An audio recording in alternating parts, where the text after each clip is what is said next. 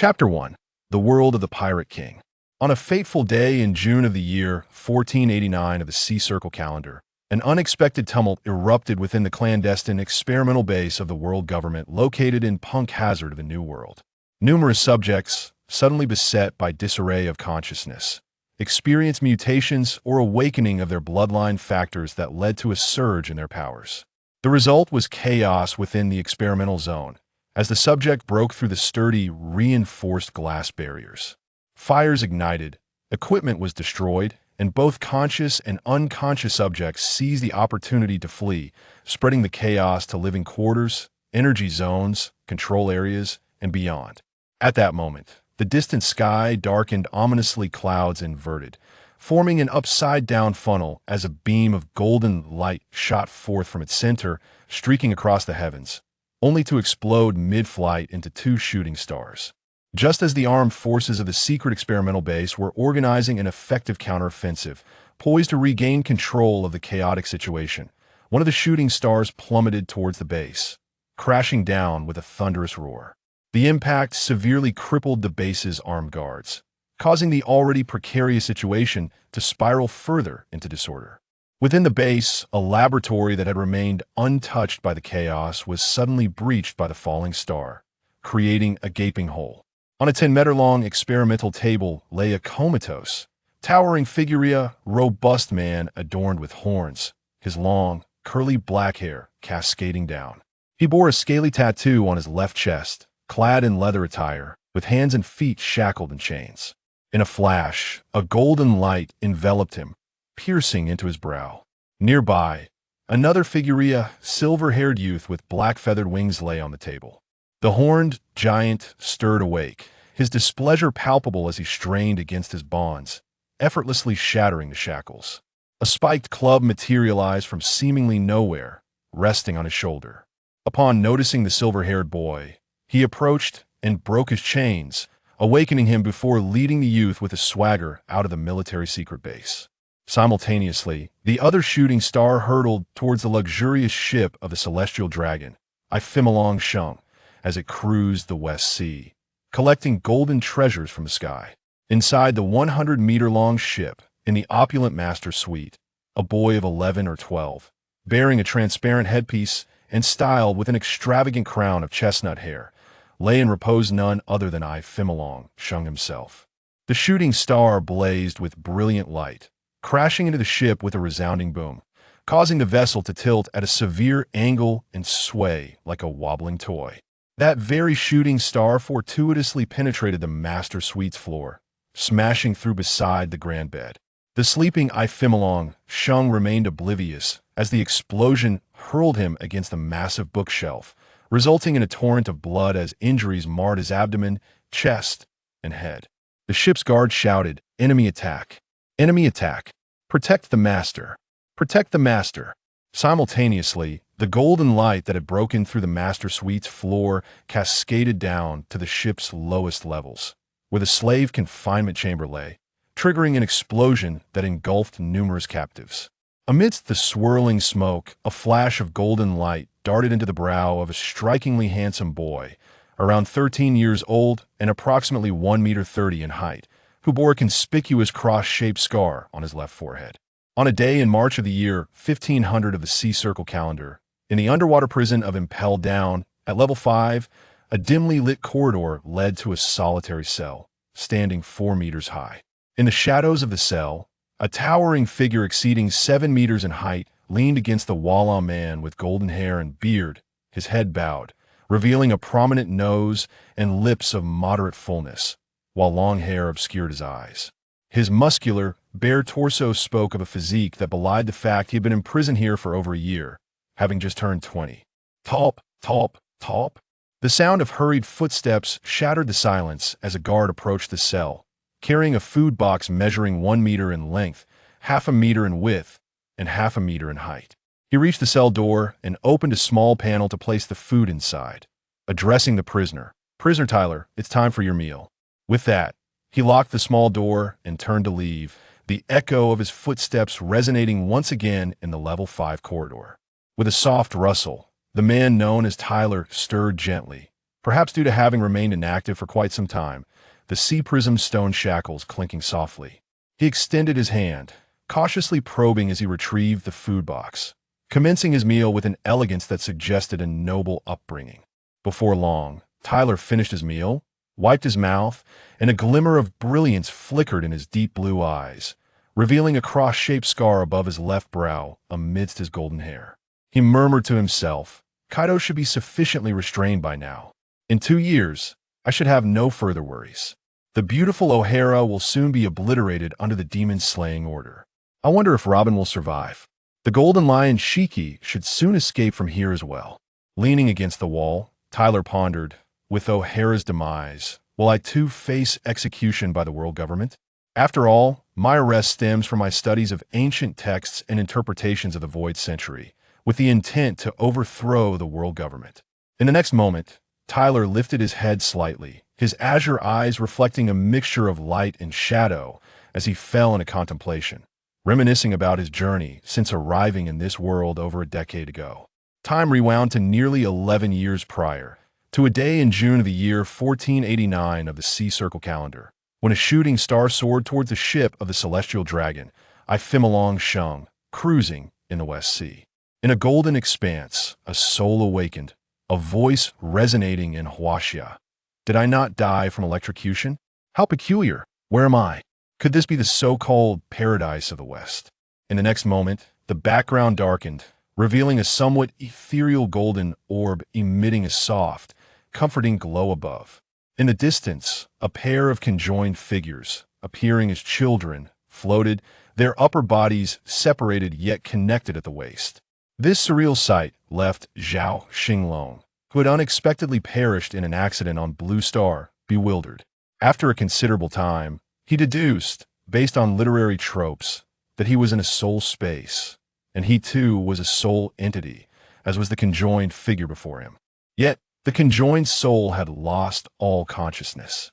As Zhao Xinglong concentrated on the somewhat nebulous entity, he suddenly sensed 6 eyes observing everything within the space.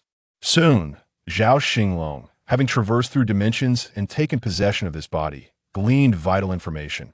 The child's name was Tyler, full name Thomas Tyler, now merely 7 years old. He was a distant relative of the noble Thomas family from the Lubunier Kingdom in the North Sea. At the age of 4, he had been captured by human traffickers and subsequently sold to the world government. For a year, Tyler had been subjected to a series of bizarre experiments in a secret base within the New World, reduced to a mere test subject of the world government. This portion of his memory was now hazy for Tyler, leaving Zhao Xinglong uncertain of the exact nature of the experiments inflicted upon him. This ambiguity likely served as a significant reason why the government opted for non-lethal measures against him 6 months prior. Tyler had been designated a failed experiment and secretly processed, only to be sold again as a slave to the celestial dragon, Shung. At that moment, Zhao Xinglong finally comprehended that he had entered the world of the Pirate King.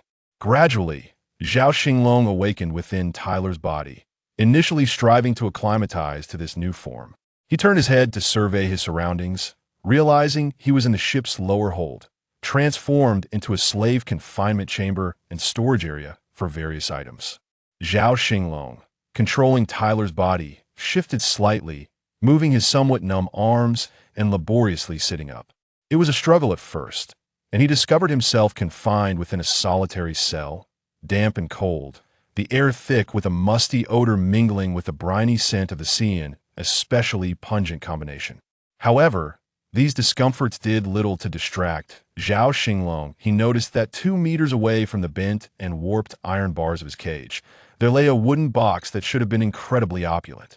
The lock and much of the box's ornate surface had likely been destroyed in the recent chaos and explosions, yet the remnants of its exquisite patterns hinted at its former beauty and elegance. After regaining some strength, Zhao Xinglong, controlling Taylor's body, grasped the somewhat bent iron bars with both hands and effortlessly bent them further, just enough to slip through. He was somewhat astonished that a 7-year-old child possessed such strength. This world was truly inhabited by monsters. Once he emerged from the cage, he retrieved a box, opened it, and discovered a pear-shaped devil fruit of a grayish-white hue, adorned with protrusions resembling slugs and dotted with intricate patterns.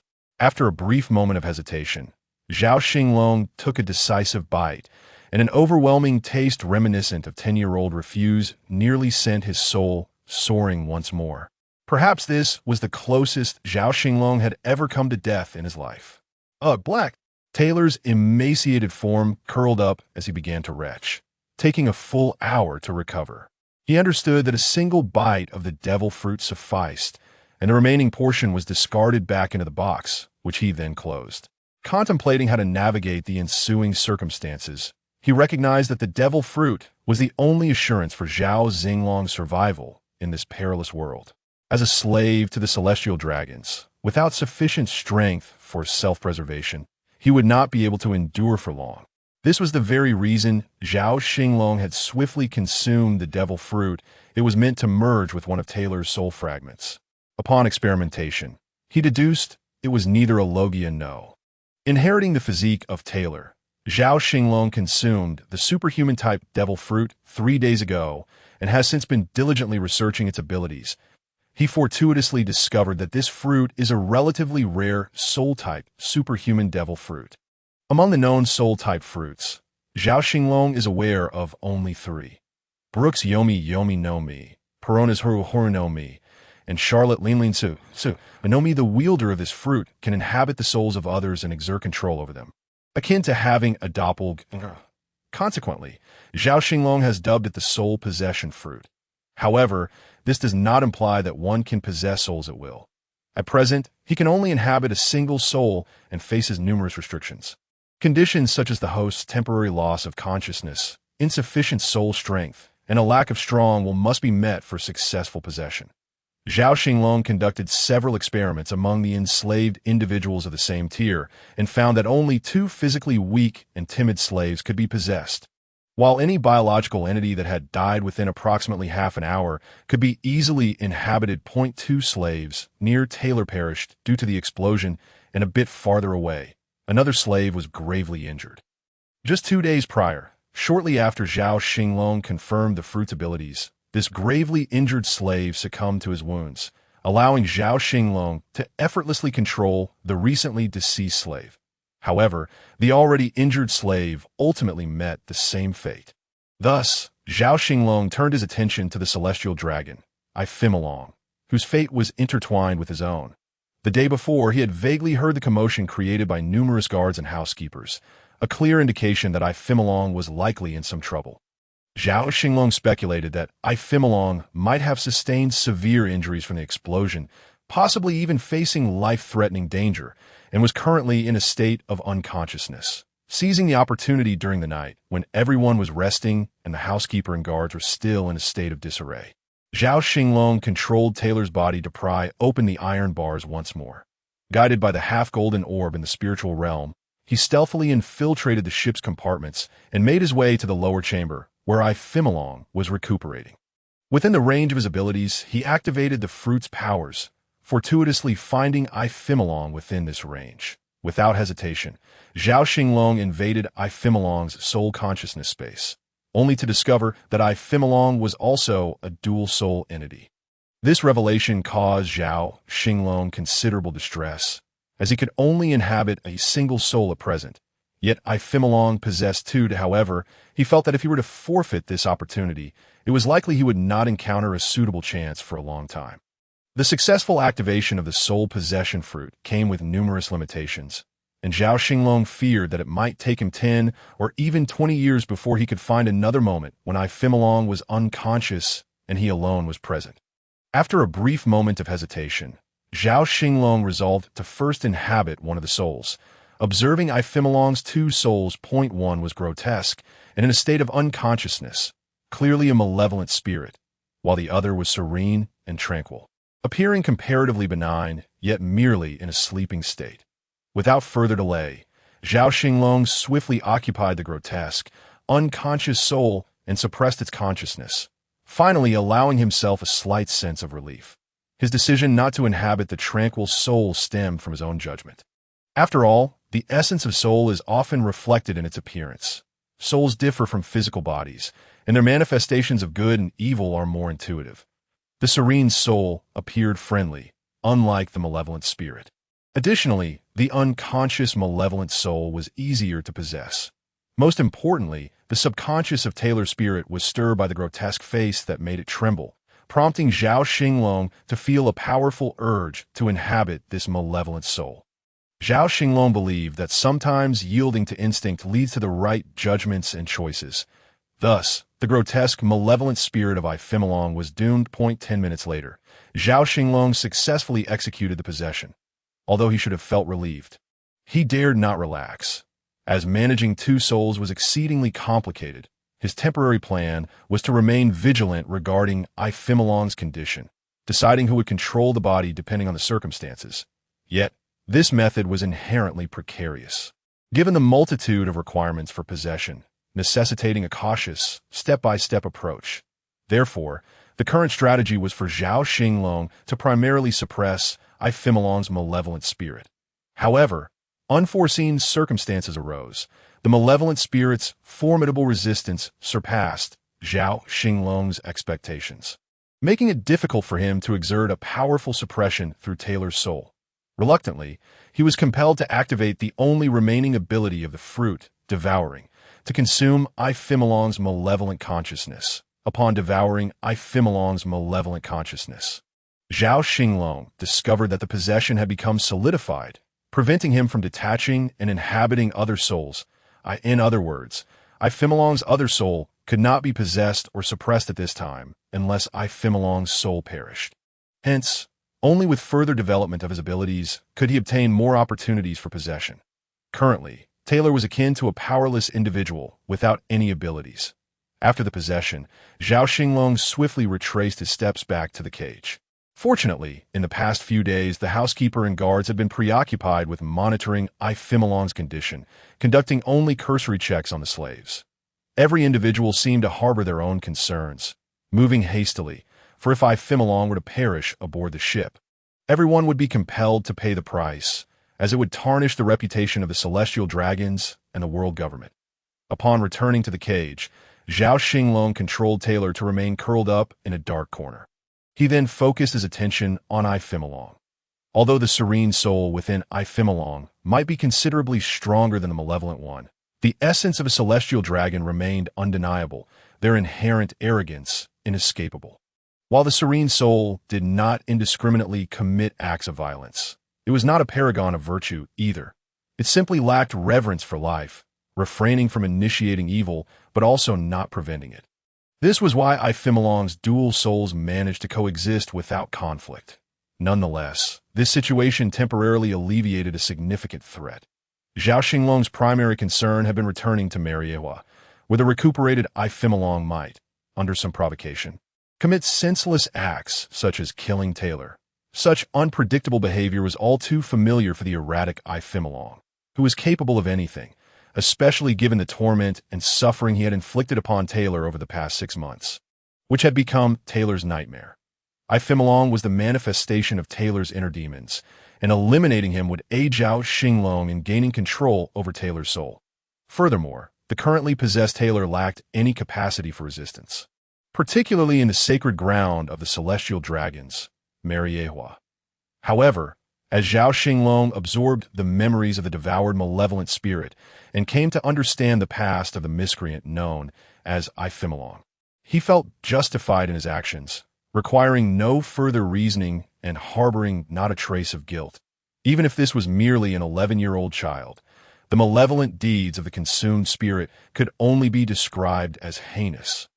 This was predicated on Ifimilong's youth and dual-soul nature, where a portion of the time was controlled by the relatively benevolent soul. Even so, the past misdeeds of this malevolent spirit warranted multiple condemnations. From this, Zhao Xinglong speculated that the other celestial dragons were likely even more unfathomable. He understood the law of the jungle.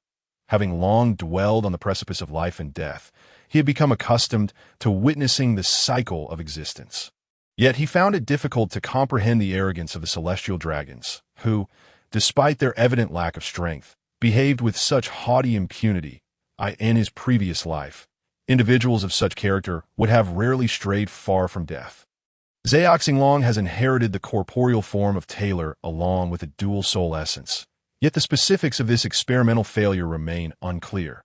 However, it appears that the physical aptitude is commendable, though potential risks are yet to be determined. As for the spirit of Long, his frail body and relatively benevolent soul carry certain vulnerabilities that Zhao Xinglong's intention is to swiftly harness the capabilities of the soul fruit. Only through complete mastery over Long can life be substantially safeguarded. Otherwise, one cannot predict when misfortune might strike from that entity. Furthermore, it is prudent to keep Long confined within the holy land of Mary Geos until sufficient strength is attained, for the unpredictable nature of the celestial dragons could lead to untimely demise outside these walls.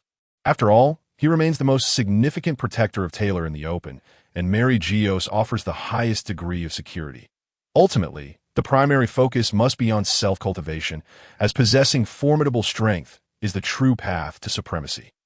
4 days later, precisely 1 week following Long's unexpected injury, their group finally returned to the holy land of Mary Geos. Throughout the journey, Long remained hidden within the carriage, while Taylor, alongside other slaves, was shackled and bound by long chains, being dragged back to Long's estate. Along the way, Zhao Xinglong, inhabiting Taylor, occasionally lifted his gaze to discreetly survey the splendid capital, which boasted immaculate streets, opulent European architecture, and the towering Panga city in the distance, truly a testament to the world government's grandeur. Yet the sight of slaves amidst such luxury felt profoundly incongruous. Upon returning to the estate, Long withdrew into seclusion to recuperate. Rumors circulated in the Holy Land that Long had been assaulted and was gravely injured and unconscious, leading the world government to conduct a special investigation at his residence. The butler, Shisi Field, recounted the events to the government investigators, explaining that the incident was merely an accident involving a meteor strike on the ship's hull, while also acknowledging the possibility of an attack by a powerful individual. After an investigation by the world government's P0 organization yielded no leads, the event was ultimately classified as a natural disaster, fading into obscurity during the initial 3 months of Long's recovery.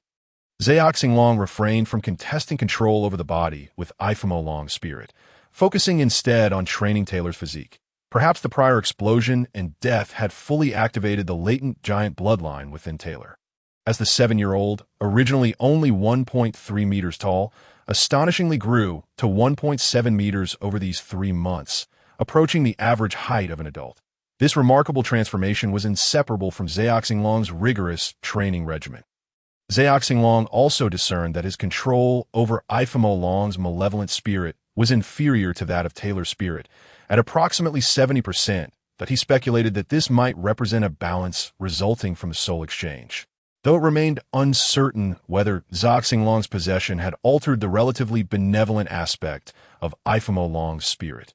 Currently, the two souls alternated in controlling the body. When one was active, the other entered a dormant state, teetering between sleep and unconsciousness. Even when utilizing his fruit abilities, Zhao Xinglong could only perceive the body when Long was in control, unable to exert any influence. This engendered a sense of crisis within Zhao Xinglong. For uncontrollable elements are the most perilous. Much like Long's unruly spirit, the development of the fruit could not be neglected. Thus, augmenting Taylor's innate strength remained a pressing priority. Yes, 3 more months elapsed. Taylor had grown to an impressive height of 2.1 meters. Though merely 7.5 years old, he was already extraordinary among humans. Were it not for his youthful face, one might mistake him for an adult. Zhao Xinglong, initially concerned about Long's potential mischief, finally breathed a sigh of relief as Taylor's rapid progress in strength was evident, attributed to his physical development and the growth of his power. Albeit the fruit's evolution remained sluggish. Although progress was perceptible, a significant breakthrough still lay ahead.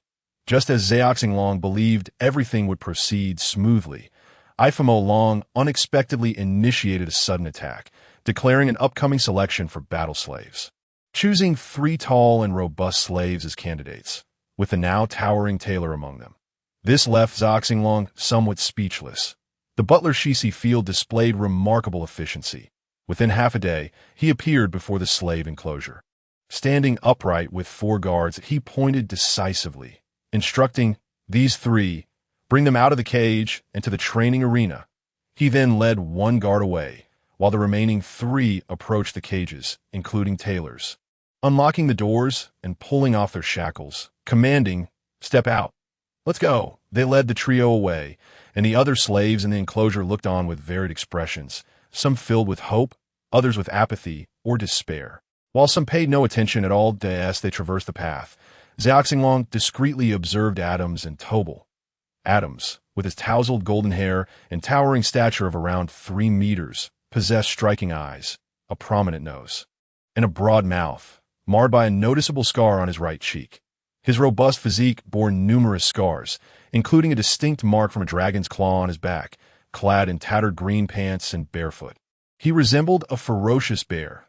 Tobal, on the other hand, was a lean figure with black hair, seemingly less formidable than Adams. Yet Zhao Xinglong understood not to underestimate such an opponent. His muscular build concealed immeasurable strength. With narrow, piercing eyes occasionally flashing with a menacing glint, standing at approximately 2.7 meters, taller than the newly grown tailor, yet slightly shorter than Adams, wearing a sleeveless top and shorts, and emanating the aura of a vicious wolf. As Zhao Xinglong and the 2 others entered the training arena within Ifamo Long's estate, they found themselves in a small venue reminiscent of an ancient Roman amphitheater, a circular area approximately 2 meters in diameter. Surrounded by tiered seating in the primary seating area, the esteemed Ifamo Long sat composedly, sipping tea and perusing a newspaper, with a book beside him. His youthful visage remained striking, crowned with a high, flamboyant hairstyle.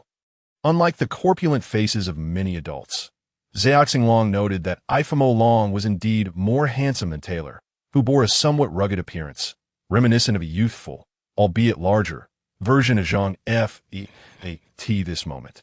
The elderly butler Shisi Field bowed respectfully to Ifamo Long, announcing, "Your Excellency Ifamo Long, the individuals you requested, Adams, Tobal, and Taylor, are all present. Please give your orders." "Yes, explain the rules to them, Field," Ifamo Long replied nonchalantly, his tone infused with a hint of detachment and indifference. The old butler, bowing once more, moved to the edge of the first row of seating and addressed Zhao Xinglong and the others. "The Battle Slave Tournament will commence in 2 months to be the grace of His Excellency Ifamo Long. You 3 have been personally selected. This is a privilege bestowed upon you. From this moment forth, you are no longer mere slaves, but battle slaves, that if you perform well, significant rewards await you." Zhao Xinglong cast a sidelong glance at Ifamo Long, finally comprehending the reason behind this seemingly genteel individual's sudden interest in battle slave combat, that it was, after all, the biennial Battle Slave Conference, a grand event that many celestial dragons participated in, providing amusement and motivation for these otherwise idle individuals. This served as a crucial factor in the enduring vitality of slavery throughout the years, akin to an exhilarating sports festival that stimulated the nerves of many celestial dragons. Here lies a devil fruit, a zoan-type, snake fruit, presumably in the form of a giant python. The venerable butler Shisi Field once again spoke as a guard bearing an exquisite box advanced his side. The old butler paused momentarily, surveying Zhao Xinglong and his companions, then offered a faint smile before continuing. "In 10 days, you shall engage in a preliminary contest here, with a victor entitled to this devil fruit. During the next 10 days, you may train in the Colosseum or the training rooms as you see fit. Should you require any weapons, do not hesitate to voice your needs. However, rest assured that Lord Ifamo expects to witness your utmost strength. As for the vanquished, they too shall partake in the slave combat assembly, a testament to Lord Ifamolong's mercy. A second chance for the defeated." Zhao Xinglong scoffed inwardly at the eloquence of these words. How pleasingly they were phrased. Those who fell to defeat in the slave combat assembly were unlikely to escape the clutches of death. Perhaps fortune would grant them a lingering existence, but what hope remained for a crippled combatant? Shortly thereafter, Zhao Xinglong and his companions were escorted away. He requested a 2-meter spear, voicing no further needs, as he intended to procure a fine spear for Tyler under the guise of Ifimilong on the morrow. On the following day, belonging to Zhao Xinglong's control of Ifimilong, he summoned the old butler Shishi Field to his bedside, inquiring, "Field, have those three combatants made any requests?" Shishi Field respectfully replied, in response to Lord Ifimilong, "Adams and Tobeck require fitted armor, shields, and a sharp longsword, while Tyler has requested merely a 2-meter spear, nothing more." Field answered candidly to, "Oh, that is intriguing. Fulfill their requests, and additionally procure suitable light armor for Tyler, along with a finely crafted spear that meets his specifications. That I am curious to observe what unique abilities this failed product of the world government possesses." Zhao Xinglong mused, feigning interest in Tyler while subtly adding to his own demands. The old butler, unaware that Ifimilong was but a puppet under Zhao Xinglong's control, diligently committed these requests to memory. On the 9th day, the appointed day of the contest arrived. Adams, Tobeck, and Tyler, the three combatants, donned their gear early and entered the Colosseum. Adams and Tobeck were clad in appropriately fitted black armor, one wielding a large shield and the other a long sword. Meanwhile, Tyler, in Zhao Xinglong's guise, donned silver light armor without a shield, gripping a 2-meter spear with a sharp tip that glinted ominously, a finely crafted standard spear. Before long, the butler Shishi Field signaled for the trio to enter the arena. They passed through the archway to find Ifimilong seated regally in the main seat, his eyes glimmering with a faint smile as he regarded the three before him. Today, Zhao Xinglong was not controlling Ifimilong. He had anticipated the timing of Ifimilong's soul's calculations. Zhao Xinglong had considered holding this internal contest a day in advance, but harbored other concerns. He and Ifimilong had established a delicate balance of coexistence, mutually unperturbed and unaffected. Any alteration to the contest timing might have invoked unforeseen complications. Thus, he suppressed the impulse to adjust the contest schedule, while also wishing to test the two combatants and witness the prowess of the ancestral Zhao family's 7-serpent spear technique. In this world, as a martial artist, he understood that substantial progress and breakthroughs could only be achieved amidst life and death struggles. Within this perilous world of pirates, one could never seize their destiny without enduring such trials. At this moment, although Tyler was shorter and less robust than Adams, his eyes sparkled with fierce determination and an unwavering belief in victory. As you three engage in pairs, the one left standing after the bouts will be deemed the victor, as having a bystander would be unfair and fail to showcase extraordinary prowess. Accordingly, by the edict of Lord Ifimilong, you shall engage in a free dash for dash all.d. Oh, you comprehend this? Upon concluding the rules, Shishi Field observed that Adams and Tobeck exchanged glances, dismissing Tyler entirely. Given their age, stature, strength, and experience, they believed Tyler to be no true rival. Only each other was worthy of recognition in this confrontation. A clash between bear and wolf. Controlling Tyler, Zhao Xinglong did not regard the other two, but focused solely on Ifimilong and Butler Field, bowing respectfully. Understood. He then positioned the spear to the side and closed his eyes, entering a meditative state. After exchanging glances, Adams and Tobeck also bowed, replying, "Understood," before once more locking eyes with each other, their expressions revealing a singular focus on one another. After 15 seconds of mutual contemplation, Tobeck made the first move, his agility being his forte. Suddenly, the spectators witnessed a blur as Tobeck leaped before Adams, striking downward with a half-height chop, though Adams was not the swiftest in movement. His close-quarter speed with fists and feet was commendable. He swiftly raised his left-hand shield to block Tobeck's downward strike, while his right hand executed a horizontal slash.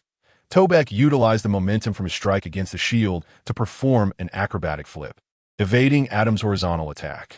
The two exchanged blows for several rounds, neither gaining an advantage. Tobeck, leveraging a moment of rebound, executed 3 quick flips to create distance, while Tyler remained in his earlier meditative state, seemingly detached from the skirmish. Ifimilong, seated in the audience, watched the proceedings with great interest, while even Butler Shishi Field regarded the scene with surprise, as it deviated from his expectations. He had anticipated a chaotic melee among the trio, not this unfolding spectacle. Meanwhile, Adams and Tobeck exchanged glances once more, and after a silent exchange, both suddenly charged. Not at each other, but directly at the oblivious Tyler, weapons drawn in a simultaneous attack. Yes, they approached. Tyler, embodied by Zhao Xinglong, abruptly opened his eyes, horizontally positioning the spear, which twirled above his head in a fluid motion. With one deft maneuver, he executed the serpent's guard, the spear tip angled to intercept Adam's horizontal strike. Swiftly transitioning to the serpent's circle, raising the spear's tail to deflect Tobek's downward slash in a seamless display of technique. He blocked both attacks, the spear twirling like a serpent, showcasing Zhao Yun's self-created Zhao family 7 serpent spear technique, a style characterized by fluidity rather than fixed forms. Known as the 4 forms of the serpent and the 7 probes of death. One thrust aimed directly at Adam's chest compelled him to raise his shield for defense, yet he was unprepared for Tyler's sudden change of direction. A thrust from the 7 probes piercing through the left side of Adam's thigh, causing him to collapse with a thunderous thud. Immediately, Zhao Xinglong, controlling Tyler's form, capitalized on the momentum of the spear's return, executing another thrust from the 7 probes, a sweeping strike akin to 1,000 soldiers charging forth, directed at the incoming Tobek. Sensing the urgency, Tobek leaped into the air, attempting to evade, but Zhao Xinglong advanced, the spears swirling above his head, transitioning into the continuation of the serpent's dance. The subsequent thrusts rained down upon Tobek like a storm of petals, catching him off guard. Realizing he could not evade Tyler's swift advance, Zhao Xinglong, in the guise of Taylor, executed a swift maneuver with his silver spear, stepping back a pace, assuming a guarded stance with the spear's tip resting on the ground, and once more closed his eyes. The events unfolded with astonishing rapidity. Zhao Xinglong employed a total of 3 snake turns and 3 7 probes, the former primarily for defense and the latter for offense. The 2 devastating strikes from 7 probes inflicted injuries upon his adversaries. Ifemalong and Field, along with their retinue, stared wide-eyed, their mouths agape, utterly astounded by Taylor's extraordinary performance, which defied comprehension. In the realm of pirates, swordmasters and grand swordmasters were commonplace. However, formidable wielders of the polearm were a rarity. The spear, a conventional weapon for ordinary soldiers, lacked any remarkable distinction in this world. Yet Taylor's astonishing display today shattered Ifemalong and Field's preconceived notions regarding the polearm. On the ground lay Adams and Tobek, their visages reflecting profound dismay, their eyes filled with terror. They had initially presumed that one of them would emerge victorious, scarcely considering the youthful Taylor a threat. To their astonishment, they had gravely misjudged the situation. Their intention had been to eliminate Taylor first. Yet despite their combined efforts, he effortlessly parried their attacks with merely 2 defensive maneuvers, subsequently dispatching them to the ground with a mere 3 strikes. It was utterly terrifying. The atmosphere grew eerily silent, punctuated only by the heavy breaths of the 2 defeated foes. Field, the butler, and Ifemalong remained ensnared in astonishment, unable to regain their composure. It was only after 30 seconds that Ifemalong slowly came to his senses. Casting a meaningful glance at the closed eyes of Taylor, a faint smile gracing his lips, turning to the still-dazed butler, he cleared his throat gently. The butler seemed to awaken from a dream, bowing apologetically to Ifemalong. "My lord Ifemalong, I beg your pardon. Taylor's performance was simply beyond my expectations. I momentarily lost my composure. This is my failure, and I humbly request your leniency." Ifemalong regarded Field with a beaming smile. While Field's heart raced in trepidation, it was not until beads of cold sweat began to form on Field's brow that Ifemalong, seemingly satisfied, waved his hand dismissively.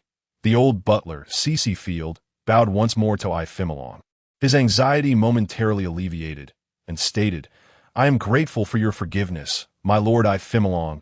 I shall now announce the results. Please bear with me." Having received Ifemalong's approval, the old butler approached the railing of the audience section. Clearing his throat, "Ahem, I now announce, on behalf of my lord Ifemalong, that the victor of this internal selection test is Taylor. In accordance with my lord Ifemalong's wishes, the previously displayed devil fruit shall be bestowed upon Taylor for his use." At this moment, the old butler's gaze hardened as he looked at Taylor, who was possessed by Zhao Xinglong. Zhao Xinglong, controlling Taylor, opened his eyes, glanced at Butler Field, and then turned his gaze to Ifimilong. Grasping the spear firmly, he spoke. "In that case, I extend my heartfelt gratitude to my Lord Ifimilong and Lord Field for this reward." He bowed slightly as he spoke. Ifimilong, with a knowing smile, replied softly, "Then consume the fruit." Upon hearing Ifimilong's words, the butler smiled and nodded, then instructed the guard holding the box containing the devil fruit to deliver it to Taylor. "Go, present the devil fruit to Taylor." "Yes, Lord Field." The guard complied and departed. Field then faced Taylor once more, saying, "Taylor, my lord Ifimilong commands you to consume the devil fruit here and now." Zhao Xinglong felt a tightening in his chest. Acutely aware of Ifimilong's hostility and malice, he pondered that Ifimilong might have begun to suspect him, doubting the connection between the soul that alternately controlled the body alongside Ifimilong and himself, or perhaps the link to Taylor. Although he could not introspectively examine his own soul space, Ifimilong's intuition was remarkably sharp. He surmised that someone might have utilized the powers of a devil fruit to control another version of himself. Despite never having communicated or interacted with this alternate self, they were both aware of each other's existence. The responses from those around them indicated that the behavior and demeanor exhibited by this other self diverged significantly from what had been previously known. And there seemed to be an ambiguous relationship with Taylor, further intensifying Ifimilong's suspicions. Thus unfolded the current scene. Ifimilong wished to observe Taylor's reaction upon hearing the command to consume the devil fruit. Should Taylor resist and refuse, it would confirm his suspicions that Ifimilong's unease over the potential threat within his own body had plagued him for 3 months as he sought a resolution. He was not malevolent, but neither was he a saint.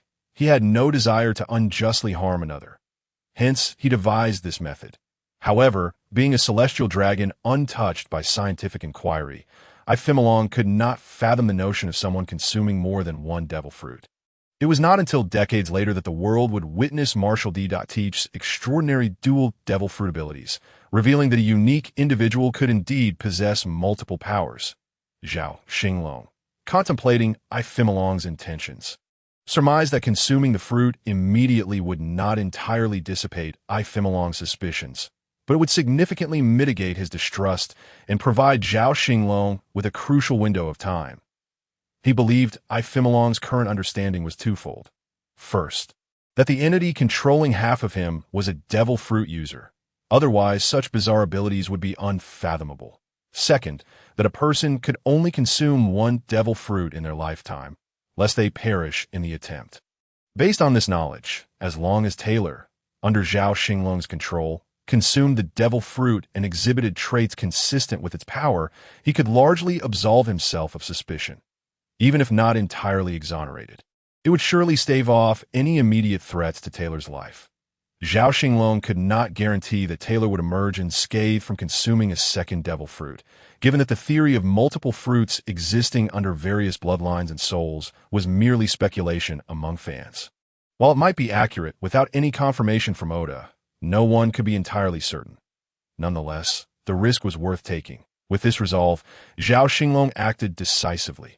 Before the eyes of the onlookers, Taylor accepted the lavish box containing the devil fruit, opened it, and extracted the spiraled black fruit, taking a bite in full view of all present. Adams and Tobek, now seated in the arena, revealed expressions of envy and jealousy. Gagging, Zhao Xinglong fought against the overwhelming urge to retch. In an effort to appear genuinely unfamiliar with the devil fruit, he forced himself to swallow the repugnant fruit, which was far more unpalatable than anything he had previously tasted. Subsequently, Taylor dashed to the side, retching violently, as Zhao Xinglong felt as though he might expel his bile. It took a considerable time for him to regain his composure. Meanwhile, Ifimilong observed from his position with a degree of surprise. Taylor was not the individual he had anticipated. Initially, Ifimilong had suspected Taylor of possessing devil fruit powers solely due to his mastery of the spear. However, it became evident that Taylor's astounding marksmanship was a result of skill rather than any supernatural ability, and his confidence rendered protective gear unnecessary.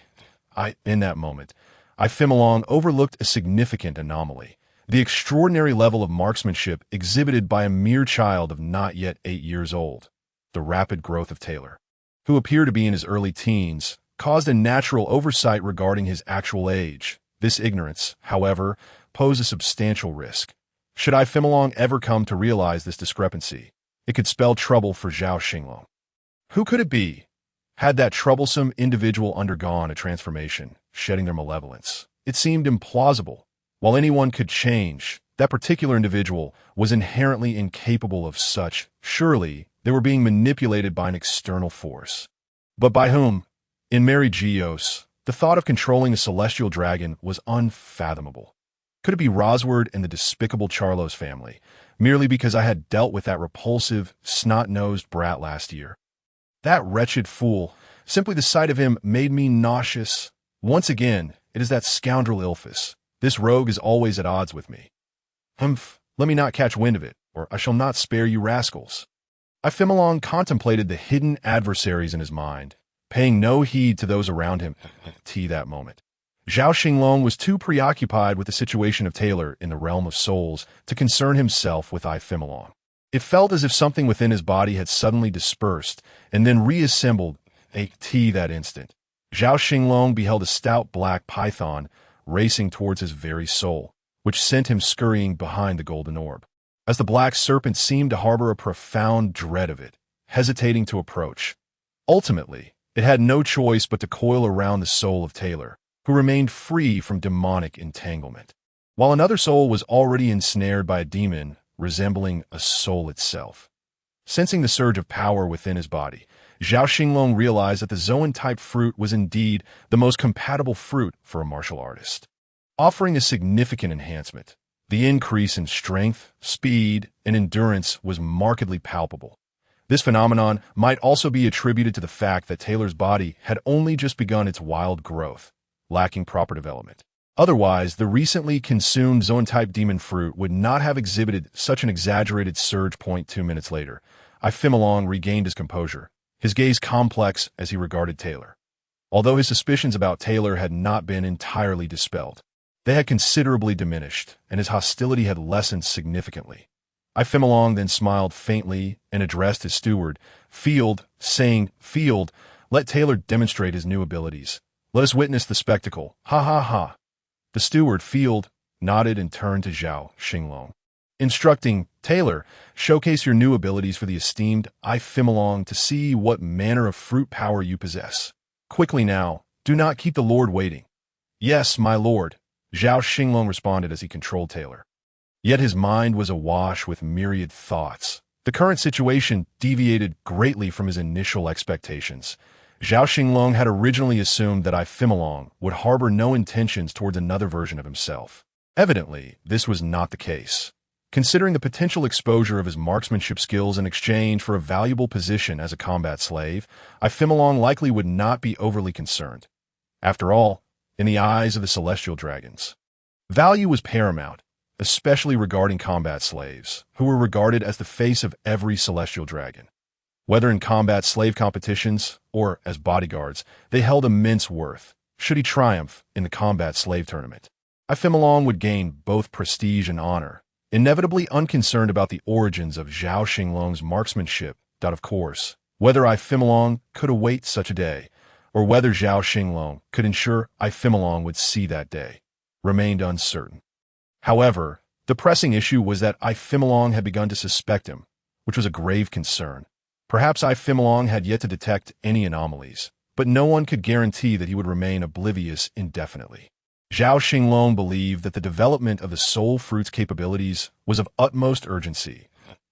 As Zhao Xinglong pondered his current predicament, he simultaneously controlled Taylor's soul body to undergo transformation that a colossal black python materialized in the arena.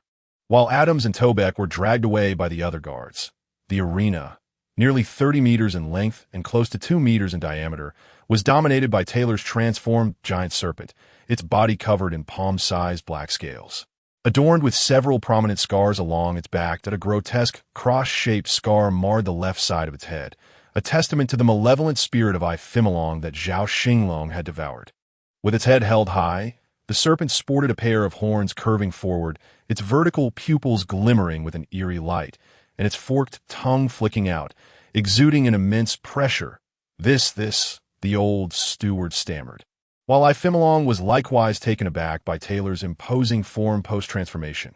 After regaining his composure, the old steward called out to Zhao Xinglong, embodying Taylor, "Taylor, retract your abilities." What Zhao Xinglong heard, however, felt akin to the great sage urging, "Refrain from using your divine powers." He then turned to Ifimilong, stating, "Esteemed Ifimilong, this fruit is extraordinary. In my estimation, it is the Zoan type snake fruit, ancient type, Titanoboa form, a remarkably powerful fruit. Indeed, this should secure a commendable position in the combat slave tournament. I shall have my revenge on those who have mocked me in the past. Field, this fruit is a result of your diligent search, and should the outcome be exceptional, I shall reward you handsomely." "Thank you, my lord. I am unworthy of such praise," the old steward replied, flustered by the unexpected honor. Ifimilong waved his hand gracefully, saying, "Do not be alarmed. There remains ample time. Let Taylor remain in the training room. And he need not wear the sea-stone handcuffs for now. Ordinary handcuffs will suffice. You may arrange the rest. I shall retire to my estate for rest. Yes, esteemed Ifimilong, come, escort the lord back to his estate." The attendants and guards surrounded Ifimilong as he departed, casting a meaningful glance at the now human Taylor before he leisurely returned to his residence. "Taylor, from this moment until the combat slave tournament begins, you shall train in the training room beside the arena, striving to achieve an excellent result in the tournament. Should the esteemed Ifimilong be pleased, there shall be ample rewards." "Yes, Lord Field." Taylor's emotionless voice responded as he made his way toward the training room outside the arena. Zhao Xinglong calmly analyzed the present circumstances, believing that there should not be any risks before the combat slave tournament, barring any unforeseen events. With ample time remaining, this was his final opportunity. He had overheard Ifimilong's instructions to Steward Field. And perhaps due to the enhancement of the serpent-like abilities, although snakes have degenerated ears, their sensitivity to vibrations far surpasses that of humans. The combination of the serpent's heightened vibration perception and human hearing had endowed Taylor with exceptional auditory acuity, enabling him to detect even the faintest sounds. Zhao Xinglong surmised that Taylor would likely awaken the observation haki in no time. Not needing to wear sea-stone handcuffs meant he could continuously develop the fruit's abilities. The soul fruit, being of the soul category, required a robust soul power for enhancement. Zhao Xinglong believed that his previous 6 months of development had been somewhat conservative. Relying solely on the soul power of Taylor's solitary soul body would be an uncertain endeavor. Though the current situation appeared stable, it was, in reality, fraught with peril.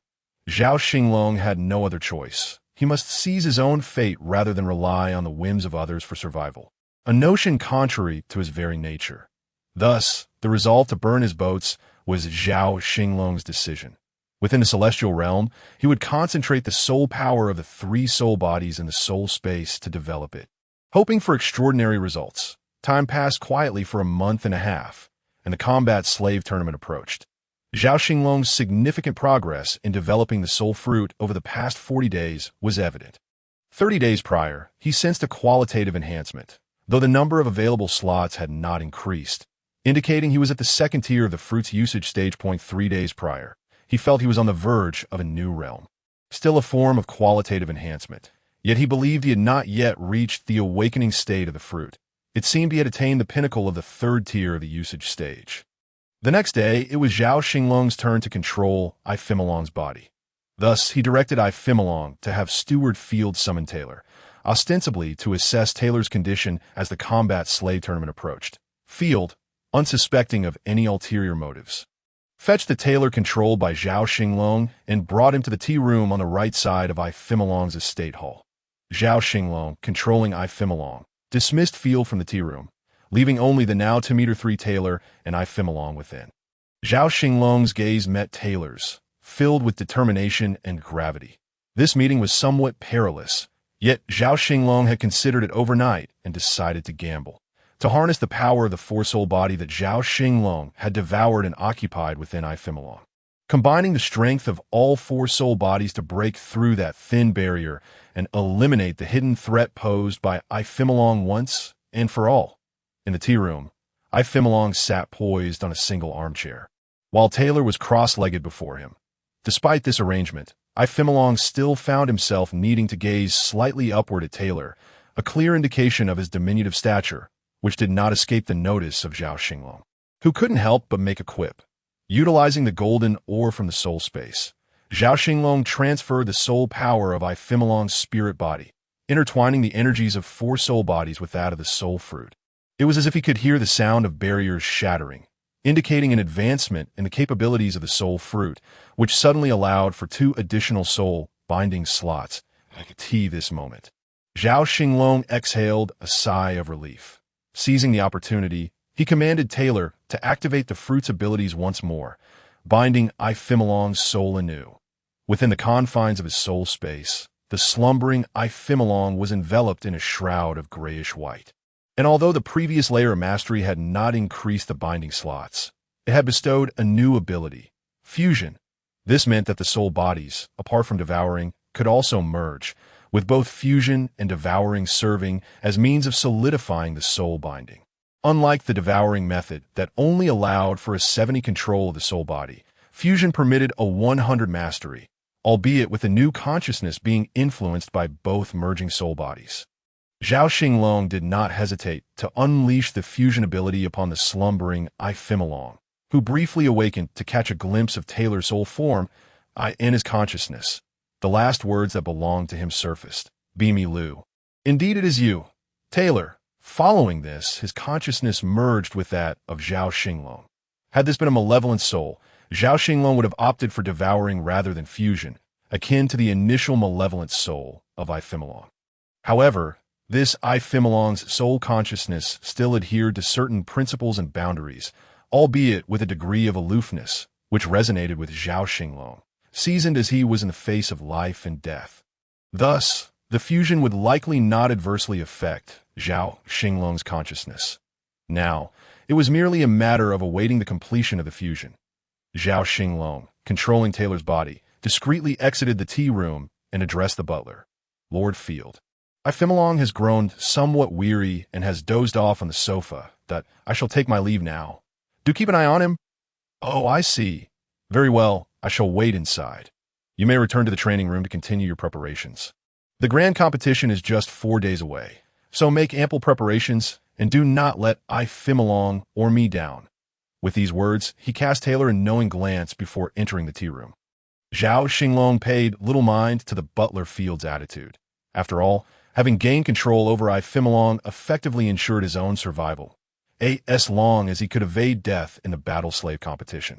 He ought to be able to live peacefully for several years. With this thought, he turned and returned to the training room. 3 hours later, Ifimilong awoke, as if from a midday slumber, under the influence of the soul body that Zhao Xinglong had devoured. The soul body that had just undergone fusion would require a week to fully awaken. However, this mattered little, for from now on, Zhao Xinglong would control Ifimilong's body. The identity of the soul body itself was of little consequence. As a celestial dragon, he was not required to engage in combat. The differing levels of control would have a significant impact on battle, but would hardly affect daily life. Ifimilong raised his gaze and happened upon the old butler. Field, waiting nearby, he offered a rare word of acknowledgement. "Thank you for your efforts, Field. I merely needed a brief rest. There is no cause for concern. Please instruct the kitchen to prepare a meal, for I find myself quite hungry." "Of course, Ifimilong. Please allow me a moment. I shall make the necessary arrangements immediately." "Very well." Ifimilong gently waved his hand, signaling the butler to proceed. Field bowed and exited the tea room. After 8 months, the prospect of leading a comfortable life seemed within reach. Yet, in this world, lacking strength meant lacking safety and security. Even the identity of a celestial dragon did not afford the luxury of complete freedom. After all, this realm was fundamentally different from his previous life. Once the battle slave competition was over, he could focus entirely on his cultivation. Zhao Xinglong, controlling Ifimilong, plucked a fruit from the platter and began to eat. Reflecting on the days since his arrival in this world, he had toiled day and night in pursuit of that fleeting opportunity to seize his own fate, scarcely having glimpsed the holy city, this so-called center of the world. Shrouded in mist and resembling a celestial realm, with its towering main city, Panga City. But on another note, Zhao Xinglong considered that having usurped the bodies of Thomas Taylor and Ifimilong, he ought to bestow upon them new names. In his previous life, Zhao Xinglong had spent considerable time abroad, and his own English name, Zeta Starlong, Eulug, was derived from a combination of Zhao Yu and Xinglong's names from his genealogy. Due to the nature of his identity, he had refrained from using the surname Zhao directly, opting instead for to avoid detection. Now, having taken possession of another's body, it was only fitting to retain their given names while adopting a new surname for himself. Zhao reflected that the surname Zhao was too distinctive in this pirate world, so he would continue to use Zeta from his previous life. Henceforth, Thomas Taylor would be known as Zeta Taylor, and Ifimilong would be called Zeta Ifimilong. 4 days later, the grand battle slave competition commenced at the large indoor arena in Mariewa, held biennially. Zhao Xinglong did not adhere to Ifimilong's original plan. Instead, he sent Taylor alone into battle, leaving Adams and Tobeck to recuperate. This decision was not born of any newfound compassion. Rather, they still held value and could serve as Zeta Ifimilong's bodyguards, as Zeta Taylor would need to devote more time to cultivation. This conclusion was the result of Zhao Xinglong's contemplation that in this world, strength was the true guarantee of freedom. However, Zhao Xinglong did not anticipate that his actions as Ifimilong would astonish and touch Adams and Tobeck profoundly. This left Zhao somewhat taken aback. It seemed that having committed so many misdeeds, even a single good act could elicit such wonderment. Being a good person was indeed a challenging role. A total of 30 celestial dragons participated in this competition, with the number of contestants neatly totaling 64, a slight decrease from previous years due to the lack of particularly formidable slaves emerging in recent times. The competition was structured into upper and lower halves based on the total number of participants, adopting a knockout format over 6 days. The first day saw 64 reduced to 32. The second day, 32 to 16. The third day, 16 to 8. The fourth day, 8 to 4. The fifth day, 4 to 2. Culminating in the determination of the top 8. And on the sixth day, the matches for third place in the championship would take place. During the initial 2 days, Zeta Taylor encountered no formidable opponents, advancing effortlessly to the top 16 without utilizing any fruit abilities or employing the snake-style marksmanship, much to the astonishment of those who had prepared to mock Ifimilong, particularly Charles and Ilphus, who had long been at odds with him.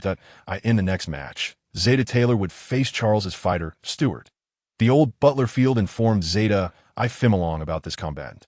Ifimilong, this individual named Stuart, has been a notably active newcomer in the battle slave arena over the past year.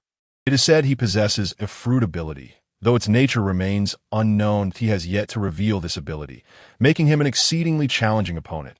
Having gleaned useful information from the butler, Zhao Xinglong contemplated the upcoming match and battle. According to Ifimilong's original expectations, he had already achieved a commendable feat among the 30 celestial dragons. Zeta Taylor had successfully reached the top 16, placing him in the middle tier, a significant accomplishment indeed. Especially for a celestial dragon long accustomed to finishing at the bottom of the rankings, he would no longer be subject to ridicule from his peers, though Charles and Ilphus could not be relied upon for kindness. Should he lose this match, Charles would undoubtedly seize the opportunity to mock Ifimilong mercilessly. Present, Charles was merely a snot-nosed child, yet to reach the stage of infatuation that Zhao Xinglong remembered from later in his life. Zhao Xinglong did not dwell excessively on this match, but he could not afford to tarnish the proud legacy of his ancestor, Zhao Xinglong. Zhao Xinglong reminisced about his ancestor from the Three Kingdoms period, who, even in retreat, did so with an air of composure and grace that he truly embodied the image of a silver-armored hero, a youth wielding a lance atop a white steed. Zhao Xinglong was filled with great anticipation. On the third day of the competition, under Zhao Xinglong's guidance, the resurrected warrior Taylor and the soul-possessed Ifimilong arrived at the Colosseum slightly ahead of schedule. Taylor, exuding a subdued yet formidable presence, sat in the resting area with his eyes closed, deep in meditation. Meanwhile, Ifimilong, accompanied by Field and a retinue of attendants and guards, made his way to the spectators' seats, exuding an air of nonchalance as he settled into his place in the resting area. A tall man with golden hair, possessing a muscular physique that did not appear overly bulky and adorned with scars, fixed his fierce gaze upon Taylor. His eyes gleamed with a savage intensity as he murmured, "Hee, such a tender little creature is simply irresistible. But once I eliminate him, that scoundrel Charlos will surely provide me with 10 more delicate youths that, the thought of it. How nostalgic."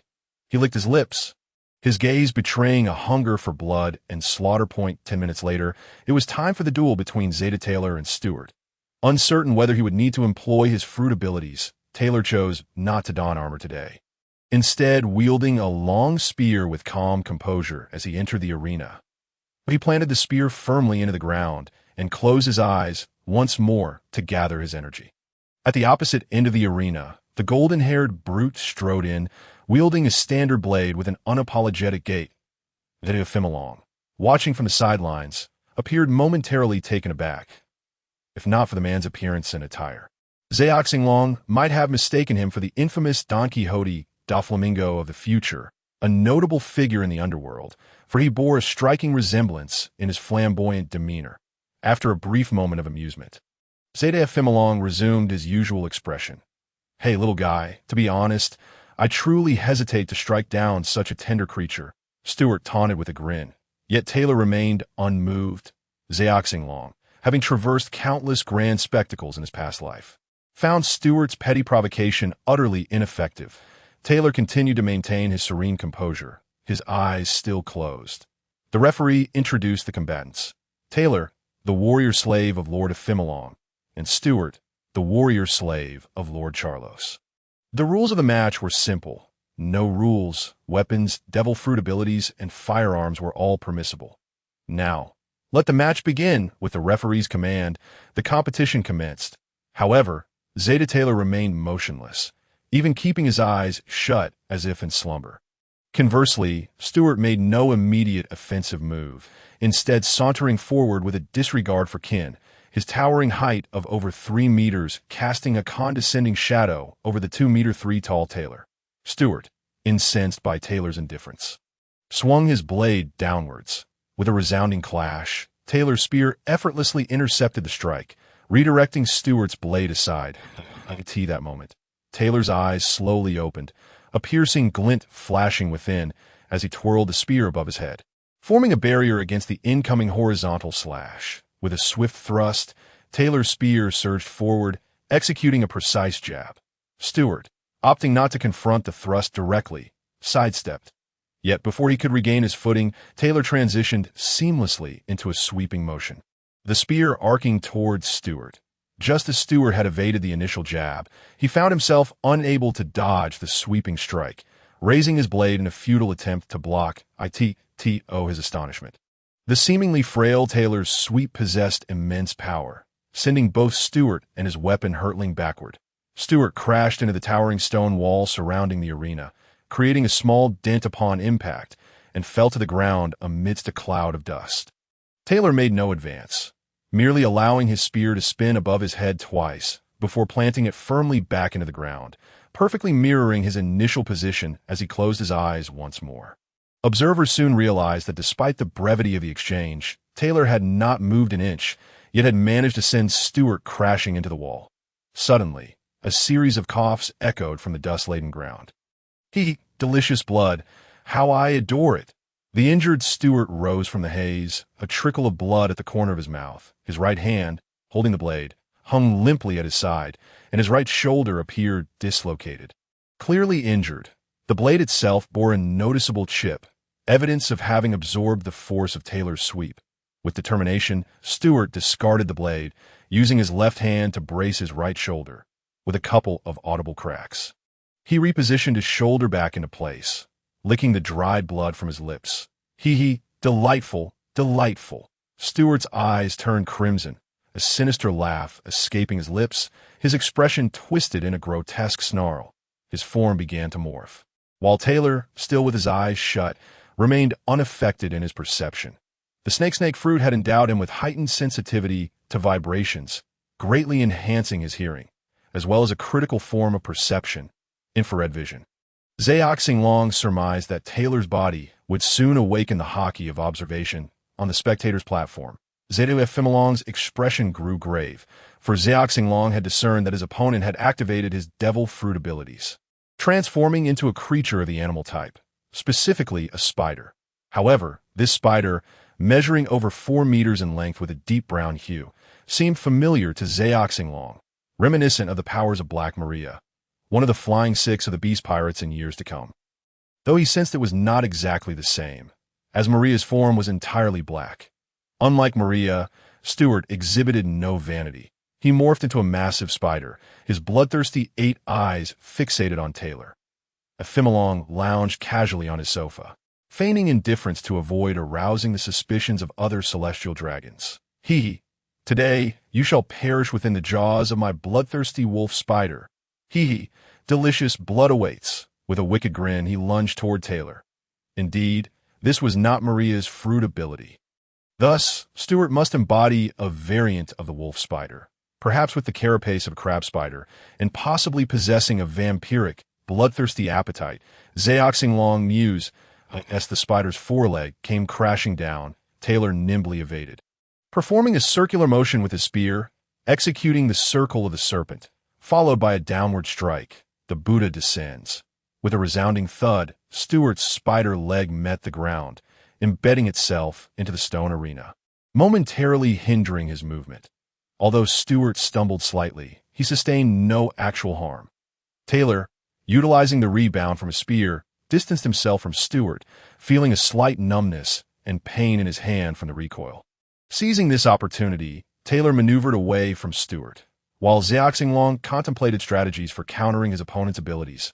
The previous strike had been intentional, a test of Stuart's transformed strength, hardness, and power.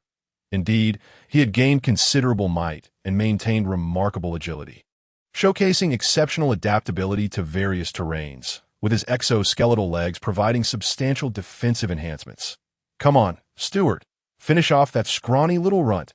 Shouts of encouragement and fervor echoed from the crowd, as many spectators rallied behind Stuart, who had already made a name for himself in the Colosseum. Many believed he was at least among the top 4 contenders this year. This is indeed a challenging situation, Zhao Xinglong mused, for he was aware of the wolf spider family's characteristics. Although he couldn't precisely distinguish between the various subfamilies and species, he was familiar with the wolf spider's fundamental attributes: speed, agility, venom, burrowing capabilities, and even web spinning. Such a foe was indeed formidable. Taylor's 7 explorations technique was not a power-based style, but rather one of finesse, which would be less effective against the fortified Stuart. Thus, Taylor began to navigate the arena, contemplating how to dismantle his opponent's abilities, favoring his marksmanship as it would minimize the exposure of his trump cards. The powers of the soul fruit were best kept under wraps, as revealing them might attract unwanted scrutiny, while the Titan bull python and the strength of giants remained his ultimate secret weapons. Reserved for when he reached the top 4 dead on one side of the stands, Charlos appeared unusually elated, exclaiming, "Yes, yes, just like that. Kill that filthy commoner." As he spoke, he glanced over at the opposite stand where Xinglong sat, leisurely observing the arena, muttering to himself, "Humph, let's see how long." Fortunately, the audience's attention was entirely focused on the arena, rather than the stands. Otherwise, with a demeanor as nonchalant as that of Xinglong, he would inevitably have become the center of attention to that moment. A team of medical personnel entered the arena, commencing rescue efforts on Stuart, who was still entangled within the wall, his form grotesquely distorted. Taylor, meanwhile, exhaled a long sigh of relief, stepped towards a corner of the Colosseum, and retrieved his polearm from the ground, gripping it firmly in his hand, the tip angled 30 degrees downward toward the earth. He then proceeded methodically towards the passageway from which he had emerged, indifferent to the now boisterous crowd. Zhao Xinglong felt a weight in his heart. He had previously overestimated his capabilities, believing that with his agile marksmanship, securing the championship of the gladiatorial contest would be a mere formality. However, the struggle he faced in the round of 16 was exceedingly arduous, necessitating the use of a modicum of giant's power, as well as the Seastone gauntlets and 8 Extremes fist. Such circumstances indicated that those adversaries lurking in the shadows had evidently prepared for him. Moreover, it was unrealistic to expect Taylor to unveil new trump cards in each match, as he simply lacked an abundance of them. After the match, Xinglong took Taylor directly back to their estate, foregoing the remainder of the competition. Zhao Xinglong recognized that his most pressing issue lay in his failure to master the haki, rendering him incapable of inflicting the requisite harm on certain devil fruit users. He recalled the descriptions of the celestial dragons from the original text, noting that they would compel their slaves to consume devil fruits for their amusement, and that the majority of the fruits they provided were of the zoan type, predominantly ordinary varieties. The scant few paramecia fruits available would enhance the combat prowess of select slaves, while others with unique abilities might be relegated to servitude as entertainers. A day later, the quarterfinals proved significantly less challenging than his previous bout with Stewart. His opponent was Davis, a combat slave of Ilfis Saint, known for his agility as a swordsman, particularly after witnessing Taylor's astonishing strength in the last match. Davis devised a strategy suited to his own agile style, yet both he and Ilfis miscalculated for Zhao Xinglong's ancestral technique. The 7 probes of the coiling serpent epitomized agility and posed no threat to nimble opponents. Rather, it was the robust, power-oriented fighters that presented a genuine challenge. In less than a minute, Davis found himself cornered by the impenetrable barrage of Taylor's polearm, which then unleashed a flurry of the 7 probes. Piercing through Davis's limbs, his opponent refrained from employing a desperate fighting style. Zhao Xinglong chose to refrain from delivering a fatal blow, adhering to his principles. He would not spill blood unnecessarily, nor would he shy from retribution when warranted. In just 1 minute, Taylor achieved a resounding victory, having not even resorted to physical techniques. His marksmanship alone compelled the agile swordsman to surrender, leaving the audience in astonishment. After all, in the previous match, Taylor had fought without his weapon, leading many to underestimate his skill, but now perceptions shifted dramatically. Notably, the combat slaves under Ilfis, who might later encounter Taylor, began to regard him with newfound respect. Only Ilfis himself appeared ashen, for all 3 of his combat slaves had been eliminated from the tournament, with the best-performing Davis falling short of the top 8, thus rendering him unable to participate in the current rankings, likely finishing in 8th place, 3 spots lower than the previous year's standings. Initially, Stewart's defeat had ignited a glimmer of hope for Ilfis to advance to the semifinals, but this swing of fortune incensed him, prompting an angry departure. But Taylor's advancement to the semifinals astonished many who had initially dismissed Xinglong's celestial dragon status. Curiosity about Taylor surged, but upon learning that he was a failed experiment of the world government's special forces, investigations ceased. While the world government served the celestial dragons, the special forces, designated as P0, fell under direct oversight of the celestial dragon authorities, with the principal figure being Dr. Vegapunk, whose focus was research, while G utilized those findings for practical applications. In a sense, G could indeed be viewed as an upper-tier organization. Consequently, when the celestial dragons became aware of Taylor's affiliations, they opted for silence, as if the matter had never transpired, while simultaneously seeking out other potential failed experiments akin to Taylor. The day of the semifinals arrived swiftly. Zhao Xinglong had meticulously considered his strategy, limited to 2 stipulations. First, he would refrain from utilizing the soul fruit's abilities. Second, he would only employ the giant's power without altering his physical form. All other abilities and techniques remained unrestricted. Since his rebirth in this world 8 months prior, Zhao Xinglong had discerned the awakening of the giant's power within Taylor, a force that catalyzed Taylor's growth and endowed him with formidable strength. Over the past 6 months, Zhao Xinglong had gradually learned to harness some of the giant's power within Taylor's body. A modest application of this power could exponentially amplify Taylor's strength. However, exceeding certain limits risked a violent outburst of the giant's power, instantly transforming Taylor into a colossal form and granting him a staggering increase in strength, albeit at the cost of rapid exhaustion and potential lifespan reduction. Zhao Xinglong arrived at the Colosseum half an hour early, only to discover that his opponent had arrived even earlier, resting in a side chamber. Zhao Xinglong observed his opponent Takin through Taylor's eyes. Takin was a towering giant, with black hair, dark eyes, and yellow skin, epitomizing the typical Asian features of Zhao Xinglong's previous life, resembling someone from South Asia. His physique was terrifying, with arms like pillars and a body as broad as a door, powerful legs suggesting he was a master of combat. armed with iron fists and clad in armor that even protected his hands, seemingly tailored to counter Taylor's hockey-infused gloves. What astonished Zhao Xinglong even more was that Takin was also a battle slave of Charos. Alongside Stuart, the strength of Charos's battle slaves was formidable. Stuart was a fruit user, making it highly probable that Takin also possessed such abilities. Coupled with his massive frame, a Zoan-type fruit could maximize his potential. While a Paramecia type would pose a significant challenge for Zhao Xinglong, it remained uncertain which category Takin belonged to. The stands are already filled with spectators, comprising slaves and various personnel from the world government along with their families. For them, the Holy Land Mariewa was akin to a colossal prison, where non-dragon people were prohibited from entering or exiting freely unless in a work capacity. Thus, the biannual Battle Slave Tournament became their primary source of entertainment. Explaining the peculiar nature of the celestial dragons, as Taylor pondered, he entered the prepared lounge for himself.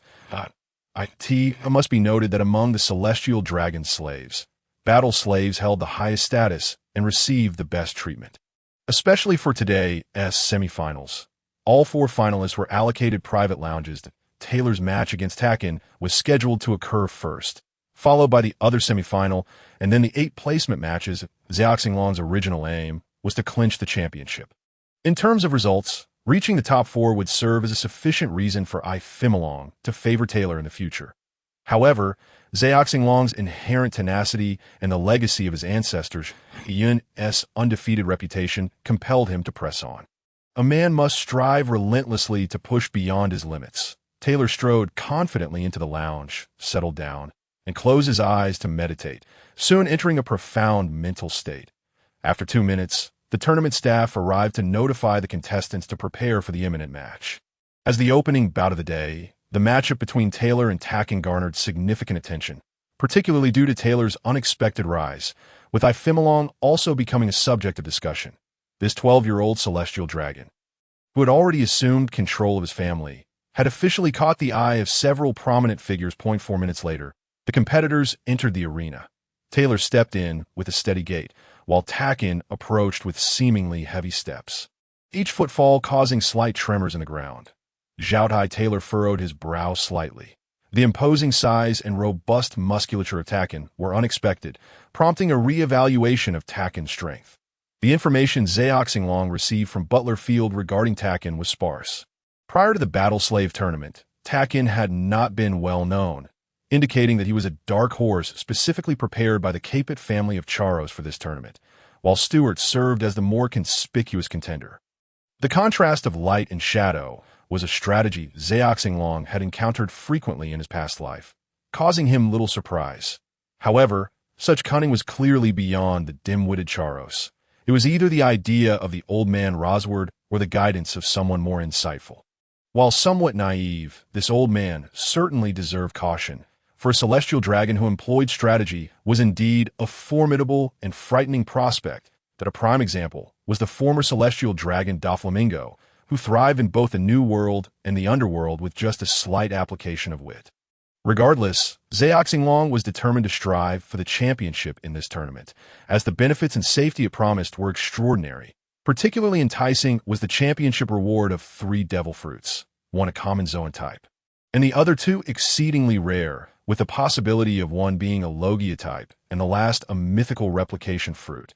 The allure of such a prize was overwhelming, compelling Zhao Xinglong to pursue it earnestly. He understood that devil fruits held immense value in this world.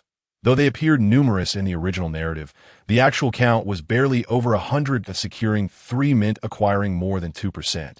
A substantial boon for enhancing one's power. What Zhao Xinglong valued most was the replication fruit, which, although not featured in the original text, had been conceptualized by the author Oda. Its exact capabilities remained undisclosed. But it was known to be an advanced version of a mimicry fruit, capable of imitating not only appearances but also the abilities of others. Despite lacking detailed descriptions, many fans regarded this replication fruit as the ultimate prize. However, as Zhao Xinglong, now a celestial dragon, he could easily access information about this fruit, confirming it as a god-tiered devil fruit. Yet it could not be definitively stated that it surpassed the powers of the Quake or Rumble fruits. A significant issue with the replication fruit, unbeknownst to the general populace, was that it could not replicate every ability flawlessly. The guide detailed past users who described the fruit as initially granting the user 2 replication slots, allowing the imitation of 2 types of fruit abilities.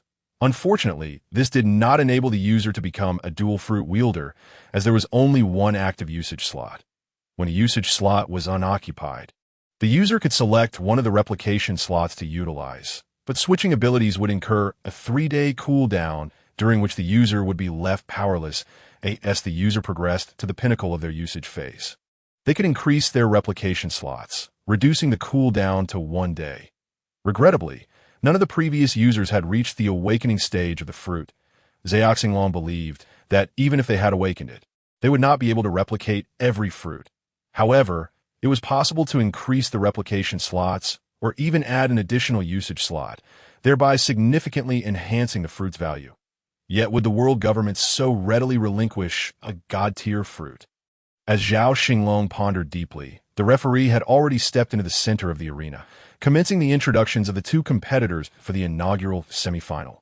Unlike the previous match, Taylor had made specific preparations for this encounter. He did not carry a spear onto the field, recognizing that against a physically formidable opponent like Takin, his serpentine, agile spear techniques would prove ineffective until he mastered the arm hockey. Without such mastery, it would be exceedingly challenging to penetrate Takin's defenses, and even if he did, it would likely result in minimal damage. Thus today, Taylor donned light blue jeans, a black tank top, complemented by a brown jacket and a tan cowboy hat, a quintessential Western cowboy ensemble. While it appeared to temper his previous bravado, it simultaneously imbued him with a hint of roguish charm. The sea-stone gauntlets were not stowed away, but rather worn on his hands. Those who had witnessed Taylor's prior match understood that he was prepared to engage Takin in close combat from the outset. Excitement gleamed in the eyes of many spectators, as it seemed evident that, regardless of the realm, nothing could rival the thrill of a visceral, hand-to-hand brawl. Initially, Zhao Xinglong contemplated donning a few long robes, but upon realizing that Taylor's almost Eurocentric appearance would clash with such attire, he settled on the cowboy aesthetic which, in its casual freedom, resonated with Zhao Xinglong's own style. Opposite him, Takin loomed like a small mountain, exuding a subtle pressure upon the crowd.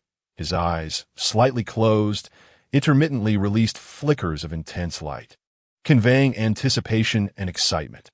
After the referee dutifully introduced the 2, he declared the match to commence before swiftly retreating to the sidelines. This referee, of considerable strength, a fact Zhao Xinglong acknowledged, seemed to harbor caution towards Takin, who Zhao suspected might be his greatest obstacle on the path to the championship. At the outset, neither fighter moved, merely observing one another. After 10 seconds, Takin extended his left hand to grip his right fist. Applying pressure, the sound of cracking knuckles echoed clearly as he stepped forward, closing the distance to Taylor. Unfazed, Taylor assumed a Tai Chi stance, waiting for Takin's advance, intending to gauge his strength before making any necessary adjustments. When Takin stood less than 2 meters away from Taylor, the 2 appeared as if an adult stood before a child. There was no need for words. Takin bent slightly, advancing his left foot, causing the floor to crack beneath him as his right fist descended towards Taylor's face. Taylor deftly sidestepped to the right, evading the blow, which Takin seemingly anticipated. His left hand struck out towards Taylor, but Taylor employed a Tai Chi technique to redirect Takin's left punch to the right, inadvertently colliding it with Takin's own right fist, resulting in a crater approximately 2 meters in diameter forming in the ground. At this moment, Taylor had already leapt to a distance, his expression serious. Zhao Xinglong discerned the opponent's strength through this exchange. Takin was merely testing the waters. He realized he would need to exert around 30% of his giant strength to hold his ground against Takin. Otherwise, he would find himself at a disadvantage in a contest of brute force. Thoughts swirling, Taylor swiftly closed the gap once more after his jump, delivering a powerful shoulder charge to Takin's hip. Takin stumbled slightly, but remained steady and retaliated with a left hook that resembled the devastating strikes of the legendary Whitebeard, shattering the air around him. Taylor, anticipating this, bent at the waist to evade the hook. seizing Takin's left wrist with his right hand and pulling him off balance. With his left fist clenched, he unleashed a devastating blow, crushed the mountain. The impact dented Takin's abdominal armor, leaving it fissured, yet Takin did not budge an inch, a satisfied smile curling at the corners of his mouth. His right fist surged forward, and Taylor crossed his arms in an X shape to block the punch. Though the sheer force propelled him backward, crashing against the barrier at the edge of the arena, Taylor executed a somersault in mid-air, landing with one foot against the wall, which instantly cracked into a 3-meter diameter circle. Before Takin could retract his attack, Taylor was upon him again, his right hand slicing downwards, slashed the mountain. The blow struck Takin's chest, fracturing his armor, yet Takin's expression remained unchanged, merely taking a step back. Following the initial exchanges of probing attacks, they engaged in a furious exchange, fists and palms colliding in a chaotic flurry, each landing hundreds of strikes upon the other. Eventually, both fighters unleashed a powerful blow simultaneously, resulting in them being pushed back several paces, each creating fissured craters in their wake, leaving the ground in disarray. The arena fell silent for a moment. I never expected such a little fellow to possess such skill and strength. Let us see whose fists and feet reign supreme. Takin, who had previously been taciturn, boomed, his voice resonating like thunder. He then shook his body, shedding his tattered armor, leaving only his gauntlets and greaves. His fists rhythmically pounded against his chest as he grew taller, dense black fur sprouting from his skin, and 4 formidable fangs protruding from his mouth. Before Taylor stood a 12-meter-tall, blood-red-eyed giant gorilla, its gauntlets and greaves shattered and scattered across the floor. Takin continued to pound his chest, producing a resounding thud. Gasps erupted from the audience outside the arena as they recognized the transformation.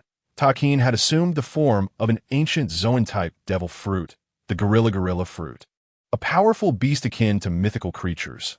The steward, Zai's Field, who stood beside the noble celestial dragon Charlos, exclaimed in astonishment. Zhao Xinglong, controlling the situation from the sidelines, paid little heed to the old steward, instead calculating the implications of Takin's transformation. The strength-oriented zoan-type fruit aligned perfectly with Takin's characteristics, promising an effect that would exceed the sum of its parts. However, the situation had become dire, with Takin transformed into a colossal gorilla. Taylor's chances of victory in a straightforward contest diminished significantly. The disparity in strength was too vast. Taylor understood that their earlier perceived balance had been a result of his minor exertion of giant strength. But now, with Takin's immense power increase, it would be exceedingly difficult for him to compete without invoking his own devil fruit abilities. Moreover, the robust Takin stirred a sense of admiration within Zhao Xinglong, a man of iron will and ruggedness, epitomizing the essence of masculinity. In contrast, he reflected on the loathsome steward, another of Charlos's warriors, recently defeated by Taylor, a true aberration, equally repugnant as Charlos himself. Takin reignited a long-dormant battle spirit within Zhao Xinglong. Yes, the spirit of combat. His previous unique experiences and tasks had relegated him to a mere flicker of murderous intent, devoid of genuine fighting spirit. Yet, Takin had rekindled that fire, and it was undeniable that he was indeed a formidable opponent. Thus, Taylor discarded his tattered jacket to the side, choosing to pay homage to Takin by engaging him in a contest of raw strength. He removed his gauntlets and tossed them aside, where they would be collected by the 2 slaves sent by Ifamo Long to accompany him. After exchanging a few blows with his fists, Taylor gazed up at the towering Takin, now transformed into a giant gorilla, and smirked. Very well. Let us compete. With that, Taylor's eyes widened, the vibrant blue transforming to a striking gold, his pupils elongating into slits. Amidst the renewed gasps from the audience, a colossal black serpent, over 30 meters in length and exceeding 2 meters in diameter, slithered onto the arena. The serpent sported a pair of sharp, jutting horns that stretched over 3 meters, its forked tongue flicking as its 2 serpentine eyes locked onto Takin. Instinctively sensing danger, the giant gorilla took 2 steps back, maintaining a strategic distance from the serpent form of Taylor. Each fighter poised for either an attack or a retreat, plunging once more into a stalemate on one side of the audience. The sniveling celestial dragon Charlos inquired of his steward, "What sort of fruit is this? Is it as formidable as Takin?" "Your Excellency Charlos," the steward replied, "it appears to be the ancient zoan-type snake fruit, Titan anaconda form, as for their respective strengths. Both fruits are nearly on par with mythical beasts. But Takin's foundational prowess is evidently superior. Excellent. I wish to see the look of defeat on Ifamo Long's face." Huh. After observing each other for a brief span of over 10 seconds, both parties sprang into action simultaneously. The formidable King Kong giant ape and the Titan bull python began to maneuver within the arena, each waiting for the opportune moment to strike. However, after merely half a rotation, they became intertwined in a fierce struggle. Taylor's Titan python ensnared Tarkin's right leg, opening its massive maw to bite down on Tarkin. Unfazed, Tarkin raised his left hand defensively while clenching his right fist in a swift motion. Taylor clamped his jaws onto the left arm of the King Kong giant ape, causing several streams of crimson to flow forth. Ignoring the pain, Tarkin retaliated with a punch aimed at the python's body as the python's tail coiled around the King Kong giant ape's right leg. Taylor found himself unable to escape the attack range. He utilized a technique from the coiling serpent style to dissipate half of the force, yet was forced to release his grip and roll backward. Emerging relatively unharmed, as Tarkin charged forward, Taylor met him head-on, both combatants now blinded by the fervor of battle, relying solely on instinct rather than technique. Their blows landed with ferocity, each strike drawing blood, enthralling the audience who watched with bated breath. After 3 minutes of relentless combat, neither side had gained the upper hand. Zhao Xinglong realized that such a stalemate could not continue, even if victorious. The next day would pose challenges that a swift resolution was imperative, but even with the strength of a giant, he struggled to subdue his opponent in a short span of time. The only solution lay in technique. Seizing an opportunity during a clash, the two beasts separated, each catching their breath in their respective halves of the arena. "Taylor, you are indeed an impressive adversary," Tarkin declared. "Since mastering this technique, I have never employed it in battle. I truly admire you, Taylor. To express my appreciation, I shall engage you with this skill today." With that, Tarkin's form began to transform, his upper arms becoming more robust, reminiscent of the localized enhancement that Chopper would achieve with the Rumble Ball in the future. Though he had yet to reach that level, it was nonetheless remarkable, for an unawakened Zoan type could scarcely achieve such targeted enhancement without external aid. Tarkin's focused augmentation was indeed commendable, indicating that he was no ordinary individual. Perhaps, with the aid of Ifemalong, he could bring Tarkin into his fold. He seemed a fitting companion, both in character and capability. Noticing Tarkin's intent to unveil his ultimate technique, Taylor also relinquished his reservations. His own imperfect, localized enhancement manifested as dual horns spiraling from the head of the python, intertwining to form a helix over 8 meters long. This was a concept Zhao Xinglong had devised over the past 2 months, focusing on the directional development of bull horns, primarily drawing upon the powers of the Golden Orb. Although Zhao had yet to fully master the orb's capabilities, he could harness a fraction of its power. It seemed that the demon fruits invoked a natural fear in demons towards the orb, allowing Zhao to achieve directional enhancement of the Zoan type within such a short time frame. From that point onward, there was no further probing. The two combatants lunged at each other once more, clashing in a fierce melee.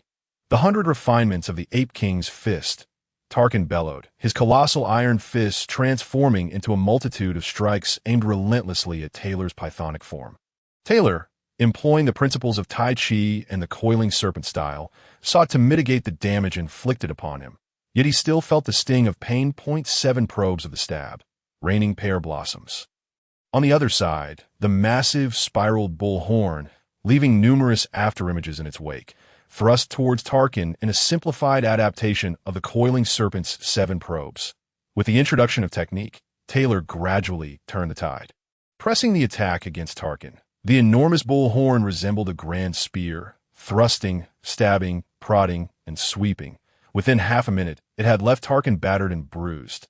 Tarkin, taken aback by Taylor's ability to wield such agile weaponry even in his full beast form, was left with no choice but to revert to his human-beast hybrid state, though he was already bloodied and on the brink of collapse.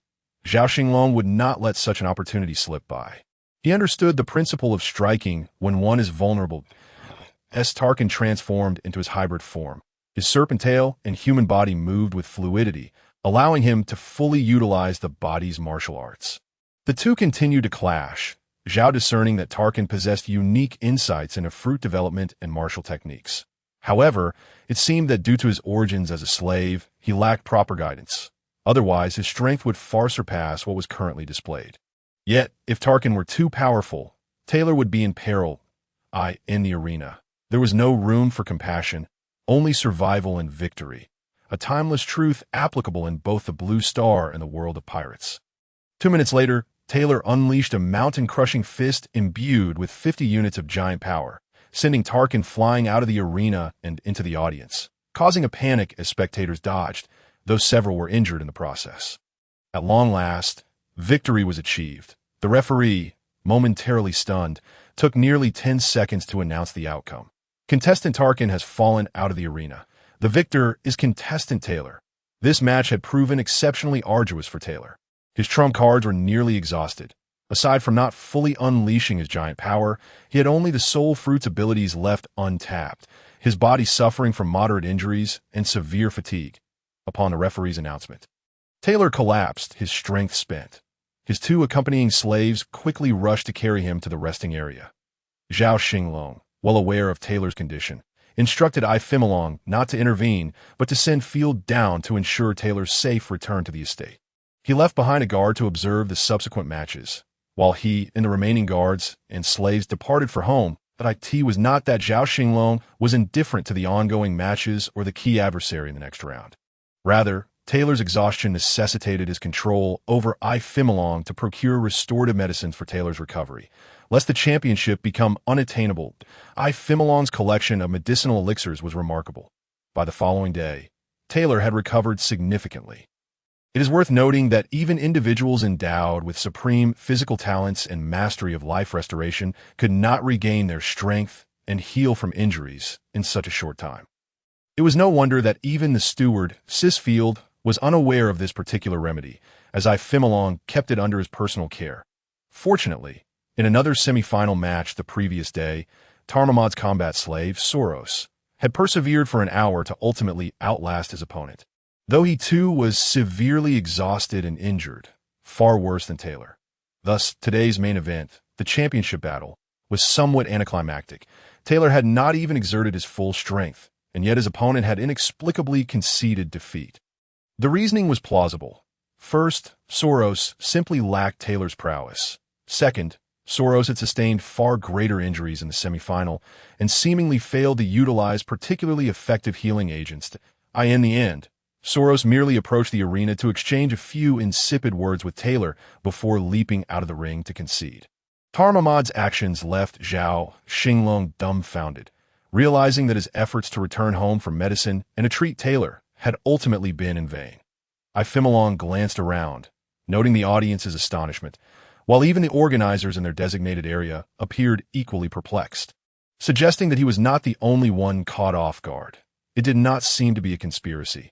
Only Tarmamad's master, Soros, maintained a serene demeanor, as if he had anticipated this outcome. However, his actions did somewhat embarrass the organizers.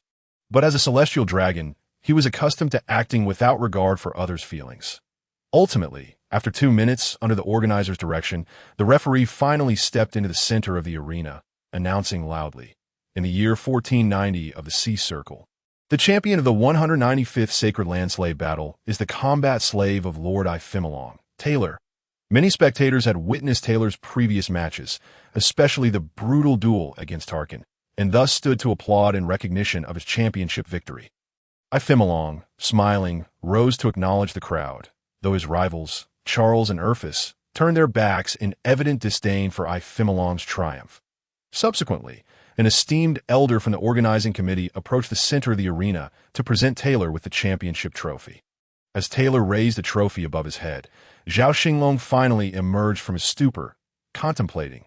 Ancestrals alone, I, Zhao Xinglong, shall continue the legacy of invincibility in the pirate world. Afterward, Taylor returned to the resting area, awaiting Ifimilong for their return home. Just when Zhao Xinglong thought all was concluded, a robust, youthful figure approached from the event organizers, standing over 2 meters tall, with a thick mane of light blue hair.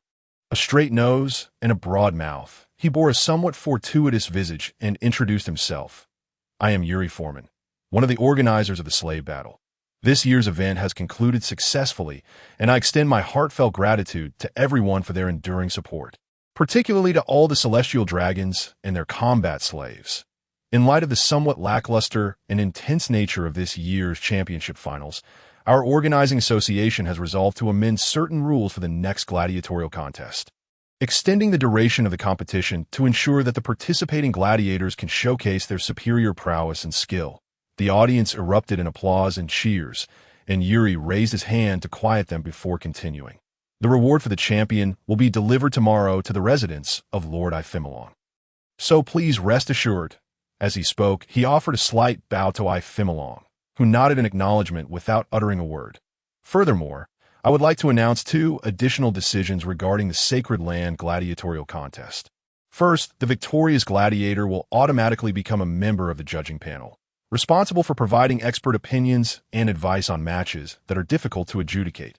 Second, due to the lackluster performance of gladiator Soros in this championship, his eligibility to participate in future contests has been revoked, and he is hereby mandated to fight 100 matches in the gladiatorial arena as punishment. Upon hearing this, Soros, who was resting in another room, felt a wave of dizziness wash over him. Trembling as tears streamed down the face of this towering figure over 3 meters tall, whether it was regret or indignation that drove him to tears. He could only hope that his master, Saint Tamamd, would intervene on his behalf, for it was indeed a matter of maintaining the dignity of the celestial dragons. Yet such hope seemed exceedingly faint. Having been stripped of his eligibility, his worth diminished significantly, particularly as he lacked the powers of the devil fruit, rendering him incapable of pleasing the celestial dragons. This was indeed the tragic plight of a slave to the celestial dragons. Tamamd, seated in the stands, wore a grim expression and rose to voice his outrage. But his butler whispered a few words in his ear. Tamam's face shifted through a spectrum of emotions before he finally composed himself and sat back down, as if nothing had transpired. Through Ifimilong's perspective, Zhao Xinglong observed Tamam's demeanor and thought to himself, yet another cunning individual. It seems not all within the Sacred Land are as dim-witted as Charlos. Moving forward, caution would be paramount, ensuring that no hints of suspicion were raised. Today, Tyler triumphed over Soros to claim victory in the gladiatorial contest. For the time being, it would be wise for him to remain low-key and humble. Even in the presence of the celestial dragons, point one must learn to endure. This is the foundation for survival and security. After witnessing the actions of certain celestial dragons, Zhao Xinglong contemplated strategies for the aftermath of the contest. Regardless of the circumstances, personal strength remained the most crucial aspect. An opportune moment. Once the fervor surrounding the gladiatorial contest subsided, it would be prudent to discreetly release Tyler, evading the watchful eyes of those insidious individuals. Those who might find ways to target Tyler, the current embodiment of his being, could pose a significant threat. The farcical conclusion of the gladiatorial contest unfolded, and Ifimilong returned home safely with Tyler, allowing Zhao Xinglong to breathe a sigh of relief. In the days that followed, he focused on training within the residence. Even Ifimilong found it necessary to train alongside Tyler, as 8 centuries of ancestral protection proved increasingly illusory. The status and identity derived from such lineage were not solid enough, rendering one vulnerable to being scorned and despised by the world, ultimately relegated to a mere pawn of the world government, a prospect devoid of meaning. Furthermore, true strength would serve as the only genuine safeguard. The following day marked the distribution of rewards for this gladiatorial contest. Yesterday, Tyler had endured a grueling battle against Tamam's gladiator, Soros, to seize the championship trophy, while the 3 devil fruits promised as rewards would be dispensed today. Just then, the contest organizers, accompanied by 2 individuals clad in white suits, arrived at Ifimilong's residence bearing the 3 devil fruits. However, upon inspection by Ifimilong's butler, C.C. Field, he whispered a few words into Ifimilong's ear. "My lord, the rewards do not align with what was previously stated. There are neither Logia-type fruits nor Paramecia fruits. Ifimolong's expression darkened at this revelation, but he turned to silently scrutinize the organizers, his gaze demanding an explanation for the discrepancy or whether they had secretly appropriated the fruits for themselves. The organizer, drenched in cold sweat, cast a desperate glance at the two attendants beside him. One of the shorter-masked individuals spoke up. "Lord Ifimolong, please do not take offense. This was not the intention of my lord. The implication is that my lord is aware of the situation's impropriety, and thus I was dispatched to clarify. The logia fruit and one paramecia fruit are needed by the government, so they were retained there. And in exchange, we shall provide you with 2 other fruits. This leaves us indebted to you, my lord. Additionally, we may have an opportunity to return a logia fruit to you in the future. I understand your lord's intentions. I have no objections to what they have retained, but what then is the situation with this dissolution fruit?" Zhao Xinglong, well aware of the power dynamics, recognized that even in dissatisfaction, one could not openly oppose the celestial dragons, who were his elders. Although Ifimolong currently represented his family, he remained, in their presence, a mere junior. Thus, Zhao Xinglong wisely refrained from displaying any dissatisfaction with this decision. Dissolution fruit. How could it be that this fruit, often regarded as the most inconsequential, is the one presented to me? The masked attendant turned to the organizer, who stammered in response. "Lord Ifimolong, this matter is beyond my control. It was orchestrated by the butler of St. Charlos, who bribed a staff member to replace the original ice fruit with a dissolution fruit.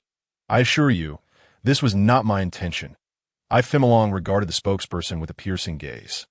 The individual quickly grasped the situation and exited the room with a snail shell to make a call, seemingly to relay the circumstances. Ifimolong ignored the organizer's staff and sat impassively in his seat, lost in thought. After a short while, the masked attendant returned and addressed Ifimolong. "Lord Ifimolong, the ice fruit has already been consumed by a gladiator under St. Charlos. Yes, they have already taken action, and the fruit is lost. You may make a request for compensation regarding the replaced fruit." "Compensation? I can overlook the matter of face, given that they are my elders, but what of Charlos?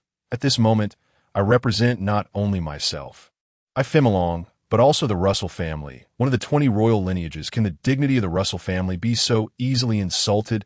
What would you have us do?" "Lord Ifimolong, I have 2 requests. First, I desire the gladiator Takin, who has caught he must be delivered to me.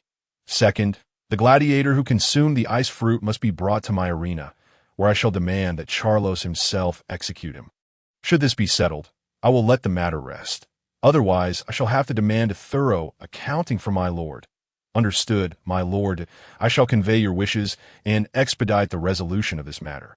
I shall not trouble you further." With that, the attendant departed, accompanied by the other personnel and the organizers of the gladiatorial contest.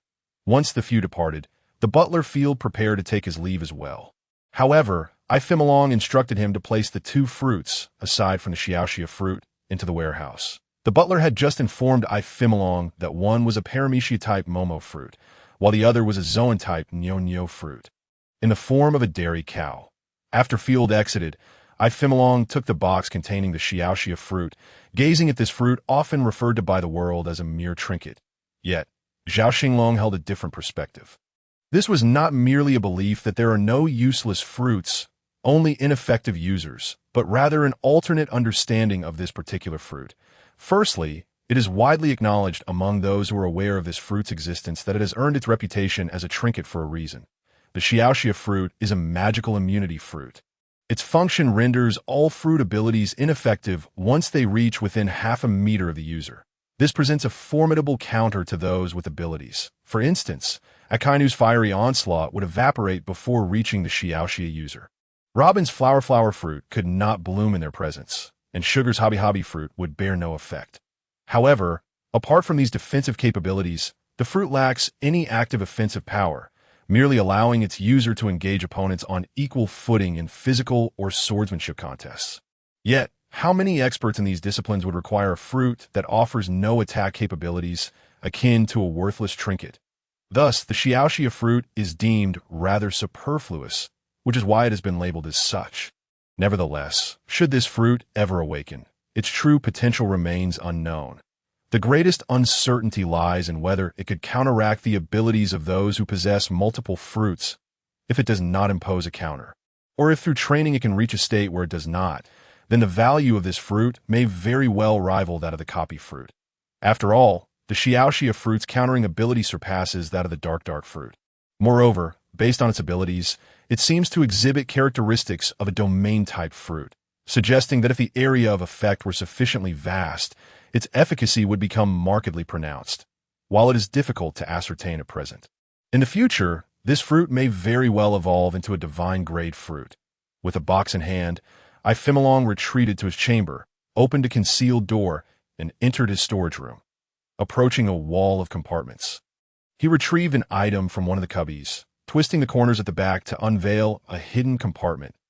He placed the Xiaoxia fruit within, restored everything to its original state, and exited the storage room.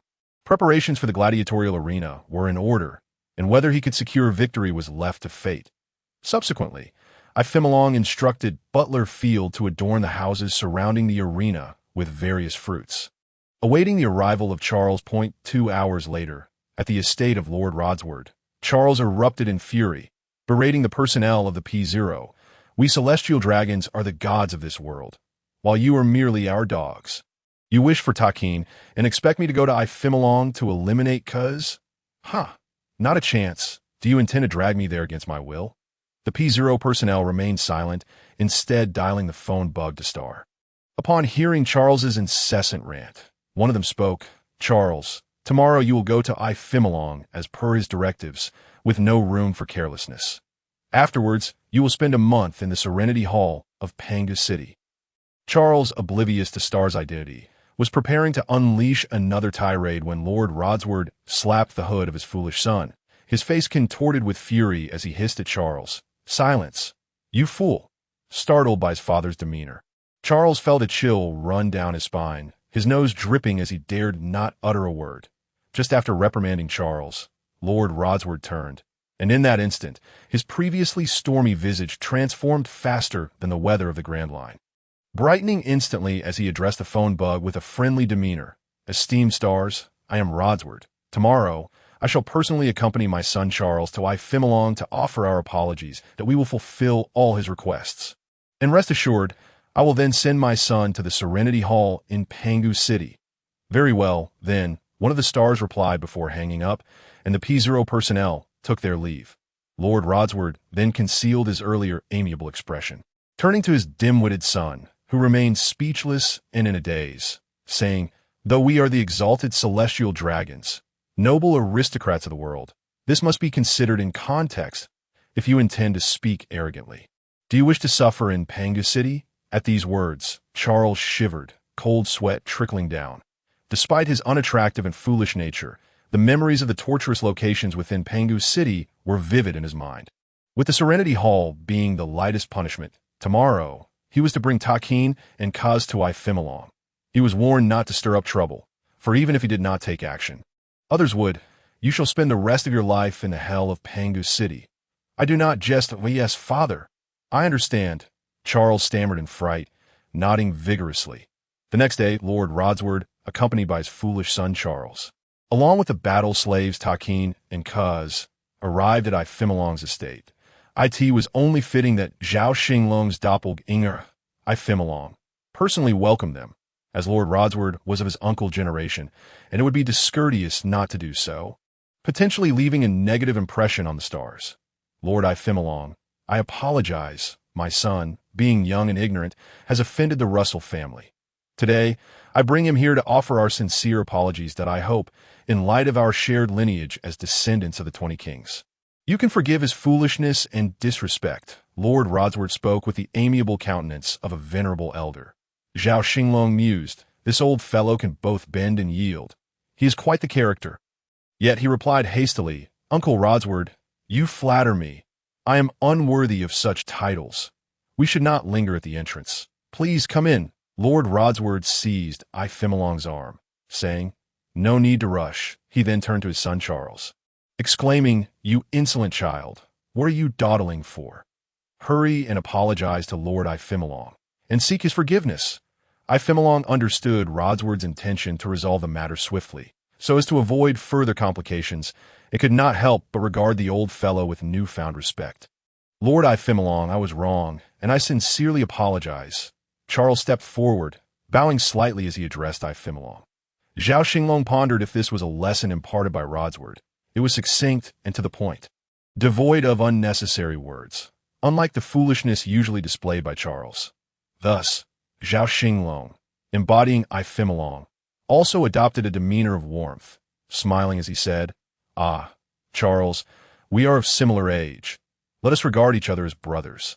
And dispense with such formalities. Upon concluding his words, he extended a hand to assist Charlos, and the group vividly enacted the familial dynamics of the celestial dragons. Zhao Xinglong mused that there were indeed many talented actors in the world of pirates, not merely the one referred to as Monkey D. Dakizaru by the sea dwellers. They entered the residence of Ifemilong, surrounded by an entourage of guards and bodyguards, with Takin and Kaze trailing behind.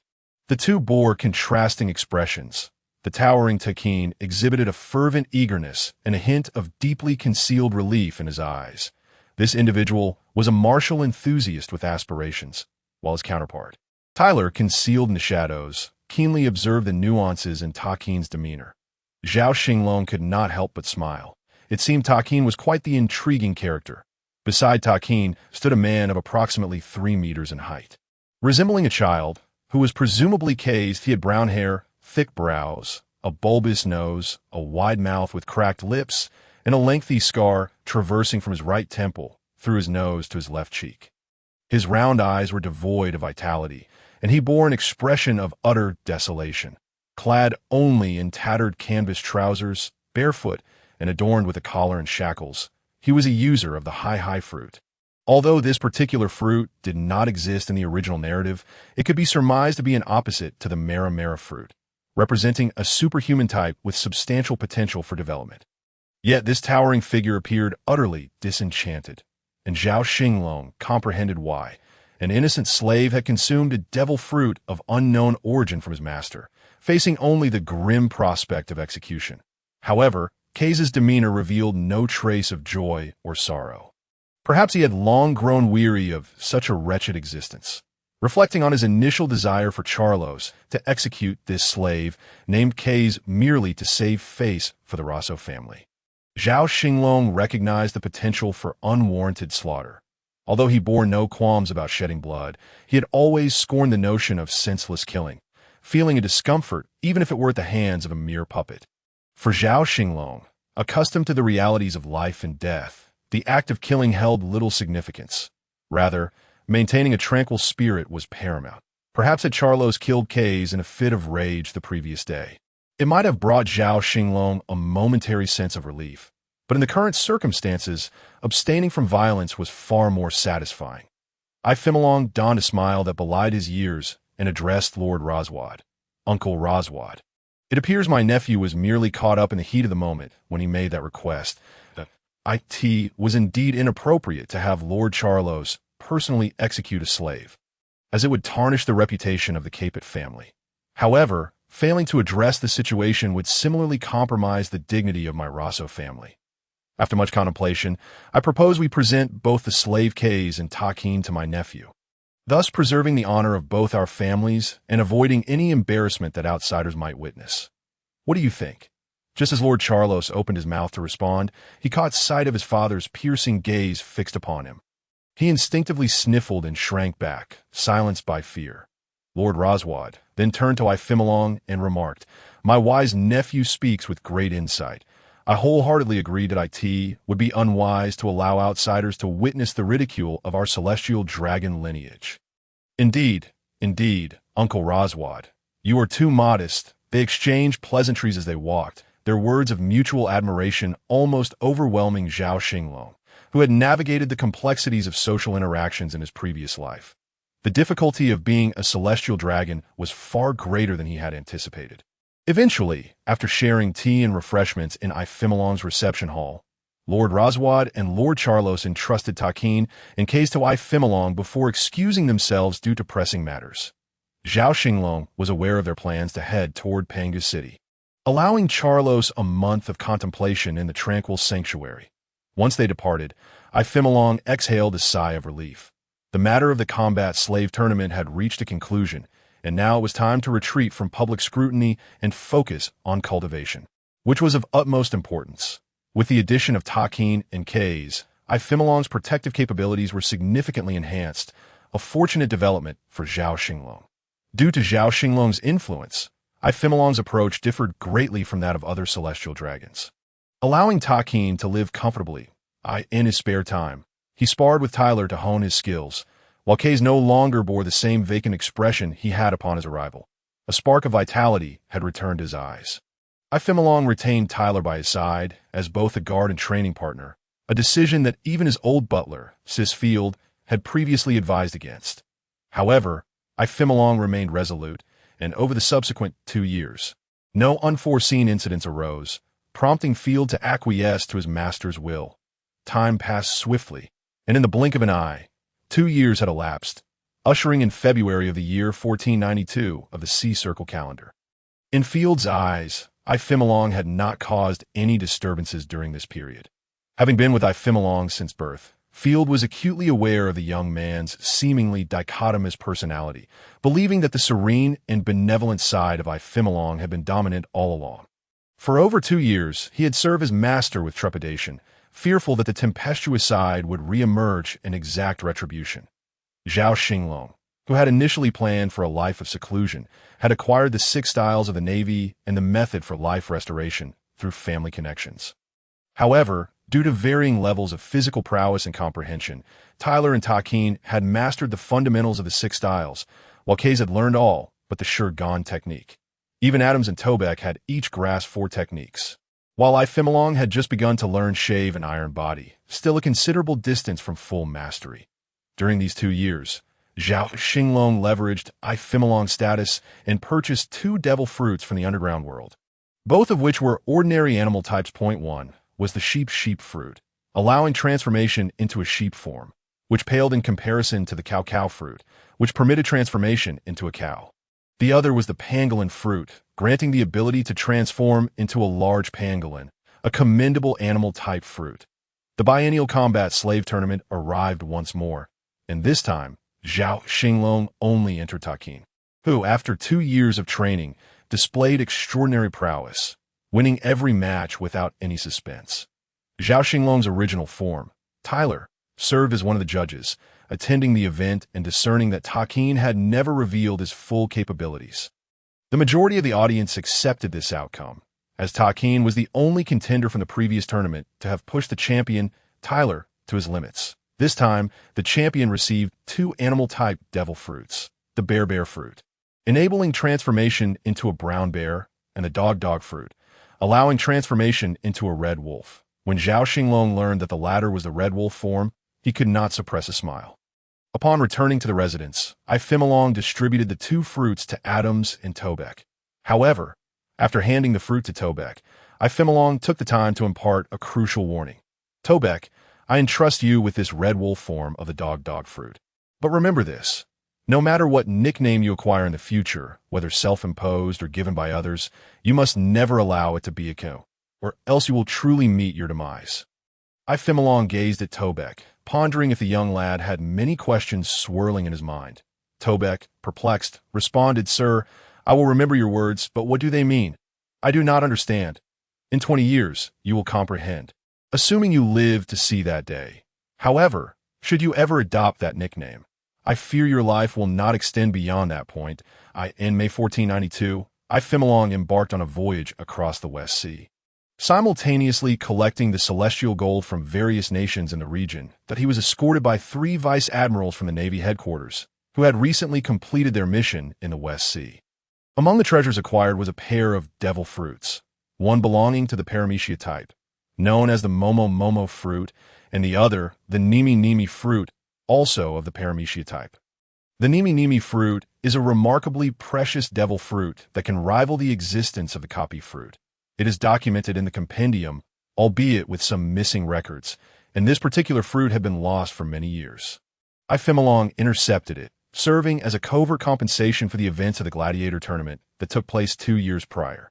The list of celestial gold did not specify the names of these two devil fruits, as the contributors were unaware of their identities. However, Ifimolong recognized the fruits during his expedition, granting him considerable leeway. Consequently, on the return journey, he cleverly exchanged them for the two paramecia fruits using the abilities of his Zoan-type sheep fruit and the paramecia-type hare fruit. The Momo fruit, while appearing somewhat ordinary, held significant potential in the eyes of Zhao Xinglong, especially when compared to typical Zoan-type fruits. The Nimi fruit, on the other hand, is a highly potent fruit capable of initially mimicking 50 of another fruit user's abilities and appearance, surpassing the capabilities of the mimic fruit possessed by the true man, Feng Qilii. Upon awakening, it seems to be able to simulate the powers of two fruits, though records on this are vague. The drawback is that it can only initially mimic 50 of one fruit's abilities, essentially functioning at half capacity, and requires a period of contact with the ability user before acquiring their powers. Furthermore, there is a 7-day cooldown period for switching the simulated abilities, meaning that once the host relinquishes the current mimicry, they must wait a week before they can activate the ability to simulate another fruit's powers. This limitation renders the user somewhat powerless for a week. However, Taylor possesses the ability to wield two fruits, mitigating the impact of this drawback during the transition period. With the acquisition of the Nimi fruit, Zhao Xinglong's thoughts began to flourish as he planned to release Taylor. Remaining confined in the Holy Land was not a viable option. Exploration was essential a year prior. Zhao Xinglong had gradually utilized the power of the Golden Orb to completely sever the soul bond between Taylor and Ifimolong, resulting in two independent soul entities. The soul transfer fruit's capabilities had also seen significant enhancement over the years. Although it had yet to awaken, Zhao Xinglong was aware that awakening was imminent. Despite having two slots consumed by the absorption and solidification within Ifimolong, there remained one unused slot for soul transfer. However, having Taylor with two devil fruits already made utilizing a third fruit unwise. Thus, Zhao Xinglong devised an alternative, albeit perilous, plan to use the orb to extricate the soul entities and observe the actual response of the devil fruits, whether they would remain inactive or perceive the host as deceased, thereby reverting to their original form. Zhao Xinglong had previously contemplated how devil fruits determine the death of their hosts, whether it was the cessation of the heartbeat, the loss of vitality, the detachment of the soul, or some other state. He was uncertain of the specifics, but he had established a direction. He had discovered that the Golden Orb possessed the capabilities to absorb, divide, and attack souls, and it could be manipulated with relative ease. This realization sparked his current idea. He resolved to proceed with this audacious experiment, planning a contingency should it fail. If all else failed, he could simply inhabit Ifimolong's body and live a carefree, low-profile existence as a celestial dragon. In June 1492, Ifimolong, accompanied by Taylor under naval escort, returned from the West Sea to the Holy Land of Mariewa. Ifimolong proceeded to fulfill his duties regarding the celestial gold, while Taylor prepared his body and soul. Zhao Xinglong devoted 3 days to aligning Taylor's physical form and spirit. Everything was meticulously arranged within a specialized chamber constructed by Ifimolong at the beginning of the year. The chamber's exterior walls were composed of a mixture of sea stone powder, while the interior utilized durable materials sourced from the New World, resulting in a space measuring just over 200 square meters, approximately 8 meters in height. For Taylor, who had grown to an impressive height of 3.7 meters, the chamber felt rather cramped. The sea stone originally intended for Ifimolong was insufficient, necessitating the utilization of a substantial quantity from the Russell family. The walls were adorned with an assortment of fruits, a precautionary measure by Zhao Xinglong. Zhao Xinglong's primary soul entity entered the Golden Orb, which seemed to contain its own spatial dimension. He manipulated the orb to begin the process of extracting Taylor's two soul entities and guiding them outward.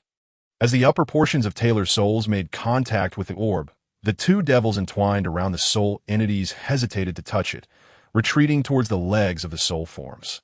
The Golden Orb carried the soul entities out of the spiritual realm, yet the two devils appeared bound by some unseen rule, unable to exit the soul space. Thus, they remained within, drifting as separate entities.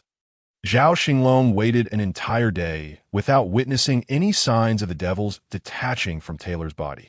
Controlling the golden orb, Zhao Xinglong returned the two soul entities to their original positions within the soul space, maintaining a distance from the orb.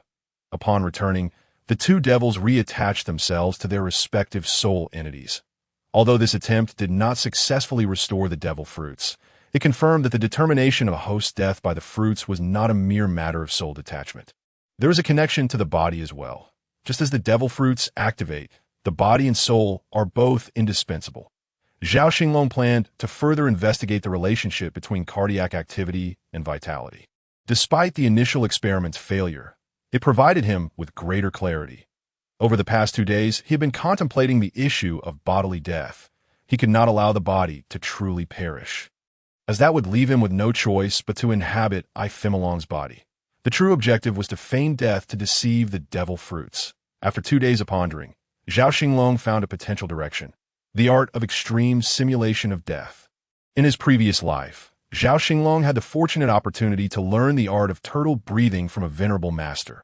Although he did not succeed at that time, it was primarily due to his lack of refined control over his body, preventing him from effectively managing certain autonomic and vagus nerves. Consequently, he failed to master this profound skill. However, this lifetime proved to be different. The advanced state of the turtle breathing technique, known as Xuanwu Dingsheng, appeared to outsiders as an ultimate state of apparent death. Over 2 years ago, in addition to the Navy's 6 styles, the P organization acquired a more advanced technique known as the life restoration art. At the Ifimilong residence, only Tyler had just begun learning, while Tarkin was on the brink of mastering it. Given that both were users of Zoan-type devil fruits and possessed directed control over their abilities, their learning process was considerably expedited. Zhao Xinglong understood that Tyler's slight advantage over Tarkin stemmed from the presence of the Golden Pearl. Both exhibited comparable physical talent and understanding, yet Zhao Xinglong felt somewhat inferior when compared to the world's top-tier powerhouses.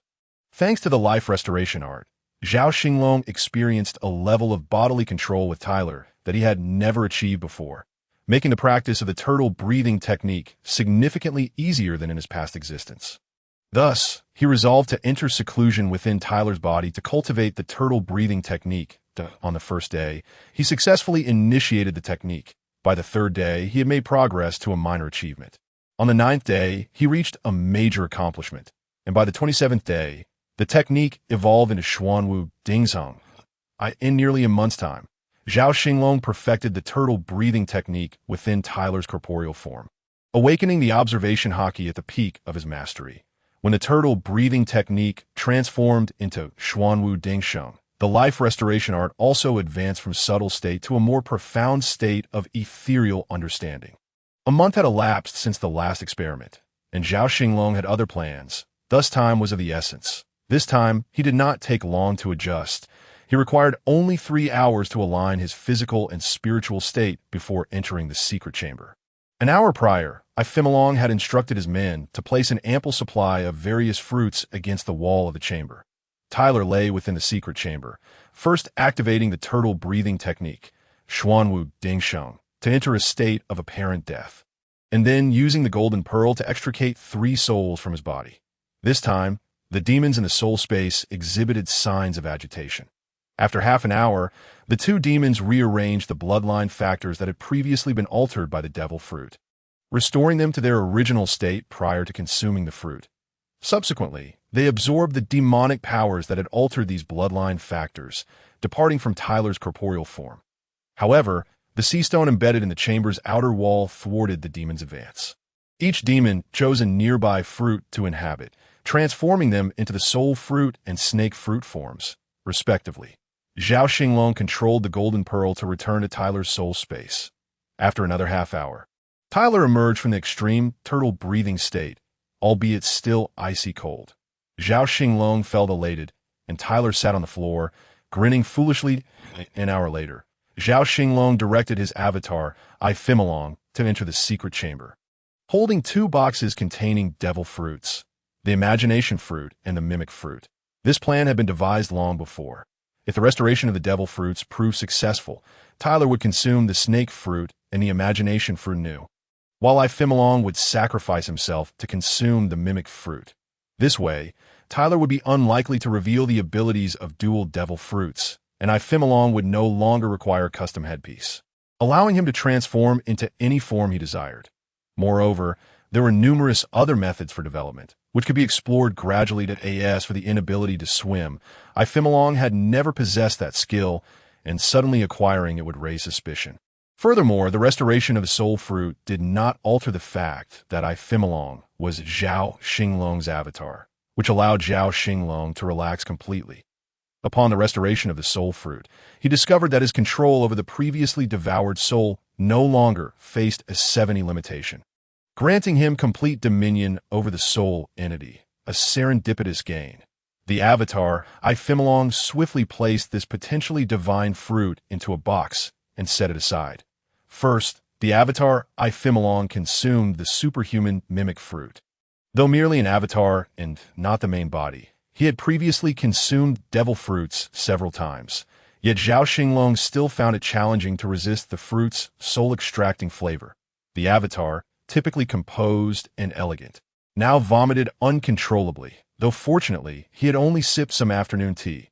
Otherwise, the outcome would have been far more disastrous. Following this, Tyler consumed the snake fruit and the imagination fruit in succession, but unlike Ifimilong, he did not vomit excessively, likely due to his body having ingested devil fruits for the third time, thus developing a degree of resistance to their flavors. Tyler reached forward, grasping Ifimilong's arm, and activated the imagination fruit's ability. After 10 seconds, he released his grip, then pressed his hands together before spreading them apart, revealing a thin membrane between them. Zhao Xinglong recognized this as the imagination fruit replicating the mimic fruit's power. Though it could only utilize 50 of its potential, and the membrane bore several holes, indicative of its incomplete nature, this was nonetheless a form of ability, and there was little cause for dissatisfaction. Moreover, this was essential for further developing the imagination fruit's capabilities in hopes of awakening it soon. Zhao Xinglong was eager to discover whether awakening would grant him the ability to wield dual fruits. After thoroughly inspecting the secret chamber for any oversights, the avatar, Ifimilong, and the main body Tyler exited together. The avatar carried the box containing the soul fruit, while Tyler held the empty container.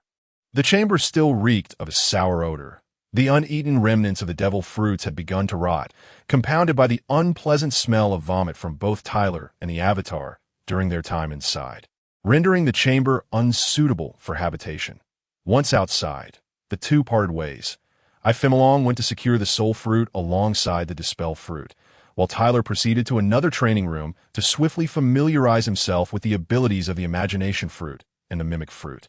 Time passed swiftly, and 2 weeks later, as the month of August in the year of the sea approached, Zhao Xinglong planned for Tyler to embark on a journey to ensure Tyler's departure was discreet.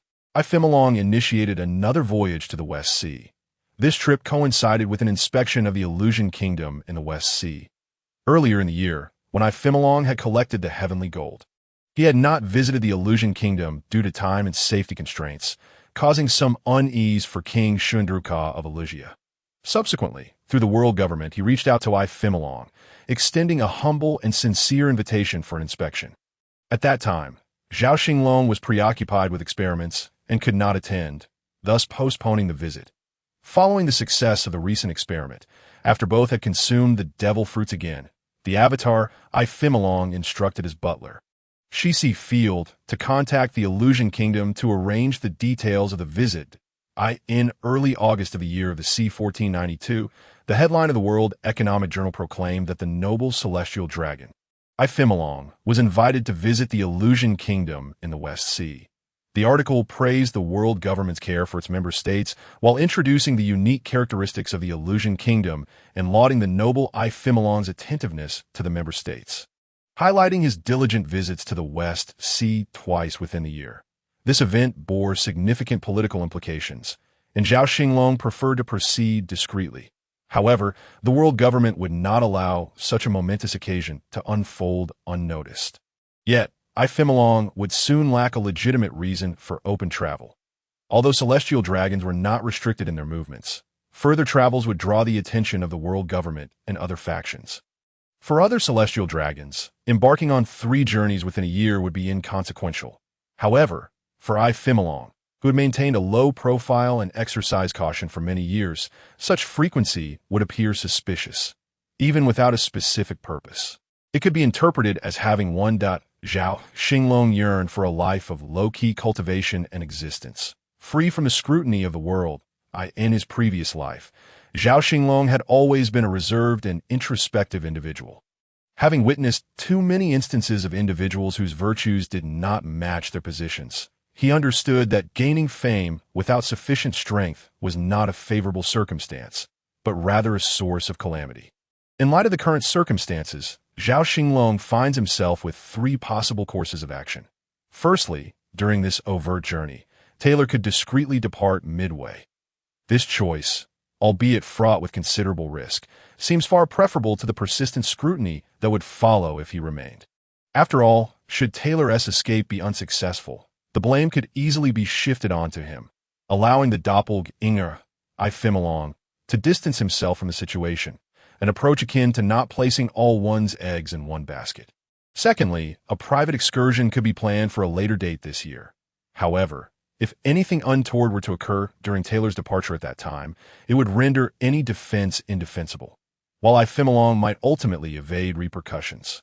The years of effort in cultivating a favorable image in the eyes of the world government could be jeopardized, along with the significant favor owed to him. The third option would be to abandon the travel plans altogether, maintaining the status quo, a choice that is evidently contrary to Zhao Xinglong's intentions. Thus, he deems the third option futile and the second somewhat counterproductive, ultimately opting for the first course of action. During the visit to the kingdom of Illusia, Taylor would clandestinely take his leave, with a method already meticulously devised, awaiting only execution.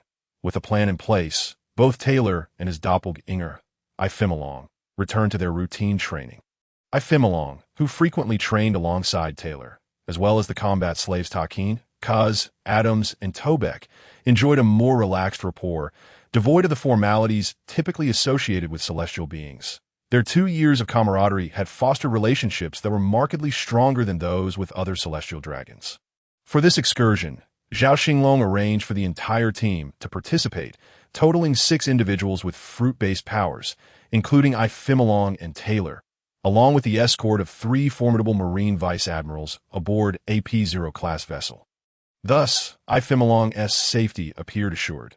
However, the extensive coverage by the World Economic Journal left Zhao Xinglong with some trepidation. Such a high-profile journey might entice powerful yet relatively obscure pirates to take risks. As for the future, the likes of Whitebeard Newgate, hailed as the world's strongest man, the future Pirate King Roger, and the sole female emperor, Big Mom Charlotte Linlin, were unlikely to have any interest in Phimilong. Provided their own pursuits, Whitebeard's search for a son, Roger's quest for the final island, and Big Mom's indulgence in sweets, were not disrupted. Zhao Xinglong's greatest concern lay with the airborne Admiral Don Quixote Shiki and the Beast Kaido. One possessed a significant aerial advantage, while the other was practically indestructible, rendering capture futile. Regarding other formidable pirates, unmentioned in the original narrative, Zhao Xinglong could only leave his fate to chance, perhaps due to the publicity from the World Economic Journal. The populace was largely aware that celestial dragon Phimilong would be visiting the world government-affiliated kingdom of Illusia in the West Sea. The world government took this matter very seriously, dispatching a senior P0 official and 4 high-ranking officers, along with 3 powerful Marine Vice Admirals aboard a Demon Slayer-class warship for protection. This development alleviated Zhao Xinglong's concerns, prompting him to reconsider his earlier apprehensions that on August 15, 1492, amidst the misty embrace of Mariehua, Zhao Xinglong, leading the entourage as Phimilong, embarked on their journey to the West Sea. Everything transpired smoothly, and a week later, on the night of August 22, the fleet arrived in the vicinity of O'Hara, the sacred ground of scholars, which was Taylor's intended destination. Accordingly, Zhao Xinglong's true self, Taylor, and his doppelganger, Phimilong, began to execute their prearranged plan. Under the cover of night, Taylor and Phimilong reached a pre-modified escape chamber within the ship's hull. This chamber, designed as a lifeboat, was a sealed space with 2 exits, filled with seawater. The internal door was fortified to prevent water from flooding the ship's interior, while the external exit was positioned strategically at the ship's underside, equipped with a locking mechanism ensuring that only one exit could be opened at a time. Now clad in tattered trousers and bare-chested, Taylor activated his abilities to create a membrane that enveloped all but his limbs. Resembling a celestial dragon, but on a much grander scale, his limbs were shielded by a robust, flexible membrane, given that the utilization of his membrane fruit was currently limited to 50%. And considering the short time he had possessed this power, he required Ifimilong's strength to enhance his capabilities. 10 minutes later, a specially designed diving suit was complete. Ifimilong manipulated the mechanism to open the internal exit at the top of the chamber. Taylor slowly entered the half-filled chamber and initiated the tortoise breath technique, entering a preliminary state of suspended animation. Once the internal exit was securely locked, the external exit gradually opened, revealing the pitch-black depths of the ocean. In the darkness of a night sea, Taylor, unaffected by the water due to his membrane fruit abilities, began to swim towards the depths, ensuring to adjust his position to avoid detection by the P0 personnel's observation hockey. 10 minutes later, the fleet had distanced itself from the previous waters. Ifimilong had returned to the master bedroom, lying down to rest, while his consciousness focused on Taylor as the tortoise breath technique was released. Taylor oriented himself towards O'Hara's direction, swimming forward. After a while, he surfaced for air, utilizing his membrane fruit ability to create a small opening at the top of his hood for ventilation before sealing it once more to continue his dive. On the morning of August 23, after losing count of how many times he had surfaced for air, Taylor finally spotted a towering tree in the distance to his left. He could only discern the trunk, unable to see the base. Yet the immense canopy unmistakably identified it as the Tree of Knowledge. It seemed that his initial navigation had been somewhat off, and after refreshing his air supply, he adjusted his course towards the Tree of Knowledge. Just as Taylor submerged again, Zhao Xinglong felt a tremor emanating from the golden pearl within his soul space, an occurrence he had never encountered before. Ceasing his movement, his essence was drawn into the pearl, where a golden vortex emerged. Part of Zhao Xinglong's consciousness was ensnared within. Reminiscent of the time he had controlled Ifimilong, he perceived two scenes, one familiar within the golden pearl, sensing Taylor's soul space, and another akin to the pearl's realm, capable of perceiving the external soul space, albeit faintly. Focusing his awareness there, he gradually gained clarity, detecting a conjoined soul entity below the waist. Remarkably solid, with a powerful upper body, long hair resembling a black mane, and two short black whiskers on its lips, adorned with a pair of curved horns, a blue dragon coiled around the lower half of the soul entity and one of its independent upper bodies. My heavens, what on earth? Kaido! Zhao Xinglong was momentarily taken aback. What was happening? Who was this Kaido? Calm down, calm down. The scene was utterly unexpected, leaving him bewildered as to why he was witnessing such a sight. At that moment, the trembling pearl conveyed a message to Zhao Xinglong, indicating that there existed another half of the pearl, housing a soul entity of his own. Zhao Xinglong was in essence a dual-souled being, and the pearl's proximity today had triggered this response, necessitating a reconnection, an approach for merging. Suddenly, the soul connection severed, and the pearl ceased its tremors. Zhao Xinglong's calls within the pearl yielded no response at any conscious level. He first wondered if this was a dream, albeit one that felt exceedingly real. For now, he would set aside this surreal incident and ponder it further upon reaching O'Hara. Regaining his composure, Zhao Xinglong pushed the bizarre events to the back of his mind, directing his true self, Taylor, to continue swimming towards O'Hara. Simultaneously, high above, in the clouds near O'Hara, a colossal azure dragon descended, transforming into a human beast form as it landed atop the Tree of Knowledge, remaining there for less than a minute. It muttered, "Anna, where on earth have you gone?" before ascending into the clouds, resuming its dragon form and soaring into the distance. Having established a course, Zhao Xinglong redirected a portion of his consciousness back to the resting Ifimilong, who awakened groggily. Stretching and making his way to the bathroom to freshen up, he styled his hair into a rooster-like arrangement, which Zhao Xinglong found utterly unappealing, though he accepted that such was the nature of celestial dragons. Being unattractive was a calamity, while being deliberately unkempt was a human disaster, in the eyes of Zhao Xinglong. The overwhelming majority of celestial dragons represent a quintessential amalgamation of natural disasters and human calamities. Adorned in the exclusive barrel-shaped garments of the celestial dragons, they activate the powers of the Momo Momo fruit to manifest a headpiece, facilitating their convenience in wearing it, stepping out of his chamber. It was already past 8 in the morning, and heading to the dining hall for breakfast was a customary routine. Although the others did not notice Tyler's absence, they refrained from inquiring, with only Tobek murmuring softly, "Tyler isn't here.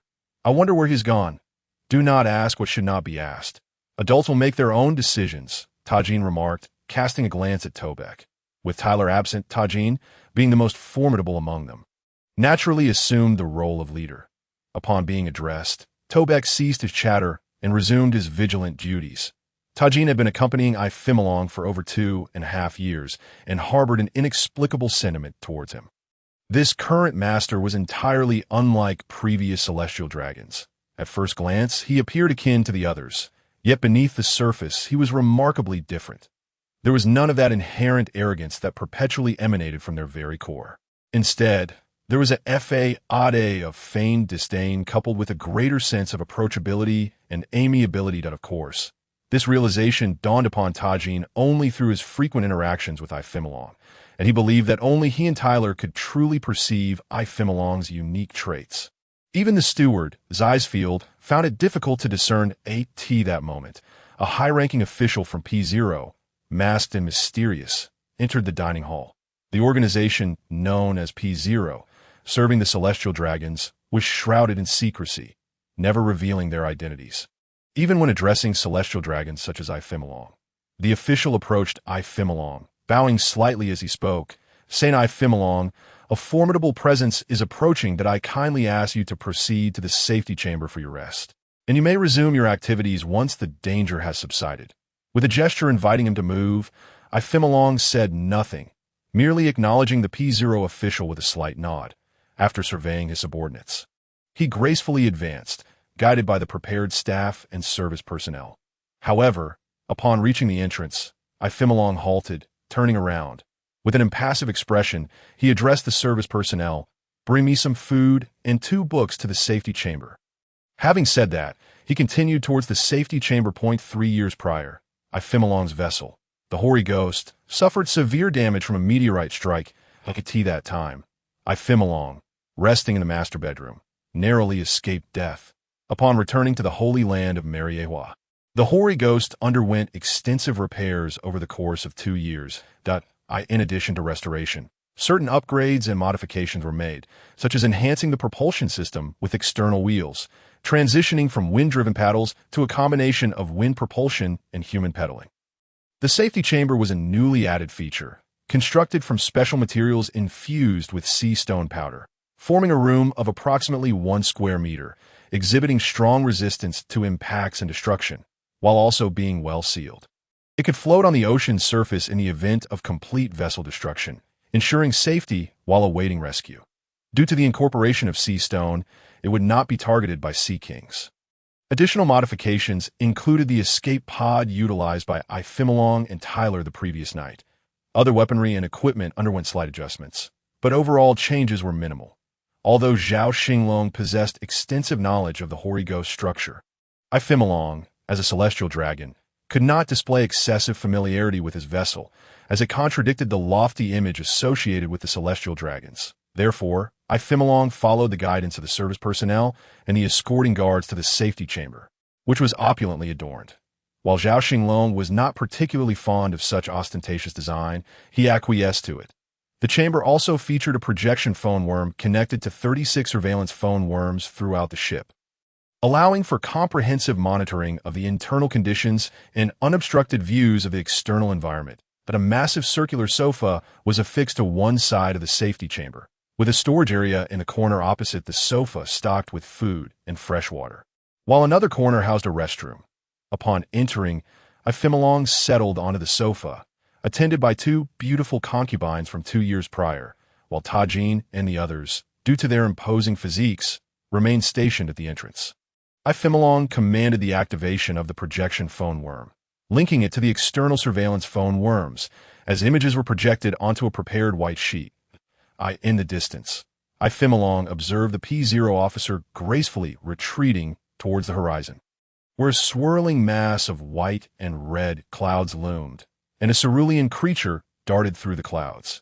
Due to the distance, Xinglong could not discern the details clearly through the projection, yet Zhao Xinglong was 99% certain that the approaching entity was none other than the infamous Kaido, affectionately dubbed the Great Benefactor by the sea mice. This caused Xinglong to furrow his brow, while Zhao Xinglong couldn't help but mutter, "What one fears inevitably comes to pass." Moreover, he pondered whether the surreal scene with Tyler had indeed been real. Simultaneously, at the Marine headquarters in Marineford, in the office of the Fleet Admiral, Steelbone Kong was in discussion with Admiral Singh at that moment. The phone worm on the Admiral's desk began to ring. Steelbone Kong gestured to Sengoku, picking up the phone. "Moshi Moshi, Fleet Admiral Kong. This is Second Lieutenant Jacob from headquarters. Currently escorting Celestial Dragon Xinglong on his visit to the West Sea Kingdom of Elugia. We are en route from O'Hara Island to Elugia. We have encountered the New World pirate Kaido, who is currently engaged in combat with P0 Officer Gatus. The situation is not looking optimistic." "Understood, Second Lieutenant Jacob. Thank you for your report." After hanging up the phone, Kong pondered for a moment before turning to Sengoku, inquiring, "Sengoku, is Garp still in the West Sea?" "Yes, Admiral. Garp is currently in the West Sea. Having just completed a mission in the Flower Country. It was your directive to assist the royal family of the Flower Country, which led to the task of educating the 8 treasure navies linchpin Green Pepper. Garp has completed his mission and is now set to return to the New World to continue pursuing the Roger Pirates. Where is Garp now? He should be near O'Hara by now. Then inform him to make a detour and handle this matter. It is a remnant issue from the Rocks Pirates era, alas. Meanwhile, Tyler, who was heading towards O'Hara, had not actually stopped at BY around 10 o'clock. He could see the island of O'Hara in the distance. The colossal tree of knowledge, previously described in literature as immense, now struck Zhao Xinglong with a profound sense of grandeur and magnificence. This is O'Hara, the sacred ground of scholars. After swimming for another half hour, Tyler finally arrived at a secluded area of O'Hara Island, shrouded in trees and seldom visited. Upon reaching the shore, Tyler shed the 2 layers of membrane clinging to him, took a few hurried steps, and collapsed onto the beach, out of reach of the water, gasping for breath. Swimming was exceedingly exhausting. Had his mimicry fruit's capabilities been fully developed, allowing him to envelop himself entirely in the snake form, he could have swiftly arrived at O'Hara. Tyler's body was overwhelmed with fatigue, and as Zhao Xinglong shifted his consciousness towards Xinglong, Tyler, devoid of further mental support, succumbed to a deep slumber at that moment. Xinglong, within the safety chamber, gazed outside as 2 of the world's mightiest warriors engaged in an intense battle. Kaido and P0 Officer Gatus, while 3 Marine Vice Admirals flanked the scene at this juncture. Kaido, who had been fighting in his human form, transformed into his dragon-human hybrid form, significantly enhancing his power, speed, and regenerative abilities. The previously evenly matched duel began to tilt in Kaido's favor, and within 30 seconds, Gatus was sent flying by a thunderous strike, plummeting into the sea. "Wah! The world government's P organization. You are no match for the Navy." Kaido gazed at Gatus as he plummeted into the ocean, laughing heartily before mocking the world government organization. At that moment, 3 vice admirals from the Navy headquarters charged forward together, forming a formidable triangle, poised to strike with lethal intent. Even in his dragon form, Kaido's expression grew somber. Although the 3 were inferior to him, their combined strength was not to be underestimated. Coupled with the recently launched Gatus, all 4 boasted the combat prowess of vice admirals, a force that even an admiral could not afford to overlook. Kaido resolved to take them down one by one, and before the 3 vice admirals could launch their assault, he chose to strike first. Charging at the leftmost vice admiral, who sported a distinctive mustache, as he closed in, he swung his massive kanabo, the Oni's Wrath, aiming to smash it down upon the vice admiral, disregarding the other 2 who were rushing in from the sides. Thunderous clash. The vice admiral, a dual-wielding swordsman, crossed his twin blades before him to block Kaido's attack. In an instant, the sheer force of Kaido's might surged through the Vice Admiral's arms, sending him crashing into the sea. Much like Gattu's had moments before, the other two Vice Admirals struck Kaido simultaneously. However, he merely swayed slightly to the right, absorbing the blows, a slash and a punch, before retaliating with a left hook and a swing of his kanabo, sending the two Vice Admirals hurtling away, following in the wake of their fallen comrade. Kaido then turned his gaze toward the Horgost, the atmosphere thick with tension as the situation escalated. Woolalalo, a celestial dragon. Is it? At that moment, Gattu's had resurfaced from the waves, standing on the deck of the Horgost, his white suit drenched. Just as Gattu's prepared to counter, Kaido aimed to land on the ship. Suddenly, Kaido turned his head towards the horizon, where a naval vessel emerged. An imposing three-masted warship, distinctively adorned with a dog-s head holding a bone at its bow. Anyone with even a modicum of knowledge about the Navy in this pirate world would recognize it as the flagship of a naval hero, Vice Admiral Monkey D. Garp. Undoubtedly, the one approaching was Garp himself. Kaido, who had initially felt a mix of pride and indifference, now wore a serious expression filled with anticipation that on the deck of Garp's ship stood a man donning a doghead hat, who stepped forward and leapt into the air with a powerful push, ascending towards Kaido and declaring, "Kaido, feel the might of my righteous iron fist, fist of justice, 1,000 tons." With a punch rising from below, slicing through the air, the naval hero Garp, how splendid. Then come at me, thunderous clash. With a downward smash of his kanabo, Kaido met Garp's attack head-on. Their powers collided, each resisting the other, and after 10 tense seconds, the formidable Garp not only overpowered Kaido's haki, but also countered his technique. Kaido was caught off guard. The first exchange had ended with Garp effortlessly reversing his momentum, sending Kaido and his kanabo flying. Garp, with a swift step in midair, pursued, and the two engaged in a fierce hand-to-hand combat, each landing blows upon the other's body. Yet, Garp began to dominate the encounter, transforming it into a one-sided lesson for Kaido. Garp's relentless, flesh-impacting fist of justice was overwhelmingly powerful, forcing Kaido to tighten his skin and revert to his dragon form, where he matched Garp blow for blow. However, it seemed Garp had been holding back initially. Now, he was serious. He first landed on the deck of the Zhao and then took to the sky once more, resuming the battle with Kaido, who was now at a disadvantage. Before long, Kaido found himself in a dire situation. This was to be expected as he faced Garp at his peak, a pinnacle of humanity without any fruit abilities, a living legend. That Kaido's engagement with Garp was an unintentional yet intentional endeavor. He sought to gauge the disparity between his prowess and that of the world's elite. After this encounter, Kaido realized the stark difference in their abilities. Garp clearly stood just above the level of an admiral, while Kaido still had some distance to cover before reaching that stature. Garp's presence and the gap between them felt reminiscent of Whitebeard, solid and stable at the pinnacle of the world. Though Kaido could have fled at leisure, he pondered for a moment and chose not to escape.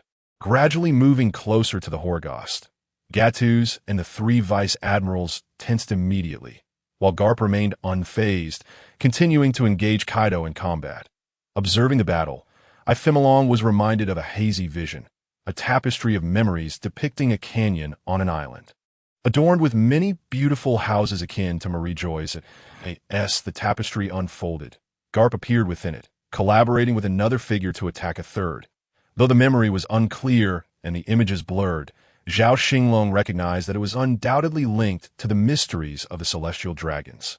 The Valley of the Gods. However, he had been too young at the time to grasp any crucial details about the Valley of the Gods, such as coordinates, locations, layouts, or treasures. The battle outside concluded swiftly, lasting less than half an hour, culminating in Kaido's capture in the ship's holding chamber. Shackled with sea-stone handcuffs and leg irons, he maintained an air of composure, a smile gracing his face in solitude. He mused aloud, "Woolalolo. Anna should be able to see this now, right? Lolo." After witnessing the confrontation between the heroic Garp and Kaido, Zhao Xinglong allowed part of his consciousness to return to his main body, Taylor. However, due to fatigue, Taylor remained in slumber, and Zhao Xinglong did not rush to awaken him, instead permitting his body to rest. Yet not long after, As if in a dream, Zhao Xinglong's consciousness re-entered the golden orb space again. This time, within Kaido's soul space, he found that he could glimpse some of the external world, specifically the holding chamber aboard the ship, where he was restrained with leg irons and handcuffs, presumably in Vice Admiral Garp's naval vessel. Zhao Xinglong's spiritual form could only remain within this golden space, unable to escape, surmising that Kaido's soul was intact and healthy, preventing this outsider from exiting this orb-like realm and entering the soul space. As the sun descended and night enveloped the land, Taylor finally awoke, opening his eyes to find that he was no longer on the previously horizontal beach, but beneath the tree of knowledge, suggesting someone had carried him here. Stretching his stiff body, he sat up, crossing his legs. Before him stood a group of individuals, and at the forefront, a man just under 6 feet tall, with hair styled in 3 directions. Some of the hair at the back formed bunches resembling cylindrical stalks, while the hair on either side fanned out like leaves, complemented by a beard fashioned to resemble foliage. He looked remarkably like an inverted 3-leaf clover. The man before Taylor was none other than Dr. Clover, the esteemed director of the O'Hara Library, and a luminary in the field of archaeology within the pirate world. He was also colloquially known as the 3-leaf clover doctor. Recognized as the most prominent scholar regarding the blank century, renowned for his profound wisdom, especially his poignant remark before passing, "Humanity is, indeed, too superficial." For someone of such stature, Taylor held deep respect, even if he did not fully agree with their reckless pursuit of history. Dr. Clover was undoubtedly one of the few individuals Taylor admired in the pirate world, embodying steadfast faith, fearless courage, scholarly dedication, and a willingness to sacrifice. Awestruck in the presence of such a venerable figure, Taylor realized that prolonged staring would be impolite, so he quickly bowed his head in respect, feigning unfamiliarity with Dr. Clover, and said, "You saved me, didn't you? My name is Zeta Taylor, and I am immensely grateful for your life-saving kindness." He transitioned from a seated position to kneeling, bowing as a gesture of thanks to Dr. Clover. The idealistic and innocent Dr. Clover rushed forward, supporting Taylor with a warm smile. "I am Dr. Clover, or you may call me the 3-leaf clover doctor. Little one, you are mistaken in your gratitude. It was Alvia who discovered you by the seaside. She could not lift you alone, so she called us to carry you here. If you wish to express your thanks." Directed to Alvia? Alvia? Zhao Xinglong found the name quite familiar. Indeed, it belonged to Robin's mother. Taylor's gaze then shifted to a strikingly tall and beautiful young woman standing behind Dr. Clover, adorned in a white floral dress with flowing white hair. She cradled a tiny child in her arms. Her visage bore an uncanny resemblance to Nico Robin, save for the difference in hair color. It was none other than Robin's mother, Nico Alvia, a brilliant scholar in archaeology, regarded highly by Dr. Clover as a promising talent. At this moment, Taylor leaned forward and bowed to Alvia, exclaiming, "Thank you, dear sister, for saving my life." Alvia replied with a gentle smile, "You need not be so formal. Young one, I did little. It was the collective effort that brought you here. How old are you? And where do you hail from? What brings you to O'Hara?" As she softly swayed to lull Robin to sleep, she inquired with an easy demeanor, "Sister, this is O'Hara. No wonder the tree is so grand. I am 15 years old, and I am but a runaway slave that I was captured by traffickers when I was 4, and my memories of home have grown faint. Now, I am merely a homeless fugitive." As Taylor spoke, a shadow of sorrow crossed his face, and he lowered his head, as if haunted by the bitter past. Zhao Xinglong noted that he had intentionally mentioned being 5 years older. Given his height, it would have been strange not to attract attention. Dr. Clover's expression turned serious, while the more empathetic Alvia's eyes glistened with moisture. The others around them were similarly moved. "Surely, you are not an ordinary slave," Dr. Clover stated solemnly. Taylor hesitated for a moment, then lifted his gaze to meet Dr. Clover's, glancing at Alvia before responding, "You are correct. Dr. Clover, that I presume you have noticed a mark on my back. You must know what it signifies that if my presence poses any trouble or concern, I will leave in a few days, that I only ask that you refrain from reporting me to the Navy or the government. Thank you once more for your assistance." With that, Taylor bowed deeply once again. "That my dear boy, you are far too anxious. Your concerns are not unfounded, and while we do have reservations, We have no intention of sending you away. Do not worry. We are all scholars of archaeology. What ill intent could we possibly harbor? Dr. Clover's reassurance left Zhao Xinglong in a state of confusion and astonishment. Was it merely coincidence, or could this be yet another traveler from another world?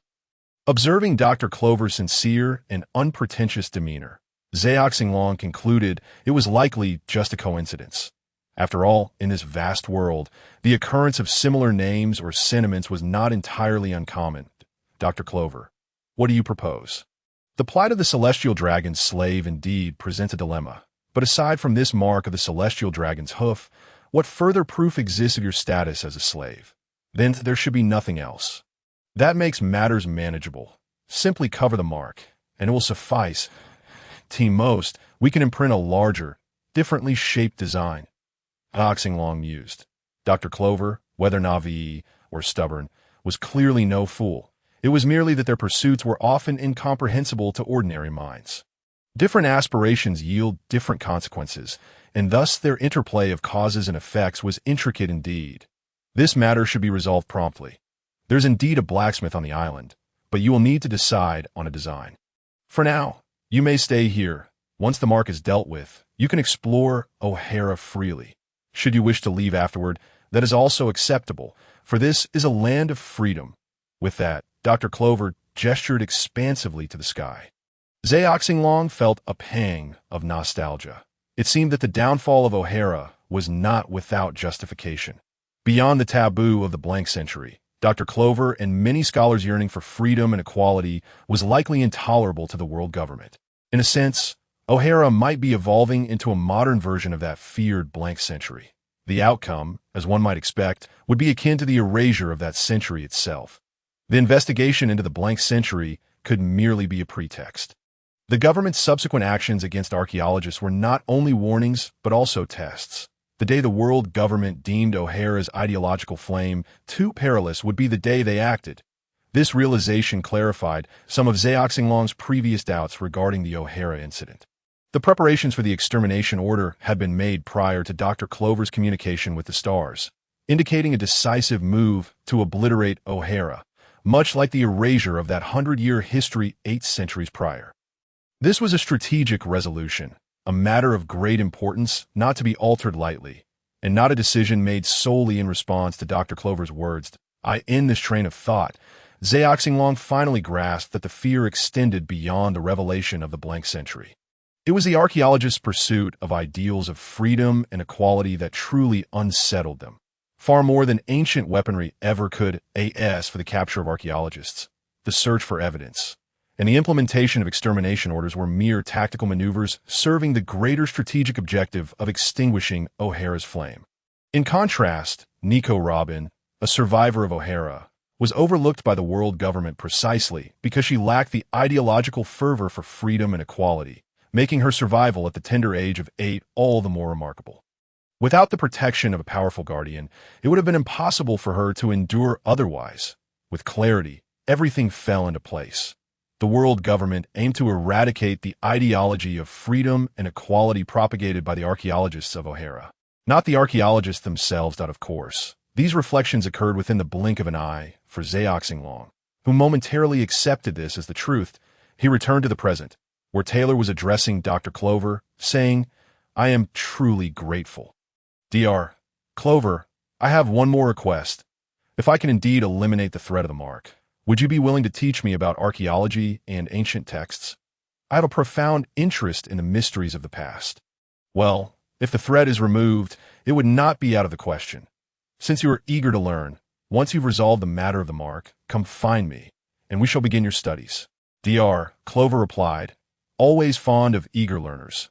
Thus, Taylor took up residence in O'Hara, though due to his height, he found it challenging to fit into the homes of the scholars, since his resurrection over 3 years ago. His giant lineage had awakened, resulting in a remarkable growth spurt, from a mere 1.3 meters to an impressive 4 meters, averaging nearly 90 centimeters a year. Zhao Xinglong found himself curious about just how tall Taylor might ultimately become. He was already taller than many, including the 3 admirals. However, in the realm of pirates, humans were not considered particularly large creatures, especially when thinking of the deep-sea dwellers that could range from dozens to hundreds, or even thousands of meters in size.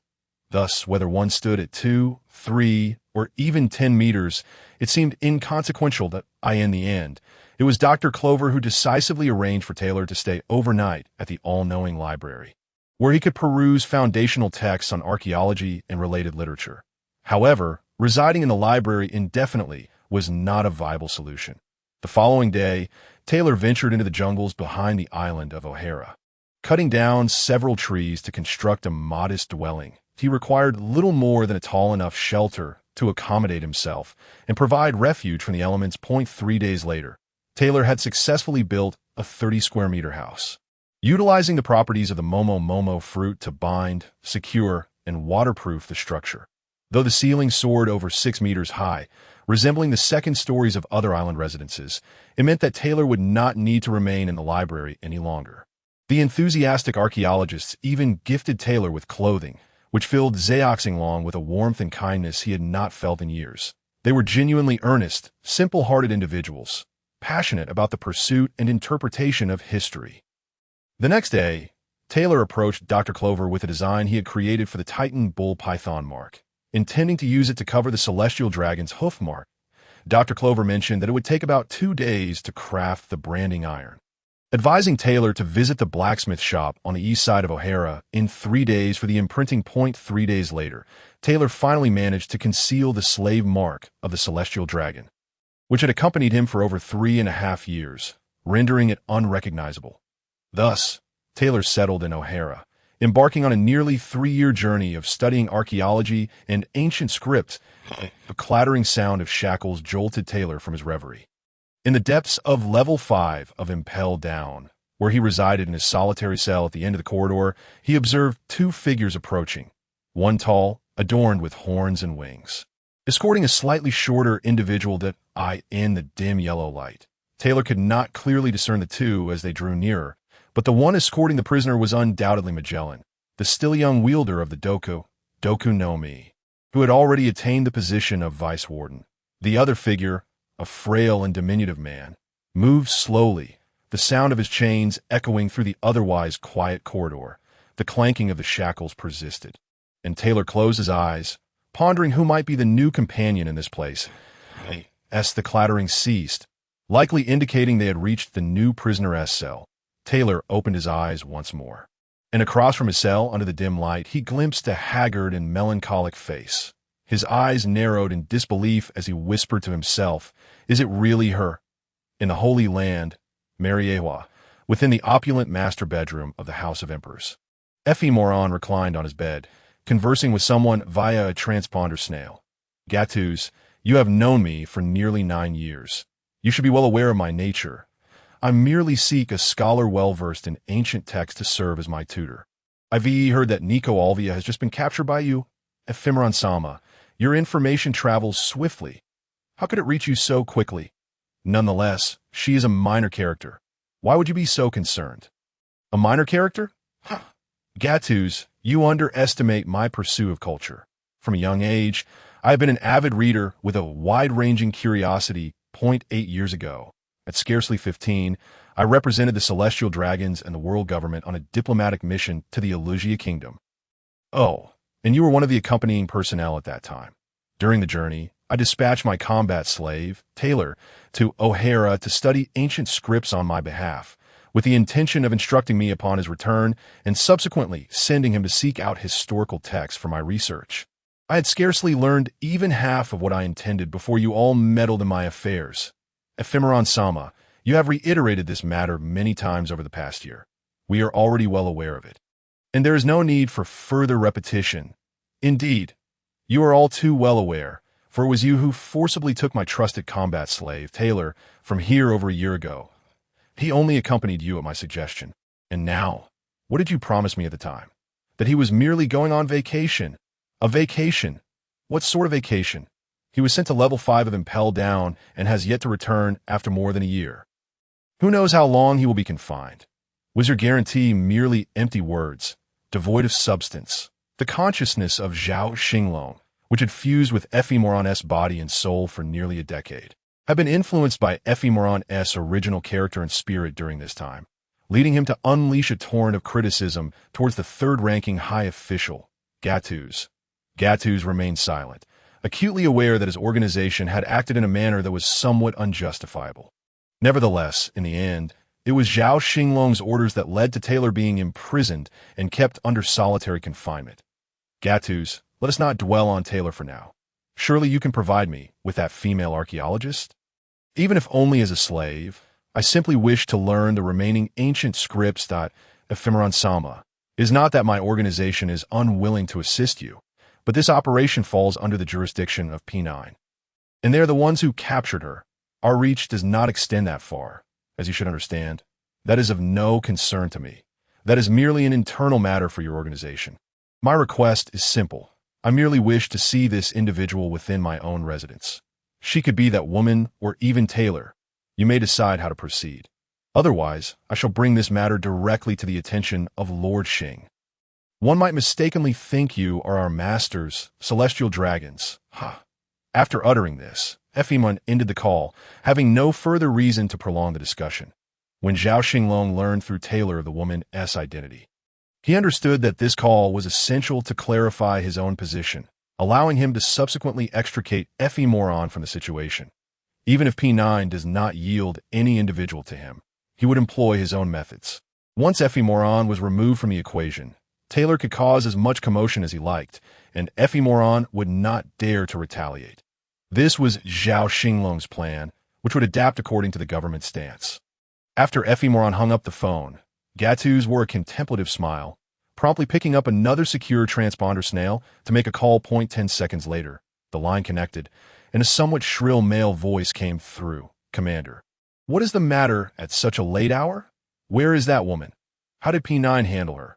Are you inquiring about her? We must thank Ephemeron-sama. Had he not specifically requested this woman, our organization would not have placed such importance on her.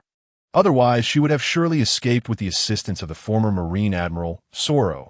Ha ha ha. Originally, Spandam intended to escort her to O'Hara for trial, but following orders from Lord Xing, she was directly imprisoned and impelled down. And she should already be there now. Excellent. Let that be the case. With that, Gattuso hung up the transponder snail, glancing at the clock on the office wall, which indicated it was already 11:30. After a moment's consideration, he decided to make another call. After nearly a minute, the call was answered, and Gattuso found himself looking at a displeased expression. Gattuso, is there something urgent? Lord Fire Old Star, I apologize for disturbing your rest at such a late hour. It is as follows. I just spoke with Ephemeron-sama, and he mentioned that the woman should already be imprisoned and impelled down. How should I respond to him? Is that so? It seems this slave named Taylor is quite exceptional, having gained the trust and favor of Ephemeron. Have you conducted an investigation into this Taylor? Sir, this Taylor's full name is Thomas Taylor, a collateral member of the noble Thomas family from the Kingdom of Rubnir in the North Sea. Considered a low-ranking noble, he was captured by human traffickers at the age of 4 and subsequently sold multiple times until he was acquired by us for human experimentation a year and a half later. He was deemed a failed experiment, yet for some reason, he was not executed but resold as a slave until he caught the attention of Ephemeron-sama, who purchased him in January 1489. Since then, Taylor has been in his service. At this point, Gattuso paused for a moment before continuing. Aside from the 3 years he spent alone studying archaeology and ancient texts from August 1492 to July 1495, he has been in the service of Ephemeron-sama for the past 10 years. And that solitary study was also suggested by Ephemeron-sama. It appears this is indeed not a simple matter. Such a straightforward background is rather suspicious. By the way, Gattuso, I recall I entrusted the handling of Taylor's situation entirely to you. Why was it that you did not employ your organization's usual direct methods and instead chose to imprison him and impel down? Lord Fire Old Star, you may not be aware of this matter. Let me report it to you at that time. The handling of Taylor was entirely at your discretion. Our initial inclination was indeed to deal with him directly, to resolve the matter swiftly and simply. However, Ephemeron-sama raised significant objections. Despite that, even if we risked offending him, we could have dealt with Taylor. Yet the chief scientist, Dr. Vegapunk, called me and explained that Taylor, as a subject of experimentation, held immense research value for them. They suggested that he be imprisoned and impelled down for periodic studies. So after much deliberation, we ultimately accepted Dr. Vegapunk's proposal, which also helped to pacify Ephemeron-sama's emotions, allowing us to smoothly transfer Taylor. Is that so? Very well, Gatus. Thank you for your hard work. IT is late. Do get some rest. I sincerely apologize for the interruption, my lord. Please, do take your rest. Additionally, there is no need to concern yourself with Xinglong. I shall speak directly with him tomorrow. That will suffice. With that, Huo Laoxing ended the call and, donned in his pajamas, settled into the single sofa in the living room, lost in contemplation. This situation is rather troublesome. Xinglong does require some clarification. Otherwise, if any issues arise, it would be difficult to account for it to my lord. Furthermore, why was there no report regarding Taylor at that time? Could it be that someone deliberately withheld this information? Perhaps I should review the situation first. If not, I will have Gatus investigate discreetly. This matter ought not to be made public. Well, it is not of monumental significance. With that thought, Huo Laoxing stroked his golden goatee, preparing to rise and retreat to his bedroom, only to pause again at the threshold of the living room, whispering, "No, Gatus is not safe either." The latter part of his thoughts was silently contemplated as he stepped out of the living room. Meanwhile, Gatus wiped the sweat from his brow in the office, deep in thought. The fact that the matter regarding Taylor did not reach Lord Huo Laoxing must indicate that my superior has concealed it. He should not yet possess such audacity that it is evident that the information was intercepted at an intermediary stage, but who possesses such influence? Moreover, is this news truly absent from my lord's awareness? Or has it simply not reached him? Gatus shook his head vigorously, unwilling to delve further. This is a grave matter, impossible to evade. He glanced at the phone bug still in his hand, set it in a corner of his desk, and covered it with a stack of documents. He then stood, adjusted his white suit, and exited his office. The organization's secretary, Lisa, remarked, "Lisa, I'm stepping out to attend to a matter and shall return in a few days." The young and beautiful woman at the door stood up, sweetly replying, "Understood, Lord Gatus." Gatus hurriedly departed from the office of P0, leaving the holy city on official business. At that moment, Lisa discreetly dialed an anti-eavesdropping phone bug beneath her desk. After a brief interval, the call connected without a sound. Lisa began to tap rhythmically and methodically on the tablet where the phone bug lay, and once finished, she promptly hung up, having spoken not a single word throughout the exchange.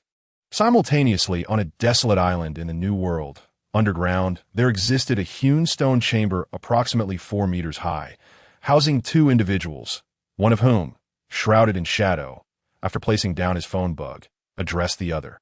Record that P0S Gatus has departed the holy city on official business. Estimated to return within a week, purpose and direction unclear, as if something significant is about to transpire in the Holy Land. The scene then fell silent once more, advancing into the city, LV5, at midnight 11:58. Taylor, who had been resting with his eyes closed, suddenly opened them, shifting his body toward the bars, the clanking of handcuffs and shackles ringing incessantly. Once everything had settled, Taylor called out to the cell diagonally across, "Hey, Sussy!" Olivia Onsan, the woman who had been bowing her head, abruptly lifted it, exclaiming toward Taylor's cell, "Who is it? Who are you?" Her excitement compelled her to rise quickly to the bars, but the weight of her shackles hindered her movement. After taking merely 2 steps, she stumbled and fell, yet disregarding her pain, she crawled to the bars, shouting once more, "Who are you?" Taylor edged closer, attempting to press his face against the bars, smiling as he addressed the woman. "Nico Olivia Onsan. Do you not remember me? I owe you my life from back in the day. You are? Could it be you are Taylor?" Zeta Taylor. "Haha, sister. You still remember me? How delightful. I truly did not expect to encounter you here. What a serendipitous reunion. Huh." Taylor spoke as if conversing with Olivia, while also reflecting upon the situation, laughing. "Taylor, were you not a slave? How could you end up here, especially in LV5? Even if you were a celestial dragoness slave. You should not be here. Sister, this is not a matter that can be succinctly explained. It involves many complexities, and if there is an opportunity in the future, I shall share it with you. However, I believe my confinement here is justified, as I am a serious offender, yet lack the strength to reach LV6. Thus LV5 has become my abode that I see. Then let us discuss it further when the opportunity arises. How long have you been imprisoned? Taylor, sister, I have been here for over a year now and have grown accustomed to ITAS for you. I fear it may take you some time to adjust. I am not overly concerned. I simply must return to O'Hara immediately. The government is about to launch a demon-slaying decree against O'Hara, and I must hurry back to warn them to flee. Has it already begun, sister? Not yet. I merely received word that they are about to initiate the decree, hence my intention to return. Could it be a trap? The government has laid a snare. How despicable. Well, there is no need to rush. It is all a ruse. Having been a mother for 8 years, Olivia at that moment bore no semblance of a mother, still resembling a child. Perhaps it was the prolonged separation from her daughter, Robin, that rendered her more childlike due to longing. The atmosphere grew quiet, which might have felt awkward to others, yet it seemed neither Taylor nor Olivia experienced any such discomfort. Taylor pondered for a moment, organizing his thoughts before speaking again. Sister, do you truly believe what I have said? Taylor, I believe you. I believe your words. For years ago, you foretold that Roger would become the pirate king, and indeed he did. You mentioned that the Golden Lion would wreak havoc at the Navy headquarters due to Roger's affairs, and indeed, 2 years ago, he did just that. These events have come to pass, that I end these 2 years. I've been contemplating how you knew of these events before they transpired. Could you be a user of the prediction fruit? Alas, how foolish I have been. Why did I not realize this back then? Otherwise, I would not have disregarded your counsel, leading to my current predicament. My life is of little worth. What a pity for O'Hara, and for my only 8-year-old Robin that I am not a good mother. I am unworthy, as Olivia spoke. She burst into tears, her anguish unrestrained. Sister, from Robin's perspective, you indeed may not seem like a good mother. However, I know she has always loved you. While I foresee that only Robin survives in the future of O'Hara, if you could also evade this calamity, it would bring her great solace. It now appears that you cannot return to O'Hara. Taylor, is there any way to escape? I realize this thought may be fanciful, but I truly wish to return to O'Hara. Everything I cherish is there. Sister, in truth, I am powerless as well. Ding, a system task has been issued. Please, host, complete the task of aiding Taylor and Olivia's escape from Impelled Down within 30 days. The system will assess the difficulty and duration of the task to determine the level, with rewards varying according to the level achieved, and no penalties for failure. Simultaneously, the long-forgotten system notification echoed in Taylor's mind. Taylor appeared somewhat taken aback. It had been over a year since he had heard any sound from the system, so much so that he had nearly forgotten its existence. Before entering Impelled Down, there is a linked series of tasks divided into 2 parts. The first, survival. The second, jailbreak. The second part seems to align with this new task, achieving 2 objectives with 1 action. However, escaping Impelled Down is relatively simple for me. Yet with Olivia in the equation, numerous variables arise, creating significant uncertainty. The new task does not explicitly state that escaping is a necessity. Thus, Olivia may find alternative means to leave Impelled Down, while I, on the other hand, must resort to breaking out. Well, first I shall inquire about Olivia to ascertain her situation and determine how challenging it would be to extricate her through ephemerin. Sister Olivia, what led to your capture and imprisonment in Impelled Down? Me? I was merely conducting archaeological research at a site in the New World when I was apprehended by the Navy. I managed to persuade the admiral escorting me to release me, but on my way back to O'Hara, I was captured by members of P9 and subsequently sent directly to Impelled Down. Sister, on which day were you captured by the Navy, and when did P9 seize you? Let me think. It should have been 8 days ago when P9 captured me, and 27 days ago when the Navy apprehended me. Why do you ask, Tyler? What is it you wish to know? Tyler smiled mysteriously and replied, I merely wish to discern who holds greater value in the eyes of the government, you or I. I ponder, if you are not concealing any special matters from me, you ought not to be here at all. Presently, you do not possess the same level of value to the government as I do, although perhaps that may change in the future. Sister, heed my counsel and strive to survive. I believe you will not remain here long, and soon you shall be free. Is that truly the case? Alvia questioned, somewhat incredulous, fixating her gaze upon Tyler. Tyler responded with a casual smile. Sister, rest assured, I guarantee you shall be out within 3 days. If not, I shall personally ensure your escape. His hearty laughter echoed through the corridor, resonating endlessly. On March 15, 1500 of the Sea Circle calendar, an extraordinary day for Zhao Xinglong. A certain spark was ignited. Last night, Tyler encountered Sister Alvia, and this morning Ephemeron received a call from Fire Old Star. Ephemeron answered the phone. Uncle Van Horst, greetings. What brings you to personally call me? We ought to check in on each other more frequently, but I've been rather busy lately and may have neglected you. For which I ask for your forgiveness. You rascal. Are you jesting with me? I have matters of importance to discuss. Fire Old Star, please share your concerns, and I shall do my utmost to assist. Hearing his title, Fire Old Star Van Horst frowned slightly, thinking to himself, this ephemeron is quite remarkable. He clearly distinguishes between personal and professional matters in his address, a rare quality in one so young. However, it seems he still harbors resentment from the previous incident involving Tyler. It is no wonder, for anyone in his position would be irritable. Yet, this lad appears to be wise, understanding the balance of interests.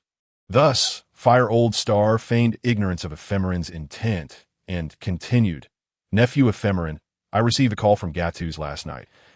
I asked they're not a way to resolve issues privately rather than escalating them to an irreconcilable state. Uncle, can you believe that scoundrel Gattu's has the audacity to come to you with complaints? How shameless can he be? Truly, he has lost all sense of dignity. Enough, Ephemeron. Let us focus on the matter at hand. Insults will not solve anything. Zhao Xinglong's consciousness within Ephemeron scoffed, thinking, if this qualifies as an insult, it must be due to a lack of experience. The pirate world certainly has fewer expressions of disdain. Perhaps a result of their inclination to act rather than chatter. Regardless, the skill tree for insults pales in comparison to that of combat techniques. Uncle, do you believe that P0 is bullying us celestial dragons? My slave Tyler, who I send in my stead to learn, is now under their control. Yes, that shameless Gattu's, who claims he is merely taking Tyler on an extended vacation, yet it has been 3 months. Or perhaps even longer. Even if I initially misunderstood, the date has come and gone. Where is he now? To call him shameless is an understatement. He has been avoiding me. Otherwise, I would not hesitate to confront him. Regardless of the outcome, Fire Old Star felt a headache coming on, contemplating, how did I end up with such a troublesome individual? I have heard that he suffered a traumatic experience in God Valley during his youth, resulting in a split personality manifested in 2 extremes. Since 1490, he has not exhibited such behavior. Could this incident trigger a recurrence? How vexing. Nephew Ephemeron, I understand your feelings regarding P0, but do try to empathize. Many times they are left with no choice. Uncle, I may not be well educated, but do not deceive me. I cannot even command them as a celestial dragon. It feels as though they are deliberately opposing me. Fire Old Star responded, Nephew, I must be frank. I have regarded Tyler as a brother for quite some time. That is why I was able to persuade him not to resist P0 when they came for him. I still do not know how he is faring in Impelled Down. He must be furious with me. I regret advising him to surrender. Otherwise, he could be soaring freely now. However, this is not merely about me wanting to confront P0. My current identity is not solely that of an individual. I am the head of the Russell family and a member of the Celestial Dragons that I cannot simply allow P0 to trample upon my dignity. I may sacrifice my own pride, but I shall not allow the reputation of the Russell family or the Celestial Dragons to be tarnished. His final words resonated with strength and conviction. At that moment, Fire Old Star Van Horst finally comprehended Ephemeron's relentless stance. It was not merely about an individual, but rather the reputation of his family and the Celestial Dragons. Such dedication is rare, particularly in the face of such treatment. He is a gem worth reporting to the higher-ups, for this lad has a promising future.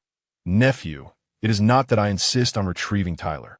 I previously told Gattu's to return to Cole Alvia, the genius archaeologist from O'Hara, as a gesture of goodwill to conclude Tyler's situation. Yet he still refuses to grant me this favor, which infuriates me. I am fully aware of Tyler's immense value. I understand his background well. I doubt I will be able to reclaim him, But he was imprisoned because he was learning ancient scripts on my behalf. For him to remain in P0 without providing me with an explanation is a blatant disregard for me. The Russell family and the Celestial Dragons.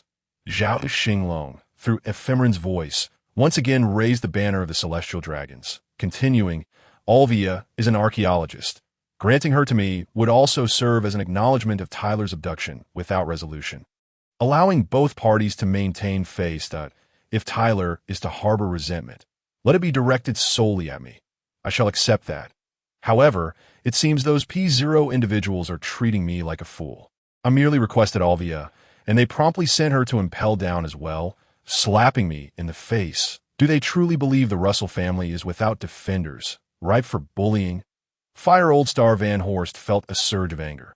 That scoundrel Gattuso has left me in the dark about this entire situation. How am I to placate Ephemeron? I shall deal with that rascal later. Nephew Ephemeron, this is the first time I have heard of such matters. You make some valid points. Tyler is indeed deeply entangled in this situation and cannot return to you. As for Alvia, I will confer with a few others and provide you with an answer by tomorrow. How does that sound? Uncle, I truly appreciate your assistance if this were merely a personal matter. I could endure it, but this concerns the reputation of the Russell family and the Celestial Dragons, and I find myself with no other option. I kindly ask for your understanding along with that of the other esteemed individuals. Very well, you shall await my news. Until then. Subsequently, the illustrious Fire Old Star Van Husset terminated the communication with the telephone bug, while I Fimalong exhaled a sigh of relief, revealing a peculiar, knowing smile. Should an outsider have been present, they would undoubtedly have concluded that I Fimalong was gravely unwell. That on the other end of the line, Fire Old Star attempted to reach Gattuso via the telephone bug, yet no one answered. I could see this moment. Taylor remained leaning against the wall of his cell.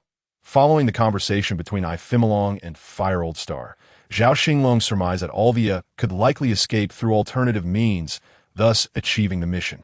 Although it would depend on whether Alvia could fully exit Impel Down, her fate would ultimately dictate her arrival at I Fimalong's location on the night of March 15, 1500 in the era of the sea. Taylor began to resist the influence of the sea prison stone shackles and unleash the powers of his fruit. Although he possessed greater resistance to the sea and sea prison stone due to his prior use of system items, having gained a total of 70 resistance from 235-point sea curse resistance scrolls, he still felt a sense of fatigue. Fortunately, the year and more spent wearing the sea prison stone shackles served as a peculiar form of training. While his strength's manifestation was still somewhat affected, he had largely regained control over his body. Taylor's giant bloodline factor had awakened 11 years prior, endowing him with formidable power. Even with a reduction of nearly 70 due to the sea prison stone, he ranked among the elite in human strength, making an escape quite feasible. The ability of the mimic fruit had awakened 2 years 8G as anticipated. It allowed him to replicate the powers of 2 fruits at 80 efficacy. Although it did not equate to the full effect of possessing 2 fruits, the difference was marginal. This 80 refers to the upper limit of fruit abilities, rendering it indistinguishable from dual fruit powers until that threshold was reached. Over a year ago, just before Taylor was to be cast into Impel Down, he abandoned the imitation of the fish fruit, Azure Dragon form, opting instead to mimic Queeze's cold fruit after the 3-day cooldown period. Cold was the most effective weapon against the sea. Zhao Xinglong reflected on which fruit abilities could effortlessly thrive upon the ocean, undoubtedly pointing to the now-promoted Vice Admiral Kazan of the Navy. While the ice fruit may not be the strongest of the natural fruits, it is certainly the most adept for survival at sea.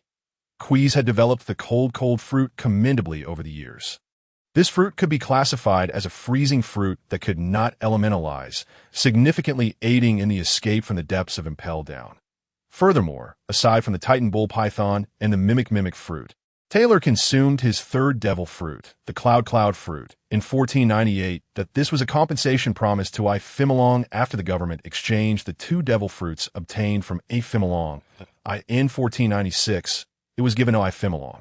And upon Taylor's return from Wano country to the Holy Land in 1498, he utilized the Cloud fruit. This was not merely Zhao Xinglong's reckless experiment with Taylor.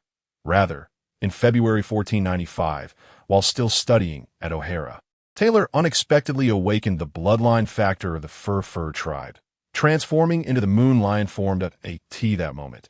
Zhao Xinglong realized that Taylor possessed at least 3 bloodline factors within him, in addition to 3 soul bodies, granting him the potential for 3 devil fruits. Given the uniqueness of the mimic fruit, Taylor could be regarded as the only 4-fruit user in the pirate world. Zhao Xinglong was also aware that within Impel Down, there resided an individual with grand ambitions plotting to escape the notorious prison. Within level 6 of Impel Down, in an isolated cell, lay a man, his hands and feet shackled, making it difficult for him to rise. This individual sported long golden hair, a ship's wheel atop his head, and a tuft of golden beard resembling an octopus starfish beneath his chin. He was in a state of meditation. The legendary pirate, captain of the Flying Sky Pirates, the great pirate, Gold Lion Shiki, who had been captured over 2 years ago by the combined efforts of Garp and Sengoku. This was the legendary figure who had successfully escaped from Impel Down before September of this year, in the original narrative. While meditating, he too was devising methods and routes for his escape. As the night deepened, Shiki produced his 2 swords, Sakura Ten and Muku Kaze, from seemingly nowhere. After scanning his surroundings and confirming no one was present, he cautiously struck at the sea prison stone shackles. With 2 ringing sounds, the swords were deflected, yet the shackles remained unscathed. Fortunately, his strikes lacked great force, preventing any significant noise or damage to the blades. Holding the twin swords, Shiki contemplated the sea prison shackles before glancing at his own feet. His resolve tinged with hesitation. He raised and lowered his hands several times before ultimately sighing and shaking his head. Indeed, severing one's own feet was a profoundly difficult decision, particularly when not at a life-or-death juncture. Such human nature was only to be expected. Furthermore, Zhao Xinglong would never allow Taylor's body to remain passively awaiting the world government's continued experiments. Zhao Xinglong had devised 3 plans for escaping the Impel Down prison.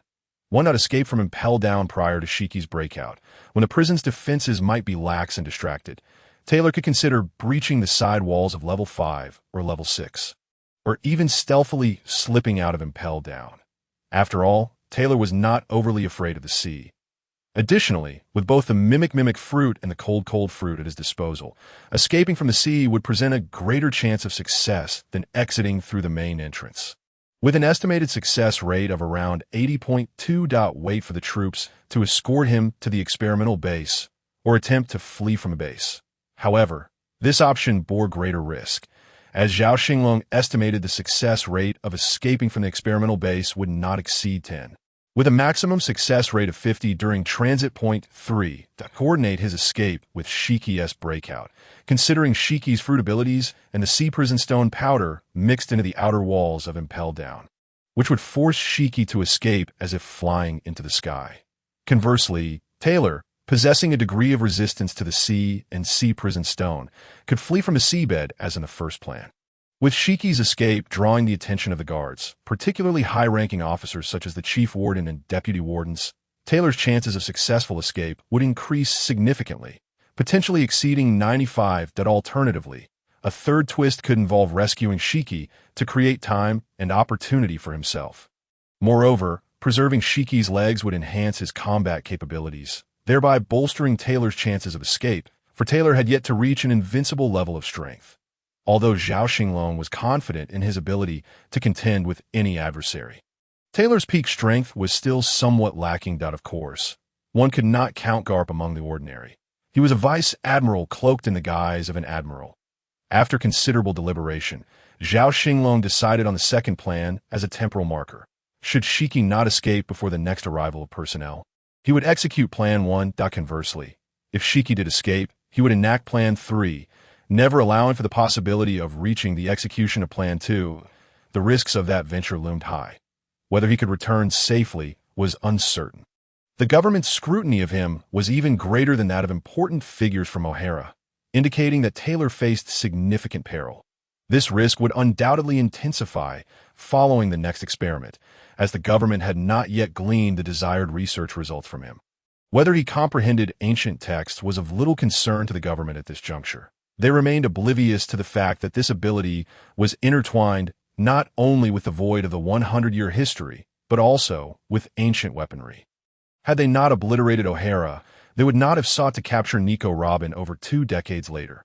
For the time being, Taylor would remain in quiet anticipation, awaiting Alvia's escape, Shiki's actions, and the dawn of a new day.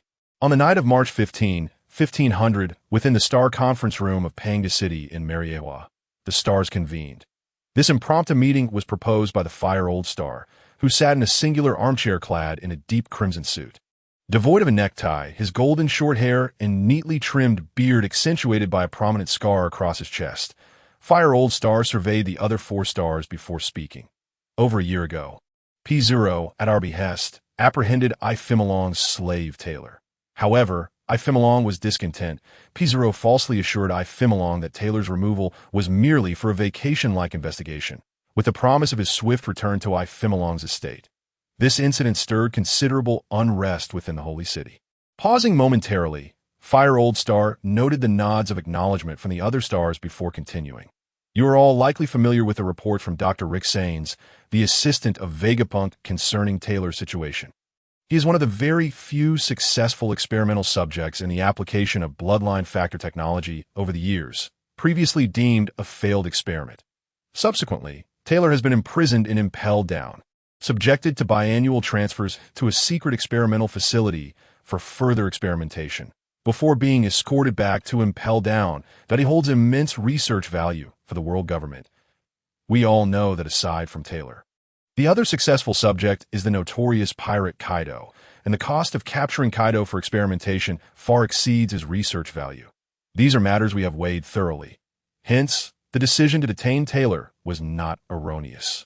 At least to this day, I still believe there is no fault in that. Fan Huicite, may I inquire as to the purpose of today's impromptu celestial assembly? The elderly figure of Rosroda Rubin, clad in a dark suit, with a mane of white curls and a voluminous white beard, topped with a flat cap, posed the question, a distinct scar marring his left cheek. The others turned their gazes towards the fiery elder. Fan Huicite, meeting their eyes briefly, Fan Huicite collected his thoughts and continued. Earlier this morning, I had a conversation with that little rascal, Ifimilong. Initially, I presumed he sought merely to extract further benefits, perhaps even to reclaim Taylor. However, Ifimilong presented a rationale that left me momentarily speechless. What rationale could possibly outweigh the interests of the world government and the celestial dragons? Fan Huicite. If you find yourself incapable, I shall personally discuss matters with that young lad. Interjected the fiery elder, Peter Gonshur, his temperament somewhat volatile, dressed in a deep blue suit, his straight white hair cascading down, with 3 long strands of white beard. Gonshur, do temper your impatience, and allow me to finish. Fan Huicite retorted before elaborating. Ifimilong cited the actions of P0.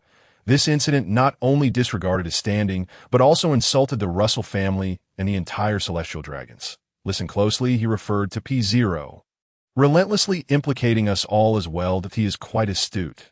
Despite knowing our commands, he refrained from positioning us as adversaries, instead aligning himself with us on the same front. His accusations against P0 for insubordination and deceiving the Celestial Dragons, our master bitten by his own hound without any recourse, could severely tarnish our reputation, rendering us the subject of ridicule for those who eagerly await our downfall. What, then, do you imply, Fan Huicite? As you indicated, Taylor, that slave, cannot possibly be returned to him. Is there no alternative compensation? Inquired the wooden elder. Devon Lukasiki, attired in a deep green suit, his bald head accentuated by 2 mustache-like tufts, a prominent birthmark gracing his forehead. Lukasiki, this is one of the reasons I propose convening this celestial council. Ifimilong previously suggested a solution, to substitute the recently captured archaeologist, Nicole Olivia, in place of Taylor. This is his non-negotiable demand. Nicole Olivia, from O'Hara, Gonshur queried. Indeed, Gonshur, and I have already instructed the Navy to prepare the extermination order 2 days prior, was a reply from the earthy elder. Reuben, who then turned to Fan Huicite with another question. What could have prompted Ifimilong to make such a request? Fan Huicite. After all, you were the one who initially introduced him to the Celestial Dragon Society. And your acquaintance with his father, Russell Silland, runs deep. What is the intent behind Ifimolong's actions? I suspect he has two considerations. First, the dignity of the celestial dragons must be preserved. There must be reciprocity, lest we appear undignified, allowing this matter to fade. Second, Ifimolong values Taylor solely for his proficiency in ancient scripts, a skill irreplaceable by his other slaves. Should he acquire Olivia, this gap would be filled, satisfying both his need and the facade of celestial dragon dignity. As for any minor losses he incurs on our star, he may not even perceive them as such. That lad is quite shrewd.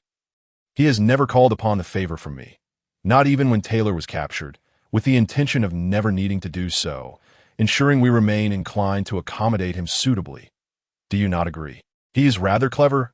Indeed, Fan Huicite, your insights reveal that this lad possesses his own system and strikes a suitable balance. However, while Nicole Olivia may not match Taylor's value, her connection to O'Hara is significant. Lordum has made it clear that the flame of O'Hara must be extinguished. Is it wise to leave Olivia intact? Lukasiki raised his concerns. Ifimolong is also a flame of the celestial dragons. Lordum has urged us to keep a watchful eye on him. Gonshur quickly countered, momentarily stalling the discussion at this juncture. Fan Huicite interjected, "Gentlemen, please remain calm. That I pondered for half a day yesterday and conceived a proposal for your consideration. We could offer Olivia to Ifimolong as a slave, albeit with restrictions on her movements. She would be confined to Ifimolong's residence, prohibited from leaving the estate, let alone departing from the holy city, while we retain the authority to summon her for questioning at any time. That seems a reasonable compromise. Should Lordum express any dissent, we can address it promptly, at which point Ifimolong would have no recourse. I second this proposal," declared Reuben, the earthy elder, the first to endorse Fan Huicite's plan. "I second it. I second it," echoed Gonshur and Lukasiki, the watery and wooden elders, respectively.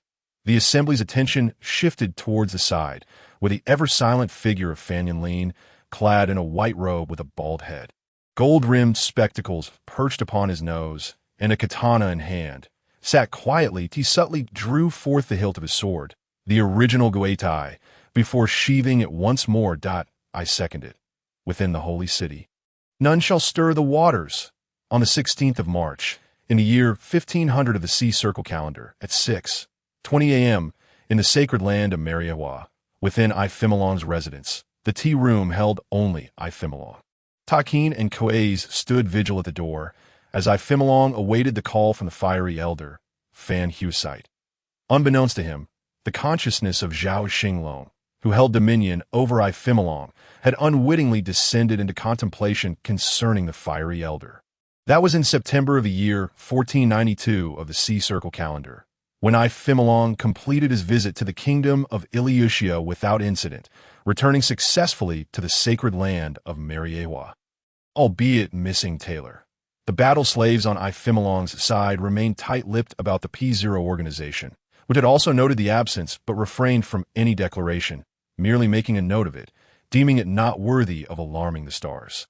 The oversight fell to the surveillance unit within the P organization for subsequent monitoring, but in October of the same year, while engaging in basic exercises in the courtyard of his residence, Ifimolong heard the frantic call of his steward. "Seafield, my lord, Master Ifimolong, Master Ifimolong."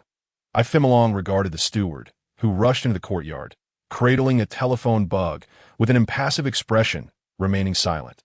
Zhao Xinglong recognized the elder steward's steadfastness and knew he would not overstep his bounds without just cause. However, it was imperative to prevent this old servant from perceiving his master as overly benevolent, lest he become presumptuous in the future, leading to disastrous consequences. In this regard, it was for the steward's own good. The venerable steward, perceptive as ever, gleaned much from Ifimolong's stoic demeanor and promptly prostrated himself before him, exclaiming, "I am a wretched old servant. I am a wretched old servant. It was not my intention to contravene the master's regulations. This matter is of great importance, and I could only seek the master's divine judgment. What is the matter?" Earlier, the secretary of the fiery elder called, urging you to return the call to him at your earliest convenience. Upon hearing this, Ifimolong's expression grew grave as he glanced at Ceasefield, taking the telephone bug from his hands, stating, "Indeed, this is not a matter for you to decide. Do not blame yourself." Pausing for a moment, he continued, "Ceasefield, how many years have you served in our Russell residence?" "Over 30 years, my lord." "Ah, indeed. You are a long-standing member of the household, having witnessed my growth from infancy. A.S. the steward, you must uphold your dignity, unlike those mere slaves. Moreover, you are advancing in age. Refrain from dashing about the estate. Should you stumble and injure yourself, it would be most unfortunate. In the future, should similar occurrences arise, it would be prudent to inform the guards at the entrance first, allowing them to notify me. The estate cannot do without your stewardship." Ifimolong gently admonished, or perhaps warned, the old steward, stirring deep emotions within him. The steward quickly bowed in gratitude, saying, "What merit or virtue do I possess to deserve such kindness from you?" "My lord, I am truly unworthy. From now on, I shall serve you tirelessly, even to the point of death." "Ceasefield, you exaggerate. Do not be so modest." "Rise," Ifimolong replied, pulling the steward up amidst his astonished expression. "Now, go, and rest over there for a while. I shall return the call to the fiery elder." "Thank you, my lord. Thank you." Field obediently made his way to the chair in the courtyard to rest. Ifimolong, on the other hand, was a venerable elder of the Star of Fire, who activated the communication device, awaiting a response. After a brief moment, the call connected, and it was the secretary of the Star of Fire, Saint Ifimolong. "Please hold for a moment while I fetch the communication device for the Star of Fire." "Thank you. I appreciate your assistance." A minute later, a voice, tinged with the weight of experience, emanated from the device, closely resembling that of the Star of Fire. Ifimolong promptly responded with gravity. "My lord, you summoned me?" "Ah, young one, you have performed admirably these past 2 years, displaying discernment and restraint, remaining low profile and composed." Upon hearing this, Zhao Xinglong's mind was not filled with joy, but rather with caution. He thought to himself, even in humility, "My subtlety has drawn the attention of these old-timers. This may not bode well." However, the fact that the Star of Fire personally contacted me and praised my efforts surely indicates that something beneficial is on the horizon. Best to observe for now. Consequently, Ifimolong replied with a more humble tone, "My lord, you flatter me excessively. I am but a child of not yet 15 years, in dire need of your guidance and care." "Huh, you rascal," attempting to play coy with me. "Ha! Now let us discuss serious matters. You are aware of the Celestial Dragon Assembly, yes?" "The Celestial Dragon Assembly? I have a vague recollection. I believe I heard my father mention it during my childhood. Is it not the highest round table of the Celestial Dragons?" Within the dusty recesses of Ifimolong's memory, Zhao Xinglong unearthed a fragment of information regarding the Celestial Dragon Assembly. "Indeed, Ifimolong, you speak correctly. It is that very assembly. You may not recall it well, but I am an old friend of your father's. Prior to my ascension, he was also a member of the Celestial Dragon Assembly. Alas, your parents suffered grave injuries during the Divine Valley incident and were left with lingering afflictions, which led to their untimely demise." At this moment, Zhao Xinglong glimpsed a blurred figure within Ifimolong's memories: golden short hair, a golden beard, and a diagonal scar across the chest. This was a man with whom Ifimolong's father would occasionally share drinks and conversation. "Are you Uncle Howard Van Horst?" "Ha, young one, you still remember your uncle? Quite the feat." "Ha, Uncle Van Horst, please do not jest at my expense. I was but a child then, and many memories are but a haze. Were it not for your reminder, I would have truly struggled to recall that. I beg your understanding." Zhao Xinglong did not hesitate, swiftly leveraging this connection with Ifimolong's nephew. "The reason for my call is to inform you that the Celestial Dragon Assembly will convene this November, a gathering held every 4 years.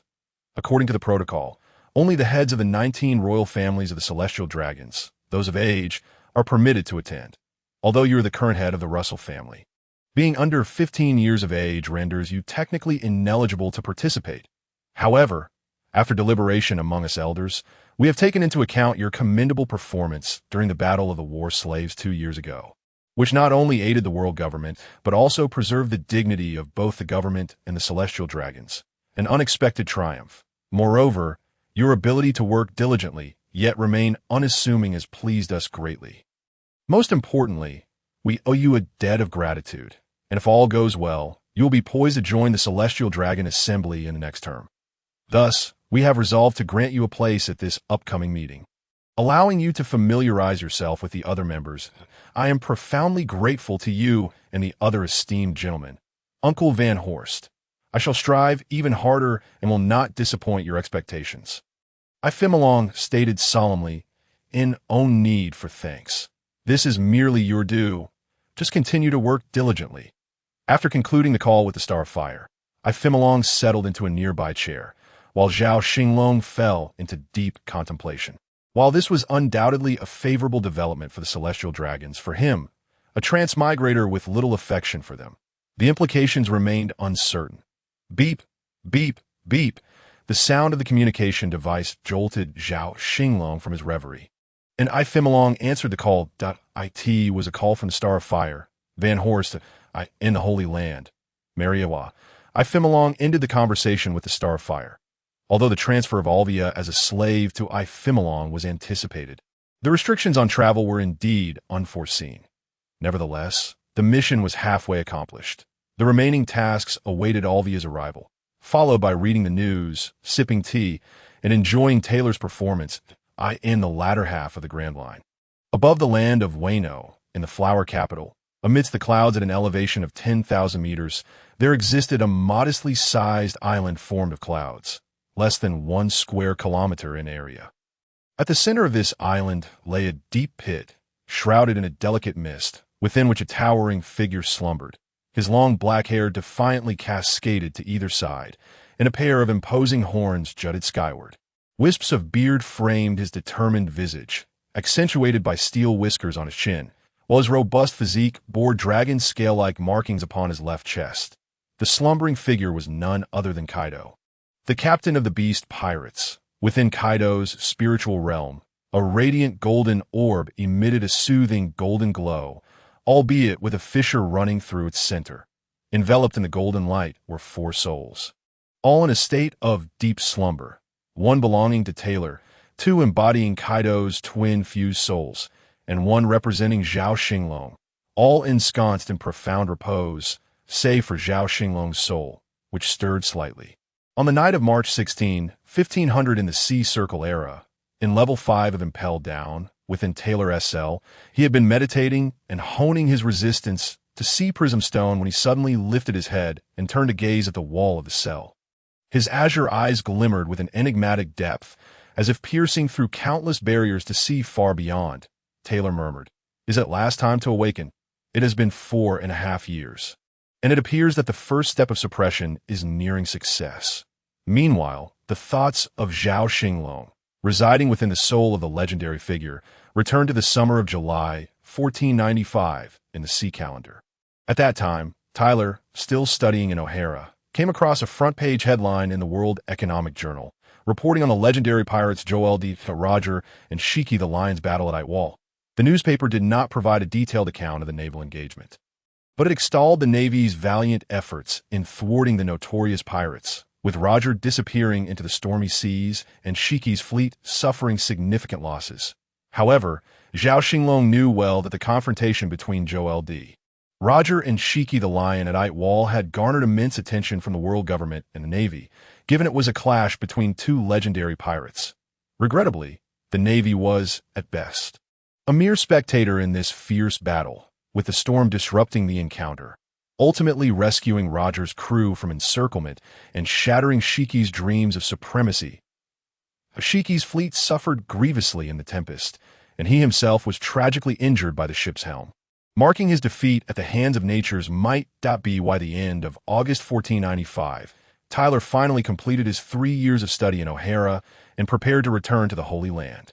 Meanwhile, Xinglong, who had attended the Celestial Dragon meeting 3 years prior, had become a provisional member, set to officially join upon turning 18. Next year, Xinglong would reach that age, participating in the Celestial Dragon meeting as a full member, making this year exceptionally critical. His status would play a pivotal role in Zhao Xinglong's safe ascent to supreme power and strength. Thus, having acquired knowledge, Tyler bid farewell to his mentor, Dr. Clover, and to scholars like Basri, Hark, Graham, Rashi, Rhett, Hoka, Zadi, and others who had imparted their wisdom. He also said goodbye to the little Robin, who, at just 3.5 years old, occasionally cried. As he departed, Robin clung to Tyler's ankle, weeping bitterly.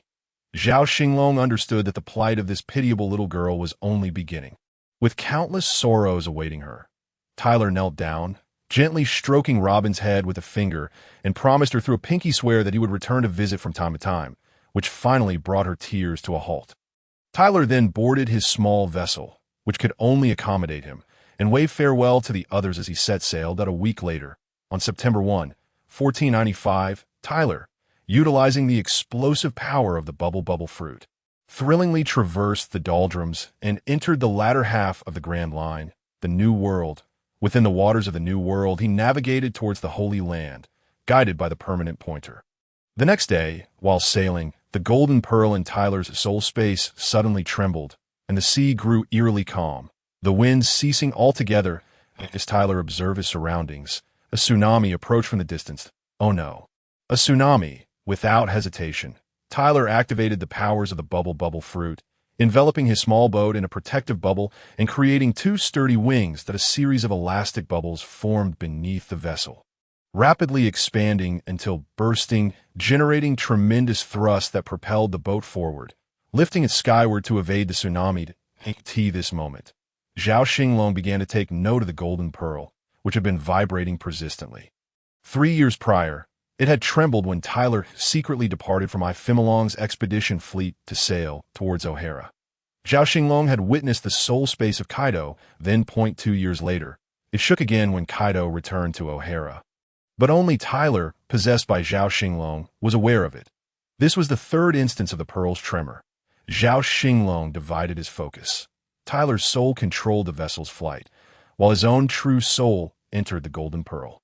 Once again, Zhao Xinglong felt the presence of his true soul in another realm and could perceive all that transpired there through it was still Kaido's soul space, and through the golden pearl.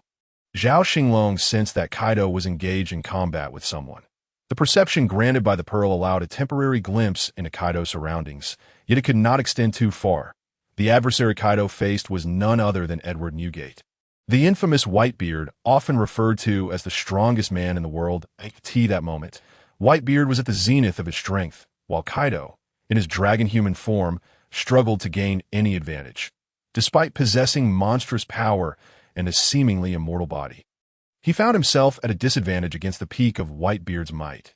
This was, however, a result of Whitebeard's restraint, as he showed mercy due to their past camaraderie. The overwhelming force of Whitebeard's tremor fruit clashed with Kaido's club, causing the small island to be utterly devastated. Moments later, Zhao Xinglong could no longer sense the external world through the golden pearl and felt a tinge of regret, knowing that the battle between top-tier pirates was a rare spectacle. Although he yearned for a closer view, Zhao Xinglong understood that such a fierce confrontation was beyond his current capabilities. Thus, Tyler piloted his ship swiftly away, continuing towards the Holy Land. 10 minutes later, the golden pearl ceased its tremors, and Zhao Xinglong lost contact with the true soul within Kaido's space out on the sailing vessel. Zhao Xinglong pondered that one day, when his strength was sufficient, he would seek out Kaido to unravel the mystery of the other soul. However, Zhao Xinglong was unaware that the battle between Kaido and Whitebeard would continue for another 4 days. On September 5, on the devastated island in the New World, Kaido, having just endured a grueling 7-day and 7-night battle, lay panting on the ground after yet another defeat at the hands of Edward Newgate, murmuring, "That old monster! Alas, you couldn't kill me either. Whirro. It seems I'm the greater monster." He then erupted into a fit of coughing. In the distance, the Moby Dick, captained by the formidable Whitebeard, was departing the island. Whitebeard, in the prime of his life, sat in his grand seat, catching his breath, exclaiming, "Kuhu! That rascal Kaido is truly resilient. No wonder he cannot be killed. Kuhu, sons, let's celebrate." Having just stifled his cough and feeling utterly drained, Kaido continued to boast, "Indeed, no one can kill me. Not Newgate, not Roger, not Garp, not Sengoku, and even Captain Rocks cannot. Whirro, whirro, whirro. Yet at that moment, Kaido's eyes gleamed red, exhibiting an unusual intensity. A minute later, despite his injuries, Kaido transformed into a dragon, soaring toward the heavens, droplets of crimson blood trailing behind him. As he flew through the clouds, Kaido drew closer to the Holy Land of Mariewa. A day later, roughly 300 kilometers from the Holy Land, Kaido, now at an altitude of 10,000 meters, discovered a small sky island. Resuming his original form, he stood at the edge of the island, his eyes still ablaze with red, gasping for breath as he declared, "I'm the strongest creature alive. No one can kill me, not even myself." On September 6, in the Holy Land of Mariewa, Tyler had just returned 2 days prior. At that moment, he was exercising in the backyard with Ifimilong and others. Unlike the typical rotund celestial dragons, 17-year-old Ifimilong stood nearly 2.1 meters tall, his muscular physique exuding strength and balance. His chestnut hair was casually tied back in a ponytail rather than styled into the traditional topknot. With sweat glistening on his body, Ifimilong sat down to wipe his brow with a towel. The now 6-meter-tall Tyler also paused his workout to rest alongside him. Meanwhile, Takin and the other 3 continued their training. Tyler's 3-year absence had seen him surpass even Takin, who had diligently honed his skills. This development instilled a sense of urgency in them, especially Takin, who in their earlier days had been nearly equal in talent and strength to Tyler, leaving him both envious and in awe. However, in the next instant, the golden orb in Taylor's mind trembled once more, reminiscent of its quaking 5 days prior, and then began to vibrate rhythmically. Meanwhile, the exuberant Kaido leapt down from the small sky island. Coincidentally, directly below the sky island lay a small isle, and with a resounding crash, Kaido plunged headfirst into it, creating a deep pit over 10 meters in depth, rendering him unconscious. At this moment, Kaido remained oblivious to the fact that within his own soul space, a golden orb, nearly identical to the one in Taylor's soul space, was also vibrating. This scene was fortuitously witnessed by patrolling Navy officers, who promptly reported it to Admiral Steelbone Kong at Navy headquarters. In response, Admiral Steelbone Kong dispatched Rear Admiral Borsellino, who was currently on rotation at the G1 branch, to hasten to the scene to AT this time. Borsellino had yet to adopt the moniker of Kizu, nor had he perfected his acting prowess as he would 2 decades later. In that moment, Zhao Xinglong, the core soul within Taylor's soul space, sensed an anomaly. Before him, a dazzling sight unfolded. Unlike before, 2 distinct soul spaces emerged within his perception, both crowned by a golden orb radiating golden light. The distinction lay in the fact that one orb's left half was solid while its right half appeared somewhat ethereal, whereas the other orb's right half was solid and its left half ethereal, resembling 2 incomplete golden orbs. Moreover, the patterns adorning them were slightly different. One space was familiar to him as Taylor's soul space, while the other was a blend of the strange and familiar, housing a dual-born soul entity. Upon glancing at this entity, Zhao Xinglong immediately recognized it. The figure bore a pair of curved horns, a jaw adorned with steel whiskers, 2 long beards beneath its nose, and a mane of unruly black hair. It was the formidable Kaido, one of the future 4 emperors and captain of the beast pirates, whose soul entity was connected yet distinct, marked by contrasting expressions and eyes. One pair was normal and composed, while the other glowed a fierce crimson, exuding brutality, with a green dragon coiled around the dual-born soul entity. Ding, body scan, qualified. Soul scan, qualified. Initiating binding of the Fate Twin system. Ding, binding complete. Host, please activate the system promptly. Within Kaido's soul space, Zhao Xinglong pondered the unfolding events, contemplating the absurdity of the situation. However, a plausible explanation emerged. Both golden orbs were not whole. Each possessed only a solid half, while the other half remained illusory, thereby creating a sense of unreality. Each half of the golden orb contained a manifestation of his core soul, suggesting that when the orbs were whole, he, like Taylor, Ifimilong, and Kaido, existed in a dual-born state. Upon their division, they became 2 separate soul entities, Yet the primary consciousness remained singular. This elucidated why the orbs housing Taylor and Kaido also embodied a dual-born soul state. This was evidently intentional rather than coincidental. Simultaneously, Zhao Xinglong's soul within Taylor's soul space quietly inquired, "How can I activate the system?" Yet, the so-called Fate Twin system remained silent. Unresponsive to Zhao Xinglong's attempts to invoke it, he could not help but feel frustrated by the lack of guidance or hints for activation, which left him feeling quite vexed. Consequently, Zhao Xinglong resolved to disregard the system for the time being and focused instead on strategizing his future development. Meanwhile, the half-orb within the bodies of Kaido and Taylor pulsated with unusual intensity, as Taylor's golden hemisphere seemed irresistibly drawn towards its other half. This peculiar situation led Zhao Xinglong to contemplate whether he should orchestrate a meeting between the two corporeal forms in order to address the orb's tremors and unravel the mystery surrounding its true nature, which bore a striking resemblance to a pendant he had worn in his previous life, one of the few remnants of his past that lingered in the pirate world. 10 minutes later, Kaido's soul began to quiver. Within this soul space, Zhao Xinglong's perspective suddenly shifted back to the golden world, presumably inside the golden orb. Sensing Kaido's soul consciousness stirring to awaken, the orb retracted Zhao Xinglong's soul entity within it. Through the orb, Zhao Xinglong observed Kaido regaining consciousness. Moments later, a massive hand emerged from the pit, as the strongest creature, Kaido, clawed his way out, bloodied yet defiantly laughing. "Worororo. Indeed, no one can kill me. Not even myself. Worororo." At that moment, a golden light descended from afar, swiftly converging before the pit Kaido had created. Gradually, a figure materialized, clad in a black and white striped suit, wearing a wide-brimmed black hat, draped in a long coat. With a somewhat disheveled appearance, stubbly beard, and a cigarette dangling from his lips. Through his perception within the golden orb in Kaido's soul space, Zhao Xinglong beheld the scene outside, recognizing the individual who would later be mocked online as the admiral who squandered his salary. Kizaru, Bursanode.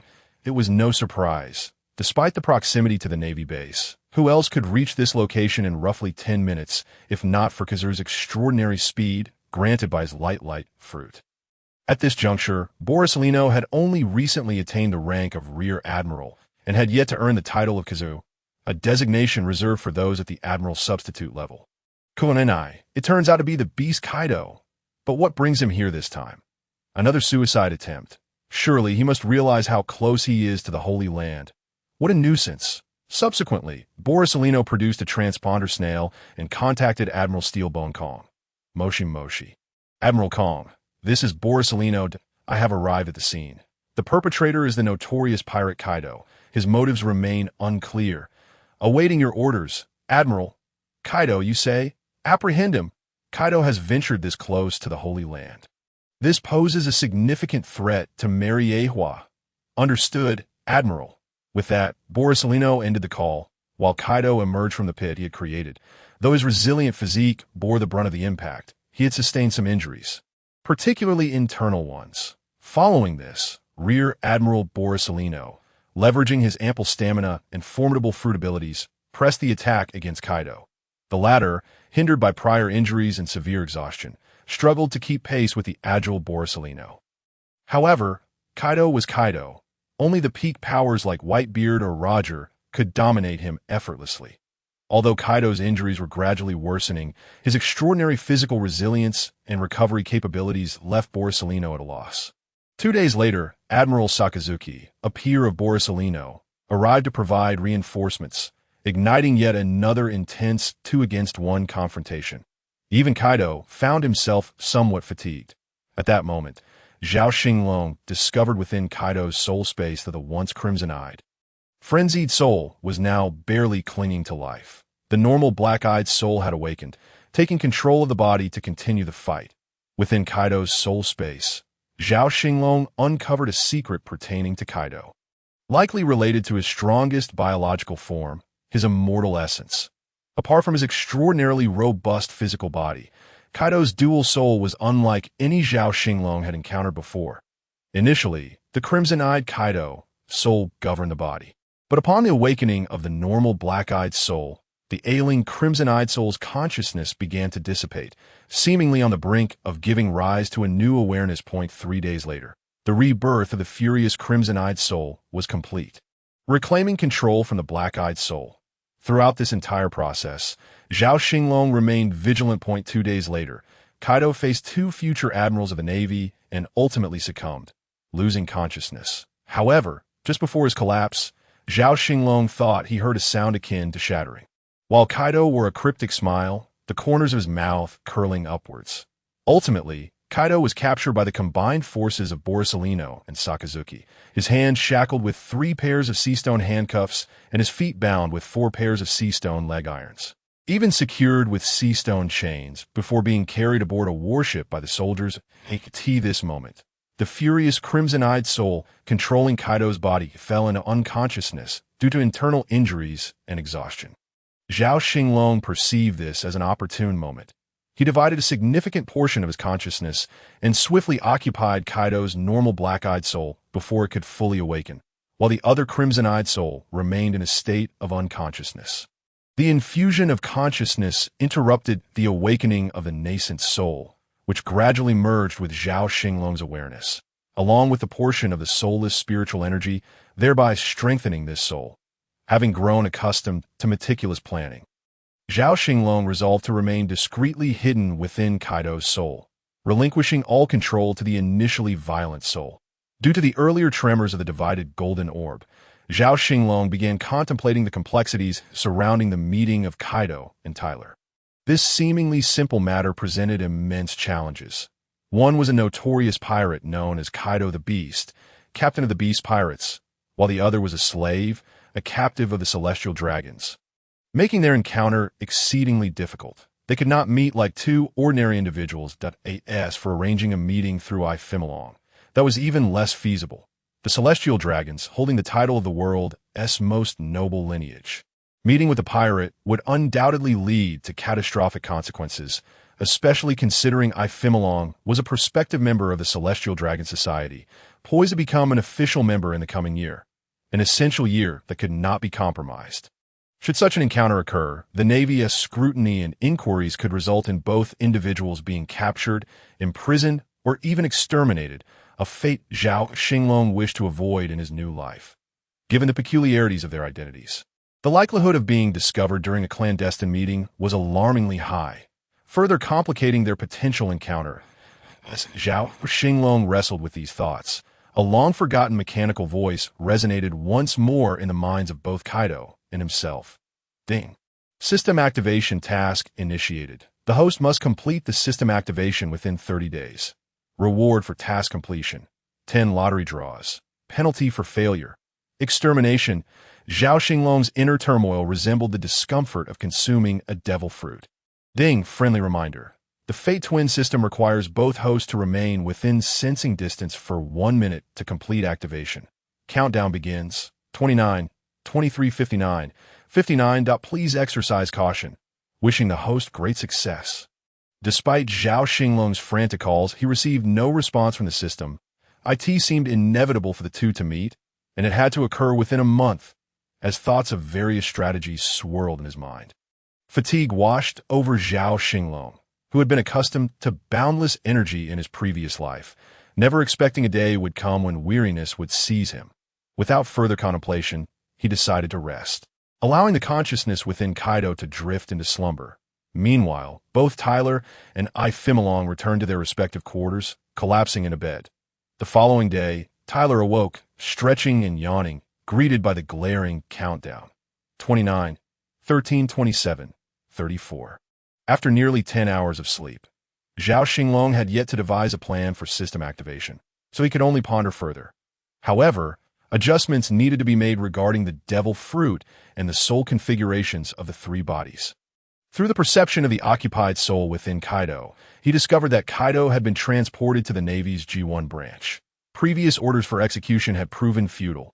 Ultimately, the world government decided to imprison him in the underwater prison of Impel Down, with Admiral Zifa and Rear Admiral Borsalino personally escorting him through Mariewa to the first half of the Grand Line's Impel Down deep-sea prison. according to messages relayed by the butler and feedback from Zhao Xinglong's soul within Kaido's soul space. It was projected that in approximately 7 days, the Navy would escort Kaido via Mariewa to impel down. Thus, Zhao Xinglong resolved to venture below a day or two in advance, scouting the area before orchestrating a chance encounter, minimizing the likelihood of arousing the world government's suspicions. Additionally, he planned to bury the soul fruit and the dissipation fruit on a small island, hoping that Kaido might take them upon his escape. Zhao Xinglong firmly believed that the dissipation fruit would realize its utmost potential only within Kaido's formidable body, while the soul fruit would likely aid him in seizing both Kaido's body and soul. Following this, Xinglong, after a 3-year absence from the West Sea, finally emerged from his quarters. Zhao Xinglong, now in the pirate world, was about to embark on his first excursion through the holy land of Mariewa. Although he had absorbed most of Xinglong's memories, there was still aspect he was unaware of to prevent any slip-ups. Xinglong was accompanied not only by Tyler, Takin, and Cuz, but also by his butler. Field, shortly after departing, Xinglong fortuitously encountered Ilphus, who was also wandering through Mariewa. Zhao Xinglong could hardly recall this individual. Although he had defeated Ilphus's combat slave in the previous slave battle, he did not truly know him. It was only when Butler Field reminded him that he recognized Ilphus as the cowardly bully. Zhao Xinglong found no interest in such a loathsome character, reminiscent of his former self. Just then, an irritating voice interrupted. "Oh, isn't this our illustrious Xinglong? I heard you were attacked during your previous visit to the West Sea. How's your recovery been? It's been 3 years, right? Have you healed?" Xinglong, disinterested in this nuisance, took a step to the right, intending to pass by Ilphus, only to have the audacious fool leap into his path, sporting a smug expression. Zhao Xinglong chose to ignore him. The 16-year-old brat failed to pique his interest, as his priorities lay elsewhere. Xinglong took another 2 steps to the left, unwilling to engage with the scoundrel, yet Ilphus stubbornly followed, prompting Zhao Xinglong's temper to flare. Consequently, Xinglong swiftly delivered a slap to Ilphus's hood. Although the hood did not shatter, a distinct crack appeared at the point of impact, and the force of the blow sent Ilphus tumbling to the ground, rolling twice in the process. Xinglong paid no mind to the fallen Ilphus, merely casting a fierce glare his way as he walked toward the outskirts of the holy city, muttering in Huaxia, "That hurt."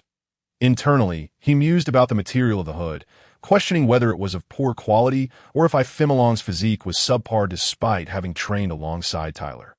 Meanwhile, Ilphus lay dazed on the ground, bewildered by the unexpected turn of events that wasn't it customary for them to simply watch from the sidelines while slaves battled? Why had Xinglong chosen to descend into the fray today? Having finally shed the annoyance of Ilphus, Xinglong, now a prospective member of the Celestial Dragon Society, faced no further concerns that in the face of perilous circumstances, where life hangs in the balance, Zhao Xinglong could not afford to be concerned any longer. He directed Xinglong and Taylor to exit the city, embarking on a journey toward the Redland continent, the gateway to a new world. After drifting at sea for a day, they arrived at a small island, less than 10,000 square meters in size, located 150 kilometers from the sacred Mary Geos on the Redland continent. Zhao Xinglong commanded Taylor to swim to the island with the soul fruit and the dissolution fruit, burying the fruits in preparation for Kaido's body to retrieve them later. After all, Kaido's physique is among the most formidable in the pirate world, rivaled only by Big Mom, Charlotte Lin Lin, and the peak Whitebeard. Who could contend with Roger at this moment? Upon commencing their return journey, they learned that Zephyr had already arrived at the Navy G-1 branch, and they were not far from departure a day later. Zhao Xinglong and his companions were merely 5 kilometers from the Redland continent, while the Navy was still more than 10 kilometers away from the lift point 20 minutes later. Zhao Xinglong guided Xinglong and Taylor toward the lift, moving leisurely to this moment, within the half-golden pearl and Taylor's soul space. Only Taylor's soul entity remained, which Zhao Xinglong intended to transfer to Kaido's soul space. This was the essence of the golden pearl, as suppressing Kaido's other soul entity would require immense spiritual power. The more soul entities they possessed, the greater their strength. Compared to Xinglong's soul entity, which was somewhat weaker, it was deemed unnecessary to transfer it to Kaido. Moreover, Ifimilong's unbound soul entity was also transferred into Taylor's body by the Golden Pearl. Although Zhao Xinglong felt it was somewhat wasteful to leave it with Ifimilong, the Pearl took the initiative, whisking away that soul without negotiation. Zhao Xinglong's primary soul entity had returned to Taylor's soul space along with the Golden Pearl, as the twin system necessitated two soul entities within two distinct bodies, binding Zhao Xinglong's two primary soul entities to both Kaido and Taylor's bodies. Notably, Taylor's body possessed at least 3 sets of bloodline factors, implying the potential for 3 fruit abilities that a year prior. During their time in O'Hara, Taylor had inadvertently awakened the bloodline factor of the mink tribe. Upon reaching the lift, they coincidentally encountered its descent, requiring a wait of 6 to 7 minutes. 5 minutes later, Kaido, escorted by Zephyr and Admiral Borsalino, arrived at the edge of the lift. Zhao Xinglong, controlling Ifimilong, feigned surprise as he approached, exclaiming, "Who is this? What a splendid slave indeed!" Simultaneously, he heard the system's voice. Ding. Host detected within the sensory area. Please maintain presence for over 1 minute. Countdown. 59, 58, 50. Admiral Zephyr and Commodore Borsalino were unaware of Ifimilong's true identity, mistaking him for an ordinary celestial dragon, merely glancing at him without responding. At that moment, Butler Field stepped forward, stating, "Sir Ifimilong, it would be prudent to step back, for those are Admiral Zephyr and Commodore Borsalino from the Navy headquarters. The one being escorted is the infamous pirate known as Kaido." The slave collar holds no sway over Kaido. As the butler spoke, Zhao Xinglong, controlling Ifimilong, deliberately took a few steps forward. Upon hearing Kaido's name, he pretended to retreat in terror, ensuring he remained well within the designated area. 32, 31, 23. The countdown continued unabated. Ifimilong waved his hand dismissively, proclaiming, "No need for concern. Zeisfield, I shall stand right here. I am a celestial dragon, a god of this world." Zhao Xinglong suppressed the revulsion rising within him as he uttered those shameless words, which felt like an affront to his sense of dignity. Yet for the celestial dragons, such statements were commonplace. Although Field felt a surge of disdain internally, he maintained a pleasant smile, having long since become indifferent to life and death. 10, 9, 8, 3, 2, 1. Ding. The designated time within the effective area has been reached. Task complete. Rewards will be issued upon system activation, which requires approximately 24 hours. What kind of system is this? The activation time exceeds the binding time by such a margin. I suspect you're only now downloading the installation package. Zhao Xinglong internally scoffed at the system at that moment. The halves of the crimson gold orb within Kaido and Ifimilong trembled incessantly. Zhao Xinglong suddenly stimulated the frenzied soul entity controlling Kaido's body within Kaido's soul space, igniting a rage that had been simmering just beneath the surface. Kaido, who had been gathering his mental fortitude, abruptly descended into a state of frenzy, plunging into the ground. The half-golden pearl within Taylor's body burrowed underground, heading toward Kaido. Meanwhile, the lift had descended, prompting Zhao Xinglong to hastily guide Ifimilong and Taylor onto the lift, avoiding any lingering in the area, as it posed a risk. Subsequently, Zhao Xinglong found himself in a peculiar space, where the two halves of the orb had just fused into one, though several cracks remained at the fusion point. Emerging from the unified orb were 9 drops of azure gold blood, one of which was absorbed for fusion. At this juncture, Zhao Xinglong finally comprehended the nature of the orb. Named the Celestial Dragon Pearl, it was the spirit pearl of an ancient celestial dragon, endowed with sentience, after the dragon's demise. The spirit pearl had endured tribulations to become a celestial artifact, henceforth taking the name Celestial Dragon Pearl. Having suffered damage in 2 battles, it had transformed into a common orb, now incomplete. The division into halves was merely a consequence of arriving in the pirate world. Mitigating the extent of damage, restoration would require specific materials and the nourishment of celestial spiritual energy, with the presence of true dragon blood enhancing the process. Zhao Xinglong now understood why this entity chose to target Kaido. At this juncture in the pirate world, only Kaido could assume the form of an azure dragon, a true dragon. The materials needed for repair included precious gold, mithril, rare copper, a drop of divine dragon blood, 3 strands of dragon aura, and a piece of heavenly jade. The divine dragon blood could be substituted with 3 drops of Zhao Xinglong's essence blood fused with a drop of the divine dragon blood that had lost some of its essence. Heavenly jade referred to heavenly crystal, of which there was a piece in the orb space. There were ample quantities of mithril and rare copper available as for the dragon aura. Taylor and Phimolong each possessed half a strand, previously absorbed by the half-dragon pearl within them. The only lacking material was precious gold, known as pure gold in the pirate world. Zhao Xinglong realized that the 3 individuals he had encountered, each possessing a twin soul, were not mere coincidences, but rather had specific purposes. However, pure gold was a rarity in the pirate world, which was the primary reason the celestial dragon pearl had brought Zhao Xinglong along during his traversal. Following the fusion of the dragon pearl, Zhao Xinglong received a message.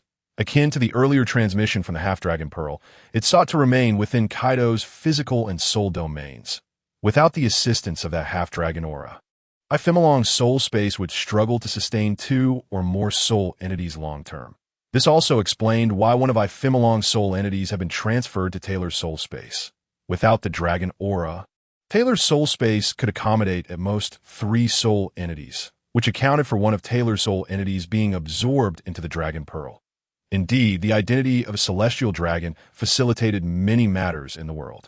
Thus, a triad of Kaido, Taylor, and Phimolong formed a soul distribution of 4, 3, 1. The dragon spirit pearl indicated that Kaido's body was unique, with an exceptionally powerful soul space capable of accommodating 1 more soul entity. Zhao Xinglong, controlling Taylor and Phimolong, hastily vacated the battlefield while simultaneously striving to hinder Kaido's potential destruction of the lift. Zephyr, too, made a conscious effort to protect the lift area, aware that any disturbance to the celestial dragon would lead to significant complications, perhaps even more troublesome than Kaido's escape, who had evaded capture on numerous occasions. Once again, the 2 sides clashed fiercely beneath the Red Land continent, and a day later, back in his chamber, Taylor heard a voice resonate within his mind, emanating from Zhao Xinglong's soul entity and within Kaido's soul space. Ding, congratulations. Host has activated the Fate Twin system. The activation task is complete, and the host is rewarded with 10 lottery draws. Shall we begin the lottery? Zhao Xinglong pondered briefly before mentally declaring, commence the lottery. Ding, congratulations, host. You have drawn a television set. Ding, congratulations, host. You have drawn a swimming ring. Ding, congratulations, host. You have drawn a full set of diving gear. Ding, congratulations, host. You have drawn a scroll for ocean curse resistance, effective against 35 curses, single-use item, with a maximum of 2 per individual. Ding, congratulations, host. You have drawn a technique for the 1-sword style, Aijutsu. Ding, congratulations, host. You have drawn a complete set of comic books. Ding, congratulations, host. You have drawn another scroll for ocean curse resistance, effective against 35 curses, single-use item, with a maximum of 2 per individual. Ding, congratulations, host. You have drawn 3 drops of the bloodline essence from the Sharingan of Naruto. Ding, congratulations, host. You have drawn a bottle of mineral water. Ding, congratulations, host. You have drawn a paramecia-type devil fruit, the restoration fruit. Half of it is quite useful, while the other half is of lesser utility. Overall, Zhao Xinglong is rather pleased with his first draw from the Fate Twin system. The effective draw rate is commendably high. 2 days later, Kaido had already broken free from the iron chains and the sea stone handcuffs. Although he had recovered significantly after a week of rest compared to his condition during the battle with Borsalino, he was still partially suppressed by the sea stone. Faced with 2 formidable opponents, he chose not to charge forward recklessly, but instead retreated gradually, distancing himself from the red line. The more he withdrew, the less care Zifa and Borsalino exercised. As Kaido retreated on clouds, Zifa followed with moon steps. In a desperate situation, after a hard clash with Zifa, Kaido used the momentum to leap into the sea. Zifa aimed to capture Kaido in the ocean, while Borsalino took the lead, employing the 8-span Xiong Jade. Kaido was struck multiple times, sustaining considerable injuries, but he quickly sank into the depths of the sea, which inadvertently complicated Zifa's efforts to pursue him underwater, as he lacked diving equipment. That Kuwaina, he cannot be killed. What a formidable physique! Zifa disregarded Borsalino and summoned a warship to hasten to his location, ordering divers to stand by. However, as the warship arrived and divers repeatedly descended to no avail, an irate Zifa shouted at Borsalino.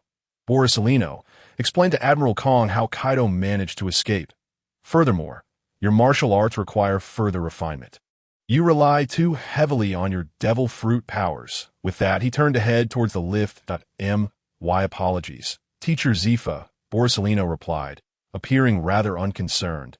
Having submerged in the depths, Kaido, thanks to the abilities of the fish fruit, would not drown, but he was still constrained by the ocean's pressure, resulting in sluggish movement. I could see this moment. The consciousness controlling Kaido felt feeble, merely subdued by the ocean, not in a life-threatening state.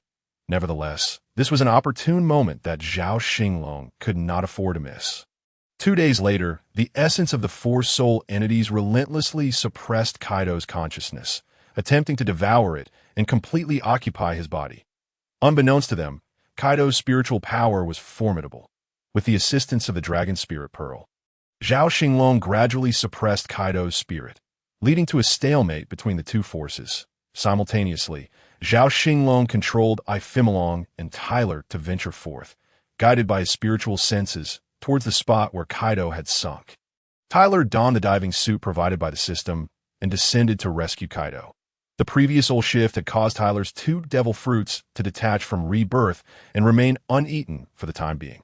After an exhaustive 6 hours, Tyler finally located Kaido in the dark depths of the ocean. They had drifted far from the red line. Otherwise, they would have been at a depth of 10,000 meters near Fishman Island, teeming with colossal sea kings, where Zhao Xinglong feared he might not resurface. Moreover, Zhao Xinglong's fortunes seemed to favor him, as the weather in this New World Sea region had remained calm for the past 2 days, facilitating the task of retrieving Kaido. After another 2 hours, Tyler managed to bring Kaido back to the surface, resting him against the side of the ship. Ifimilong then commanded the vessel to sail towards the island where the soul fruit and dissolution fruit were buried. Upon nearing the island, he ordered the ship to anchor 2 kilometers away, while Tyler towed Kaido towards the shore. Once on land, Tyler dug a large pit filled with seawater and unceremoniously tossed Kaido into it. Kaido lay motionless in the pit, primarily due to the ocean's pressure combined with the stalemate between his and Zhao Xinglong's spiritual consciousness. At this juncture, 6 drops of azure golden blood essence from Zhao Xinglong's previous life emerged from the Dragon Pearl and merged with Kaido's body. The system's prompt followed. Ding! 6 drops of special human blood essence detected, but they cannot form a complete bloodline factor. The host may add 3 drops of the previously rewarded human Sharingan blood essence to create a new bloodline factor. Would you like to proceed with the fusion? Zhao Xinglong did not respond immediately. Instead, he pondered the system's words, considering other aspects before asking system, how many sets of bloodline factors does Kaido possess? Please hold on. The system will conduct a scan. After about a minute, the system's voice chimed in again. Multiple sets of bloodline factors detected within Kaido. His lineage comprises a double helix twin bloodline factor, which possesses immense power, ironclad defense, and beast-like recovery abilities, along with the capacity for physical immortality and spiritual rebirth, effectively equivalent to 2 sets of bloodline factors, allowing for the binding of 2 devil fruits, 1 set of giant bloodline factor, providing a larger, stronger physique and immense power, permitting the binding of 1 devil fruit. 1 incomplete bloodline factor from the Fur tribe, which is currently unable to activate its bloodline abilities or bind a devil fruit. 1 incomplete bloodline factor from the Fishman tribe, which is also unable to activate its bloodline abilities or bind a devil fruit.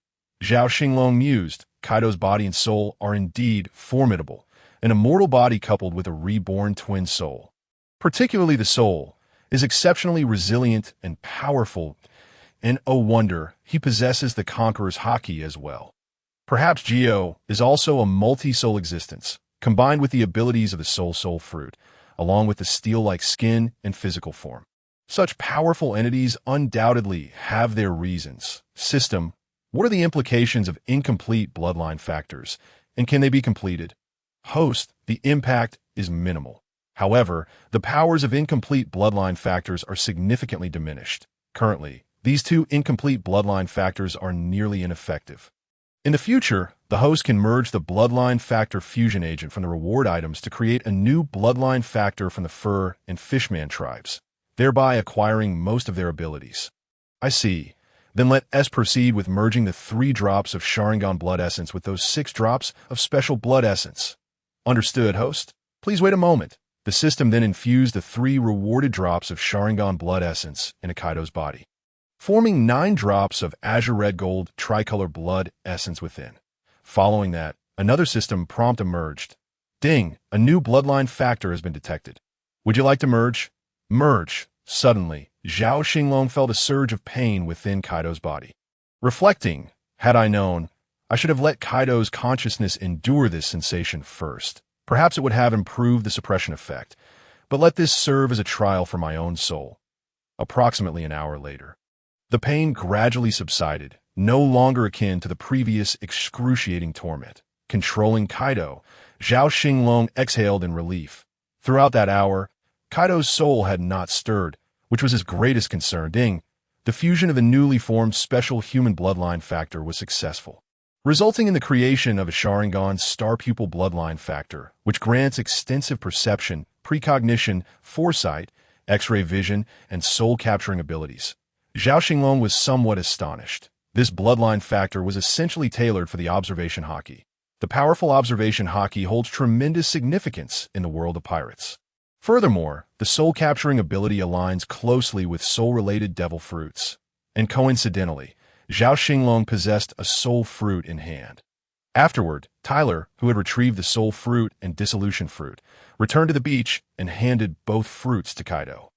Zhao Xinglong first took the soul fruit and, guided by the system, re-encoded the newly formed special bloodline factor, merging his innate soul with a soul-like devil. Zhao Xinglong adeptly controlled the soul fruit. Although not yet awakened, he had reached the pinnacle of the usage phase. Utilizing the power of the soul fruit, Zhao Xinglong exerted further pressure on Kaido's soul entity. While the fruit's ability to capture souls proved ineffective against someone with Kaido's formidable spirit and conqueror's haki, the substantial enhancement of Zhao Xinglong's soul power became the final straw that tipped the balance, ultimately suppressing Kaido's consciousness into a dormant state. And at long last, he had completely subdued it, but this was merely a temporary measure. Holding the special fruit, Zhao Xinglong pondered his current situation. Uncertain whether this fruit would diminish his own fruit abilities, he decided to shelve the matter for now and store the unique fruit within the Dragon Spirit Pearl, which possessed a newly acquired function of a dedicated storage space after its reintegration. Currently, due to the damage sustained, the space was merely a sphere with a diameter of 100 meters, sufficient for his needs despite its limitations. Before Zhao Xinglong could fully regain his composure, the system's voice echoed once more in the minds of Kaido and Taylor. Ding! The system has issued a task to completely control Kaido's soul and physical body. With no time constraints, rewards will be distributed based on completion levels, and a final evaluation will be conducted based on the end state. Please strive for perfect control. How does one achieve flawless mastery over both body and soul? The body is the vessel of the soul, making perfect control of the soul a prerequisite. Moreover, the technique of life restoration is essential for mastering the body. I possess the method of life restoration, which I can practice gradually, and I could even use Taylor's body for initial training.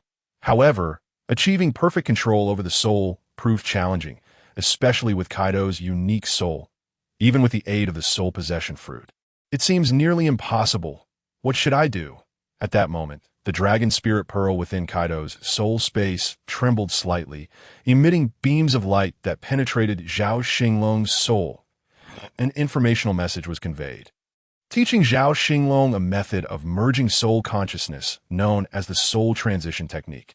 The soul transition technique consists of several stages. The first stage, soul suppression, lasts for 81 months, based on the extreme of the yang number 9, which totals 81, during which only 5 of the body's strength can be utilized. The second stage, soul release, takes 1 month, derived from the extreme of the yang number 1, yielding 1, allowing the use of 95 of the body strength.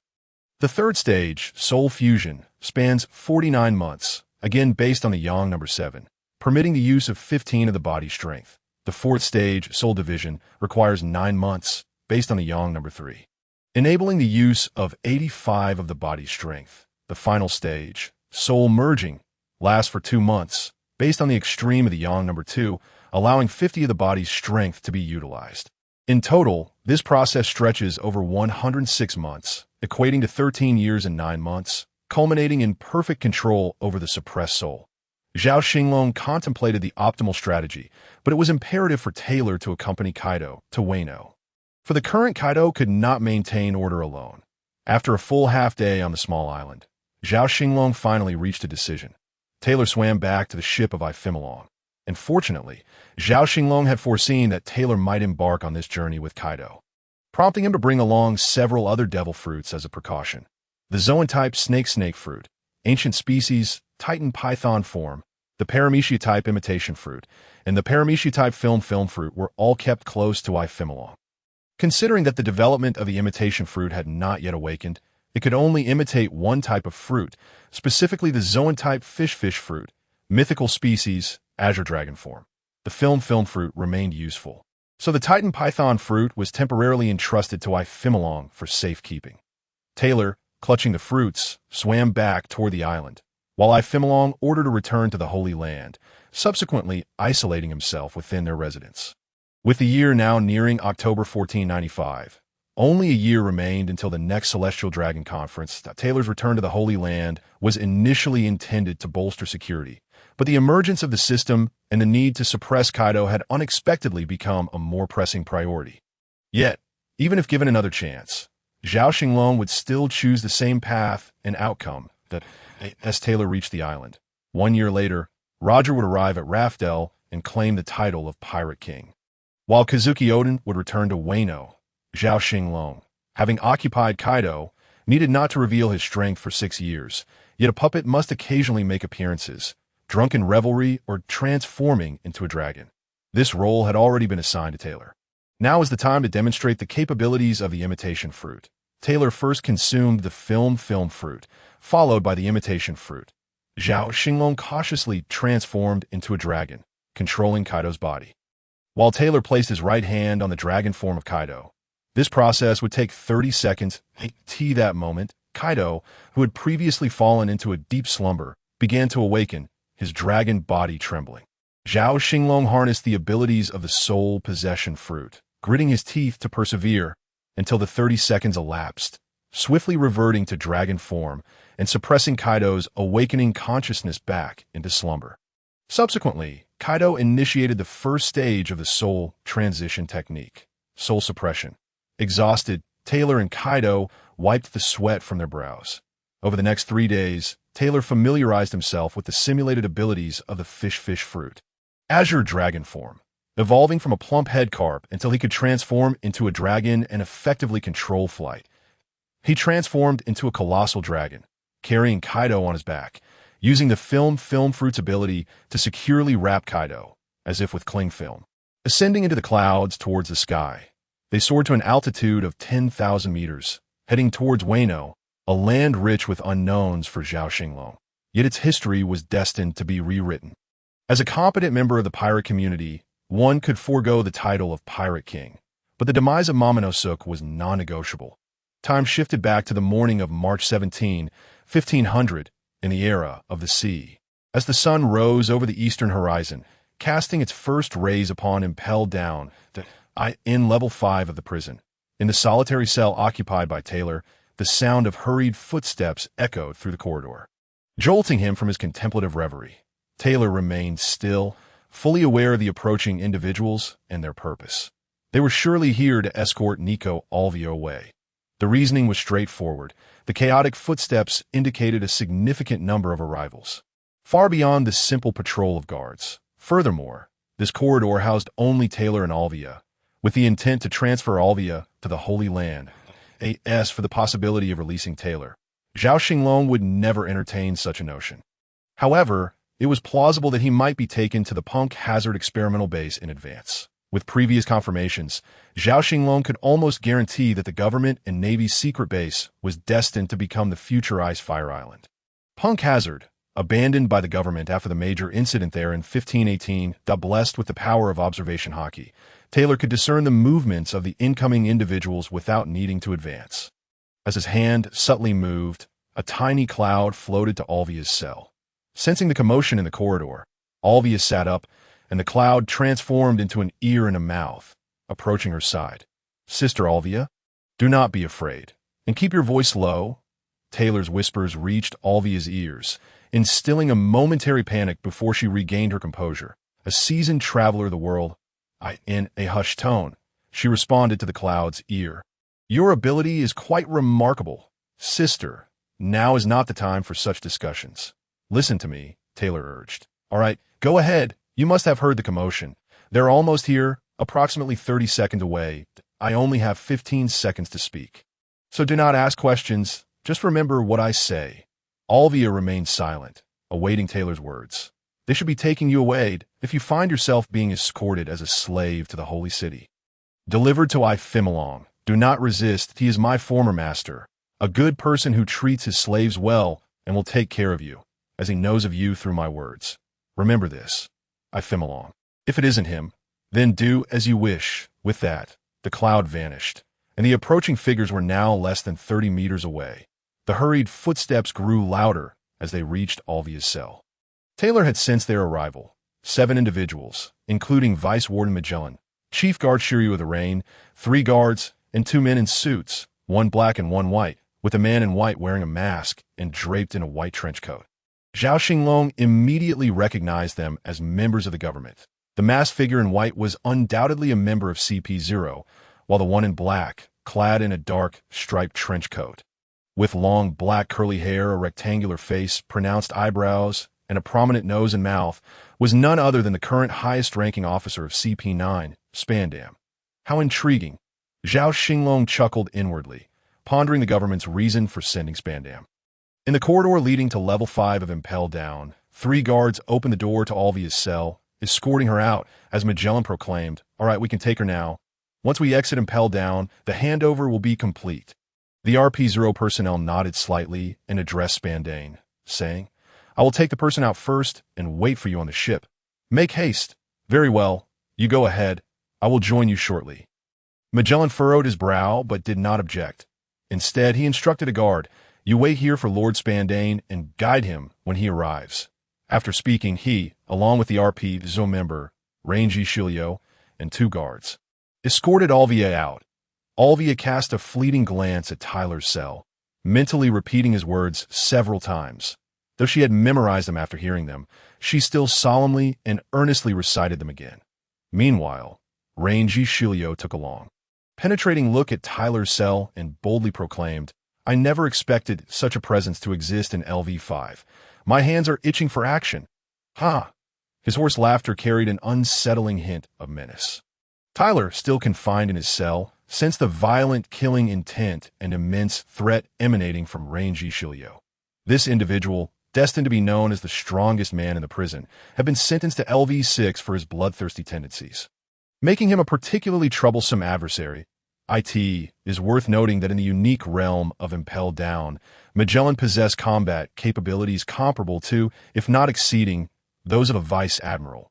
Were it not for the side effects of the poison fruit, which curtailed his work hours, Magellan could single-handedly fortify Impel Down against any threats. Being targeted by Rangi Shilio is not a trivial matter, although I have crossed paths with that bloodthirsty individual before. The timing is evidently not opportune. However, Rangi Shilio likely won't find an opportunity either, as I am preparing to leave this place in a couple of days. Humph. Zhao Xinglong mused, initiating the countdown to his escape.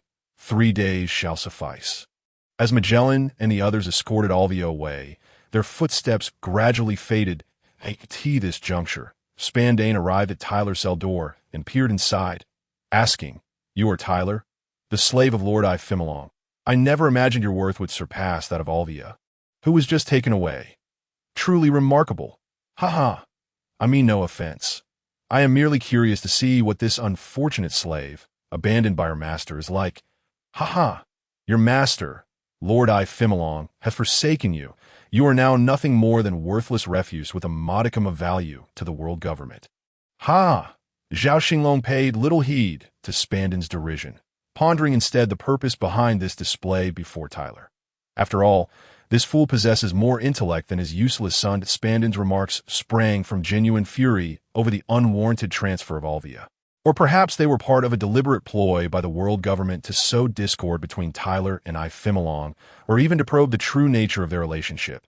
Zhao Xinglong leaned toward the latter interpretation, suspecting the former to be merely Spandon's emotional outburst, lacking significant intent. Regardless of Tyler's response, it mattered little. However, should it be the latter, Tyler's demeanor could directly impact Ifimilong's standing. Thus, they were not testing Tyler, but rather Ifimilong. "Oh, who are you, you scoundrel? How dare you attempt to incite discord between me and Lord Ifimilong? He will surely come to rescue me. You fiend." Tyler's demeanor was neither calm nor enraged, but rather a blend of the two, tinged with a hint of desperation, conveying disbelief in Spandon's words, yet harboring an inner doubt. Spandane sensed his words taking effect and erupted into raucous laughter. "Huh? Do you fancy yourself an important figure? You are merely a tool, a plaything for the celestial dragons of the world nobles. Nothing more. Huh?" Anger flickered in Tyler's eyes, and the veins on his forehead bulged slightly. "You are mistaken. If you had no value to the government, you would not be confined here. Ha! The woman opposite you. Surely you recognize her. Nicole Alvia, the genius archaeologist from O'Hara. However, due to O'Hara's repeated violations of the world government's prohibitions, they no longer hold any value. Your worth is now reduced to that of a mere exchange for a woman whose value has also diminished. You are nothing but a crawling insect, a mere ant. You have been cast aside by your master." "Scoundrel, you wretched scoundrel!" Tyler, unable to rise within the confines of his cell, crawled to the bars and roared in defiance. "This cannot be. Impossible. My benevolent master would never do this." Tears streamed down Tyler's face as he cried out in anguish. Seizing the moment, Spandane stoked the flames of despair. "Now, in the eyes of your celestial dragon master, Ifimilong, your only worth lies in recognizing ancient script, a skill that the woman recently taken possesses as well. You are rendered useless. Ha ha ha. Useless, useless, useless." Tyler muttered softly, his tears diminishing, replaced by reddened eyes and visible veins as he began to pound the ground in the bars, shouting frantically, "Ifimilong, world government, and you, scoundrel, all of you shall perish." Perish! Witnessing Tyler's current state, Spandane was momentarily taken aback, instinctively retreating a few steps. Upon realizing Tyler remained in his cell, he unconsciously wiped the sweat from his forehead, inadvertently revealing a surveillance snail concealed on his shoulder. Tyler, having detected it through his observation hockey, had thus engaged in such an impassioned performance. Zhao Xinglong thought to himself, Ifimilong should face little trouble now, though Ifimilong was a part of Zhao Xinglong. He was but a mere avatar lacking Zhao Xinglong's true soul, rendering him less significant than Tyler. However, in times of necessity, Ifimilong remained important. After all, in this world, despite the celestial dragon's disreputable reputation, their status still held immense power beyond the imagination of ordinary individuals. Even a discarded former celestial dragon like Huolai Niao could navigate the world with relative ease, exemplifying the deterrent capability of their identity. Tyler glared fiercely at Spandane, who seemed to have fulfilled his task and did not linger, hastily departing under the guidance of the remaining guard. Zhao Xinglong chuckled coldly within, reflecting on the world government. No, it should be the will of a few individuals. The situation could have taken a different turn had there been a slip-up earlier. Presumably, Alvia would not have been taken to the Holy City. Fortunately, I sensed the danger in time and managed to slip through unnoticed in the Holy City. The Pangastar conference room. The projection snail displayed the recent events in Impel Down without reservation. Elder Van Horst to the Firestar spoke first. It appears our suspicions were somewhat misplaced. I propose that Lord Ifimilong attend the Celestial Dragon Conference next year as usual, thereby reducing the level of suspicion against him. Otherwise, it would be challenging to explain to the higher-ups. Agreed. Agreed. The representatives from the Earth Star, Water Star, and Wood Star, Reuben, Gonsi, and Lucas, voiced their unanimous support. Yet the seasoned veteran Fanyan Lin merely nodded in his usual manner. refraining from uttering a word on the night of March 17, 1500 in the sea-round calendar. Within the confines of level 5 of Impel Down, Taylor leaned against the rear wall of his cell, one hand cradling his chin while the other lay flat on the floor, his index finger rhythmically tapping the ground. With merely 2.5 days remaining until the meticulously crafted escape plan was to be executed, Zhao Xinglong spent the entirety of the following day contemplating the strategies post-escape that a reckless flight from captivity without a comprehensive series of subsequent plans would undoubtedly lead to exposure and recapture. At present, Taylor, the principal embodiment of Zhao Xinglong, questioned his own capability to reach the pinnacle of combat prowess. He found himself considerably lacking. Even disregarding the formidable Vice Admiral Carp, Taylor might struggle against the likes of top-tier Vice Admirals such as the Wombat. After all, his physical constitution, the foundation of all strength, had not only failed to improve during the year-long confinement and the experiments conducted by the world government, but had indeed diminished. However, this could be rectified through a period of indulgent feasting. The issue of mastering basic Haki posed a more significant dilemma. Taylor had awakened his observation Haki at the tender age of 8, following the 1490 Battle of Slaves, aided by the ancient Zoan-type Titan Python fruit. As for his Conqueror's Haki, it manifested in 1495, almost simultaneously with the awakening of his Fur tribe bloodline. That it was likely the coldness of his Moon Lion form that allowed Taylor to channel his fury into this new manifestation. At that time, Zhao Xinglong believed it resembled Conqueror's Haki, yet was uncertain until 1496, when he had to impersonate Kaido in Wano country. Aware of Kaido's possession of Conqueror's Haki, Zhao seized the opportunity to inquire with the system. Receiving confirmation that facilitated Taylor's deception, the Conqueror's Haki had only been awakened in Wano in 1496, its potency far inferior to that of the world's elite, currently limited to advanced hardening, leaving applications such as flowing cherry blossom beyond his grasp. In terms of physical techniques, Zhao Xinglong possessed the 8 extremes in Tai Chi he had acquired previously, supplemented by the Marine 6 styles later introduced by Fimilong, in swordsmanship. His expertise lay in marksmanship and conventional swordplay. However, finding a quality spear was a challenge, possibly necessitating the crafting of one or obtaining it as a system reward in the future. Level 5 of Impel Down, known as the Frozen Hell, harbor cells with temperatures lower than that of a freezer, serving as a storage area for food. Taylor's cell occupies a unique position within Level 5, connected by narrow ventilation ducts to the searing hell of Level 4. Therefore, it is only slightly cooler than the usual temperature, yet far from the extreme cold of other areas in Level 5. Even though Taylor possesses the powers of the High No Mi, he remains unaffected by cold. Yet no ordinary human relishes the thought of enduring such frigid conditions. Despite Zhao Xinglong having devised 3 escape strategies, the essence of the third plan closely mirrored that of the first. Thus, it was crucial to leverage Taylor's abilities for an initial trial. Acknowledging that the implementation process could encounter myriad challenges, a gamble was often unnecessary. As night fell, the guards of the prison would likely relax their vigilance, prompting Zhao Xinglong to decide to scout the area around the midnight hour. However, around 10:00 p.m., the sound of footsteps echoed from the far end of the corridor. Taylor furrowed his brow. Having sensed the approach of an uninvited guest with his observation Haki, the chief warden, Shiryu of the Rain. A minute later, the footsteps ceased, and the towering figure of Shiryu, standing at 3.4 meters, loomed before Taylor's cell, clad in a deep blue warden's uniform, a warden's cap atop his head, and a flowing white coat unbuttoned, his right hand gripping his infamous blade, Raijin. Zhao Xinglong remained nonchalant, opting to adopt a stance of indifference towards Shiryu's presence. Thomas Taylor, a special inmate of the world government, of use to me, yet I still desire to execute you. Taylor merely raised his head from its habitual droop, his expression placid as he regarded Shiryu.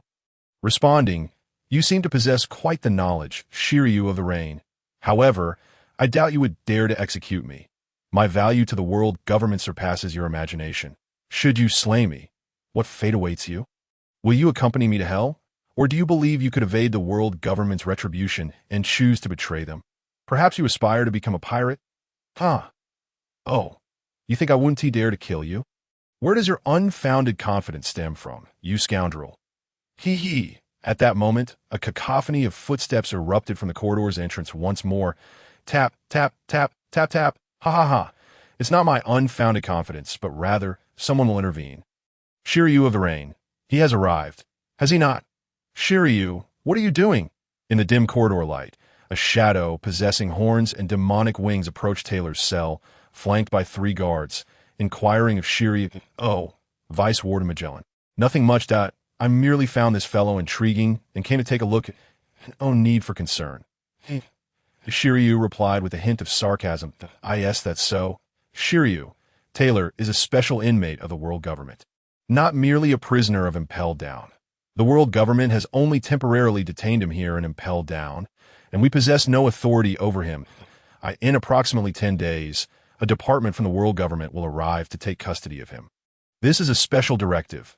Do not entertain any foolish thoughts, lest you implicate yourself. Do you understand, Shiryu? At that moment, the shadow drew near to Taylor's cell, revealing a tall figure clad in a black formal coat, a pink shirt, and a black tie, with a long face, round eyes, pointed ears, and a scruffy beard, the hair at his temples cascading to his jaw.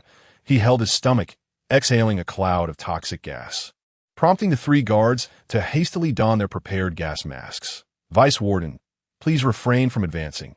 We have not prepared a gas mask for inmate Taylor. Should he be exposed to your poison, it would spell disaster. One guard interjected, positioning himself before Magellan to dissuade him. My apologies. I had forgotten. Thank you for the reminder. I shall keep my distance. Shiryu, since you've seen enough, let us depart. Level 6 houses far more formidable individuals. Should we concern ourselves with someone lacking substantial strength? Lacking substantial strength? Magellan, despite his unique circumstances of confinement, my instincts tell me he is quite powerful. The exact extent remains undetermined without engaging him in combat. Yet even without special circumstances, his capabilities warrant incarceration at level 5. This is precisely why I find this individual intriguing. Oh, Shiryu, receiving such praise from you is indeed remarkable. It appears the government has underestimated this individual. Magellan remarked, casting a glance at Shiryu, who still lingered by Taylor's cell. That I concur. Magellan, Shiryu responded, producing a cigar and igniting it with a lighter. Should we enhance the security here? Magellan rubbed his stomach, suggesting. With you, me, and the chief warden present, our security is foolproof. However, the majority of level 5 is devoid of surveillance nail capabilities that we could consider installing a surveillance nail in the corridor and assign a guard of patrol with a regular snail. Vice Warden, I will contemplate it and report to the chief warden. Let us discuss this later. My stomach is bothering me. Come, Shiryu. Magellan rubbed his stomach once more before turning, departing with Shiryu and the 3 guards. At Magellan's arrival, Taylor exhibited no response, lowering his head once more as if in slumber. However, Zhao Xinglong did not appear as tranquil as he seemed, while Magellan's presence thwarted the potential exposure of Taylor's abilities. Shiryu's words threatened to disrupt Zhao Xinglong's escape plans. The installation of surveillance snails and the increase of patrol personnel would likely not occur until the following day, leaving Zhao with a scant window of freedom this evening. Thus, he resolved to inspect level 5.5 first, where it was likely unoccupied at this hour. For this space, crafted by the giant Mori utilizing the pushing fruit a century ago, would only later be discovered. Mori would eventually become one of the leaders of the Revolutionary Army, explaining how figures like Lightning and Ivankov easily located and established the haven of transgenders. It was only Mori who had fortuitously discovered its existence and utilized it to escape. Yet it seemed that the Golden Lion had yet to commence his actions. Upon reaching this conclusion, Zhao Xinglong resolved to conduct a reconnaissance this evening. Although the Sea Stone did not exert a particularly formidable restraint on Taylor, it nonetheless curtailed his capacity to unleash his true potential. Thus, with the surveillance yet to arrive, prompt action was the order of the day. 2 hours later, Taylor employed his observation hockey to ascertain that the vicinity was devoid of any presence. Nor were there any monitoring snail phones. He commenced his operation on the morning of March 18, 1500 of the Sea Circle calendar, in the corridor housing the level 5 prison cell of Taylor. Three guards arrived. Two of the guards proceeded to install monitoring snail phones in close proximity to Taylor's cell, while the third approached the cell itself. Upon seeing Taylor leaning against the rear wall of his cell, shackled in both handcuffs and leg irons, he observed that Taylor had a habitual tendency to bow his head. The guard then returned to the two who were installing the monitoring devices and retrieved a snail phone to make a call. Brew, brew, brew. Click. This is the monitoring room. This is the monitoring room. Monitoring room. Monitoring room. This is corridor number 9 of level 5. I am Cassie. I am Cassie. The newly installed monitoring snail phone. Can you confirm that it is receiving a signal? Please confirm. Please confirm. Cassie, Cassie, we have received the monitoring signal. We have received the monitoring signal. Understood, received, that's that. Following this, the guard named Cassie hung up the snail phone and whispered a few words to the other two guards before handing the device to one of them and departing with the other. The remaining guard began to pace back and forth in the corridor, muttering to himself, "The superior is being overly cautious. This special corridor houses only one ordinary inmate, whose capabilities, according to the records, barely exceed level 2. Such a fuss over it. However, it is considerably warmer here than in other parts of level 5. This assignment isn't too shabby." Haha. At that moment, Taylor, who had been in his cell, seemed to awaken. As he slightly lifted his head, he heard the rhythmic sound of footsteps echoing through the corridor. Tap, tap, tap. Zhao Xinglong felt a sense of relief. As anticipated, the actions were swift, with arrangements completed early in the morning. However, this setup did not greatly affect him, but he lowered his head once more, appearing as if he had fallen asleep. Subsequently, within level 5.5 of impelled down, Taylor, towering at over 7 meters, lay on a massive inflatable membrane bed. Staring at the ceiling, he had not rested on a bed in quite some time and found himself reminiscing. Primarily, he had expended considerable energy using various devil fruit abilities the previous night, leaving him fatigued and famished. He needed rest to replenish his strength for the day's meals. Thus, he rose from the bed, navigated the stairs to the upper level of level 5.5, and turned left and right to enter a room. On the wall of this room was a small round hole, less than a foot in diameter, formed by a hardened, thickened membrane tube. These were the fruits of Taylor's labor from the previous night. Rewinding time 8 hours. In Taylor's cell on level 5, Shiryu and Magellan had been absent for about 2 hours. Taylor raised his right hand, activating the ability of the cloud fruit. A small cloud emerged from his palm. Morphing into the shape of a key, he had meticulously memorized the shape of the key that had locked him away, and now, transforming it into the key shape, he muttered, "Iron Cloud," causing the cloud to solidify. He then inserted the formed cloud iron key into the handcuffs keyhole, exerted a slight twist, and with a click, the handcuffs fell open. He employed the same method to unlock the leg irons, removing the handcuffs and leg irons. Zhao Xinglong, adhering to a philosophy of not wasting resources, stored them in the system space and crafted a false set of handcuffs and leg irons using cloud iron to mislead any observers. Then, Taylor pressed his left hand against the ground, activating the ability of the membrane fruit. The tubular hardened membrane plunged into the ground, swiftly piercing through it. After a brief moment, he felt a decrease in resistance and immediately ceased the activation of his ability. The cloud fruit's power seamlessly extended down the tube, where an eye formed at the bottom, revealing a broad thoroughfare alongside several corridors, soaring in height. Zhao Xinglong's immediate impression was that this was not level 5, but rather the infinite hell of level 6, that his certainty stemmed from the proximity of a monitoring snail phone near the tube's opening, which was clearly not supposed to exist in level 5. It appeared he had dug too deep, but this opening still proved useful. At the very least, it could be employed to create some chaos during his escape. The cloud-like Taylor retraced his steps. As Zhao Xinglong endeavored to recall the circumstances of level 5.5, which remained somewhat hazy due to the multitude of details in the world of One Piece, level 5.5 seemed to consist of 2 large layers, prompting Taylor to return approximately to a third of the depth he had penetrated, beginning to horizontally bury the tube in search of a route. After roughly 3 hours of searching, Zhao Xinglong finally discovered the legendary level 5.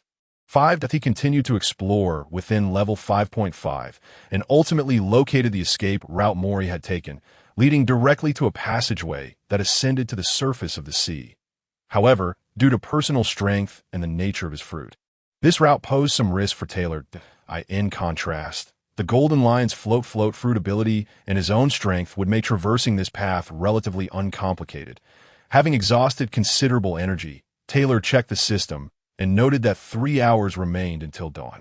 He then crafted a large inflatable membrane bed and laid down to rest for 3 to 4 hours. Since being confined within Impel Down, he had not been able to lie flat to sleep due to the cramped conditions of his cell. After resting, Taylor regained some energy and strength, retracing his steps through the tube back to his cell. In the cell, the original Taylor snapped back to attention just as the previously rhythmic footsteps in the corridor were joined by another set, transforming the sound into a new, regular pattern. Tap, tap, tap, tap, tap, tap. But a minute and a half later, a guard carrying a large food box arrived at Taylor's cell. Continuing his daily routine, that he opened the small door of the cell's bars and placed the food box inside. Calling out, "Inmate Taylor, it's time to eat." After locking the small door, he exited the cell, casting a glance at Taylor, who also lifted his head to meet the guard's gaze before the guard proceeded towards the corridor's exit. As Taylor listened to the retreating footsteps of the patrolling guard, he shifted slightly towards the cell door, retrieving the large food box, which was significantly larger than usual. Upon opening the lid, he found, as anticipated, that Zhao Xinglong was correct. The words of the poisoner Magellan from the previous night were indeed true. This was the third occurrence of such an experience, prior to the last 2 instances when he was taken away for experiments. The food in Impel Down had always undergone a notable change in both quantity and quality. It seemed they intended for Taylor to be in optimal physical condition before transfer, preventing subsequent disputes with the department. Taylor, taking the food, began to devour it in hearty bites. It appeared that in the world of pirates, those with robust physiques were often voracious eaters, much like the monkey family of Luffy. Taylor was no exception. Over the years, as his height and physique had increased, so too had his appetite. This meal would greatly aid in his physical recovery, though the quantity remained insufficient to satiate him. Consequently, Zhao Xinglong resolved to temporarily revise his escape plan, extending the original 3 days to 7 a week's worth of nutritional replenishment should enable him to restore his body to a satisfactory state. Additionally, he intended to locate the food storage warehouse on level 5 of Impel Down over the next few days. Although Taylor's recovery from food was not as extreme as Luffy's, the bloodline factors of giants and mink tribes indicated that 2 or 3 substantial meals could bring Taylor's body close to peak condition. Most importantly, he aimed to store a portion of the provisions in the system's storage space for emergencies during his escape. Primarily, he needed to wait for Alvia to arrive at Mary Geos to deliver him to Emperor, signifying the formal conclusion of Taylor's relationship with Emperor. They would no longer be connected. This would imply the completion of the transaction between Emperor and the world government, or rather, the stars, simultaneously within the administrative headquarters of P0 in the Panga city of Mary Geos. In the penultimate office at the end of the dimly lit room, a tall, robust shadow was visible behind a desk. Brew, brew, brew. The snail phone on the desk rang. The shadow extended a muscular arm to grasp the receiver and spoke in a low, resonant voice. "It is I, sir. This is Carl. We're escorting the prisoner Alvia and are nearing the red line. We should arrive at Mary Geos around noon. How shall we proceed with prisoner Alvia? First, take her back to the detention center at the Panga City headquarters, and then await my orders." "Understood, sir." "Very well. That will suffice for now."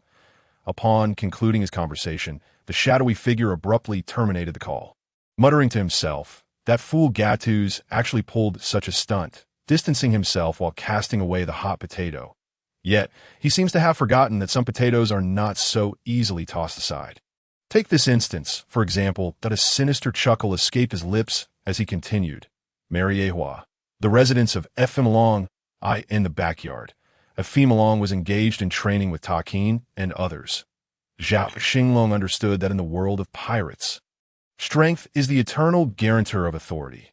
Whether in his original form or in a clone, sufficient power was essential. Otherwise, one might find themselves powerless in the face of unforeseen events. Wiping the sweat from his brow, Effimalong calculated the time. The journey from Impel Down to the Navy headquarters at Marine Ford, guided by the currents of the Great Whirlpool, would soon reach its destination. Moreover, Marine Ford was quite close to Mariewa, leading him to believe that Alvia should have been escorted to Mariewa by today. However, as of yet, no news had arrived from either the Stars or P0 to what tricks are they up to now. Surely, they harbor no good intentions. Zhao Xinglong pondered, raising his guard at that moment.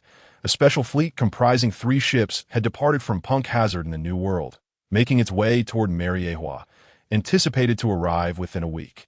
Thus, a week passed, and on the morning of March 25, 1500 in the sea calendar, in the level 5 cell of Impel Down, Tyler remained with his head lowered, appearing as though he were asleep. The rhythmic sound of patrolling footsteps echoed through the corridor.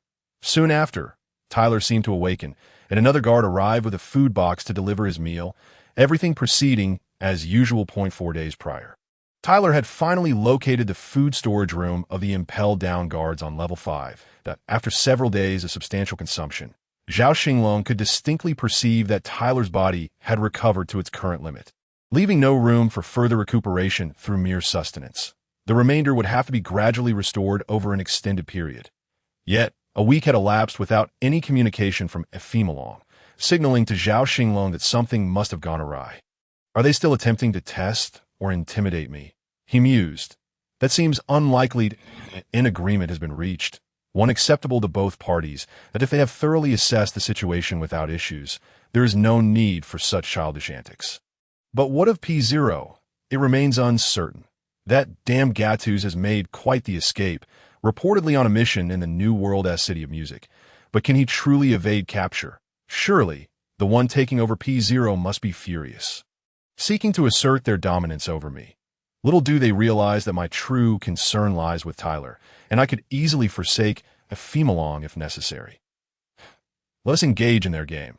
The more chaotic they become, the easier it will be for me to act. With that, Ephemalong made his way to the bedroom and dialed the telephone snail in his hand. After a brief moment, the call connected. Hello, this is the P0 headquarters office. How may I assist you? A sweet, youthful voice emanated from the telephone snail, but at that moment, Zhao Xinglong had little interest in pleasantries. Ephemalong directly stated, I am Saint Ephemalong of the Celestial Dragons. Saint Ephemalong, greetings. How may I assist you? Is there someone specific you wish to contact? The young girl on the other end assumed Ephemalong was personally seeking to reach a familiar P0 agent for protective duties. There's no need for that. I am aware that Gattuso is not present, and you need not seek him out. Either transfer the call to your highest-ranking officer, or simply convey my message to your current leader. Understood? Ephemalong did not allow the girl a chance to interject, articulating his thoughts and demands succinctly before hanging up the P0 administrative headquarters in Mariewa. A young and strikingly beautiful girl sat in a daze at her desk. It took her several seconds to regain her composure as she held the telephone snail, saying, Saint Ephemalong. Suddenly realizing the call had been disconnected, her lovely visage fell, her forehead darkening, and her eyes widening in shock. Beads of perspiration forming. Yet, true to the P0 staff's resilience, the girl quickly adjusted, clutching her notes of Ephemalong's conversation, her expression turning serious as she approached the inner offices, standing before the second-to-last office door. She raised her hand and knocked twice. Knock, knock, that a deep voice resonated from within. Enter. The girl pushed the door open and stood at attention, declaring, Good day, Lord Jonathan. I am Lily, the front desk secretary. I just received a call from Saint Ephemalong of the Celestial Dragons. Saint Ephemalong, what did he say? The shadowy figure behind the desk inquired, his tone devoid of any discernible emotion. Lord Jonathan, Saint Ephemalong said, I dare not disclose, Lily stammered. Lily, why the hesitation? Speak plainly. The voice remained calm, yet commanding. Lord Jonathan, I shall relay Saint Ephemalong's exact words that he stated. Currently, I am Saint Ephemalong of the Celestial Dragons, a formal member of the Celestial Dragon Society. Previously, regarding my slave Tyler, both parties reached a verbal agreement to exchange the slave Thomas Tyler for the O'Haran archaeologist slave Nico Alvia.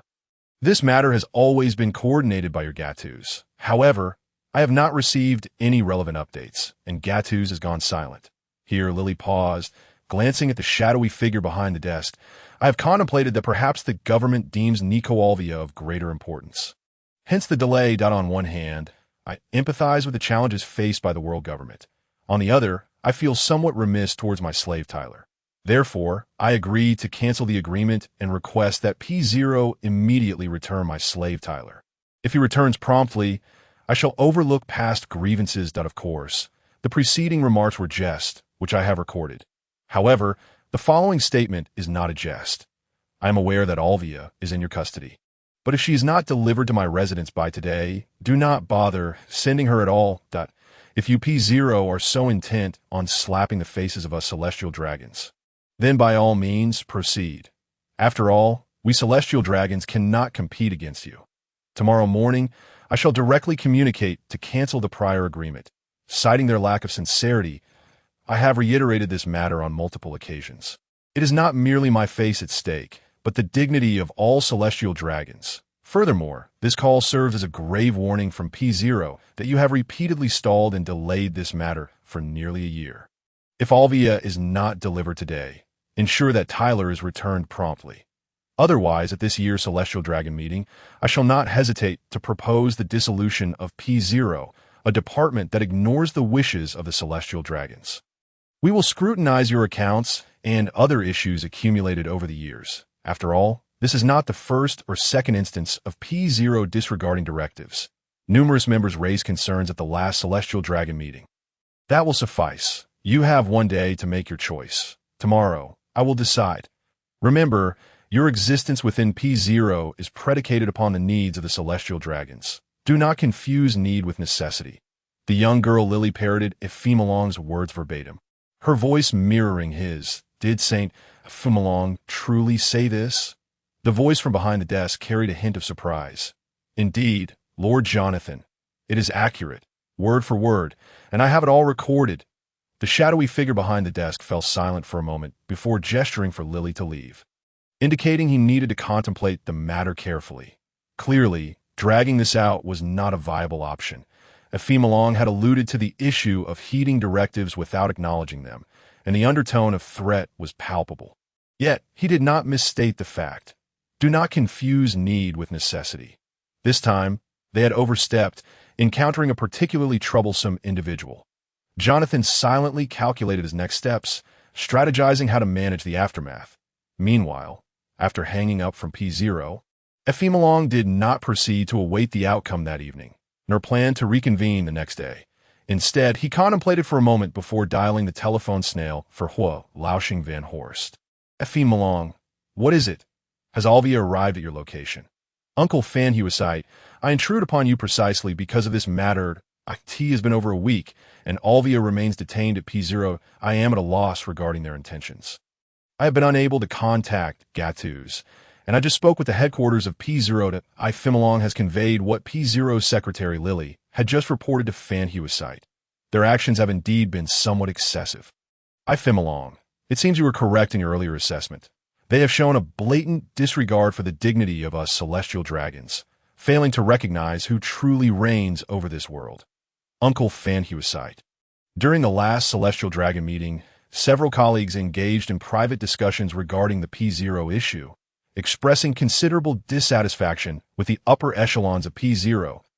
This prompted me to include a warning about the proposal to withdraw P0 from this year's Celestial Dragon meeting. I granted them half a day for reflection, yet I believe you, esteemed elders, should take measures to admonish them, lest further complications arise in the future. I wanted to inform you in advance, as you are a close confidant and our standard bearer. I fear you may be unaware of the circumstances and thus unprepared. Ephemalong, I understand. Please await news from P0 and observe their reactions. You know, despite their various issues, P0 remains a significant counterbalance to the Navy. Therefore, a complete withdrawal would be challenging, yet partial adjustments should still be feasible that I comprehend. Uncle Fanhuasite. Thank you for your guidance. Ephemalong, you are quite astute. We all hold high hopes for you. Strive diligently. With that, the fiery old star, Fanhuasite, hung up the telephone bug, and Ephemalong followed suit. Meanwhile, Zhao Xinglong, within his soul, realized that P0's words were not entirely effective. The 800-year-old P organization and the Navy have reached an unwieldy state, akin to the Eastern Depot of the Ming Dynasty in Huagua history, requiring mutual checks and balances. This is also the helpless predicament of the world government and fundamentally the reason behind the persistent strategy of maintaining balance. In Impelled Down Level 5.5, Tyler was making the final preparations for his escape. In the past few days, he had utilized the abilities of the Momo fruit to evade multiple surveillance telephone bugs in Level 6, creating numerous conduits. Here, Zhao Xinglong perceived several characters from the original work, the Golden Lion Shiki, Saint Juan Wolf, Douglas Barrett, and the tyrant king Abelo Pizarro, yet he did not encounter other figures. Although in the history of the original One Piece, only Mori and Golden Lion had achieved solitary successful escapes on 2 occasions. The incident 20 years later involving protagonist Luffy resembled a collective uprising. Tyler awaited, anticipating the fall of night and the stroke of midnight. To his surprise, around 8:00 p.m., personnel from P0 escorted Alvia to Ifimilong's residence, handing her over to him. Ifimilong did not appear personally but instructed the old butler, Shisi Field, to greet her and summoned several maidens to groom and adorn Alvia. Shortly thereafter, a tall, silver-haired beauty appeared before Ifimilong. Zhao Xinglong, gazing upon her exquisite visage, felt somewhat awestruck. She bore an uncanny resemblance to Robin at this moment. The 30-year-old Alvia exuded a mature, alluring charm akin to that of Robin 2 decades hence. Regaining his composure, Ifimilong spoke. "I am your master, Ifimilong's saint. Alvia, is it not? Truly, you are a beauty." Alvia glanced at Ifimilong, but remained silent. "From now on, you shall reside in this mansion, without the government's permission. You are not to step outside. Otherwise, not even divine intervention can save you, and it would implicate me. Within this abode, you are free, but I have but one request. When time permits, teach me the ancient script. Regarding O'Hara, no one can assist, for you have breached a taboo. Please, Lord Ifimilong, my daughter remains in O'Hara. I implore you to save her. She is still very young. I am at your mercy. Well, I shall do my utmost." And the teaching of ancient script is a stipulation. That shall suffice. Subsequently, several maidens escorted the still tearful Alvia away and Mariehua. Within Ifimilong's mansion, the lights in the parlor had dimmed, and moonlight cascaded through the window. Ifimilong stood by the window, gazing at the moon above. As the parlor clock chimed, Ifimilong cast a glance at it, revealing a faint smile before stepping out of the parlor and into the bedroom. Seeking rest, while that night was destined to leave some souls sleepless, Impelled Down Level 5.5. On March 26, year 1500 of the Sea Circle calendar, at midnight, Tyler's escape operation commenced at T12:32 a.m. In the endless hell of Impel Down Level 6, 3 individuals began their actions in the areas Tyler had previously surveyed, positioned in the northeast, southeast, southwest, and northwest to the east. A robust figure continuously absorbed surrounding metals and stones, growing ever larger while demolishing the prison cells of Level 6. This was Douglas Barrett, once a member of the Roger Pirates, known to the world as the Devil's Heir to the South, a figure clad in prison garb. With a ship's helm atop his head and golden hair cascading to the ground, wielded dual swords as he floated erratically toward the center, seeking an ascent. This was Shiki the Golden Lion, one of the 3 legendary pirates. From the west came a thunderous sound as a giant over 150 meters tall strode toward the passage leading to Level 5. This was Saint Juan Wolf.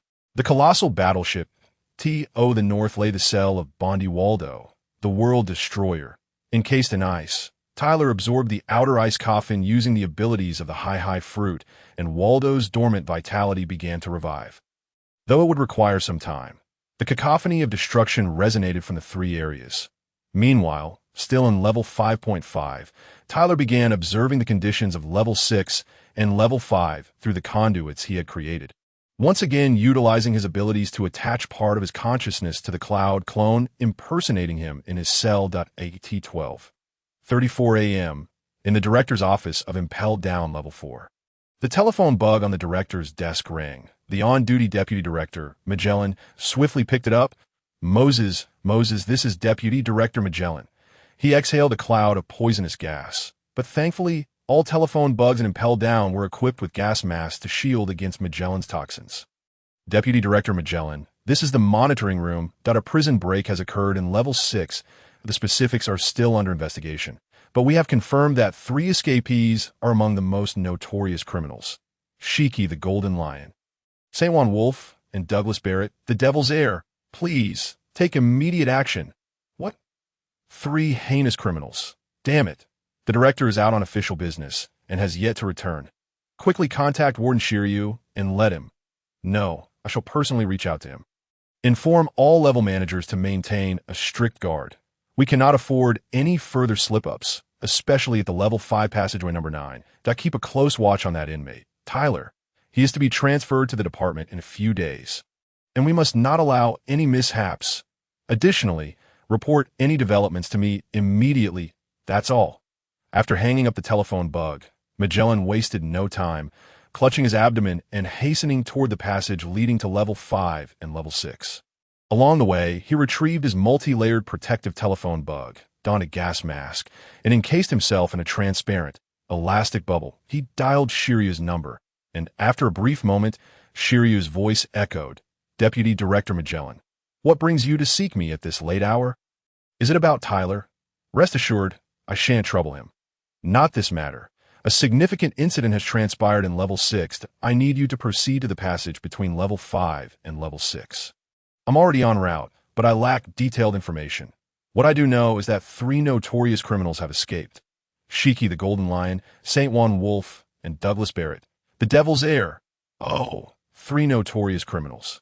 All infamous pirates. I shall hasten to the passage. With that, Shiryu, holding the telephone bug aloft, turned and strode away. Furthermore, Shiryu, you are aware of my condition. I cannot sustain prolonged combat, especially now that I will require 3 minutes to resolve an issue before descending. Those criminals are exceedingly dangerous. Afterward, I shall contact the director and request support from the Navy headquarters. Given your safety, I permit you to act with full force, regardless of the consequences. Ah, splendid. I shall make my way there. Deputy Director Magellan. Until then. After the two ended their conversation, Shiryu continued on his path, one hand clutching the phone bug and the other grasping the hilt of the sword named Thunderstorm, drawing it forth by a couple of inches. The eerie crimson hue flowed along the blade as Shiryu let out a wild laugh, muttering to himself, "Ha, let none escape." With that, he sheathed Thunderstorm, produced a cigar, lit it, and strolled towards the passage connecting levels 5 and 6. Meanwhile, Magellan, having returned to his quarters, seized the moment to relieve himself while dialing the phone bug to the director. Ah, Moses, it is a deep, resonant voice emanated from the phone bug, but the masked device could not showcase his thespian prowess. Director, this is Magellan. A grave incident has transpired and impelled down, and I must report to you. Before the director could respond, Magellan interjected. Ah, it's Magellan. What has happened to warrant such urgency? Director, there's been an escape incident at Level 6. 3 confirmed felons are on the loose. The Golden Lion Shiki, the massive battleship St. Juan, the Evil Wolf, and the demon heir Douglas Barrett. I am currently occupied preparing for the impending battle. And Shiryu has already proceeded to the sole passage between Levels 5 and 6, ready to utilize the terrain to fend off the 3. However, my concern is... what is it? The exact circumstances within Level 6 remain unclear, and the full list of escapees is unknown. However, dealing with these 3 under the current capabilities of Impel Down poses a significant challenge that I kindly request that you seek assistance from the Navy headquarters to prevent the felons from completely escaping. I see. I cannot return immediately, but I will communicate with Admiral Kong to ensure the Navy headquarters provide support. For now, you should hasten to assist Shiryu. I fear he may struggle against all 3 alone. Understood, Director. At the same time, at the entrance of the extreme cold hell, number 9 corridor on Level 5, the patrolling guard ceased his rounds and approached Taylor's cell, fixating his gaze upon him. The chief guard had just instructed him via phone bug to keep a close watch on Taylor, leaving no room for error. Taylor, employing his cloud clone technique, raised his gaze to the guard and chuckled. Why are you no longer patrolling? Has something happened? Your anxious demeanor is quite amusing. At this moment, Zhao Xinglong felt a sense of pride, as he was the architect behind the ongoing chaos at level 6, where 3 individuals had already escaped, and one was preparing to flee. It would be unrealistic to claim he bore no resentment while imprisoned and impelled down. Causing some trouble this time had alleviated much of his pent-up frustration, and soon would come the opportune moment to escape. Taylor, regardless of what transpires, it has nothing to do with you. You are destined to remain imprisoned for life. The guard shouted with a facade of bravado. Yes, that's so. Huh. Taylor burst into another fit of laughter. T-12. 39 a.m. At the Navy headquarters in Marineford, the tranquility of the night was shattered by the ringing of the phone bug. At 12:41 a.m., having finished his business, Magellan sauntered from his room towards the passage connecting levels 4 and 5, feeling relaxed. As he walked, the director's call came through, informing him that the Navy headquarters would dispatch 2 warships and 2 vice admirals for support, including Vice Admiral Perusalino. At T-12:43 a.m., within the infinite hell of impelled down at level 6, the first of the 3 escapees, the Golden Lion Shiki, utilizing the exceptional mobility granted by the float fruit, was the first to reach the elevator connecting levels 6 and 5. Wave slash. A massive cutting strike surged forth, instantly propelling the guard aside, resulting in heavy casualties. The entrance to the passage was shattered by the blow. And although the elevator remained at level 5, this posed no challenge for Shiki, whose title of Flying Admiral was well-deserved. He swiftly dashed into the passage, soaring towards level 5. Simultaneously, Shilio had descended from the searing hell of level 4 to the extreme cold hell of level 5. Still leisurely making his way towards the passage to level 6, the design of Impel Down had considered the possibility of powerful inmates escaping. Thus, only levels 1 through 4 had direct access passages, while the routes from level 4 to level 5 and from level 5 to level 6 were isolated and distant. This arrangement posed significant challenges for inmates unfamiliar with the terrain, which was a crucial reason why few had managed to escape from this deep-sea prison over the past 800 years. At T-12:47 a.m., Magellan arrived at the passage between levels 4 and 5. Taking the elevator down to level 5, he then used the phone bug to notify all personnel to steer clear of the passage, activating his devil fruit powers within. Venom Dragon, a colossal 3-headed purple liquid dragon, erupted from Magellan's hand, saturating the passage with a toxic purple fluid. Following this, Magellan commanded, Poison Cloud. A haze of purple smoke enveloped the entire corridor, lingering ominously. This was Magellan's precautionary measure. Should anyone breach this area, they would likely find themselves halted here, as crossing his dual defenses without special devil fruit abilities was nearly impossible. Nevertheless, Magellan hoped that this arrangement would remain unused, for its activation would signify a significant increase in the likelihood of inmate escape. Having breached level 5's extreme cold hell, Shiki pressed the button to lower the elevator before exiting the passage. He was aware that others were attempting to escape from level 6, but regardless of their identity, their ascent to level 5 would serve to create confusion, benefiting him. Perhaps it was fate, for while Shiki descended the elevator, he and Shilio, moving towards the passage, brushed past each other at a distance. The extreme cold hell was immensely taxing on stamina. Thus, Shiki ceased his flight upon fortuitously discovering a food storage room. Without regard for the quality or temperature of the food, he quickly consumed it to replenish his energy. At 12:50 a.m., the demon-heir Douglas Barrett arrived at the passage leading from level 6 to level 5. Witnessing the damaged entrance and the lowered elevator, a surge of joy coursed through him as he swiftly boarded the elevator, activating it to ascend to level 5.8. This moment, Shilio was still 200 meters away from the passage leading to level 6. At his current leisurely pace, he would reach the entrance in approximately 40 seconds. The chains of the elevator emitted a creaking sound. Shilio took a deep drag from his cigar, muttering, "Have they arrived?" He continued his steady stride forward, his right hand now firmly gripping the hilt of Thunderstorm. Gathering momentum, Barrett, aboard the elevator, did not wait for it to fully arrive, but sprang into action as he neared the entrance to level 5. Having been imprisoned and impelled down for just over a year, his physique remained robust and largely unaffected, far surpassing Taylor's pre-nourishment condition. 50 meters away, a glimmer of bloodlust flashed in Shilio's eyes as he vanished from sight, executing a swift strike with thunderstorm. The battle-hardened Barrett evaded to the side just in time to this moment. Both men locked eyes, and Shilio, the rain, chuckled sinisterly. Humph, humph, humph. The heir of the demon, Barrett, do not even think about escaping from Impel Down today. Or perhaps, dying by my sword would be a form of liberation. Humph, humph. Rain Shilio, words are meaningless. The truth shall be revealed through action. The two swiftly began to clash, their formidable strengths leading to a fierce confrontation. The collisions of hockey-hardened fists and renowned blades rang out. Yet Barrett ultimately found himself at a disadvantage due to his relatively weaker physique. After dozens of exchanges, he was sent flying by Shilio's sword, crashing into the ground. Although his hockey shielded him from injury, he nonetheless suffered a minor setback. Meanwhile, having heard the commotion, the Golden Lion Shiki had consumed enough food and lifted his head to glance towards the passage. Realizing that the sounds of battle must be the result of other inmates from level 6 engaging with the guards.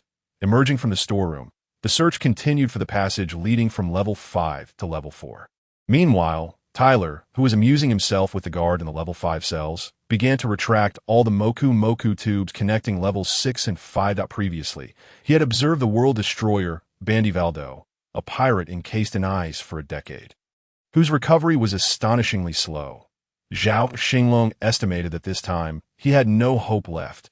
By the time he regained his vitality, he would likely be shackled and frozen once more. Tyler deliberately left a pair of Moku-made eyes and ears at the exit of level 5 to monitor the surroundings, while he made his way to the outer wall of level 4, a location he had previously scouted. Years ago, Mori had opened an exit from level 5.5 to level 4, conveniently situated next to the direct elevator leading from level 4 to level 1, thus granting Mori the opportunity to stealthily board the elevator and successfully escape. Currently, chaos reigned in Impel Down, and Tyler planned to escape directly into the sea from level 4. The construction materials of the deep-sea prison's outer walls were laced with sea stone, rendering them difficult to breach. However, Tyler had already identified a promising spot, a narrow crevice between two massive boulders. Slightly seeping water, though the amount was negligible, it presented the opportunity Zhao Xinglong sought, like T0. 53 a.m. In the infinite hell of level 6, a colossal figure, approximately 120 meters in height, approached the passage leading to level 5. It was the gigantic battleship San Juan Wolf, one of the three fugitives, now slightly reduced from its original height of 150 meters. Gradually, it shrank from about 120 meters to 60 meters, then down to 30 meters. Ceasing its reduction, instead squeezing its immense form into the passage. Moments later, a gigantic head protruded from the doorway of level 5.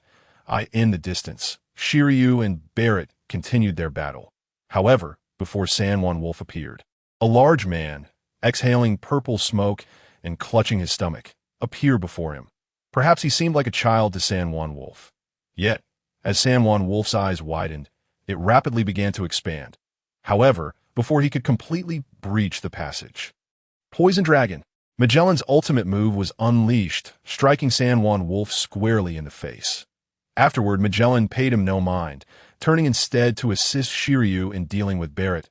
A minute earlier, at 0:54 a.m., the Golden Lion Shiki, having reached the passage from level 5 to level 4, furrowed his brow as thick clouds of poison emitted a faint purple haze, pooling into deep purple venom within the passage. Shiki hesitated, hearing sounds from the passage leading from level 5 to level 6 behind him. He turned, preparing to join forces with the other escapees, thus increasing his chances of escape, and flew back. Midway, he heard a thumping sound from the ground. A massive stone floor nearby had lifted, emitting a hissing sound as it inhaled air. Shiki flew over, utilizing the powers of his Moku fruit to lift the floor, revealing a passage leading downward. Without hesitation, he dove in, sealing the stone slab seamlessly behind him with his powers. However, all of this was sensed by the Moku eyes and ears that Tyler had previously set up.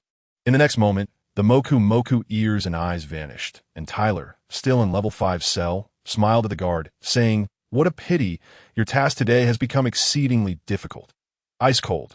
The power of the high fruit was activated, releasing a chilling aura that transformed the entire cell and passage into a frozen world, freezing both the guard and the nearby surveillance snail. Tyler then opened the cell door, staged the scene, and slipped away through the Moku tubes like a cloud, which then vanished, with the stones once again sealing the hole. Tyler proceeded to the secret passage leading from level 5.5 to level 4 and activated his Moku fruit ability, enlarging the other end of the Moku tube that he had previously stuffed into the crevice between the boulders in level 4, increasing the quantity of the Moku tubes until a large, bubble-like membrane with an enormous diameter formed outside.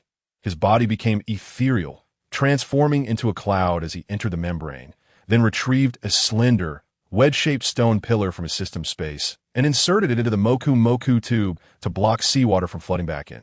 This might be useful someday. The Moku tube gradually contracted from the inside out until it was fully contained within the membrane. Sealed, Tyler exclaimed, as the membrane formed into a cohesive whole, the wedge-shaped stone pillar being compressed by the immense pressure of the seawater, thoroughly sealing the opening.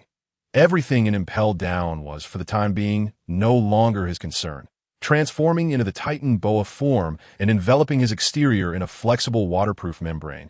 He developed a fishtail at his rear, leaving an air bubble at his head, resembling a mermaid adorned with a hood, and began swimming upward along the outer wall of Impelled Down. Ding! The host has successfully completed the task of aiding Tyler and Alvia's escape from Impelled Down. Taking a total of 12 days, an evaluation will follow based on task completion, execution, and the response of relevant forces. Please be patient. At 0:57 a.m., in level 5 of Impelled Down, near the passage leading to level 6. Amidst the icy expanse, Barrett, caught between Shiryu and Magellan's assault, succumbed to Magellan's poison dragon, unwillingly collapsing, his body riddled with wounds and covered in purple venom. Shiryu, the Rain Man, also bore numerous injuries from his recent battle with Barrett. Straightening up, he sheathed his sword, brushed off the dust from his clothing, and took out a cigar from his pocket, lighting it with a hiss. After taking a deep drag, he directed his gaze at Magellan, saying, "Deputy Warden Magellan, why did you interfere in my battle with Barrett? I was clearly gaining the upper hand. Shiryu, this is not a contest of strength, but a matter of capturing fugitives. The situation in level 6 remains uncertain, and the Golden Lion Shiki is still on the run. We don't have time for you to engage in one-on-one combat," Magellan replied, disregarding the disgruntled Shiryu as he pulled out a snail phone. Brew. The phone had been ringing incessantly since earlier.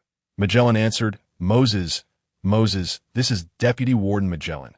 The escaped Douglas Barrett and San Juan Wolf have been subdued, while the Golden Lion Shiki remains at large. Maintain full surveillance. What else is on your mind? Report, Deputy Warden. Just 3 minutes ago, the surveillance nail at Passage 9 in Level 5 suddenly malfunctioned. No visual feed, and the guards responsible for patrol cannot be reached. Oh, fortunately, I had made some arrangements at the passage in Level 5. I will confirm with Tyler. Report any new developments to me. With that, Magellan hung up the phone and addressed Shiryu. We will split up. I will check Passage 9, while you continue your patrol in Level 5. The Golden Lion is likely still in this area. He is much faster than the other two. We can deal with Barrett and San Juan later. They won't perish immediately. Magellan strode toward Passage 9, stopping after taking a few steps to add, and I know you might be feeling a bit disgruntled right now, but if you encounter Tyler or the Golden Lion, Tyler must be captured alive. Shiki's fate is inconsequential.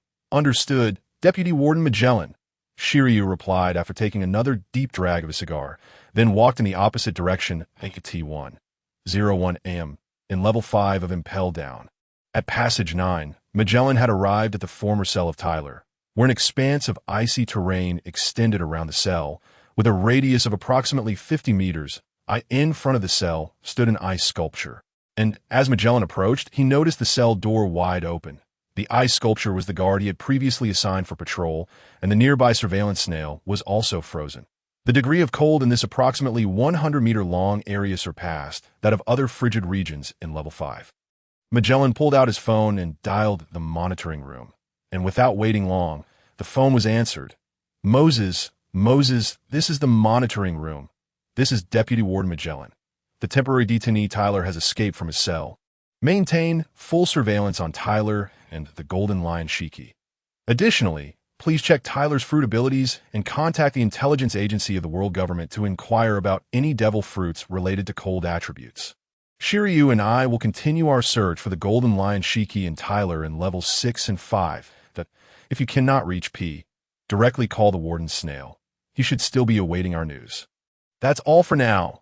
Upon uttering these words, he exhaled a plume of violet poison, his right hand once again massaging his abdomen as he proceeded towards the exit of the corridor. Upon reaching the entrance, he paused and murmured, "This damned belly. Poison dragon." From Magellan's body erupted a three-headed poison dragon, enveloping the corridor behind him and all the cells within. Leaving no corner unguarded, it appeared that the fugitive had truly escaped. Damn it! He then pressed his hand against his abdomen and set off to search elsewhere. At 1:10 a.m. on March 26, 1500 in the sea calendar, the Golden Lion Shiki finally discovered the passage leading from level 5 to level 4, navigating the immense stones with the ability granted by the float fruit. He discreetly created a small opening on one side and was greeted by the sight of the elevator that connected level 4 directly to level 1. This unexpected revelation brought him a delightful surprise, akin to stumbling upon a hidden treasure after an arduous search. At the entrance, 2 jailer beasts and 3 guards awaited. Just then, the elevator descended, the great door swung open, and a group of individuals along with the 2 jailer beasts ascended, presumably to assist in maintaining order from level 1 to level 3. That once they departed, Shiki moved the stone aside and floated out through the secret passage, promptly restoring the stone to its original position. This secret was his alone, a potential advantage for future endeavors, preferable to it falling into the hands of the Navy or the prison's authorities.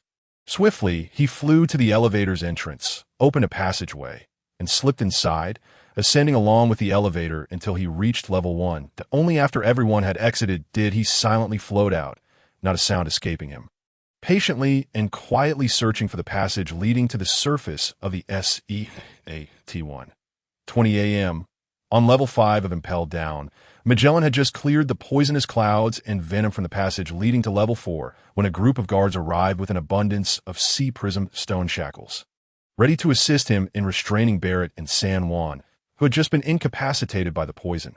After the guards exited the passage, Magellan unleashed his poison dragon and poisonous clouds once more. Sealing the passage, he was supremely confident in these abilities, firmly believing that neither Taylor nor Golden Lion Shiki could pass through unscathed. Subsequently, Magellan, accompanied by the guards, proceeded to the passage from level 5 to level 6. Following the plan to recapture Barrett and San Juan sequentially, he extracted the venom from their bodies and administered an antidote that would delay the effects for 48 hours, though could not completely eradicate the poison. Necessitating a second treatment, at that moment, Magellan's din mushy rang. Buru, buru, buru. Hello, this is Magellan. While directing the guards, he answered the call. Deputy Director Magellan, this is the monitoring room. We have something to report. We just spotted Golden Lion Shiki on the monitors in level 1. What? How did he get to level 1? This is BAD, and O1 can stop Golden Lion Shiki on level 1. After 800 years of being called an impregnable fortress. Is Impelled Down truly facing a prison break? Damn it. Deputy Director, we just received a call from the Navy. Vice Admiral Borsellino has arrived at Impelled Down and is currently on the surface. I see. Quickly contact Vice Admiral Borsellino and have him do his utmost to intercept Shiki. Our reinforcements are on their way. I will reach out to Shiryu for assistance. We will speak again shortly. With that, Magellan hung up and swiftly dialed Shiryu.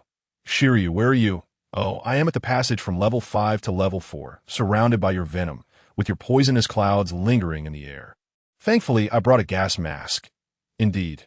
Somehow, Golden Lion Shiki has escaped to level 1. Although he has evaded the assistance of Vice Admiral Borsellino, you must immediately assist him in recapturing Shiki. You have an antidote for my venom? Yes, I do. Excellent. Head to level 1 at once. If you encounter poison while traversing the passage, antidote yourself immediately. There's no time to lose, or Shiki may truly escape. Understood, Deputy Director. By the way, have you located Taylor? Not yet. That I have searched most of level 5 without any sign of him. I will continue the search here. Let us split up and act accordingly. That's settled. After concluding the call, Magellan instructed the guards to temporarily detain Barrett and San Juan in the freezing cells of level 5, awaiting a complete resolution before transferring them back. Once poisoned by Magellan without special means, escaping from Impel Down would lead to certain death. 8T1. 28 a.m., Taylor, submerged in the water, finally approached the top of level 1. Inching along the outer wall of Impel Down from the deep sea, activating the abilities of the film fruit, he extended a closed tube from his hood to the surface. Through this conduit, Taylor sensed 2 naval ships navigating toward the harbor, directly facing the deep-sea whirlpool. Having taken in some fresh air, Taylor retracted the tube and slowly swam to the right, where no guards patrolled the back of Impel Down. At 1:31 a.m., after searching level 1 for over 15 minutes, Golden Lion Shiki finally discovered the passage leading to the surface. This time, he hesitated not, for he knew that once he traversed this passage, reaching the surface would unveil a different realm, one in which no one could obstruct his escape, a confidence he retained. Suddenly, chaos erupted in level 1 as various items flew about. Shiki was the first to enter the elevator, ascending directly to the surface. Lion's 1,000 cuts. The door at the entrance of the passage to the surface burst open, and amidst the dust, a shadow soared. None other than Golden Lion Shiki. Kawain, we've reached the first level. Golden Lion Shiki. Standing at the entrance was Vice Admiral Borsellino, who had arrived to provide support from the Navy headquarters, donned in a brown wide-brimmed hat, a black shirt, a black and white striped suit, and a cape emblazoned with the word justice. He was buffeted by the winds created by Shiki's previous attack, making a resounding sound. "Oh, flashy little ghost, it's you. Can you stop me? How terrifying. This truly is a legendary pirate, but how will I know unless I try?" Shiki. The confrontation was imminent. 8T that moment. Shiryu had traversed the passage from level 4 to level 1 and was nearing the passage that led to the surface. Having circumvented the front of Impel Down, Taylor approached the rear. Where indeed there were no guards present, he cautiously maneuvered along the outer wall of Impel Down and encountered several sea kings, with 3 of them even brushing past him, causing his heart to race and his nerves to tense. The ocean, especially within the calm belts, concealed numerous colossal creatures, perhaps even beings comparable to the likes of the great Lord Zhao, calming his frayed nerves. Taylor emerged directly from the sea, opening a hole in his hood. Clouds and mist billowed forth, ascending into the sky until, at an altitude of 1,000 meters, he finally felt a sense of relief. He had successfully escaped. At that moment, a tremendous explosion resonated throughout the surface of Impel Down. That a brilliant ray of laser collided with a colossal slash, creating immense destruction. Taylor observed closely as Golden Lion Shiki engaged in battle with Vice Admiral Borsellino. Having successfully reached the surface, in a cloud of dust, rays of lasers shot forth as Shiki deftly rolled and evaded Borsellino's laser attacks, closing the distance and launching dual slashes that transformed into cross waves aimed at Borsellino. The Vice Admiral, evading the 2 strikes, inadvertently caused a naval ship docked at the harbor to be cleaved into 4 pieces, prompting a wave of sailors to leap overboard in a desperate bid for survival. "Oh, how terrifying! Such a dreadful slash, Shiki!" exclaimed Borsellino, who had transformed into a multitude of light points. Having landed upon the surface of Impel Down, he clasped his hands together, summoning forth a massive sword of light. "Amaterasu, allow me to experience your swordsmanship firsthand, Shiki." In the midst of conversation, he swiftly rushed before Shiki, and the 2 clashed swords once more. It was now 2:18 a.m. on March 26. Magellan, clutching his stomach, conducted a thorough inspection of level 6, where the unconscious Bondi Wald had been reincarcerated, alongside Barrett and San Juan, who were temporarily detained in level 5. That a few inmates who attempted to escape amidst the chaos were also apprehended by Magellan during his search. Now, only the elusive Golden Lion Shiki had managed to escape to the upper sea level, along with the missing Taylor. "Oh, my stomach. This simply won't do. I must attend to personal matters first. Alas, the upper sea level is not conducive to my abilities." I shall leave the worrying to Shiryu and Borsellino. After I take care of my business, I will continue my search for Taylor, which is quite bothersome, Magellan muttered to himself, hand pressed against his abdomen as he made his way toward the corridor. 40 minutes earlier, Rain Shiryu had finally ascended to the upper sea level, which was in a state of disarray, although the majority of the outer walls were constructed from the robust sea stone material. Some interior stones had been utilized by Shiki, that on one hand, Shiki and Borsellino were engaged in a fierce sword duel. Despite not gaining a significant advantage, they appeared to be handling the situation with ease, occasionally manipulating stones to attack the guards of Impel Down and the assisting Navy personnel, who found it difficult to approach. The Navy headquarters had just prepared a demon-slaying order for O'Hara, dispatching powerful vice admirals such as Kazan, Sakazuki, the Weasel, Staloberry, and Fire Mountain. Carp, meanwhile, had returned to the East Blue for a family visit, in reality, to deliver Ace to the mountain bandit Satan for upbringing. At this moment, it was indeed a remarkable feat to send Vice Admiral Borsellino with 2 warships for assistance. Upon his arrival, Shiryu did not immediately assess the situation, but lit a cigar and took a deep drag. This was not Shiryu watching the spectacle, but rather seeking an opportunity to strike a T2, 20M. After 25 minutes of searching, Shiryu seized an opportunity to intervene in the battle. The 3, Shiki, Borsellino, and Shiryu, swiftly changed positions. Their forms a blur as lasers, light swords, and slashes were relentlessly unleashed. The guards and Navy soldiers stood aside, as their superior understood that there was no room for their intervention in the clash of these 3 combatants, wisely directing everyone to avoid the epicenter of the conflict. Though Shiki was a legendary pirate, he found himself somewhat at a loss facing the combined onslaught of 2 younger foes, especially since he was not his prime condition and had previously sustained a wound to his calf from Borsellino's light sword. Thus, during the battle, Shiki continuously maneuvered towards where the guards and Navy were located, intending to distract Borsellino and Shiryu while launching a powerful attack that lions might. Earthquake, countless stones, timber, and debris from the upper sea level coalesced into 8 gigantic lions that roared and charged at everyone. Borsellino swiftly took to the air, ceasing to mix in, and unleashed his ultimate technique, the 8-foot jeweled yata, striking down 6 of the enormous lions, gradually eroding their forms. However, on the other hand, Shiki found himself outmaneuvered. Shiryu had no intention of saving the guards, instead seizing the opportunity to advance with a one-sword style draw. Although Shiki desperately evaded, his previously injured calf betrayed him, and he was struck down by Shiryu's blade. Blood spilling into the AT that moment. A thick mist rose, obscuring visibility. Seizing this opportunity, Shiki ascended into the sky and fled, while Borsellino transformed into a beam of light in pursuit on the upper sea level. Rain Shiryu landed and sheathed his sword, a loud clang signaling the severed limb of the golden lion Shiki hitting the ground. Shiryu then produced another cigar, lit it, and took a deep drag. Meanwhile, a kilometer away, Taylor wiped the sweat from his brow, panting heavily. Controlling the cloud fruit from such a distance was quite taxing for him. Watching the 2 figures gradually disappear, Taylor exhaled in relief and transformed into a white cloud, drifting into the distance. Thus, Taylor's escape had succeeded completely, and he was about to embark on his journey. However, the events surrounding the prison break at Impel Down were far from over. Back in Level 5, Magellan continued to search for Taylor's whereabouts, but found no leads. However, it was discovered that food had gone missing from the storage room. BRRR. At this moment, his din mushy rang again, and Magellan quickly answered. This is Magellan, Vice Warden Magellan. This is the monitoring room that we have just received news from the upper sea level.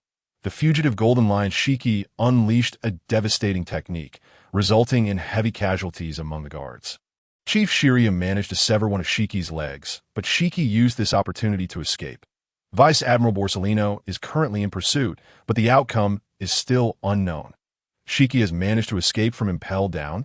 Yes, I understand that. I will report this to the world government. Vice Warden, we have just received news from the P organization.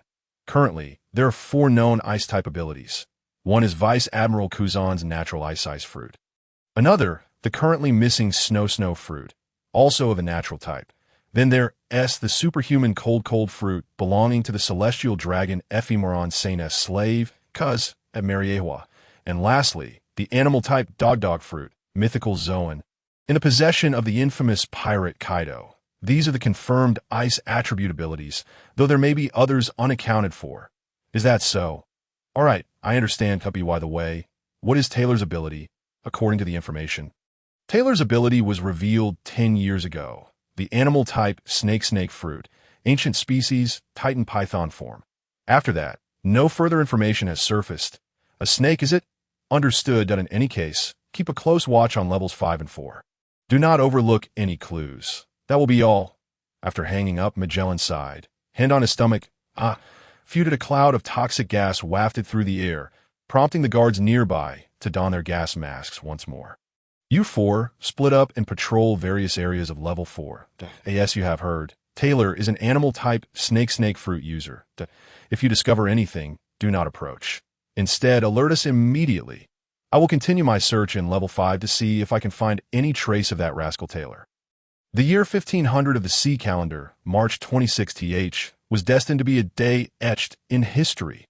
At Navy headquarters in Marineford, having answered the call from the warden of Impel Down, the now octogenarian Steelbone Kong found sleep evading him.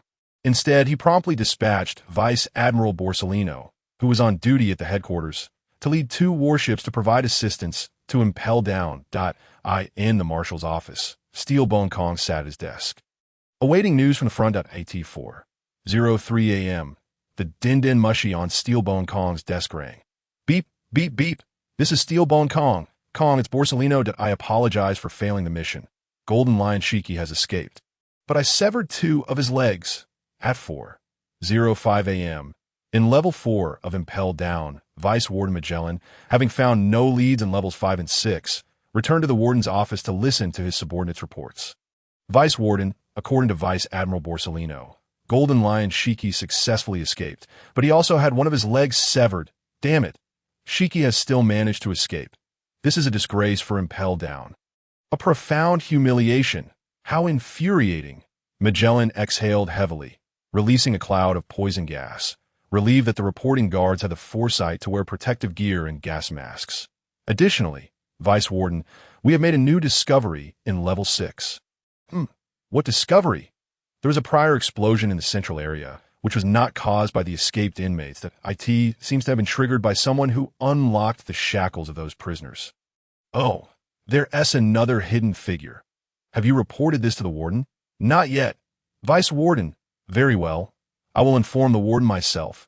You may all leave now at 5:33 a.m. in the Pangu Star conference room at Mariewa. All the stars were present. Except for Gold Star, the others lounged on sofas, while Gold Star sat by the window, gazing up at the night sky, where the first faint light of dawn was beginning to appear in the east. Everyone, I trust you have received the news from the deep-sea prison at Impel Down, Earth Old Star Rubens stated emotionlessly. Following this, the irritable Water Old Star Gonshur spoke up. Those useless fools. Allowing Golden Lion Shiki to escape successfully is utterly despicable. Indeed, such a tightly secured Impel Down still witnessed such an incident.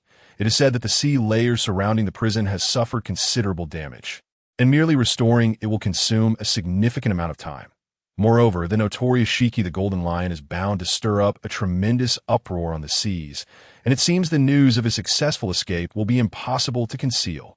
The Old Star Fire Van Host chimed in. For 800 years prior to this, the so-called impregnable Impel Down, which boasted walls as strong as copper and iron, had only one known instance of successful escape, namely, the little-known incident involving the giant Moria 80 years ago. This truly is a disgrace of monumental proportions. The Old Star Lucas Key continued the conversation, elaborating on the implications of this event for the world government's reputation. Seated by the window, the Old Star Jean Yinlin remained silent, gazing outwards. Ever since the execution of Pirate King Joel D. Roger a year and a half ago, which set off the Great Pirate Era, formidable new pirates have emerged one after another. The pressure on the Navy has been immense, and this incident will undoubtedly undermine the world government and the Navy's deterrent power against pirates. This is something everyone must bear in mind. Speaking of which, It brings to mind an idea proposed by the newly joined Moron at the last Celestial Dragon Conference, the old star Reuben. The first to speak turned the conversation in another direction. Gansi, are you referring to that young lad's notion of using pirates to counterbalance other pirates?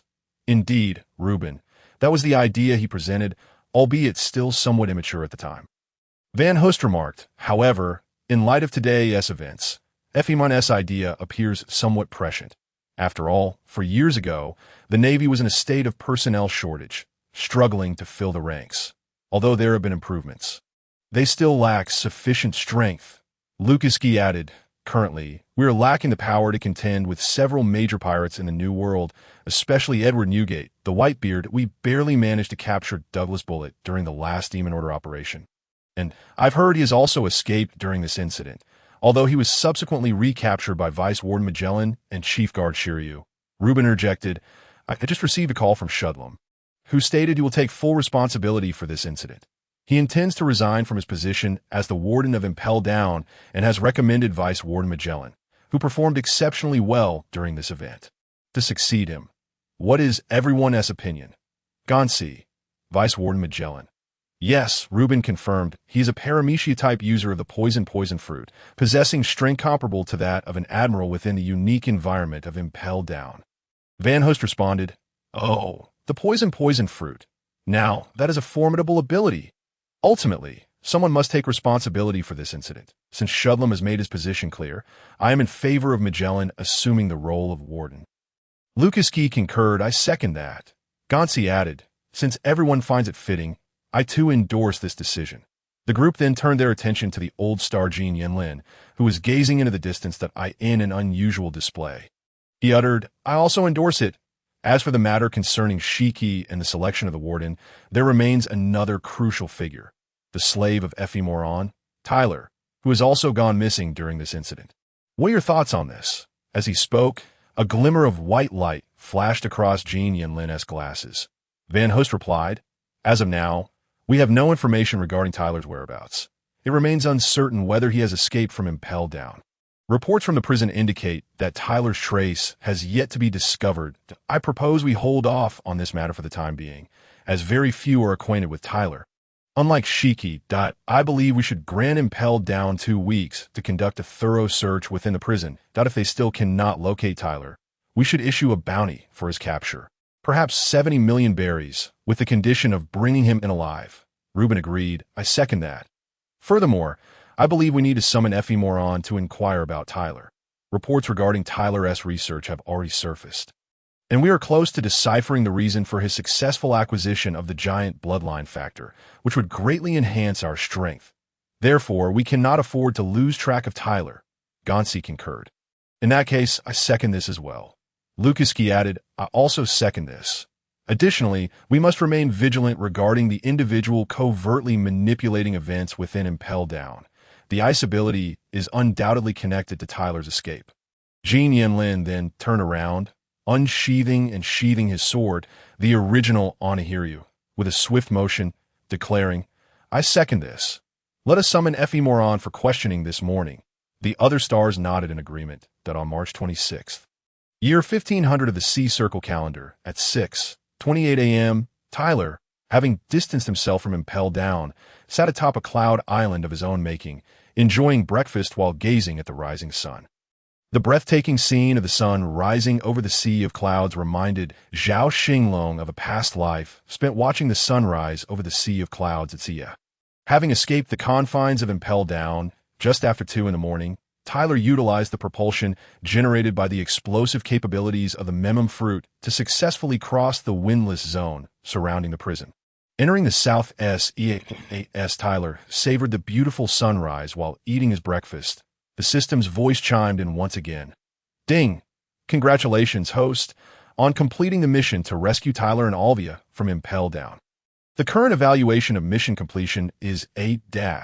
The rewards are as follows. First, 1 natural-type moonlight fruit. Second, 1 Sea Curse 35 resistant scroll. Third, an expansion of the system space by 3,000 cubic meters. System, how was this evaluation determined? Other systems seem to offer frequent missions or rewards for regular check-ins. Why is it that you only provide such a limited number of tasks without any points or a shop feature? Ding! Elevated blood pressure detected in Tyler. Please maintain emotional control, as it is detrimental to Tyler's growth. Concerning your inquiries, the system will provide an explanation shortly. While it took Tyler and Alvia 12 days to escape impelled down, there remains a significant possibility that Tyler will be pursued by the world government, thus not constituting the most ideal method of escape. However, considering that the host also successfully assisted Shiki the Golden Lion in his breakout, the evaluation has received a bonus, resulting in a comprehensive assessment of 8-. Does the host understand the explanation regarding this mission?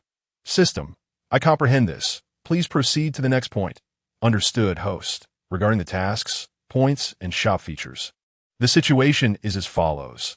This system was not a newly initiated one upon binding with the host, but rather an already operational system. Unfortunately, the previous host encountered an unfortunate demise. According to the original system settings, the system would revert to its initial state.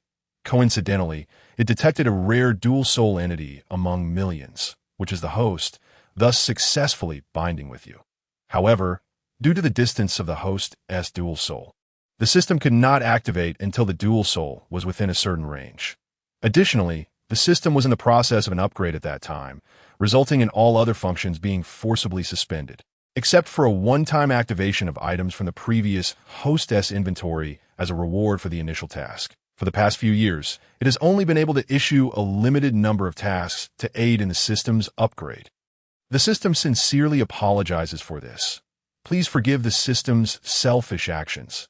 After all, encountering a dual soul entity is far rarer than encountering a single dual soul, and the system was reluctant to waste precious time, leading to the hasty decision to bind with the host.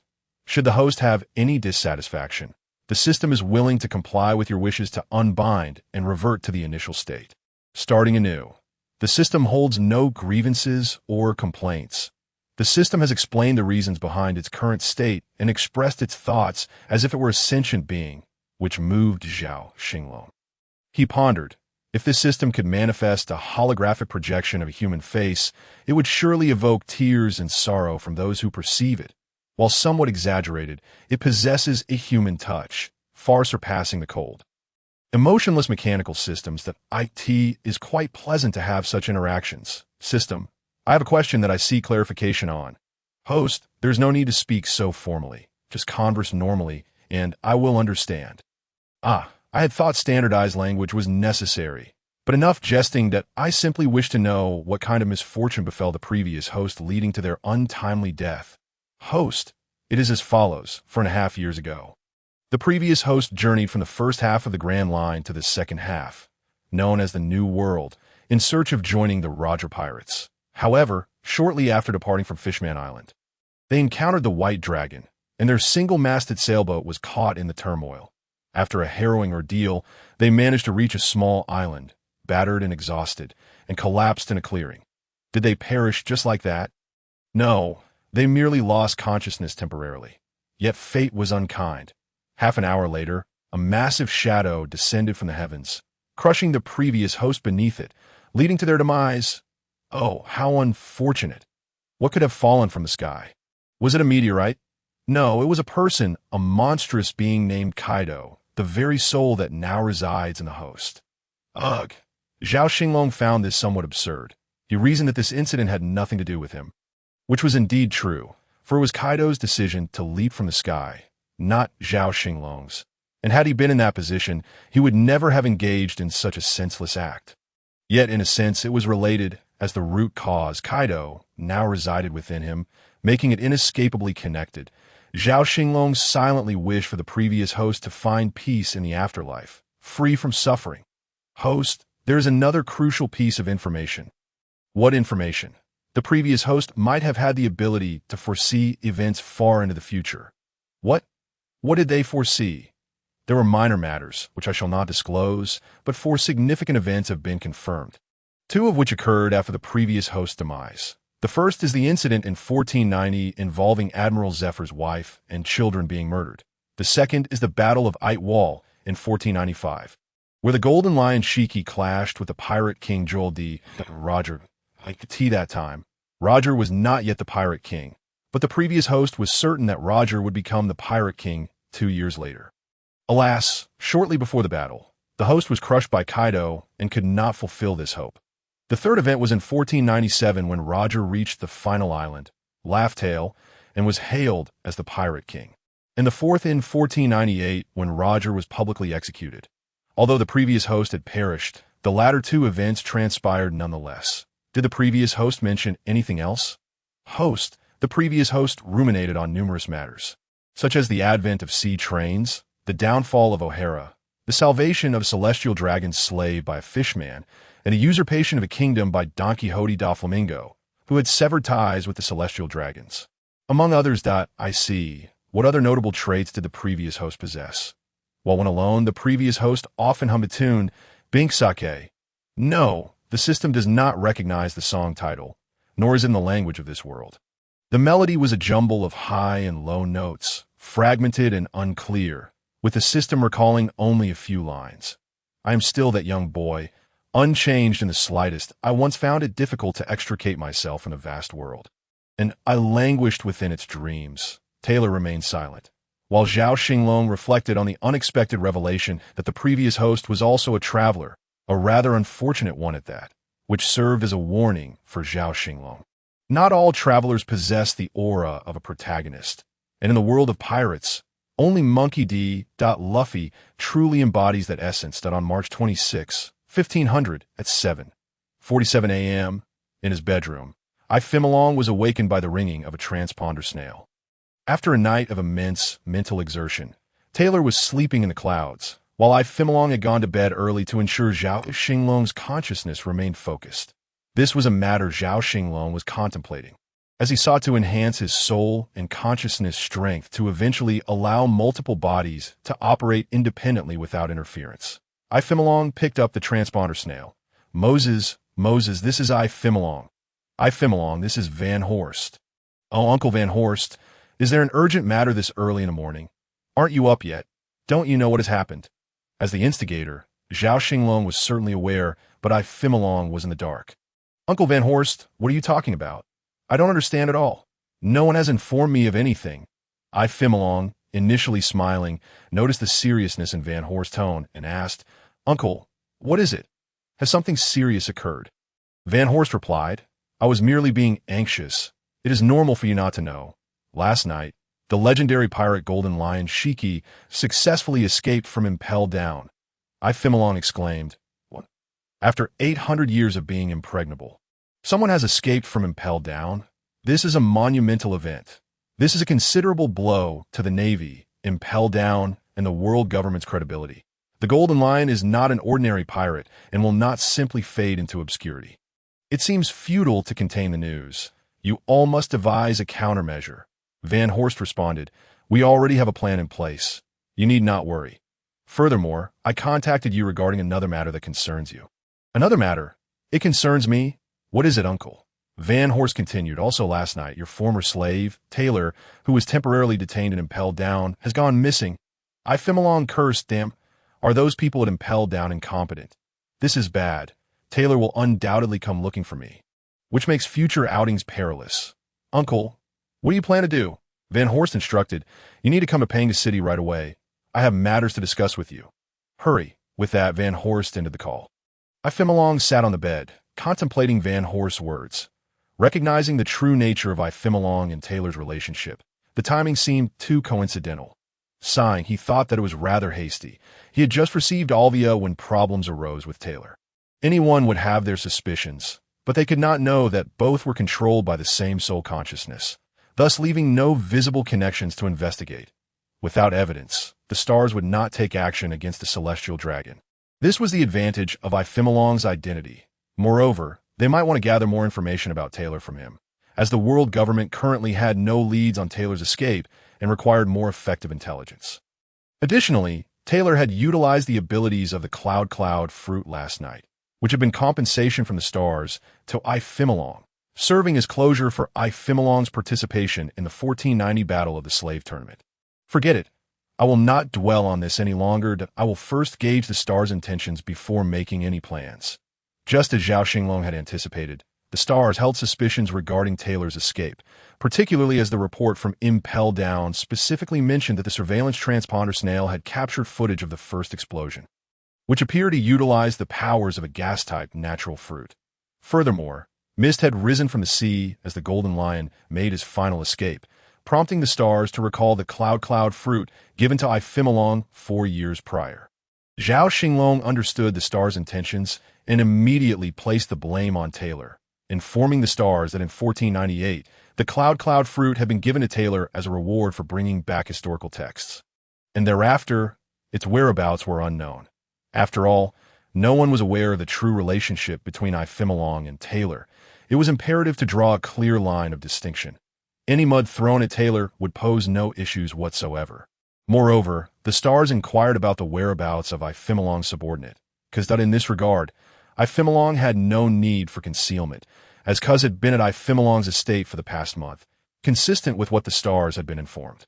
However, what took Zhao Xinglong by surprise was that after voicing his inquiries, Xing engaged him in 2 other matters that on March 26 at 12:52 p.m., Taylor awoke after nearly 6 hours of slumber atop a cloud.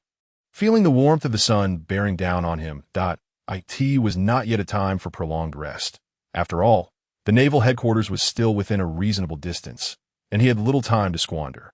Judging by the fact that yesterday only Admiral Paulicelino had received naval support, as well as the information obtained from Ifimilong, it was evident that the demon-slaying order for O'Hara was on the verge of being activated.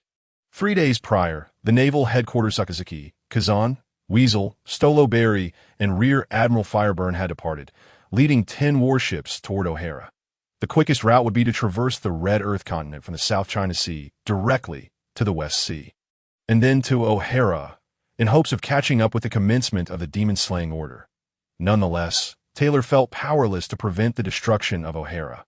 Ultimately, Zhao Xinglong could only hope to preserve Alvia and a portion of the documents salvaged by scholars.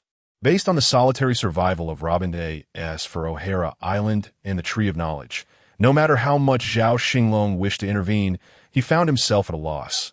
He was not entirely idle, but nearly so. Considering all this, Taylor fashioned an aircraft reminiscent of a transport plane using cloud iron, creating a vast hollow chamber within an enormous fuselage filled with large elastic bubbles produced by the momo fruit. Taylor controlled an opening at the tail, releasing a substantial amount of gas to generate immense thrust, much like a deflated balloon. The cloud iron aircraft soared rapidly northwest, its destination firmly set on O'Hara. On March 27, on a solitary island in the windless zone between the East Sea and the Grand Line, the legless golden lion sat in repose, using his twin swords, Sakura, Ten, and Muku, to replace his lost legs, inserting them into the base of his calves and binding the handles with cloth strips. He threw his head back and laughed heartily. Keek. At that very moment, Taylor had already crossed the Red Earth continent from high above, en route to O'Hara. The front page headline of today's World Economic News read, "Legendary pirate Golden Lion Shiki self-mutilates to escape from Impel Down's deep-sea prison," publishing a shocking report that sent the world into an uproar.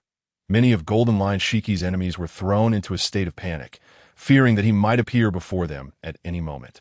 And they hastily increased their security measures. Just as the world was absorbed in the news of Golden Lion's escape, the world government's ominous hand reached toward the tranquil island of O'Hara. On the afternoon of March 29, 1500 in the Sea Circle calendar, a hurried Taylor finally arrived above O'Hara. From this vantage point, he could see much, prompting him to utilize the abilities of the Yun fruit to craft a cloud iron telescope, using the momo fruit to create resin-hard lens. Once he completed a long, large monocular, Taylor took it up to survey the surroundings, which brought Zhao Xinglong a modicum of reassurance. No naval ships were in sight, indicating that the Navy had yet to arrive. Everything remained peaceful. The cloud iron aircraft and telescope were stored in the system space, and Taylor transformed into a cloud, drifting toward the roots of the Tree of Knowledge. At the entrance of a knowledge library, he reverted to human form and stepped inside, just as he had 8 years prior. There, he found Dr. Clover, along with scholars Brazil and Hark. Taylor joyfully exclaimed, "Professor, I've returned to see you." Dr. Clover looked up from his documents upon hearing the voice that I asked that you, little Taylor. Back when Taylor first arrived in O'Hara, he stood at 4 meters tall, and upon leaving 3 years later, had grown significantly. Now, the towering figure before him exceeded 7 meters, and aside from the faintly recognizable face, the change in physique was considerable, making Dr. Clover hesitant to confirm. "It's me, Professor." Taylor approached and sat down, still towering over 3 meters in height. He slightly bent his upper body, scratching his head awkwardly as he remarked, "Professor, I apologize. I've grown quite a bit over the years." "Ha!" Dr. Clover stood atop the table and reached out to pat Taylor's head, which was the size of several ordinary individuals, laughing as he said, "No worries. Growing is a good thing. I'm delighted to see you back safe and sound." He, the amiable Dr. Clover, along with scholars Brazil and Hark, warmly greeted Taylor. "Little Taylor, it's been a long time. Brazil, Hark, it's great to see you again." Dr. Clover stepped down from the table and looked at Taylor, inquiring, "Little Taylor, are you just passing through to see us, or do you have something specific to address?" This somewhat whimsical elder discerned a mix of joy and concern in Taylor's eyes. He understood well that the world government had been monitoring them. The scholars of O'Hara, for 2 years, particularly with the alarming information received this year, as many scholars abroad had gone missing in droves, including his highly regarded prodigy, Nico Alvia. Just a week prior, all scholars abroad had vanished, raising Dr. Clover's vigilance. However, the obstinacy of scholars devoted to academic pursuits was not something easily comprehended, which was also the source of Taylor's headaches as he sought to save O'Hara. Moreover, evading the world government was a monumental challenge. "Professor, I've returned specifically because O'Hara is in grave danger. Your life, along with those of the other scholars, is at stake." "Ha, Professor, I'm getting on in years. Life or death matters little to me. As long as there are descendants to continue archaeological research, that suffices. Little Taylor, I'm just glad you can return at this moment. But as you said, O'Hara is indeed a perilous place right now. Since all is still calm, you should leave at once." Dr. Clover's eyes brimmed with affection. Although this disciple might not possess the genius of Nico Alvia, he was nonetheless a clever and diligent child. "Professor, what I wish to convey is that the issue cannot be resolved merely by sacrificing you few scholars, but rather Zhao Xinglong intended to weave a convincing tale. Professor, I have received information from my former master. As you know, the celestial dragons seek knowledge that ordinary people cannot grasp, and this time, the world government, represented by the celestial dragons, aims to eliminate all archaeologists and obliterate the entirety of O'Hara, specifically, to erase O'Hara Island from the map. Is that true?" Dr. Clover's eyes widened with astonishment, confusion, and profound unease. "It is indeed true. According to inside information, the demon-slaying fleet composed of naval vice-admirals was assembled 6 days ago and is currently en route to O'Hara. Based on my estimates, they should arrive here within 3 days at most, so time is of the essence, Professor." Dr. Clover sank despondently into a chair behind him, heartbroken, while scholars Brazil and Hark were left speechless by the news Taylor had just relayed. At that moment, a voice echoed in Taylor's mind. "Ding! Emergency mission triggered. Protect O'Hara. Mission requirements. 1. Safeguard Dr. Clover. 2. Protect at least 70 other scholars in O'Hara. 3. Preserve at least 60 pieces of literature. 4. Retrieve the historical text stone blocks from the Tree of Knowledge. The above are mandatory conditions, and the final reward will be determined based on the host's performance. Mission penalty? None." Zhao Xinglong was taken aback. There was indeed a mission. Although there were no penalties, the system rarely issued tasks, and acquiring resources was essential for strengthening oneself. The system represented an excellent source of such resources. Moreover, protecting O'Hara was Zhao Xinglong's heartfelt desire, particularly when it came to Dr. Clover, his mentor. Respecting his teacher and valuing the path of learning was not mere rhetoric. In that moment, Zhao Xinglong felt no hesitation, and his mind began to devise a genuine plan for feigned death and evasion. Eluding the watchful eyes of the world government, that moment, the previously despondent Dr. Clover rose once more, taking 2 steps towards seated Taylor. He extended his somewhat frail hand to pat Taylor's large hand. Feeling this gesture, Taylor snapped back to reality, lowering his head to look at Dr. Clover, who spoke. "Little Taylor, In truth, we old fellows have little time left. Whether we live or die matters not. Furthermore, 6 years ago, you once saved O'Hara. Had it not been for you, I believe O'Hara would have been annihilated by those pirates. However, what you just mentioned about erasing O'Hara is something we cannot accept. The flame of O'Hara must not be extinguished in our hands. Since you have returned specifically, do you have any plans? Teacher, I possess some preliminary thoughts, albeit still incomplete. This time, the world government has resolutely decided to eradicate O'Hara. Thus, we must not only escape but also elude the world government scrutiny. The operation involves not only the Navy but also the Covert Special Operations Group P, including the clandestine and formidable P9.B. By the way, teacher, starting tonight, please convene all scholars on the island to organize the documents in the library. Any duplicates or materials of lesser value should be grouped together. If the books vanish, the personnel from P will surely become suspicious. Tonight, I will devise a more detailed plan as we strive to escape. We must leave no trace for the government. Consequently, everyone commenced their respective tasks. A.S. Tyler and Dr. Clover prepared anxiously. Time silently progressed to March 31, 1500 of the Sea Circle calendar, at 4:08 p.m. Emerging from the omniscient library, he wiped the sweat from his brow with his right hand and sighed deeply. Relieved to have completed the preparations, he then transformed into a white cloud, soaring to an altitude of 3,000 meters far above the omniscient tree. Activating the power of the cloud fruit, he created an island cloud, taking human form and sitting atop it. From the system, he retrieved the telescope he had crafted a couple of days prior and began surveying the vicinity of O'Hara Island. At 5:23 p.m., Tyler spotted the fleet of Organization P through the telescope. Astonishingly, their fleet had arrived at O'Hara before the Navy's demon-slaying fleet, the BY 5:56 p.m., P's fleet docked at O'Hara's port, where, aside from the ships belonging to Organization P, a colossal refuge vessel was moored at the shore. Accompanying the P personnel were fewer than 20 O'Hara scholars, handcuffed under the pretext of violating world government laws by secretly researching the blank 100 years of history. Their objective in O'Hara was to procure evidence of the archaeologists' clandestine efforts to decipher the ancient historical texts.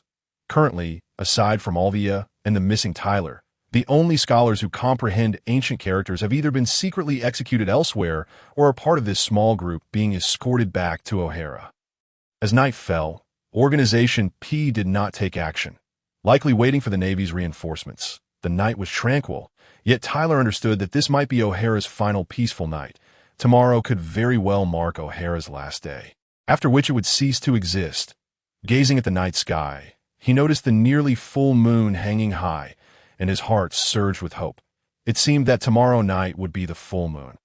Originally feeling uncertain, Tyler now found renewed confidence. If they could hold out until nightfall, there was a significant chance of successfully deceiving the government. At 2:04 p.m. on April 1, 1500 of the Sea Circle calendar, the Navy's fleet finally appeared, with 10 warships strategically positioned around O'Hara, approximately 30 kilometers away, seemingly intent on apprehending every related individual. On one of the warships, Vice Admiral Kazan, wearing an eye mask, was roused from slumber by his aide, who reminded him, "Vice Admiral Kazan, what is it? What is it? Is it necessary to wake me for such matters? I apologize." At 3:07 p.m., all 10 Navy warships were in position. Organization P's personnel had likely received news of the Navy's actions in advance and commenced their operations. The members of P9 rushed toward the omniscient library, forcibly entering and announcing a search warrant. How brutish! Do not act recklessly. The treasures here are beyond your imagination. Dr. Clover stood before the lead P9 personnel, declaring, "Enough with the nonsense. Take them out." "Yes." In response, Dr. Clover received a far more violent retort, as he and other scholars within the library were roughly escorted out by Organization P's personnel. Simultaneously, other members of P were addressing the island's residents, proclaiming, "Attention all inhabitants. The archaeologists on this island are demons attempting to destroy the world and are suspects." How is that possible? They're the finest scholars in the world, the pride of this island. Consequently, we will conduct a large-scale search of the entire island. During this period, All individuals unrelated to archaeology should bring identification to the refuge vessel at the West Coast port and await further instructions. Utilizing the ignorance of O'Hara's islanders to filter out the archaeologists proved effective. Soon, over 30 scholars were identified and escorted beneath the omniscient tree, while other islanders were directed to the refuge vessel. At that moment, beneath the omniscient tree, apart from the original 20 scholars present, an additional 30 scholars from P's filtering process, and fewer than 20 being escorted back to O'Hara amounted to a total of 71 archaeologists. At 5:55 p.m., Commander Spandam of P9 appeared before the gathered scholars. Arriving beneath the omniscient tree, Spandam produced a den mushy, inquiring of his subordinates who were searching the omniscient library. As in the original narrative, they discovered a fragment of historical text in the library's basement and reported it to Spandam via den mushy. "Ha ha! O'Hara scholars, your death sentence is confirmed." Dr. Clover shouted at Spandam, "Before I die, let me speak to the leader of the Star World." Outside the omniscient library, Dr. Clover was conversing with the den mushy in Spandam's hand, undoubtedly speaking to one of the stars, possibly the hot-tempered water star Ganzi. Tyler, since the moment had arrived, transforming into a white cloud above his small sky island, he drifted toward the top of the omniscient tree. He could see that moment. Dr. Clover was addressing the figure on the other end of the den mushy, exclaiming, "Ancient weapons indeed pose a threat to this world. However, the obscured history and the existence and ideology of that kingdom constitute the true threat to your world government." What a bold hypothesis. That kingdom is, immediately, the water star commanded through the den mushy. "Kill him. O'Hara knows too much." With a gunshot, Spandam pulled the trigger, and with a thud, Dr. Clover fell backward to the ground. Although aware of his preparations, Dr. Clover should be unharmed. Yet, at that moment, Tyler, having just landed on the treetop, felt his eyes blaze red, his jaw clenched tightly, and his entire body trembled. Barely managing to restrain himself, he awaited the moment when Spandam would press the golden den mushy, activating the demon-slaying order, after which he would emerge to divert some of the world government's attention toward himself. Spandam then retrieved the golden den mushy, pressed it, and declared, "The rest is up to you." Demon-slaying order. The 10 warships, like clockwork, prepared for bombardment. "Spandam, you cannot escape." Tyler leaped from the heights, executing a shave to appear behind Spandam. Spandam turned to see Tyler's face, shock etched across his features as he shouted, "Stop, Tyler!" Then, like a cannonball, Spandam was propelled away, heading toward the west coast. Tyler, big brother, 8-year-old Nico Robin gazed blankly at the colossal figure, whispering, "Boom, boom, boom," cannon fire rained down, while Tyler turned back to the crowd with a reassuring smile. "Everyone, it's all right. Head back to the library for now. It is no longer safe outside." The crowd carried Dr. Clover back into the library, while Robin continued to watch Tyler. Just then, she spotted the former Navy Vice Admiral Hardwell, Sorrow in the woods, and called out, "Sorrow, please take Robin away. This is also Sister Alvia's wish." "Alvia?" Robin's mother. Sorrow exclaimed in astonishment while cradling Robin in his hands. Mama, big brother Tyler, do you know where Mama is?" Hearing Tyler's earlier conversation with Sorrow, Robin eagerly inquired. "Yes, it is Robin's mother," Tyler affirmed to Sorrow, then turned to Robin, solemnly stating, "Robin, listen to your brother. Strive to live well. You have your own path to tread, and your mother will be waiting for you somewhere in this world. You will meet again one day. Even if O'Hara perishes and the scholars are no more, and we can no longer research history, we must not abandon hope for the future. This is your mother's wish. And it is also the wish of your brother Tyler." As Zhao Xinglong contemplated, a wave of sorrow washed over him. Such burdens ought not to be shouldered by this heart-wrenching 8-year-old girl. Although the current outcome bore no difference to Robin compared to the original narrative, her escape could potentially diminish the world government's scrutiny of O'Hara, leading them to mistakenly believe that O'Hara had been eradicated and that Alvia was under control. With only Robin surviving and on the run, coupled with Tyler's distraction, it was entirely plausible that the scholars of O'Hara could indeed elude detection and escape unscathed. "I do not understand." Tyler's eyes glistened with unshed tears as he urged Robin. "You will understand in due time. Remember, Never give up, little Robin. On these vast seas, you shall encounter companions who will protect you, care for you, and whom you can trust with your life. Brother Tyler, I do not want to leave. I want to wait for my mother. Boom, boom, boom. Another round of cannon fire erupted. Tyler glanced at the tree of knowledge, which had already begun to smolder in some areas, and shouted to Saul, Saul, quickly take Robin and go. I entrust everything to you. Saul regarded Tyler with a nod, shielding Robin with his arms as they dashed toward the harbor in the west.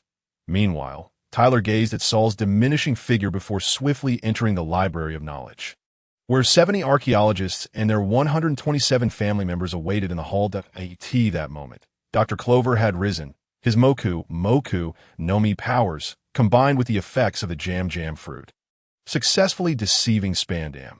Yet the impact of the bullets still left a crimson mark upon Dr. Clover's chest. Little Tyler, is everyone here? Where is Robin? Do not worry about her, teacher. Robin has her own way of surviving. She has always been incredibly strong. Everyone, we shall descend to the basement in an orderly fashion, and then you will enter the shelter and await further instructions.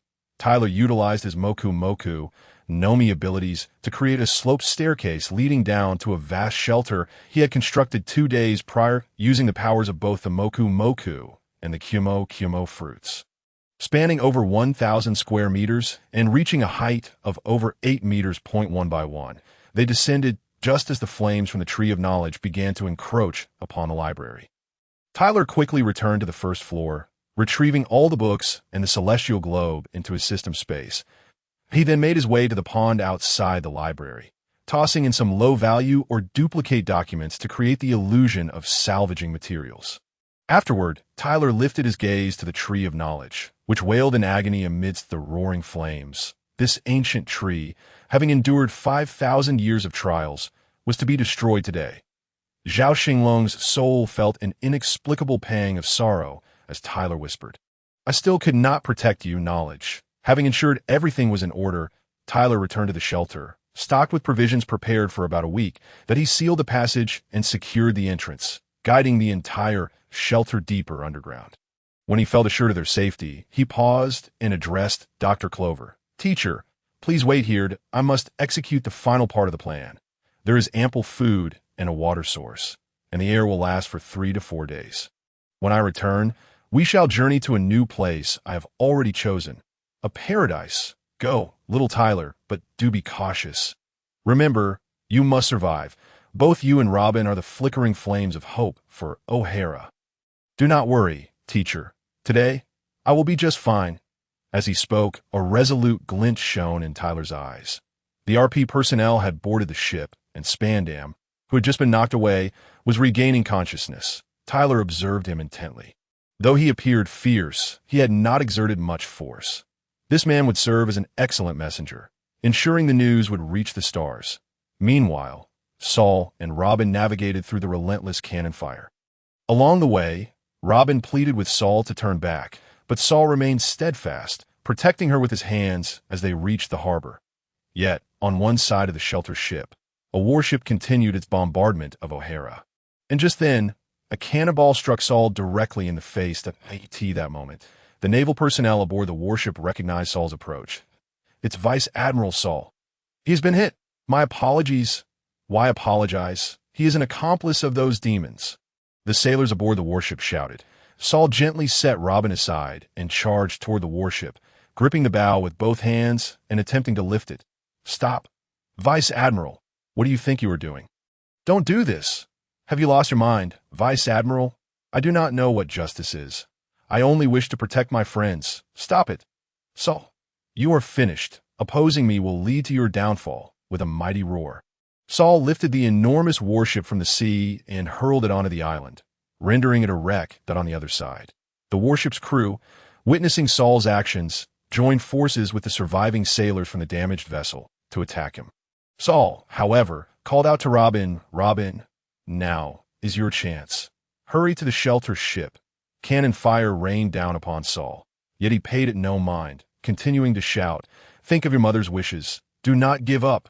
Hurry. With tears in her eyes, Robin turned and ran toward the shelter ship, drawing closer. Yet the words of the island's monster girl echoed in her mind, causing her to hesitate. just as the Navy was about to lower the rope. Robin activated her Hana no Mi abilities, addressing the sailors. No need. I can get up myself. A series of interconnected arms extended from Robin's small hands, bridging the gap to the ship's railing. At that moment, the ship's loudspeaker crackled to life with Spandam's irksome voice. Do not let her aboard.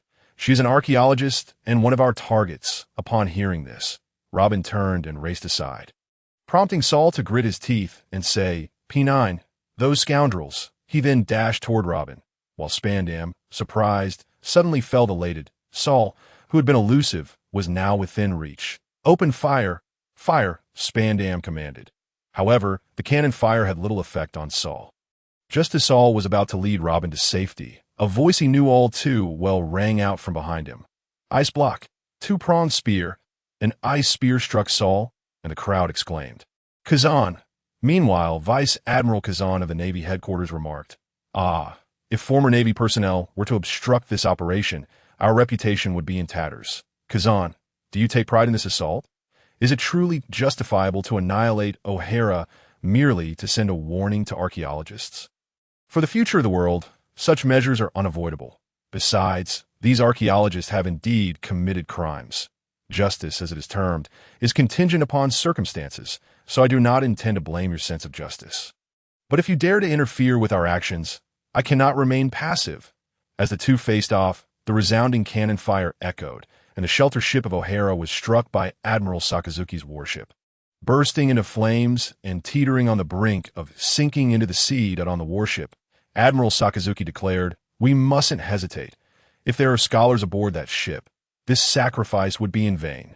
We must eradicate evil at its roots. On the island, both Saul and Kazan were shaken to their core.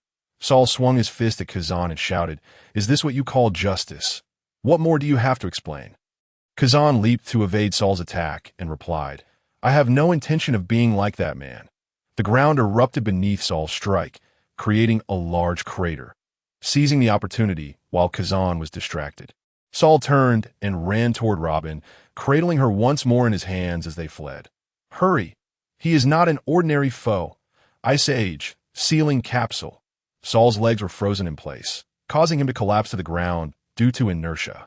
Yet he still held Robin tightly, seeking to shield her from harm. Saul! Robin cried out as Saul carefully placed her back on the ground, urging, Damn it, Robin, escape? Run! Run for your life. Remaining on the island surely means certain doom. Escape on my raft. And what about you? I can't go on any longer.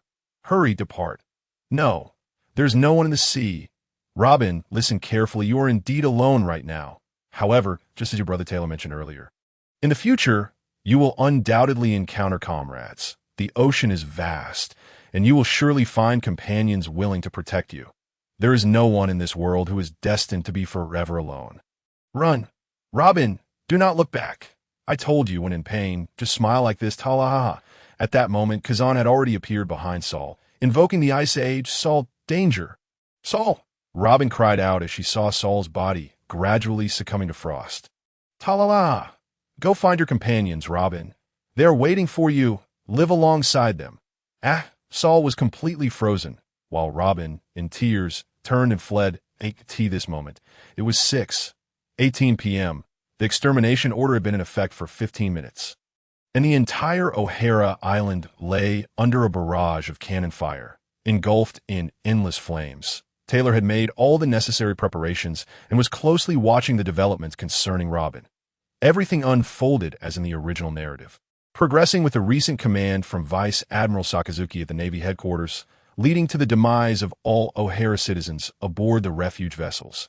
Now, fewer than 200 O'Hara survivors remained beneath the Tree of Knowledge. Robin ran desperately and finally reached the raft on the eastern coast, only to encounter that terrifying man who had just frozen Saul, Vice Admiral Kazan.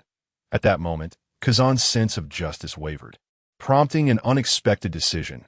Extreme justice can sometimes drive one to madness. I have decided to let you go that I wish to see what kind of fruit the seeds Saul protected will bear. You are free to harbor resentment against whomever you choose.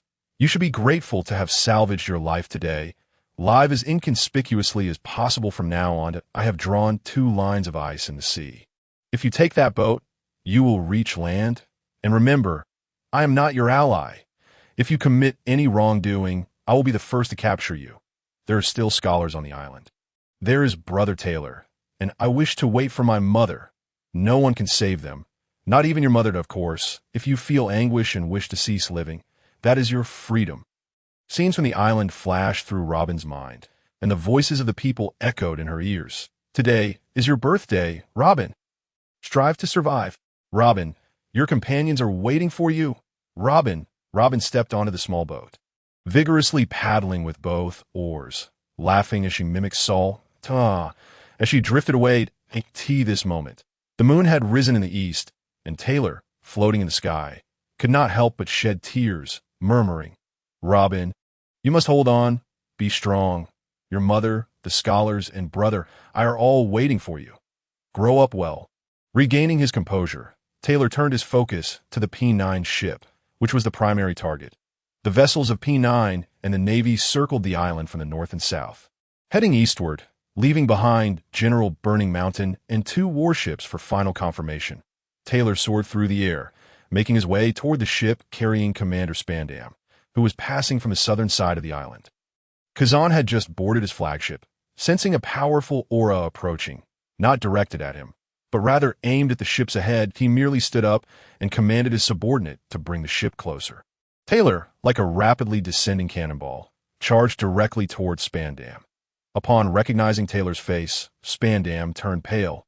Not long ago, Taylor had dealt him a significant blow, leaving him with psychological scars, and he shouted, "Save me!" Taylor landed on the ship, nearly splitting it in two. Many of the crew members clad in black suits were thrown into the sea by the shockwave. Taylor, filled with fury, bellowed, "Go accompany the dead." 8 extremes, mountain collapse, with a single punch.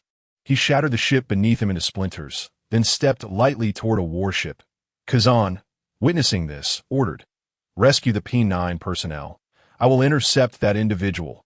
Just as Taylor landed on that warship, a cold front swept in, gradually solidifying. Kazan arrived just before Taylor could cause destruction. All this being Zhao Xinglong's plan, as Taylor intentionally refrained from revealing his abilities. You are, never mind. Capturing you will suffice. Capture me, Kazan. You are overthinking it. Afterward, he exerted force in his legs, creating a large hole in the bow of the warship. Taylor seized this opportunity to leap up and stand atop the ship's mast, while Kazan's freezing abilities were slightly delayed, encasing the entire bow and the surrounding sea in ice. Taylor stood atop the mast, gazing at the moon in the distance. Fortunately, on this southern side of the island, the blazing O'Hara did not obscure the full moon rising in the east. Kazan did not pursue. His aide approached and said, "Vice Admiral Kazan, Commander Spandam and the others have been rescued." Understood that, who is that person again? I just forgot. Who is that person? I just forgot. Kazan spoke to his aide while pointing at Taylor atop the mast. Kazan's aide was nearly rendered speechless by Kazan's forgetfulness. This was the same person about whom he had received notification from headquarters that morning. Vice Admiral Kazan. This was the fugitive slave, Thomas Taylor, who had been placed on the world government's preliminary wanted list.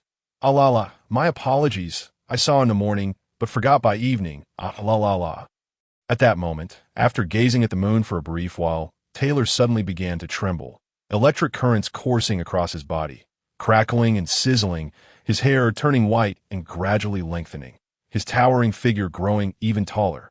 Muscles amplifying further, eyes glowing red, while the pupils shifted to an icy blue. This was the most potent manifestation of the fur tribe's transformation. There was a stark contrast to Taylor's previous form.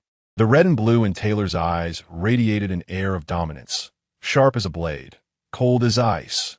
Memories flooded back to Taylor's mind from the moment he awakened the fur tribe's bloodline in O'Hara.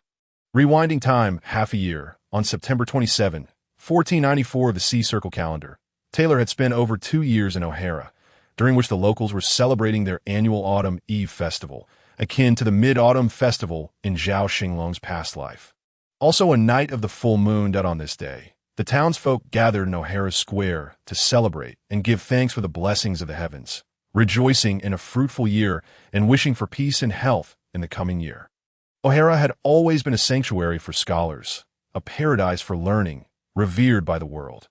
Even pirates generally refrained from raiding this place, for beyond books and knowledge, it bore little wealth, lacking treasures or precious resources. To pirates, it held no value for plunder, and due to O'Hara's notoriety, raiding would only invite trouble. Thus, over the years, only a few pirates would stop by for supplies without causing any disturbances. However, as fate would have it, the people of O'Hara were oblivious to the arrival of a silver medalist who had fled from the latter half of the Grand Line's New World, accompanied by his subordinates.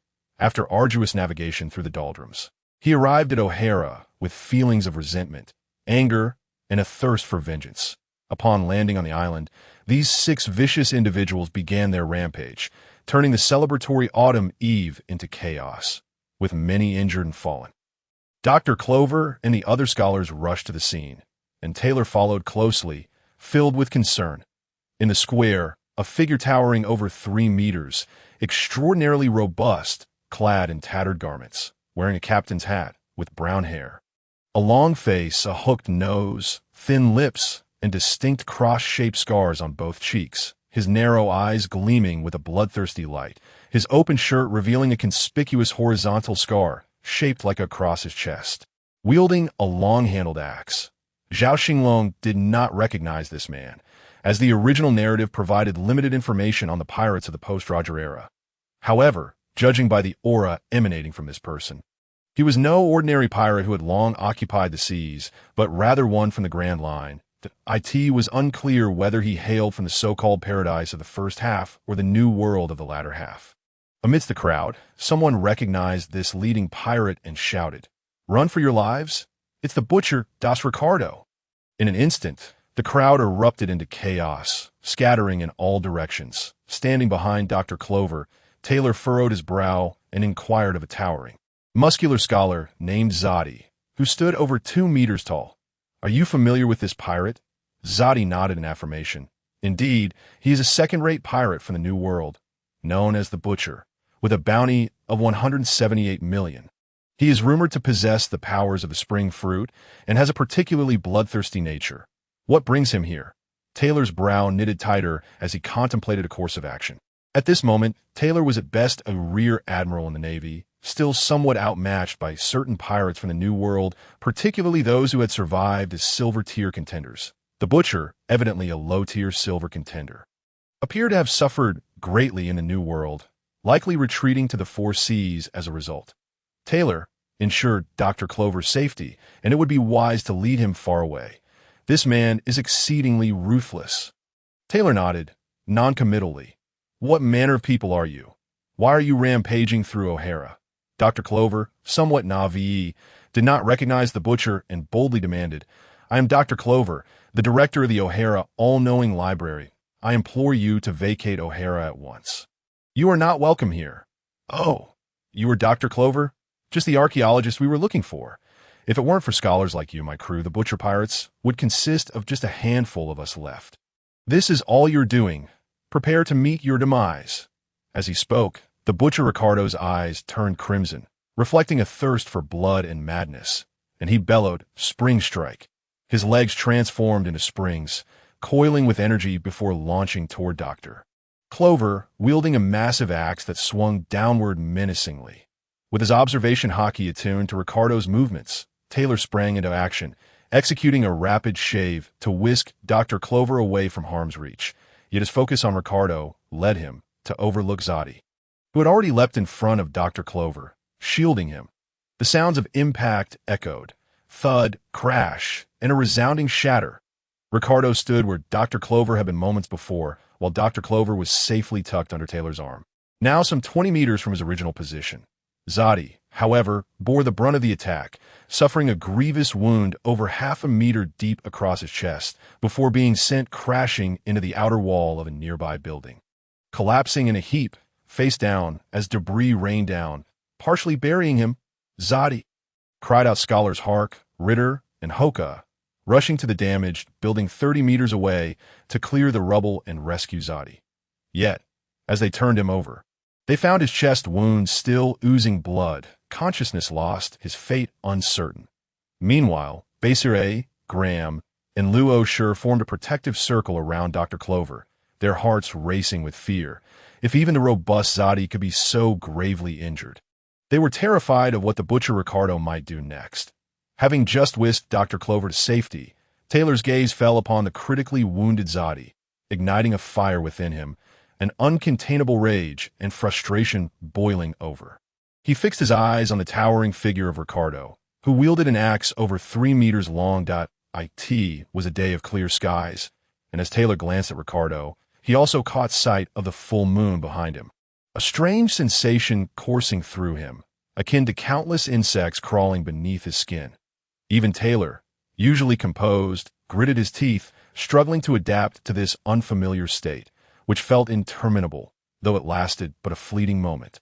Then, electric currents surged across Taylor's body, crackling ominously, his hair turning white and lengthening, his stature increasing to a towering 6 feet, muscles bulging further. Claws sprouted from his fingertips, his eyes turned a fierce crimson. And he lunged toward Ricardo. Taylor's massive claws, charged with electricity, slashed toward Ricardo and his crew. Ricardo, seasoned by his exploits in the New World, recognized Taylor's transformation immediately, shouting to his crew, "Get back! This is the moon lion form of the fur tribe." With his arms and axe enveloped in armament hockey, Ricardo braced himself against Taylor's assault.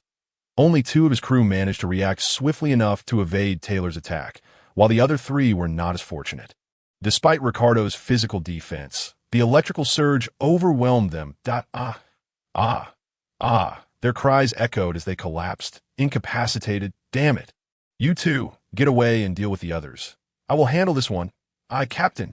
With a wild roar, Taylor found himself in a state of heightened fury. But just then, the golden orb in his soul space began to sway gently, emitting a soothing radiance. Taylor's crimson eyes shifted to a serene blue, his clarity restored. Yet as he regained his senses, he witnessed 2 other pirates attacking the scholars. Having felled Basie Rouet and Luo Shur, now advancing on Graham and Dr. Clover, Taylor sprang into action to provide aid, only to be intercepted by Ricardo. Without hesitation, Taylor swiped again, but his claw was blocked by the massive axe. As the 2 pirates prepared to strike Graham and Dr. Clover, the fury of Zadi, Basie Rouet, and Luo Shur's recent injuries surged within Taylor, igniting a contrast between his icy composure and the raw ferocity of the moon lion state. An overwhelming aura erupted from him, causing the pirates, scholars, and islanders to faint, leaving only Taylor and Ricardo standing. The distant doctors, alerted to the chaos, were spared from unconsciousness due to their distance and resistance. Conqueror's Haki. Who is this brat? How can he possess the potential that only 1 in a million has? Ricardo was clearly taken aback by Taylor's sudden display of Haki. Taylor paid no heed to Ricardo, his icy blue eyes tinged with crimson as he focused on 2 thoughts. One, to swiftly evacuate this crowded area. The other, a primal urge to rend this scoundrel apart, with no time for hesitation. As Ricardo marveled at Taylor's Conqueror's Haki, Taylor extended his hand toward him, activating the powers of the film fruit, binding rings. Caught off guard, Ricardo found himself ensnared by 3 binding rings. Taylor stepped forward, his left hand open and right fist ready, declaring, 8 extremes, ascending heaven. With a single strike, he sent Ricardo soaring into the sky. As Ricardo flipped midair, Taylor leaped, delivering a powerful kick that sent Ricardo crashing into the nearby woods. An ideal battleground devoid of witnesses. Stunned by the ferocity of Taylor's onslaught, Ricardo landed hard. Spitting blood upon impact, he struggled to break free from the binding rings around his arms and legs.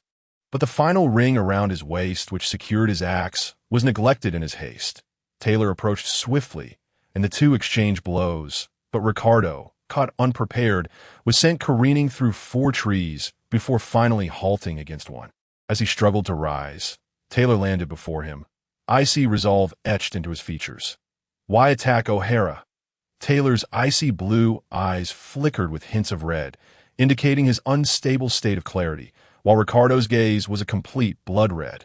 Panting heavily as he replied, "O'Hara. Annihilation. Archaeologists. Annihilation." Recognizing Ricardo's descent into madness, Taylor understood that further inquiries would yield no fruitful answers. Thus, he resolved to interrogate the other surviving pirates later. Without hesitation, he charged forward, engaging in a fierce battle with Ricardo. The combination of his clawed strikes and electrical discharges troubled Ricardo significantly, who found himself increasingly overwhelmed. Sensing an opportunity, Taylor awaited the perfect moment, then leaped into the air, his right hand transforming into a palm, channeling 80 times the strength of a giant. With his right arm and hand thickened twofold and his armament haki hardened, he seized the opening and ascended toward Ricardo from an angle above. 8 extremes, mountain crushing. A giant hand propelled Ricardo into the air, crashing him down with a resounding thud, creating a massive crater over 30 meters in diameter. With a depth, a colossal ice spear hurtled toward Taylor. Yet this time he refrained from making any sweeping movements. Instead, he merely shifted slightly to the right to evade the icy projectile, reaching beneath his right lapel to procure a cylindrical object. Activating the mechanism, he deftly extracted his long spear, capable of extending its barrel. This weapon was no longer the same one he had wielded during his training at O'Hara. It had undergone an upgrade in 1498, resulting in a longer and sturdier design. The spearhead and the front section were now adorned with an abundance of sea prism stone, with even a complete piece embedded in the tail end. Taylor had also utilized 2 35-grade sea curse-resistant scrolls produced by the system, granting him a 70 resistance. Thus, while the presence of sea prism stone might have some effect upon contact, it was not particularly significant. In contrast, a weapon almost entirely covered in sea prism stone posed a grave threat to those with abilities, far more terrifying than the 10 guards equipped with only a tip of sea prism stone. Like Smoker, years later, with a spear in hand, Taylor landed and pivoted, his foot crashing down upon the ground, creating a shallow pit a meter wide that ate that moment. He launched himself back toward Kazan, sweeping forward with a strike that crackled with electricity. Devoid of any armament haki, Kazan, perhaps slightly overconfident, intended to elementally evade the attack and freeze Taylor in return. However, the strike was exceedingly swift. Elsewhere he had transformed, but his left arm, which first met the spear's tip, remained untransformed and thus could not elementalize in time. That a flicker of panic crossed Kazan's mind, but his extensive training allowed for an instinctive reaction, hardening his left arm with armament haki. Still, it was a moment too late, and Taylor's spear struck his arm, not only inflicting a minor wound, but also enveloping Kazan in electrical energy, sending him hurtling toward the sea like a cannonball. Yes, he barely skimmed the surface of the water. The ocean was swiftly frozen, ensnaring 2 nearby naval vessels in a blanket of ice that extended 300 to 400 meters, rendering distant ships unable to approach. Taylor understood that such an attack would have minimal impact on Kazan. At most, it could be considered a mere appetizer, as anticipated. Where Kazan had fallen, the electrical current gradually dissipated, and the frozen center rapidly crystallized into the form of a standing figure, none other than the recently launched Kazan. Taylor observed the gradually reconstituting form of Kazan, surveying his surroundings, and noted the former Rear Admiral Saul, still encased in ice not far away. Zhao Xinglong recognized Saul as a courageous, just, and kind-hearted giant. Pondering whether he could rescue him, leaving his fate to the heavens in the distance, aboard a naval ship, Vice Admiral Sakazuki peered through a telescope, inquiring of his similarly equipped aide. Is that the individual marked for preemptive capture? The Cow Python Flower Gun Thomas Taylor? Indeed, Vice Admiral. That is the one. I did not expect him to possess Conqueror's haki as well. He seems to be quite a character, though I have never heard of him before. I believe I heard Vice Admiral Paisalino mention him a few years ago, but I cannot recall the specifics. At this moment, Taylor descended onto the island's beach, twirling his spear in the air. Tracing several circles before holding aloft, his left hand slightly raised in a posture of readiness.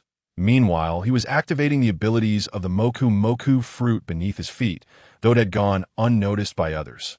It was imperative to conceal the powers of the Moku fruit, as well as the Union fruit and Hai fruit, during this initial confrontation with Kazan. Revealing them could lead to significant complications, drawing the scrutiny of the world government and jeopardizing the situation for Ifimilong. Thus, in Zhao Xinglong's plan, this was not the moment for exposure. Ah, what a formidable little brat! Kazan, now fully formed, spoke as he stepped off the ice and onto the sandy shore. He crouched to scoop up a handful of sand, which he then shaped into a uniquely crafted sword. Ice military blade. He then advanced once more to engage Taylor in combat. Taylor, long deprived of its use, unleashed the serpent's 7-piercing spear technique, his spear swirling with crackling electricity, while Kazan's swordsmanship proved equally formidable, the crystalline ice military blade swirling with power. After more than 20 exchanges, Taylor re-evaluated the combat prowess of this world, acknowledging Kazan, as well as Palyasolino and Sakazuki, as monsters destined to become the highest combatants of the Navy a decade later. While the original narrative emphasized their extraordinary devil fruit powers, it was evident that their physical combat skills and swordsmanship were also of the highest caliber in this world. Although they had not yet reached their zenith, they were undeniably close. Taylor felt an overwhelming strain, gradually succumbing to Kazan's pressure. Despite awakening the robust physique afforded by his giant lineage and the transformation under the full moon of his fur tribe's bloodline, he found himself unable to match Kazan's current form without utilizing his devil fruit abilities. In the next instant, Taylor let out a resounding cry. Ah! The Titan cow-python hybrid form manifested, his strength surging as he deflected Kazan's ice military blade with a single thrust. The preceding exchanges had mainly employed the serpent's 4 techniques for defense, but now, seizing the opportunity created by repelling Kazan's attack, Taylor stepped forward, executing the 7-piercing 7 kills in rapid succession, transitioning from defense to offense. Kazan, momentarily taken aback, regarded Taylor with a calm demeanor, continuing to wield his ice military blade for defense while smiling and saying, "Ah, little brat, quite the talent. What crime have you committed to stand opposed to the Navy?" Taylor cast a sidelong glance at Kazan, recognizing that he too was in a state of internal conflict. Kazan had shifted from burning justice to languid justice only after the O'Hara incident. Taylor replied, "Nothing much. I am merely a slave, unable to seize control of my own fate, yearning for freedom yet abandoned by others. That is all." Although Kazan did not slow his assaults, there was a noticeable decrease in intensity. Though obscured by sunglasses, Zhao Xinglong perceived a flicker of struggle within Kazan's heart. Sensing an opportunity, Taylor launched a fierce offensive, declaring, "You Navy are merely tools exploited by a band of foolish, ignorant wastrels. The current O'Hara represents your justice. The innocent civilians slaughtered on the refugee ship are your justice. The pregnant women mercilessly harmed on that island in the South Sea 2 years ago, are they your justice? Thus, the so-called justice of the Navy holds no meaning. It is merely your fig leaf, utterly worthless. Silence. Do not insult the sacred justice upheld by many in the Navy. Little brat, capturing you is my justice now." With that, Kazan ceased merely clashing weapons with Taylor and unleashed his formidable devil fruit abilities. The might of the Logia-type fruit is justly renowned, for the high upper and lower limits of such fruits are well understood. The limitations of a user are the only hindrance, unlike the other 2 classes, which often exhibit ludicrous disparities, especially with a fruit like the ice fruit, which is nearly invincible in maritime combat. Although it lacks the mobility of the Goro Goro fruit or the destructive power of the Magu Magu fruit, its versatility on the vast sea is unparalleled. What is Kazan doing? Why can't he subdue that brat after all this time? Sakazuki, observing from the distant naval vessel, puffed on a cigar while watching the clash between Taylor and Kuzan. In his fury, Kazan became exceptionally fearsome. First, he unleashed an ice age, freezing the ground to limit Taylor's maneuverability. Then he soared into the air, launching his attacks. Ice block, 2-pronged spear. Ice block, violent plover's beak. Ice ball. The rapid succession of 3 attacks left Taylor momentarily bewildered. Yet, it also presented him with a prime opportunity. Otherwise, a loss would be absurd. Using his spear to deflect the 2-pronged spear, Taylor twirled his weapon, bellowing, 7 piercing thorns, storm of pear blossoms. The barrage of spearheads clashed against the icy avian form, and harnessing this force, Taylor activated 80 of his giant strength, shattering the frozen ground below. His legs sank as he utilized the Moku fruit's abilities to generate an underground space, connecting with the previously concealed Moku pipes. Just as the violent plover's beak was on the verge of being vanquished, Kazan's ensnaring ice ball struck, resulting in a thunderous crash, leaving Taylor in the form of a humanoid figure clutching his spear. Frozen in place, from afar, Sakazuki set down his telescope, addressing his aide. "All right, there is nothing more to see here." Kazan descended from the air, exhaling a breath of icy air, chuckling, "Ah, this little brat is quite the challenge. But this will suffice." Frozen moment. Before Kazan could unleash his attack, a thunderous boom echoed, and the frozen blocks of ice encasing Taylor soared skyward, enveloped in clouds, at an astonishing speed that left Kazan momentarily stunned. Soon, only a few frozen clouds remained in the pit. Kazan activated his observation hockey, scanning the area, while Akainu, alerted by the sound, turned his gaze towards this direction.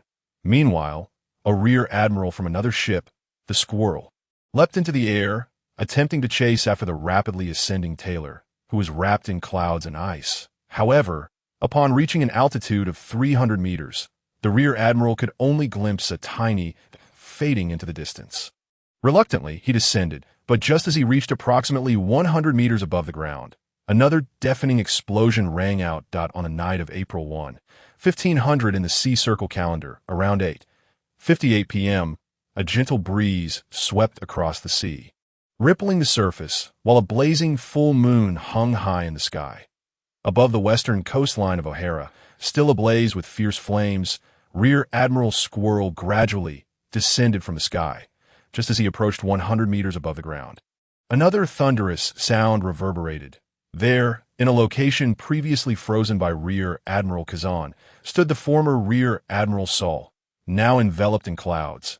Rapidly ascending like Taylor had, Squirrel furrowed his brow and, stepping lightly through the air, moved towards the rising Saul, attempting to intercept him from his position 100 meters up, only to find himself unable to catch up once more. Kazan, guided by the sound and his senses, quickly made his way to Saul's former position and unleashed his ice block. Iceberg technique. The ice blue bird soared swiftly towards its target. Ironclad barrier, a strange voice declared, and the ice bird collided with a mass of clouds, causing them to gradually freeze, though the bird itself began to dissipate. Kazan landed before the frozen clouds, a grave expression on his face. At that moment, Rear Admiral Squirrel also descended from the sky and stood beside Kazan, asking, "Kazan, what is happening?" "I am uncertain," Kazan replied. "This is a new adversary. He must be the one who rescued Saul and the recently frozen Taylor. He appears to be a Logia user of the cloud fruit." Just then, behind the frozen clouds, a mass of mist coalesced into a humanoid figure, an unfamiliar person. Over 4 meters tall, with a well-proportioned build that was not overly muscular. His features were strikingly youthful, with neatly cropped black hair, an elongated face, medium-sized black eyes that glimmered with a hint of languor, a prominent nose, and slightly pointed ears. He was not conventionally handsome, but possessed a certain charisma. "Ah, another little rascal. I am Rear Admiral Kazan of the Navy headquarters. Who are you? Are you an accomplice of Taylor?" You could say that my name is Zeta Stallone. .2 Rear Admirals. How frightening indeed. But honestly, I merely came to extend my greetings. As he spoke, Zeta Stallone swiftly retreated until he hovered above the sea, with his left hand directed towards the water and his right hand raised towards the sky. He shouted, "Cloud Gale! Imperial Cloud!" Before long, white clouds began to swirl around Zeta Stallone, resembling a tornado, and a light mist began to rise above the surrounding sea. The clouds continued to gather above his head, forming a massive cloud sphere that shifted in color from black inside to white outside. A fierce wind surged outside the cloud, while purple lightning crackled within. Both Kazan and Squirrel frowned and simultaneously moved towards their ships, positioning themselves on the ice-covered sea that Kazan had just created, shielding themselves from the looming cloud sphere and the vessels behind them. Upon witnessing this scene, Zeta Stallone's lips curled upward, and he raised his right hand towards Kazan and Squirrel, exclaiming, "Ah, cloud storm." The enormous cloud sphere hurtled towards the two rear admirals, and Zeta Stallone added, "I have matters to attend to, so I shall take my leave." Due to the sheer size of the cloud sphere, both ships unfortunately fell within its strike zone. Rear Admiral Squirrel unsheathed his sword, relentlessly slashing at the cloud sphere in an attempt to shatter it before it descended. But alas, the enormity of the cloud sphere rendered his efforts futile. Kazan, crouching low, pressed his right hand against the recently frozen surface of the sea. Calling out, "Glacier! Peaks!" the ice began to rise, forming a series of layered circular rings resembling glaciers, with many sections rapidly ascending to create towering ice peaks that shielded the two rear admirals and the ships behind them. Indirectly mitigating Zeta Stallone's threat, as the Imperial cloud collided with the massive ice peaks, tremendous waves surged across the sea, and a cacophony of thunder and wind ensued. The clash of ice and cloud produced a thick fog, obscuring visibility. In that moment, Zeta Stallone was seen soaring atop a newly created island cloud, ascending into the sky. In the distance, Rear Admiral Sakazuki, observing through a telescope, clenched his teeth and muttered, "What are Kazan and Squirrel doing?" Following this, molten lava surged from Sakazuki's upper body, and a massive lava ball erupted from him, resembling a volcanic meteor aimed at the airborne Zeta Stallone. Noticing Sakazuki's attack, Zeta Stallone thrust both hands forward, creating a cloud sphere to shield himself from the approaching lava ball, all while continuing his ascent without hesitation. "Iron cloud, barrier," he shouted, as the lava ball neared the cloud sphere. Zeta Stallone commanded, and the cloud sphere transformed into a gray hemispherical barrier, encasing the lava ball within. With a thunderous boom, the barrier shattered, yet the lava ball lost its upward momentum and began to descend. Rear Admiral Sakazuki seethed, "Damn it, he got away. If only Borisolino were here." Meanwhile, Kazan and Squirrel, having withstood Zeta Stallone's Imperial cloud, found themselves without his presence. This companion of Taylor is no simple foe. How does Rear Admiral Kazan perceive Taylor, who battled for so long? These two youngsters are extraordinary. That Taylor even possesses the qualities of a king, in any case. Well, never mind. Rear Admiral Squirrel's mind was filled with questions, unsure of what to convey, and ultimately lost his train of thought. High above, Zeta Stallone soared towards Saul, who had just been propelled into the sky. His appearance shifted, no longer resembling Zeta Stallone, but instead that of Taylor. This was Zhao Xinglong's strategy, to prevent the world government from suspecting Taylor of possessing multiple devil fruit abilities, thus avoiding the exposure of his true powers. The objectives were twofold: to inform the world government that Taylor had successfully escaped from Impel Down, akin to the Golden Lion Shiki's breakout, while keeping them in the dark about how he accomplished it, and to divert the world government's attention towards Taylor, thereby reducing the scrutiny on the surviving O'Hara residents. And finally, to convey that the Logia cloud fruit was no longer in the possession of Ifimilong, so they need not concern themselves with it. Taylor placed one hand on Saul's body, invoking the half-baked powers of the cold fruit to absorb the chill. According to Kazan's capabilities, those frozen in the Ice Age could be revived through timely thawing, if left to thaw naturally. Even Saul's giant physique would likely be beyond salvation. Fortunately, it had been less than 2 hours since Saul was frozen, and with his physique, he should be just fine. Once Taylor absorbed the cold energy from Saul's body, he conjured a vast island cloud, sitting cross-legged atop it, resting to regain his strength while awaiting Saul's awakening. Zhao Xinglong believed that bringing Saul along would be advantageous, as the location was suitable for him and the survivors of O'Hara to conceal themselves. Time passed, and the tragic day in O'Hara finally came to an end.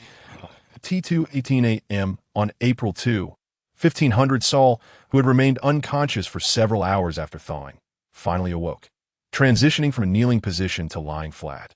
He exhaled heavily, first gazing at the full moon above, then turning to Taylor as he inquired, "Is that you, Brother Taylor?" "You've awakened, Saul," Taylor replied, his eyes finally opening upon hearing Saul's voice.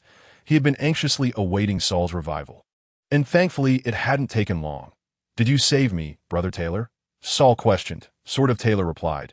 "But you did this to save little Robin, so my rescuing you is only natural. Don't take it to heart." Taylor had no intention of concealing the truth, especially since he aimed to recruit Saul. Being overly modest would not serve him well. It was best to speak candidly. Although Saul had regained consciousness, the prolonged period of being frozen left him unable to move fully. Still lying atop the island's clouds, he turned his head toward Taylor and exclaimed, "Taylai Cece, I truly am fortunate to be alive." "Thank you, Brother Taylor. By the way, Was little Robin? Taylor replied. She is unharmed. Kazan spared little Robin for your sake. So in essence, you have saved her life. Saul responded with a chuckle. Taylor CC. That is splendid news. Nonetheless, I must extend my heartfelt gratitude to you. Thank you, Taylor said. Brother Saul, there's no need for such formalities. We are all comrades here. Just call me Taylor, Saul replied. Very well. I will forever remember your kindness. By the way, Taylor, where are we? Taylor explained, well, it seems we are still in O'Hara, albeit at an altitude of 10,000 meters. Saul questioned, 10,000 meters above? Indeed, Taylor affirmed, we are currently above the clouds. Look over there. As he spoke, Taylor gestured with his left hand in a specific direction. Saul, somewhat perplexed, turned his head to see a faint red glow in the distance. Turning back, Saul inquired, Taylor, what is that? Brother, that is the fire of O'Hara burning. Taylor's voice trembled slightly. It was a sacred place with a long history. Now reduced to ashes. How pitiful, the charred earth. Saul fell silent for a moment before saying, at least little Robin is alive. As long as she lives, there is hope. The flames of O'Hara will not extinguish easily, and Robin will surely encounter companions who can protect her. Taylor CC. Saul continued, Taylor, you seem quite familiar with O'Hara. Are you a resident of this island? Taylor replied, no, I merely lived on this island for 3 entire years. If I had to say, I could consider myself one of them. As I'm also an archaeologist, Saul looked surprised. He had thought that only Alvia and Robin, the mother and daughter duo, remained as the last archaeologists in the world. He never anticipated that Taylor was one as well. Before he left the Navy, having held the rank of Rear Admiral, he was aware of certain secrets. The archaeologists scattered across the world had been secretly captured prior to this. Robin's mother, Alvia, had also been among those captured, though her expedition team met with misfortune, succumbing to a violent storm at sea, leaving only her to survive, fortuitously encountering Saul, who was on a mission to apprehend them. Noticing the astonished expression on Saul's face, Taylor continued, my mentor is none other than the director of the all-knowing library, the esteemed Dr. Clover. He is a leading authority in the field of archaeology.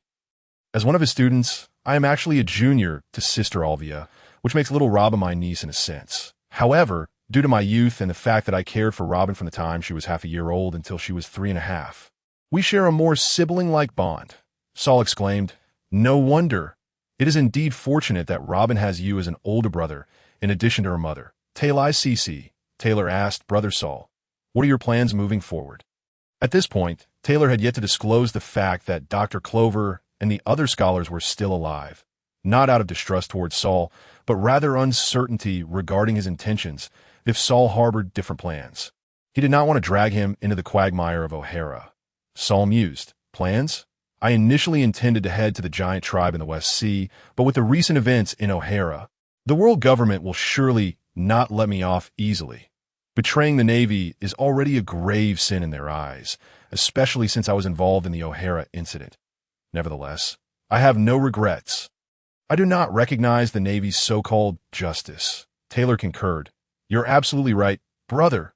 During the battle with Kazan last night, I told him that the Navy's justice is merely a fade, a disguise for their role as tools of the celestial dragons and the world government. Utter nonsense. Saul laughed. You truly are courageous, Taylor CC. I am uncertain what to do in the future at present. I do not plan to return to the tribe in the West Sea, or to any tribe, including my homeland Elbaf. I can only wander aimlessly, taking one step at a time, until the day the world government captures me. Taylor suggested, Saul, why not come with me? I have a destination that is theoretically very safe. You should be able to live there in peace for at least 20 years. Saul inquired, oh, such a place exists? But the world is vast, with all sorts of environments. Just take me along. Taylor CC. Taylor added, there's one more thing I need to tell you, brother. Saul asked, what is it? You sound quite mysterious, Taylor revealed. Actually, Dr. Clover and the other scholars from O'Hara are still alive. I plan to bring them to that place as well, and having you there will give me more peace of mind. Saul's eyes widened in disbelief. His mouth agape as he exclaimed, what? How is that possible? Seeing the serious expression on Taylor's face, he found himself at a loss for words. Saul stuttered, they are really all alive? I'm not well read. Please don't deceive me. Taylor assured him. Yes, it is absolutely true. They are currently in a refuge beneath O'Hara Island. I plan to wait until the Navy withdraws before retrieving them, and together we will head to that paradise devoid of smoke and war. Ha! Saul laughed heartily. Taylor ICC. That is truly wonderful. Taylor cautioned, however, the journey is long that we will be traveling on clouds, which may take some time. The destination is in the New World. Saul replied, time is secondary. It truly is a paradise. Will it not be discovered by the world government? Taylor reassured him. That should not be a problem. IT is a place the world government is reluctant to provoke and has remained closed off for a long time. Moreover, we are above them in the sky, so we should be exceedingly safe. Afterward, Taylor and Saul engaged in light-hearted conversation, with Taylor sharing anecdotes from his years in O'Hara, including some amusing tales about Sister Olvia. Saul awaited the recovery of his body, while Taylor anticipated the dawn to observe the movements of the Navy. On April 2, 1500 of the Sea Circle calendar, at 6:13 a.m., the jade disk of the sun had sunk below the western horizon. As a faint red glow began to appear in the east, heralding the imminent rise of the sun, the sky gradually brightened. Moments later, the crimson sun finally leaped from the distant sea, ascending into the sky, drenching the ocean in clouds in a golden HUT that moment. Saul sat upright, while Taylor retrieved the previous monocular from his system space, strolling to the edge of the island's clouds to gaze toward O'Hara. The flames on the island had diminished, and the all-knowing tree remained, reduced to charred black branches, having collapsed, with wisps of smoke still rising and a few scattered embers. Two Navy warships lingered nearby. Having shifted to a different upwind position to avoid the smoke, Zhao Xinglong yearned to check on Dr. Clover and the others, but with the Navy still present, he feared exposing his whereabouts, which could render his prior arrangements and efforts futile. Thus, he could only endure in silence alongside Saul in the sky. Meanwhile, at 10 o'clock in the morning, Rear Admiral Kazan was aboard his warship, wearing an eye patch and lounging on a deck chair under the sun, sound asleep. After inquiring with his aide about any significant matters that morning, he had fallen asleep on deck. Rarely did Kazan experience insomnia, especially given his typically optimistic disposition. The main reason for his sleeplessness was the visage of Taylor, with his long silver hair and lion-like features that haunted him as he closed his eyes. The echoes of Taylor's reproachful questions resonated in his ears. You Navy are merely tools exploited by a bunch of foolish and ignorant imbeciles. Is the current O'Hara your version of justice? The innocent islanders slaughtered on that refuge ship, are they your justice? The innocent pregnant women who suffered on that island in the South Sea 2 years ago, are they your justice? Thus, the so-called justice of the Navy is meaningless. It is merely a facade, a pathetic cover-up. On this night, Kazan was tormented within. Since joining the Navy, the flames of justice in his heart had been fervently kindled by both Instructor Zephyr and Vice Admiral Garp. However, the recent incident at O'Hara, the betrayal of his dear friend Saul, the bombardment of the refugee ship by Akainu, and the probing questions from Tyler all pointed directly at the core of his burning sense of justice. Yet, when ideals collided with reality, an unforeseen deviation occurred. Pirates were indeed villains, and capturing them was a matter of righteousness. There was no doubt about that. But what of the archaeologists?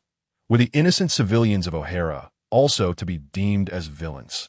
And regarding the South China Sea incident 2 years prior, although the world government had suppressed the matter, Kazan was aware that it had strayed far from humanity. The pressing question remained, where would his justice lead him in the future? At that moment, Kazan possessed no answers. Perhaps the robin he had let go the previous night would one day provide him with the clarity he sought. He pondered that on another warship, the pig-headed Spandam was reporting the events of the O'Hara operation and the outcome of the extermination order via a transponder snail. Vice Admiral Akainu was similarly briefing Admiral Sengoku at Navy headquarters on the situation.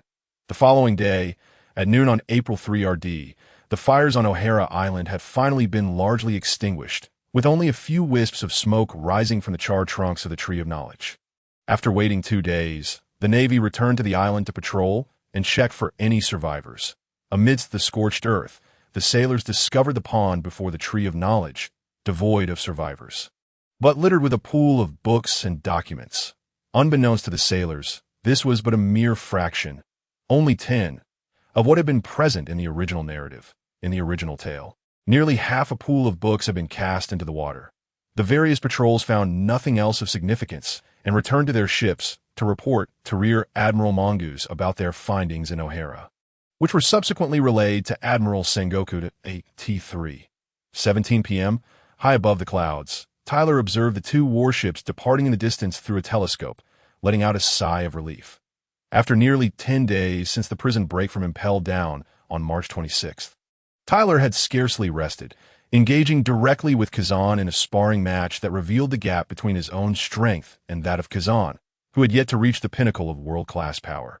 Not to mention the likes of Whitebeard, Sengoku, and Garp, who were at their zenith point 2 hours later. As the sun began to set, Tyler greeted Saul, intending to descend to meet with Dr. Clover and the others. Saul wished to accompany him to offer assistance, but Tyler insisted that Saul remain behind, choosing to act alone. Upon landing, Tyler gazed at the charred tree of knowledge, feeling a pang of sorrow as he gently caressed its carbonized trunk before heading toward the remnants of the library. Although the tree of knowledge had fallen and the upper structure of the library had been damaged or collapsed alongside it, the first and basement levels remained intact, albeit in a state of disarray, covered in soot, ash, and the remnants of fire. Utilizing his Moku abilities, Tyler created a passageway over 10 meters in diameter for easier access and proceeded toward the library, having previously reserved part of the route to the shelter for himself. However, as he entered the library, he suddenly heard a voice. "Help me! Save me!" As he prepared to descend the stairs to the basement, the voice echoed again, seemingly emanating from below. Pausing, Tyler wondered if someone had been forgotten or overlooked during the rescue.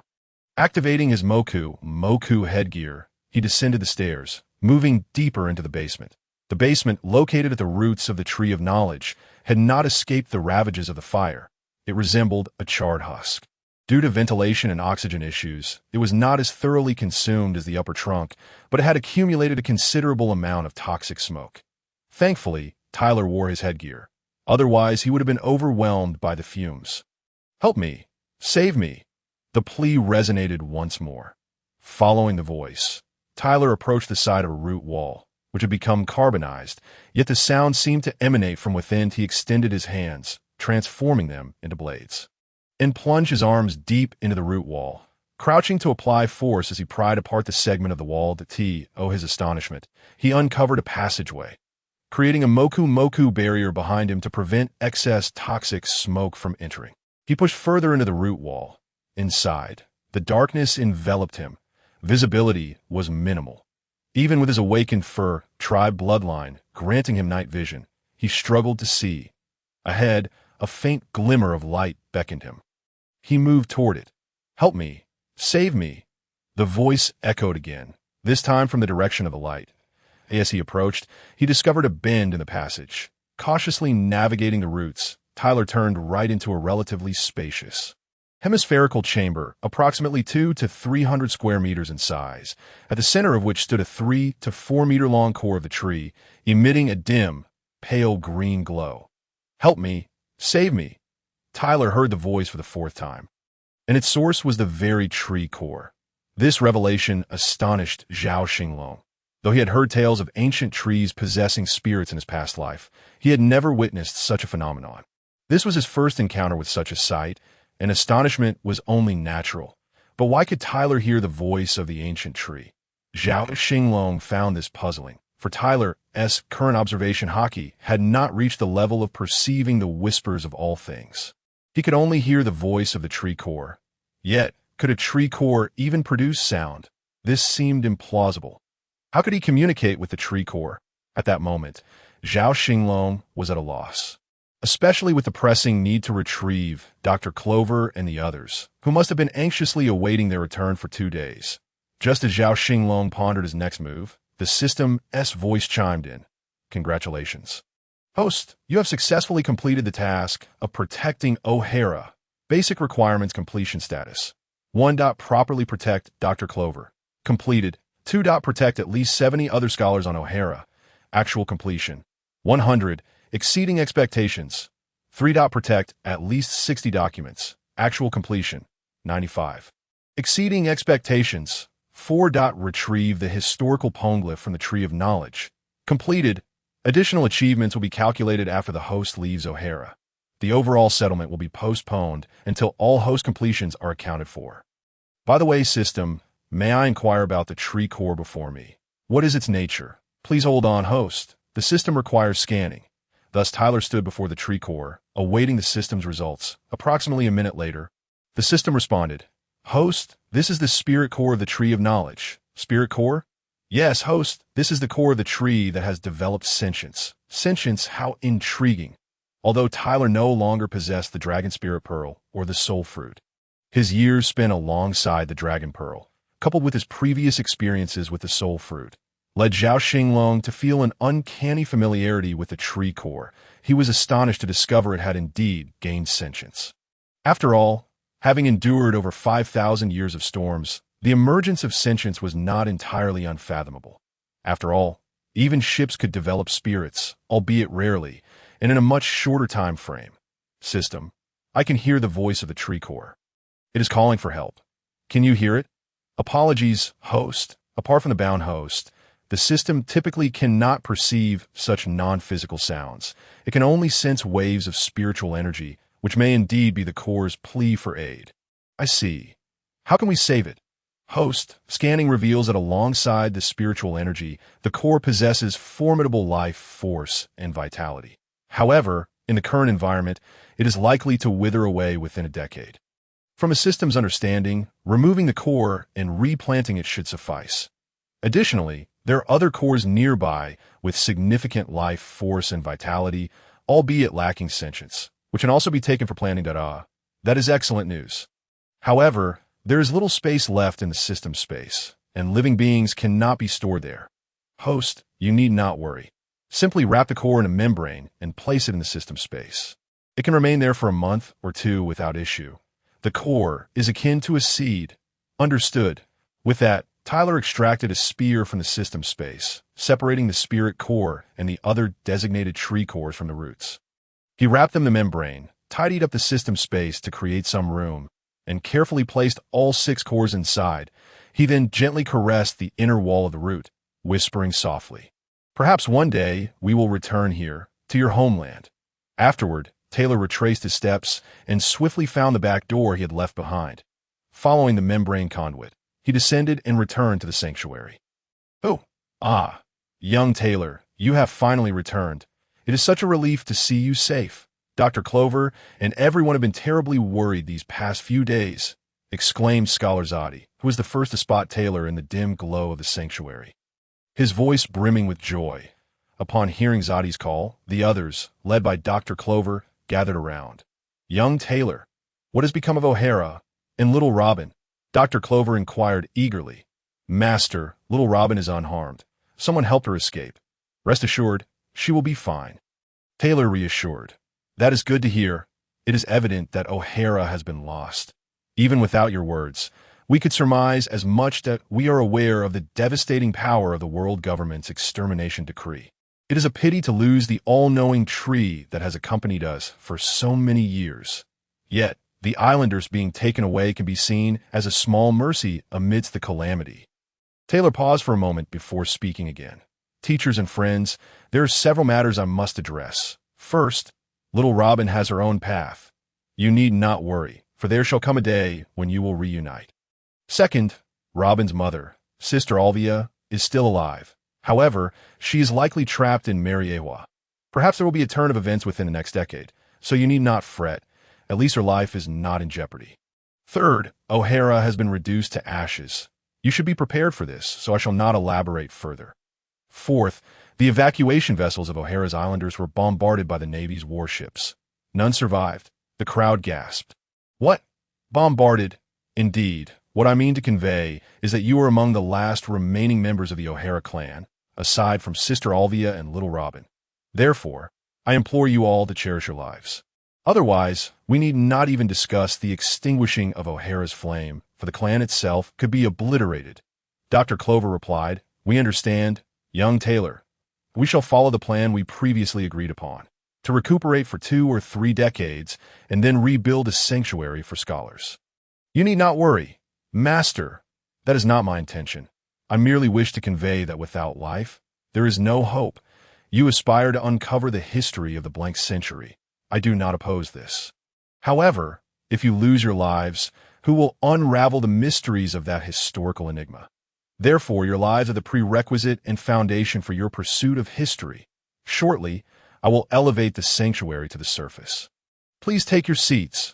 Utilizing the powers of the cloud fruit and the membrane fruit, it took nearly half an hour to raise the sanctuary above ground. Taylor emerged from the sanctuary, embracing it with both arms, activating the giant's might at a 90-degree angle, propelling the sanctuary, enveloped in numerous island clouds, skyward. As the pirate clouds possessed no mass, the sanctuary was not as heavy as it seemed. Taylor stepped on the artificially created island clouds, cradling the sanctuary, and soon ascended to over 10,000 meters. He created a vast expanse of island clouds to rest the sanctuary upon, sitting atop one of the clouds, panting. Even without weight, it was quite exhausting. Everything was set, awaiting their journey to the mysterious place Taylor had mentioned. A few months later, he arrived at the island cloud where Saul had once been, guiding it toward the sanctuary in 3 minutes. The two island clouds connected, under the azure sky, amidst the billowing clouds at 10,000 meters, as the crimson sun dipped in the west and the jade moon rose in the east. Taylor introduced the people of O'Hara to Saul and prepared for their departure toward their new homeland, in Meriawa, at the estate of the celestial dragon. In the study, Alvia, adorned in an elegant blue gown, sat gracefully on a love seat, engrossed in her reading.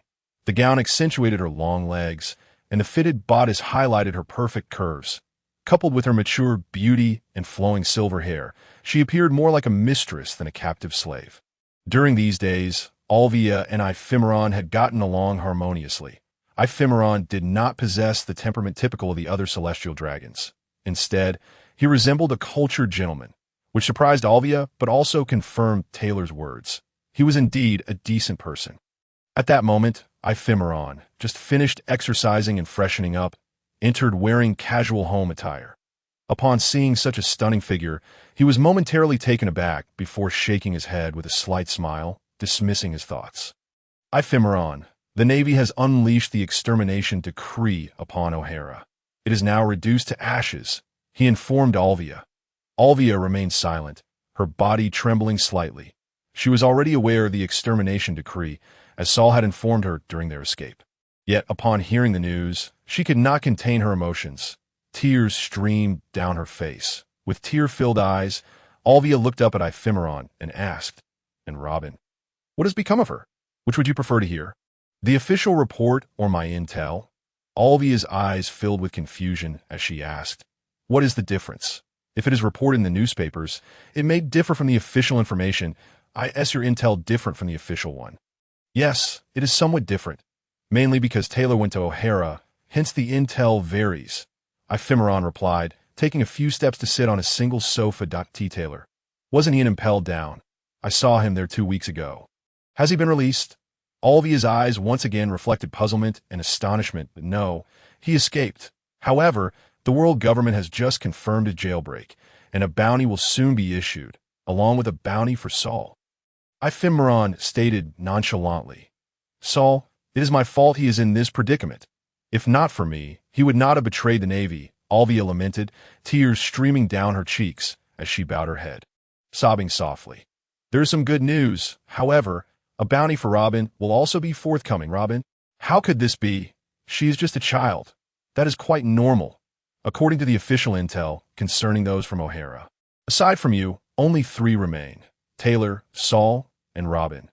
Thus, it is reasonable to issue a bounty. Only 3 remain. What about the others?" Ephemeron smiled softly and replied, "According to official records, all of O'Hara's original inhabitants and scholars, including some related personnel, amount to 4 remaining individuals when excluding Navy and government members. You are among those with a bounty, which you should already be aware of, while the other 3 do not have bounties." "What? The islanders and scholars have all?" Alvia stood abruptly, her book slipping from her hands and hitting the ground. Her wide eyes, already large, grew even larger, her pupils dilating as her heart raced. teetering on the brink of collapse. Upon seeing her distress, Ephemeron rose to comfort her, intending to gently pat her back to soothe her. However, before he could act, Alvia trembled violently and nearly fell. Ephemeron swiftly stepped forward to catch her, only to have Alvia clutch his collar, burying her face in his chest, weeping uncontrollably. This reaction surprised Ephemeron. Despite having lived over 40 years in his previous life, filled with missions, he had witnessed many romantic encounters but had never experienced such vulnerability himself, leaving him momentarily at a loss. After collecting himself, Ephemeron gently patted Alvia's back, speaking softly, "Please do not be agitated. That is merely the official information. You have yet to hear my intel, so calm down."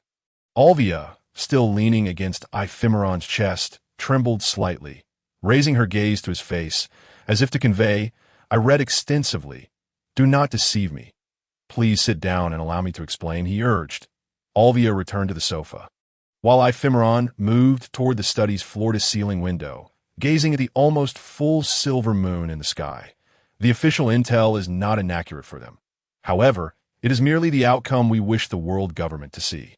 The world government initially intended to spare the islanders and had prepared evacuation vessels for them. However, Admiral Sakazuki ordered his fleet to open fire on these vessels, sinking them without mercy. The islanders aboard were all lost. Ah, how could this happen? Alvia's eyes widened in astonishment, her hands clasped over her mouth. This bore little resemblance to the naval image she had always known. It was even more piratical than that of the pirates themselves. The islanders might have had a sliver of hope had they remained on the island, but it was the esteemed Dr. Clover and other scholars, along with their families, a total of 197 individuals, who had not perished, including yourself and Robin. The total number of surviving O'Hara residents stands at 199. However, the world government believes that these 197 souls have been obliterated under the onslaught of the Buster Call. This discrepancy between the official intelligence and my own stems from one crucial factor. It was Tyler, your junior, who saved them. Once more, tears streamed down Alvia's face, though this time they were tinged with a hint of joy. The sorrow lay in the fact that all the island's inhabitants had perished, including Robin's uncle and his family. The joy stemmed from the safety of her teacher and the other scholars. O'Hara had not been utterly annihilated. Previously, when she had been escorted to Impel Down, despair had engulfed her. Yet now, nearly 200 lives remained, a tremendous surprise, especially knowing that Robin was among them. She felt she had failed as a mother, carrying a profound debt to Robin. Yet, she sensed that the likelihood of seeing them again was slim. Lord Ephemeron, thank you. Thank you for not only allowing Robin to survive, but also for ensuring the safety of my teacher and the other scholars. As we agreed, you may do as you wish with me. As she spoke, a flush crept across Alvia's cheeks, and she lowered her gaze modestly.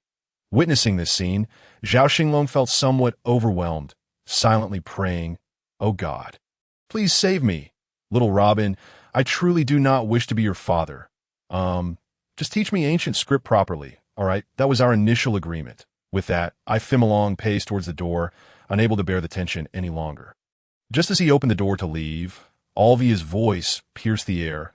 "Will I have the chance to see Robin again, to see my teacher and the others? Even if it means facing death afterward, I would gladly accept. I simply wish to see them once more." Ephemeron did not respond immediately. He stood at the doorway for a moment before turning to Alvia and saying, "I have an agreement with the world government, which is why I can protect you. This is not the time. You must live well and wait patiently. As long as you are alive, there is hope that I cannot make any promises, but I can assure you that within 10 years, you shall surely escape this torment." With those words, Ephemeron stepped out of the study and gently closed the door behind him. Inside, Alvia stood for a moment, wiped her tears, picked up the book from the floor, and gracefully settled back onto the sofa, a smile gracing her lips as she resumed her reading. Meanwhile, in the conference room of Mary Geos, the Celestial City, the meeting convened with the presence of the second-in-command, Jonathan, as well as Marine Headquarters Admiral Sengoku and Fleet Admiral Steelbone Kong, who had not yet arrived. Waterstar. Sengoku. Has Fleet Admiral Kong gone out? Sengoku. Yes, he received urgent intelligence just 2 days ago regarding the elusive Red Count. Baroque-led Field, who suddenly appeared near the G5 branch, close to the world government's secret military research base. Punk Hazard. Fearing potential complications, Fleet Admiral Kong decided to investigate personally. Accompanying him is Vice Admiral Karp, who just returned from family visit in East Blue 3 days prior. Earthstar, I see. Is there any issue with contacting them via Den Mushi, Sengoku? According to the latest intelligence, Fleet Admiral Kong has just engaged with the Red Count and is temporarily unable to answer the Den Mushi. Waterstar. Well, that is of little consequence. Your presence suffices. Today, we must discuss the matter concerning O'Hara. Sengoku. O'Hara, I received a report from Vice Admiral Akainu yesterday morning. The buster call was initiated the evening before, leaving no survivors, as far as we know. Only a small child managed to escape, along with a group that intervened and rescued the traitor, Saul. Firestar. Indeed, that 8-year-old girl poses no threat. She is the daughter of archaeologist Nico Alvia, who is in our custody and can be apprehended at any moment. Woodstar. The more pressing issue is Thomas Tyler. His situation diverges significantly from our previous understanding. If it is not Ifimilong meddling in affairs, then Tyler's intentions are quite formidable. Firestar. Based on current circumstances, it appears unrelated to Ifimilong. Since we detained Tyler over a year ago, they have had no further contact. Nevertheless, caution is prudent that I suggest a team visit Ifimilong for inquiries. I will inform him to cooperate with your investigation. Sengoku, our information on Tyler is limited. Could someone provide a brief introduction to this individual? All eyes turned to Jonathan, who, being well informed, readily accepted the task. Admiral Sengoku, allow me to introduce you to Thomas Tyler.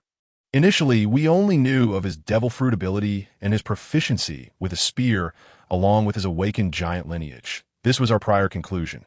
However, during the O'Hara incident, Tyler showcased not only those traits, but also demonstrated mastery of armament hockey, observation hockey, and conqueror's hockey, in addition to awakening his fur tribe bloodline. He also has an accomplice, a user of the cloud fruit, who goes by the name of Zeta Styron, suspected to possess both armament and observation hockey. With further details unknown, Sengoku listened intently to Jonathan's introduction, calculating the individual's strength and potential hidden secrets. Sengoku, what do you all propose? Should we issue bounties on these individuals, or do we have other intentions? Waterstar, naturally, we must issue bounties. The Marines should swiftly apprehend these individuals. What is the bounty on that child's mother? Jonathan, Lord Waterstar, it stands at 79 million berries. Waterstar, then let her be dubbed the demon child, since the archaeologists of O'Hara all appear to conspire to overthrow the world. Firestar, Sengoku, you may set the bounty for the traitor Saul as you see fit.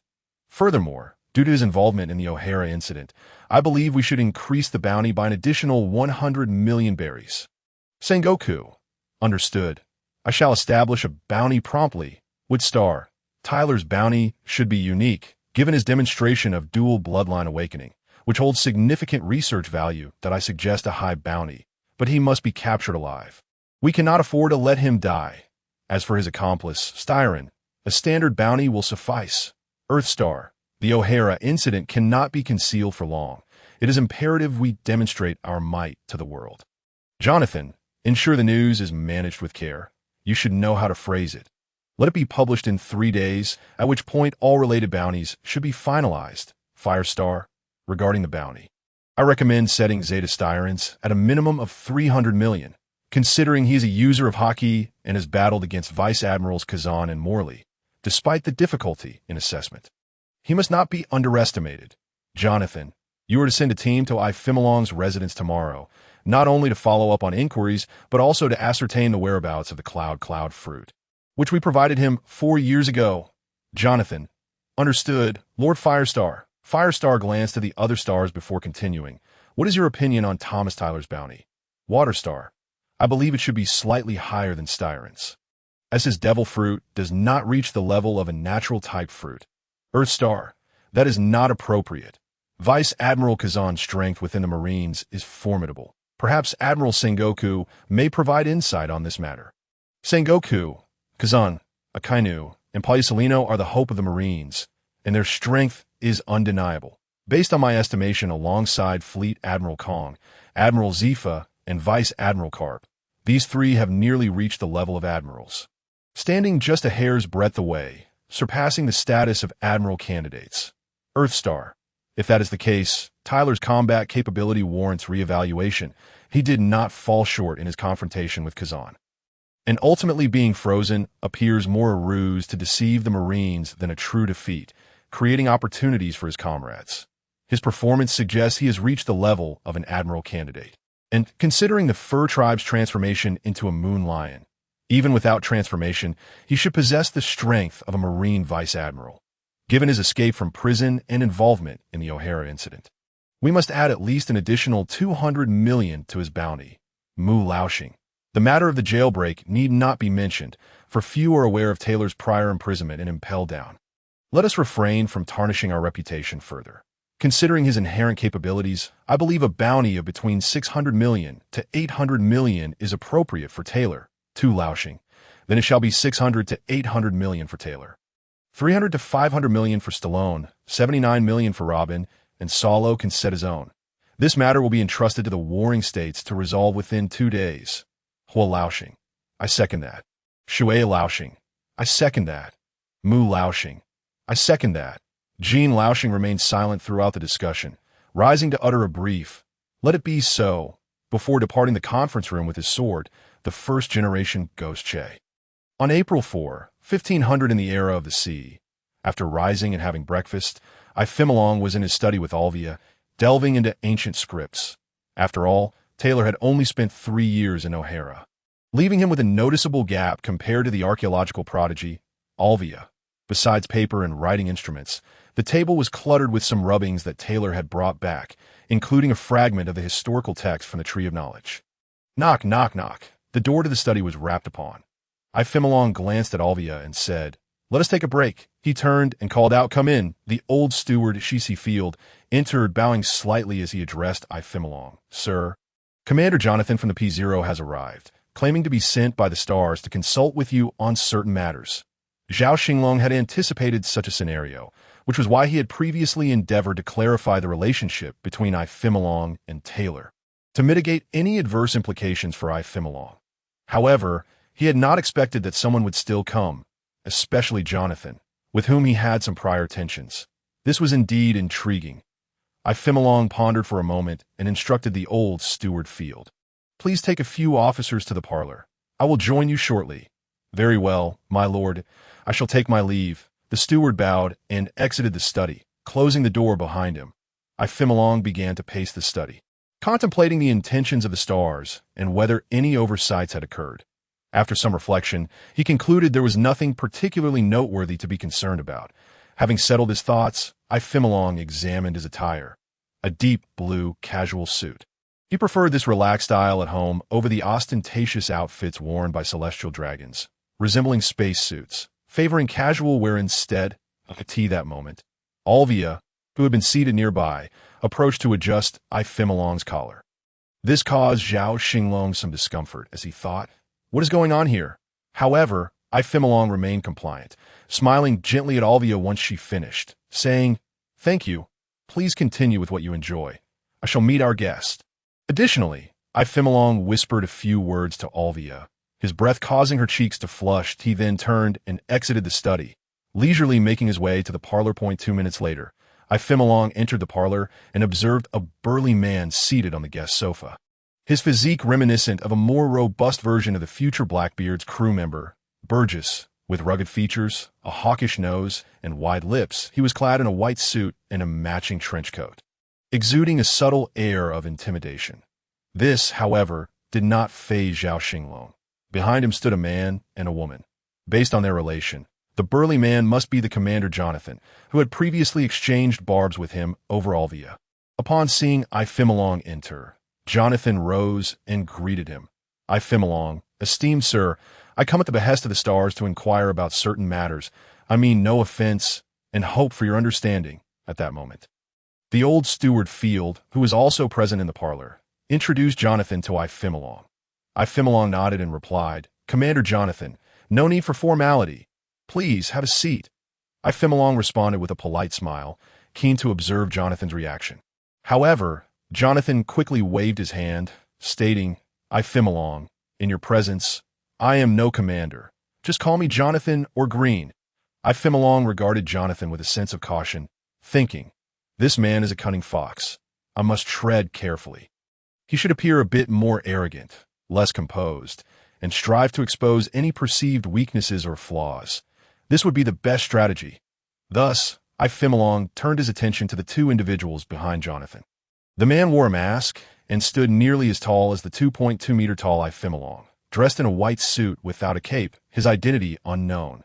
The woman, approximately 1.8 meters tall, donned a fitted white dress, complete with a tie and a white trench coat. Her orange, shoulder-length hair had a slight natural curl, framing a delicate face, complemented by black stockings and heel-black shoes. I Fimmelong found the woman somewhat familiar and scrutinized her more closely, eventually recognizing her as Stussy, the future queen of the underworld's Pleasure Street. Her youthful appearance belied the mystery of her age, which was likely over 30. Jonathan noticed I Fimmelong's gaze, and a glint of understanding flickered in his eyes. Just as I Fimmelong withdrew his attention, he comprehended the significance of Jonathan's look. He then summoned the old steward Field, whispering a few words into his ear. The steward nodded repeatedly and exited the parlor. Simultaneously, Jonathan dialed a communication device. I Fimmelong settled comfortably into the main sofa, smiling at Stussy, yet said, "Jonathan, let us get to the point. Esteemed I Fimmelong, Lord Hua Laoxing specifically instructed me to contact you first and connect you via phone." At that moment, the communication device transformed into the visage of Hua Laoxing, who spoke, "This is Van Horst. Hua Laoxing, this is Jonathan. We have arrived at the residence of the esteemed I Fimmelong as per your instructions." "Very well, please hand the device to I Fimmelong." "Of course, Lord Hua Laoxing. Please hold on," Jonathan replied, rising and approaching I Fimmelong to pass him the communication device. "Van Horst, this is I Fimmelong." "Yes, I Fimmelong. I trust you harbor no ill intentions. Today we are here under directives to inquire about Taylor, as he was previously your subordinate, and you may possess more insight. Additionally, you are likely aware that Taylor has escaped from Impel Down and was involved in the O'Hara incident. We presume this is merely his personal action and does not implicate you. However, capturing him swiftly is of the utmost importance, as he holds significant value for us celestial dragons and the government. Hence, we hope for your full cooperation, as the responsibility for capturing Taylor primarily lies with us. Rest assured, I shall cooperate fully with Commander Jonathan." "Excellent. There is much to address in the coming days. I shall contact you again soon. For now, that will be all." Subsequently, Laoxing Van Horst ended the communication without further comment, yet Jonathan displayed no discernible emotion, simply taking the device from I Fimmelong's hand. "I Fimmelong, esteemed sir, I do possess some information regarding Taylor, though it is rather limited, and we shall need to inquire further with you." "Very well, proceed," I Fimmelong replied, his gaze fixed intently on Stussy, causing the typically composed Stussy to show signs of irritation, her smile becoming slightly forced. "I Fimmelong, esteemed sir, are you familiar with Taylor's abilities?" "Abilities, ha ha ha. I cannot say for certain. However, I can summon 2 battle slaves to inquire. Please wait a moment," as if Fimmelong was about to summon the butler Field with the telephone bug. There came a soft knock on the side door of the living room, followed by the elder butler Field entering, carrying a tea tray adorned with 3 cups of water, a platter of fruit, and a selection of pastries. Trailing behind him was a silver-haired woman clad in a burgundy gown, none other than Alvia, who also held a tea tray in her hands, and on her tray rested a translucent light blue cup filled with a swirling orange-yellow liquid and a semi-transparent dark red bowl containing 2 pieces of pastry. Upon entering, the butler approached Jonathan and the other 2, placing the cups and platters before them while gesturing for them to partake. Meanwhile, Alvia made her way toward Fimmelong, but before she could set down her tray, Fimmelong swiftly took it from her grasp and placed it on the coffee table, gently holding Alvia's hand as he softly spoke. "These are tasks for the servants. You need not concern yourself with them any longer. Return to your room and read. I shall come find you shortly." Alvia blushed at his words, freeing her small hand from his gentle grasp and stepping back. After regaining her composure, she offered a slight nod of apology to Jonathan and the others before exiting the room. Once the door closed, Alvia pressed her hand against her chest, feeling her heart race, and then thoughtfully made her way to the study in the living room. Ephimelong lifted the teacup to his lips and took a sip. Addressing the butler, "Field, please summon Takin and Kaz." "Yes, my lord," Field replied, stepping back out of the living room. "Jonathan, let us postpone the earlier topic until our battle slaves arrive. For now, let us discuss other matters." "Very well, Lord Ephimelong. Let's delve into other issues then. This particular matter about the cloud fruit has likely been posed to you by the Star Lords as well, from what we currently understand. This fruit's power has been acquired by a young man named Zedayuni, who reportedly rescued Tyler and Saul from being captured by Vice Admiral Kazan of the Navy at O'Hara." Jonathan paused, and Ephimelong, diverting his gaze from Stussy, inquired, "And what else?" Jonathan continued, "Moreover, during Tyler's escape from Impel Down, there were also indications of this power manifesting, which assisted the Golden Lion Shiki in his successful getaway." Ephimelong responded dismissively, "And so, what concern is that of mine?" Jonathan pressed on, "Because I have records indicating that the cloud fruit was a gift from the Star Lord of 1496 to you. A fact you cannot deny." Ephimelong acknowledged, "Indeed, that is true. The reason is something you are likely aware of. After all, this was a compensation for the prize that the Star Lord exchanged after the Battle Slave Tournament in 1490. And the cloud fruit was given to me as recompense." Ephimelong elaborated, "You are all likely aware of my situation. The cloud fruit remained in my possession for a period until January 1498, when I awarded it to Tyler, who had just returned with the historical text. After that point, I lost track of this devil fruit." Jonathan queried, "My lord, I have a question. You must realize that this is no ordinary animal-type fruit, but rather a precious natural-type fruit. Why did you so readily bestow it upon a slave?" Ephimelong chuckled lightly, his gaze once again fixating on Stussy, revealing an unmistakable possessiveness. Jonathan, harboring disdain, thought, "Celestial dragons truly are all the same. I once believed Ephimelong to be a remarkable individual, but now it appears he is just as despicable that he claims to have sacrificed Tyler for the world government to obtain Alvia, when in truth, he was simply captivated by her beauty and her knowledge of ancient scripts. How pathetic!" Jonathan turned his attention to Stussy, signaling her to endure the situation, assuring her that soon she would be dispatched to the New World. Ephimelong declared, "I am unlike other celestial dragons. You should be aware, Jonathan, that I possess two distinguishing traits, a kindness towards slaves and a passion for reading, particularly ancient texts. Tyler has served me for a decade, and aside from his security duties, nearly 7 of those years were spent diligently studying ancient scripts and seeking historical texts on my behalf. Thus, it is only fitting that I reward him. Moreover, as I previously stated, the cloud fruit was merely a replacement for the prize that was taken from him. You are aware of how he won that prize, are you not? I merely returned to him what he had rightfully earned. What is wrong with that?" As he spoke, Ephimelong reclined against the back of the sofa, crossing his legs, yet his gaze remained fixated on Stussy, as if he sought to see through her very essence. He then turned to Jonathan, inquiring, "Jonathan, is this young lady also one of your people? What is her name? Might I have her accompany me on my next journey from Holy City?" Jonathan felt a twinge of concern, cursing under his breath for the audacity of celestial dragons, but he knew better than to confront Ephimelong openly.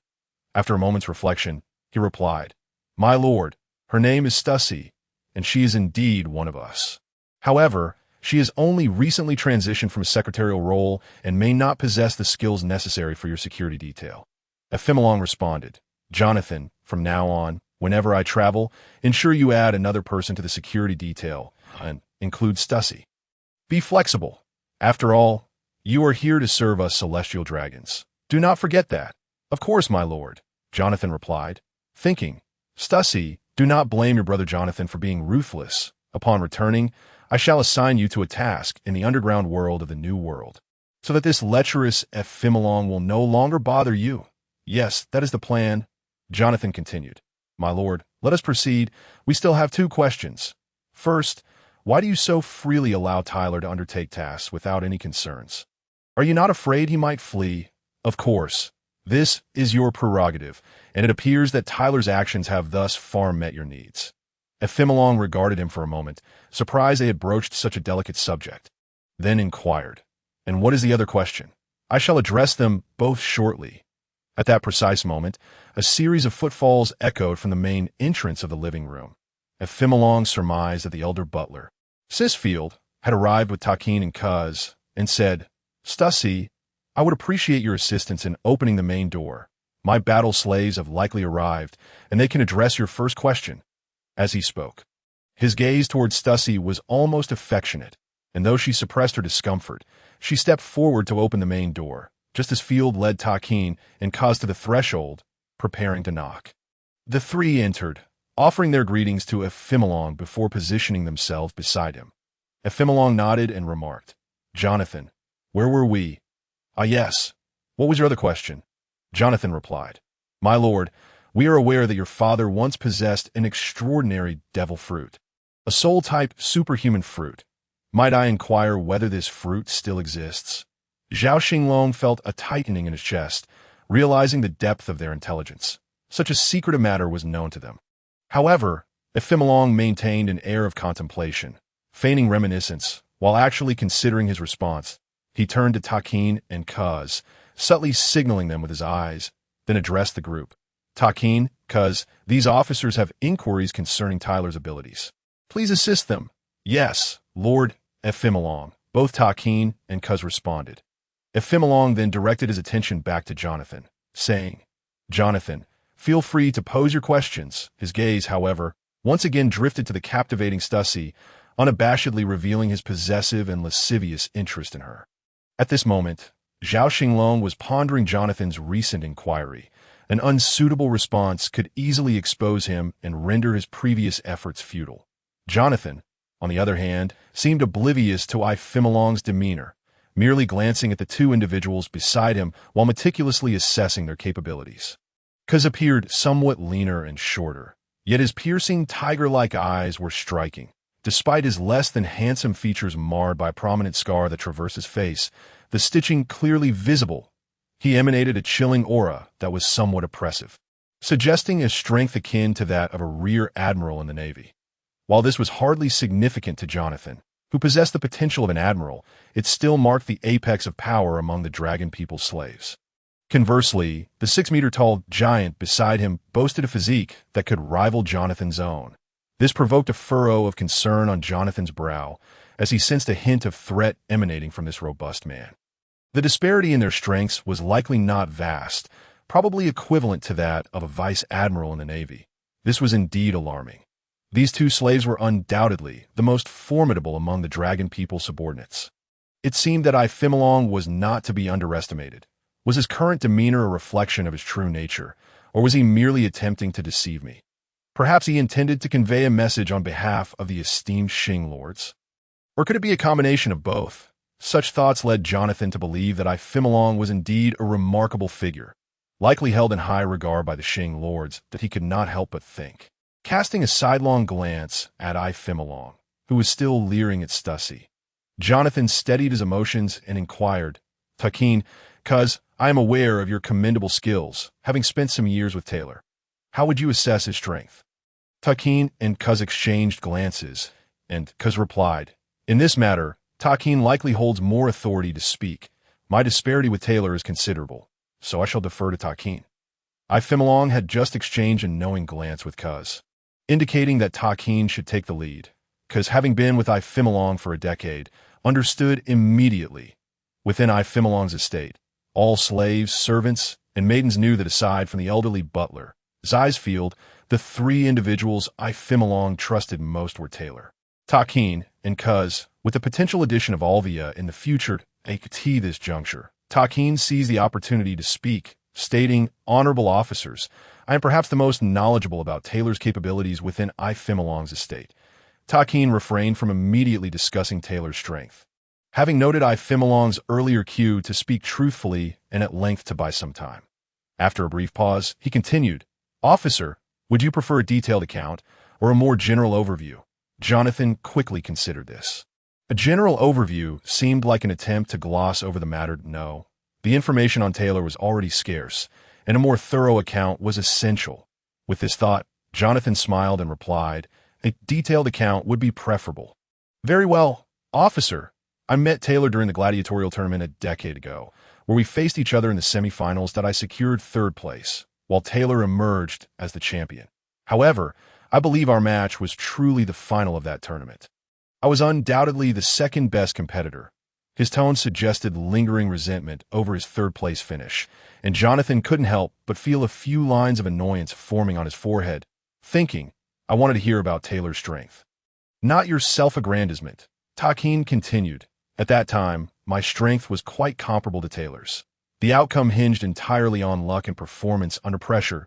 To be honest, I was quite dissatisfied with my defeat for the subsequent 2 years.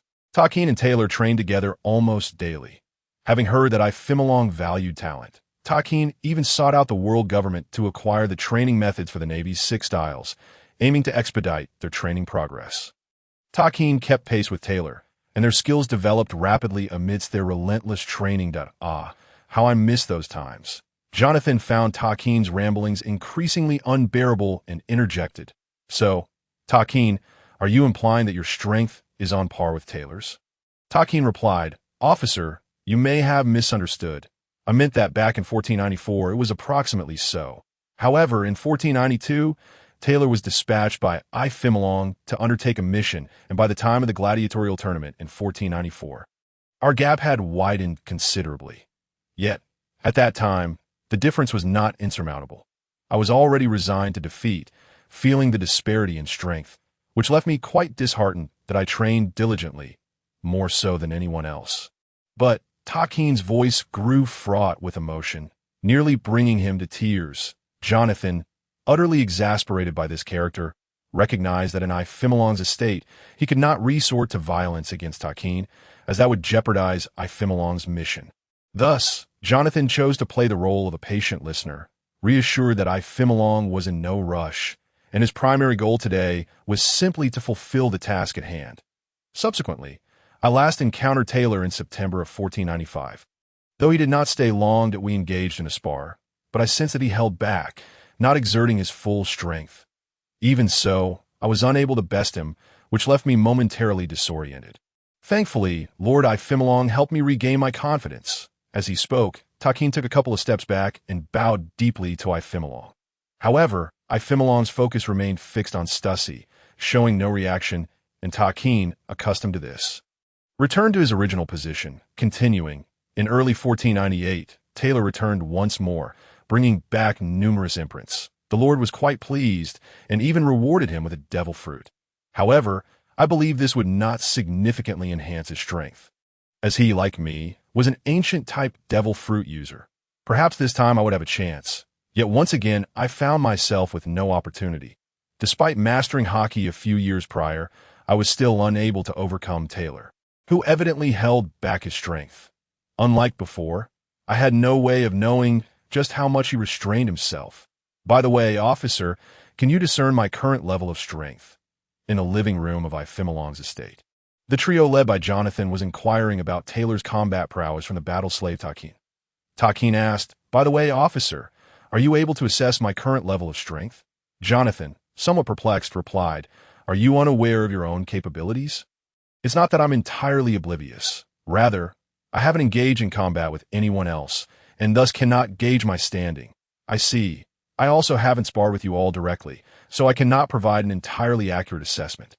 However, based on my judgment, Takin, you're likely at the level of a vice admiral in the Navy, while Kaz appears to be at the level of a rear admiral. Of course, there are several individuals within the vice admiral rank who far exceed that standard, so you shouldn't be evaluated solely based on that. You give me the impression of an ordinary vice admiral, though there might be slight discrepancies. Oh, I see. Thank you, officer. My current combat strength is roughly equivalent to that of Taylor in early 1498, but inferior to his strength in early 1499 AT. That time, he gave me the impression of being somewhat unfathomable. In retrospect, I still fall short, especially since he defeated me without employing the powers of the devil fruit. I experienced considerable setbacks, but thankfully, Lord Ifimolong guided me through that trying period. As for after that, I have not encountered Taylor again, so I cannot make any further judgments. Jonathan responded, "All right, thank you both for your cooperation. Lord Ifimilong, I have concluded my inquiries regarding Taylor's combat capabilities. Now let's discuss the other matters we previously addressed." Jonathan aimed to swiftly conclude his questions regarding Ifimilong, eager to return and report back, especially since he needed to collaborate with the Navy to apprehend the individuals related to O'Hara and further organize personnel, including Spandane. "Very well, Takin, 'cause you may take your leave. Go and train. Field, please remain." "Understood, Lord Ifimilong." Takin and Kaz bowed respectfully before exiting the parlor, heading towards the training room near the Colosseum. "Jonathan, regarding the devil fruit you mentioned earlier, I have just reflected on it, and it seems there is indeed some truth to it, though it has been quite some time, over a decade. In fact, that I was quite young then and cannot recall the details clearly. Allow my butler, Field, to elaborate. He should remember some aspects." After Ephemeron finished speaking, he turned to Field and said, "Field, please enlighten the esteemed officials. I find myself struggling to recall the details." The butler, Field, understood his intent, recognizing that Ephemeron was not merely speaking idly. In the eyes of this elder, Ephemeron's life thus far could be divided into three distinct phases. The first phase occurred before the Battle of Goddess Valley in 1484, during which the charming young Ephemeron, not yet 6, was an exceptionally endearing child, fond of quiet reading and devoid of mischief. He was greatly cherished by his father, Russell Silent. However, the Battle of Goddess Valley brought calamity, affecting both Ephemeron and his parents. In their fervent effort to shield him, his parents suffered grievous injuries, ultimately passing away within 2 years. Remarkably, Ephemeron himself emerged from the battle relatively unscathed, yet he seemed to have undergone some form of trauma, falling gravely ill and remaining bedridden for half a year. The second phase unfolded post-battle, as the bedridden Ephemeron transformed dramatically, exhibiting traits akin to a loathsome demon, wreaking havoc incessantly. Field speculated that the battle had likely given rise to Ephemeron's dual personality. During this period, his demonic persona predominantly governed his actions, with only fleeting moments reminiscent of the obedient, book-loving child he once was. The third phase commenced after the unexpected meteor strike in 1489, during which Ephemeron appeared to revert to his 6-year-old self, embodying tranquility, a love for reading, and an obsession with cultivation. Nevertheless, his character seemed discordant with the earlier demonic persona, which had not resurfaced in nearly 12 years. Field remained uncertain whether that malevolent personality still resided within Ephemeron, hoping it did not, perhaps having been obliterated by the meteor incident over a decade prior. However, only Field and the Ephemeron of the second phase were privy to the existence of that demonic fruit, and it was reasonable that the current Ephemeron was unaware. Thus, the butler Field slightly bowed to the three officials, saying, "Esteemed sirs, allow this old man a moment to reflect, as it has been many years since the events in question. Age has dulled my memory. I ask for your understanding." Following this, the elderly butler adopted a contemplative demeanor. Upon witnessing Field's actions, Zhao Xinglong in the realm of souls felt a surge of joy, for this would afford him more time to devise strategies. He was acutely aware of the demon fruit he had named the soul-entrapping fruit, but at present, Kaido was the one wielding it, and it was not in the holy city. Given the gravity of the fruit's significance, Ephemeron deemed it unwise to speak of it, lest it raise further suspicions. Thus, the old butler served as an excellent conduit for communication. The living room fell into a profound silence. Jonathan appeared to lose his urgency, while Stussy struggled to endure Ephemeron's piercing gaze, internally wrestling with her thoughts. Just as she prepared to confer with Jonathan, the old butler Field spoke. "Gentlemen, I possess some knowledge regarding that fruit. However, the young master Ephemeron was quite ill at that time, and thus my understanding is limited. I shall endeavor to answer your queries." "Esteemed officials," Jonathan responded, "Yes, dear butler, please speak candidly. We are all ears." Field continued, "This matter dates back 16 years, and I trust you are all aware of the taboo surrounding the Battle of Goddess Valley." Jonathan affirmed, "Indeed, while many remain ignorant, I am well informed." Field proceeded, "Very well, that time. The Rocks pirates invaded Goddess Valley, and several celestial dragons vacationing there were harmed, with some tragically losing their lives. My late master, Saint Cylind, and his wife sustained grave injuries while protecting the young master, their lives hanging by a thread. They entrusted me with certain matters, including the demon fruit, which I have safeguarded diligently since. Jonathan interjected, "But what of it? This matter is of utmost interest to the esteemed Saint Xinglong. You must speak truthfully." Field glanced at Ephemeron, who remained fixated on Stussy. Yet he spoke, "Field, please reveal all that you know. There is no cause for concern. I shall take responsibility if necessary." Field responded, "As you wish, my lord." He then addressed Jonathan. "You are likely aware of the meteor incident 11 years ago, which your esteemed group investigated on several occasions. It was during that event that the meteor struck the vessel of Saint Ephemeron, piercing the young master's chamber. The scene was truly harrowing. I was nearly frightened out of my wits." Meanwhile, Jonathan internally cursed, "What nonsense!" In Ephemeron's mind, a cacophony of thoughts echoed chaotically. On the 4th day of the 4th month, in the year 1500 of the sea calendar, Jonathan and his companions remained in the residence of the celestial dragon. Saint Ephemeron, listening to the old butler's account, simultaneously, in a certain maritime region of the New World, the sky was clear, flecked with white clouds, and seagulls soared overhead as a grand 3-masted sailing ship traversed the waters, its massive white whale figurehead signifying its extraordinary lineage. This was the Moby Dick, the flagship of Edward Newgate, known as Whitebeard, the strongest man in the world. Flanking it were 2 smaller vessels, identical in design. Adorned with blue-gray whale figureheads, the indomitable Whitebeard sat firmly in his captain's chair, his robust torso bare, draped in a red-lined white captain's coat, a white pirate admiral's hat atop his head, and a large red wine bottle in hand, which he drank from incessantly. On the left side of the deck sat the Golden Lion Shiki, clad in a kimono with a ship's wheel in his hair and twin swords strapped to his legs, puffing on a cigar, with a bottle of wine identical to Whitebeard's beside him. Golden Lion remarked, "How does the sea fare without Roger? The walls that once hindered us have crumbled. It seems this is now your era." Whitebeard replied, "If you've come here merely to chat, I could easily send you to the depths, Golden Lion." As he spoke, Whitebeard continued to pour wine into his mouth. Golden Lion laughed heartily. "Ha ha ha. You remain as infuriating as ever. It brings me comfort. I intend to vanish for a time, allowing this warm era to witness the true terror of pirates." Whitebeard turned his head slightly to the left, eyeing Golden Lion. "What mischief are you plotting now?" Golden Lion did not respond directly, instead offering a chilling smile. "Ha." The scene shifted back to Mariewa in Ephemeron's residence, where the old butler, Field, was animatedly recounting the meteor incident from 11 years ago. Fortunately, the meteor did not strike the resting lord, who merely sustained minor injuries and was startled. It was a blessing that the meteor penetrated the ship's side rather than the bottom. And with calm seas at the time, no water flooded in. Prompt repairs averted calamity, perhaps a testament to the Lord's fortune and protection. As for the demon fruit, Saint Ephemeron typically carried it with him, and it happened to be in his chamber during his rest. Thus, Jonathan and Stussy exchanged glances filled with questions, silently communicating their disbelief regarding Ephemeron's apparent ignorance of the fruit he supposedly carried. While Ephemeron outwardly maintained a lecherous gaze upon Stussy, Zhao Xinglong's consciousness wandered far beyond, contemplating how to clarify and disentangle the relationship between Ephemeron and Tyler.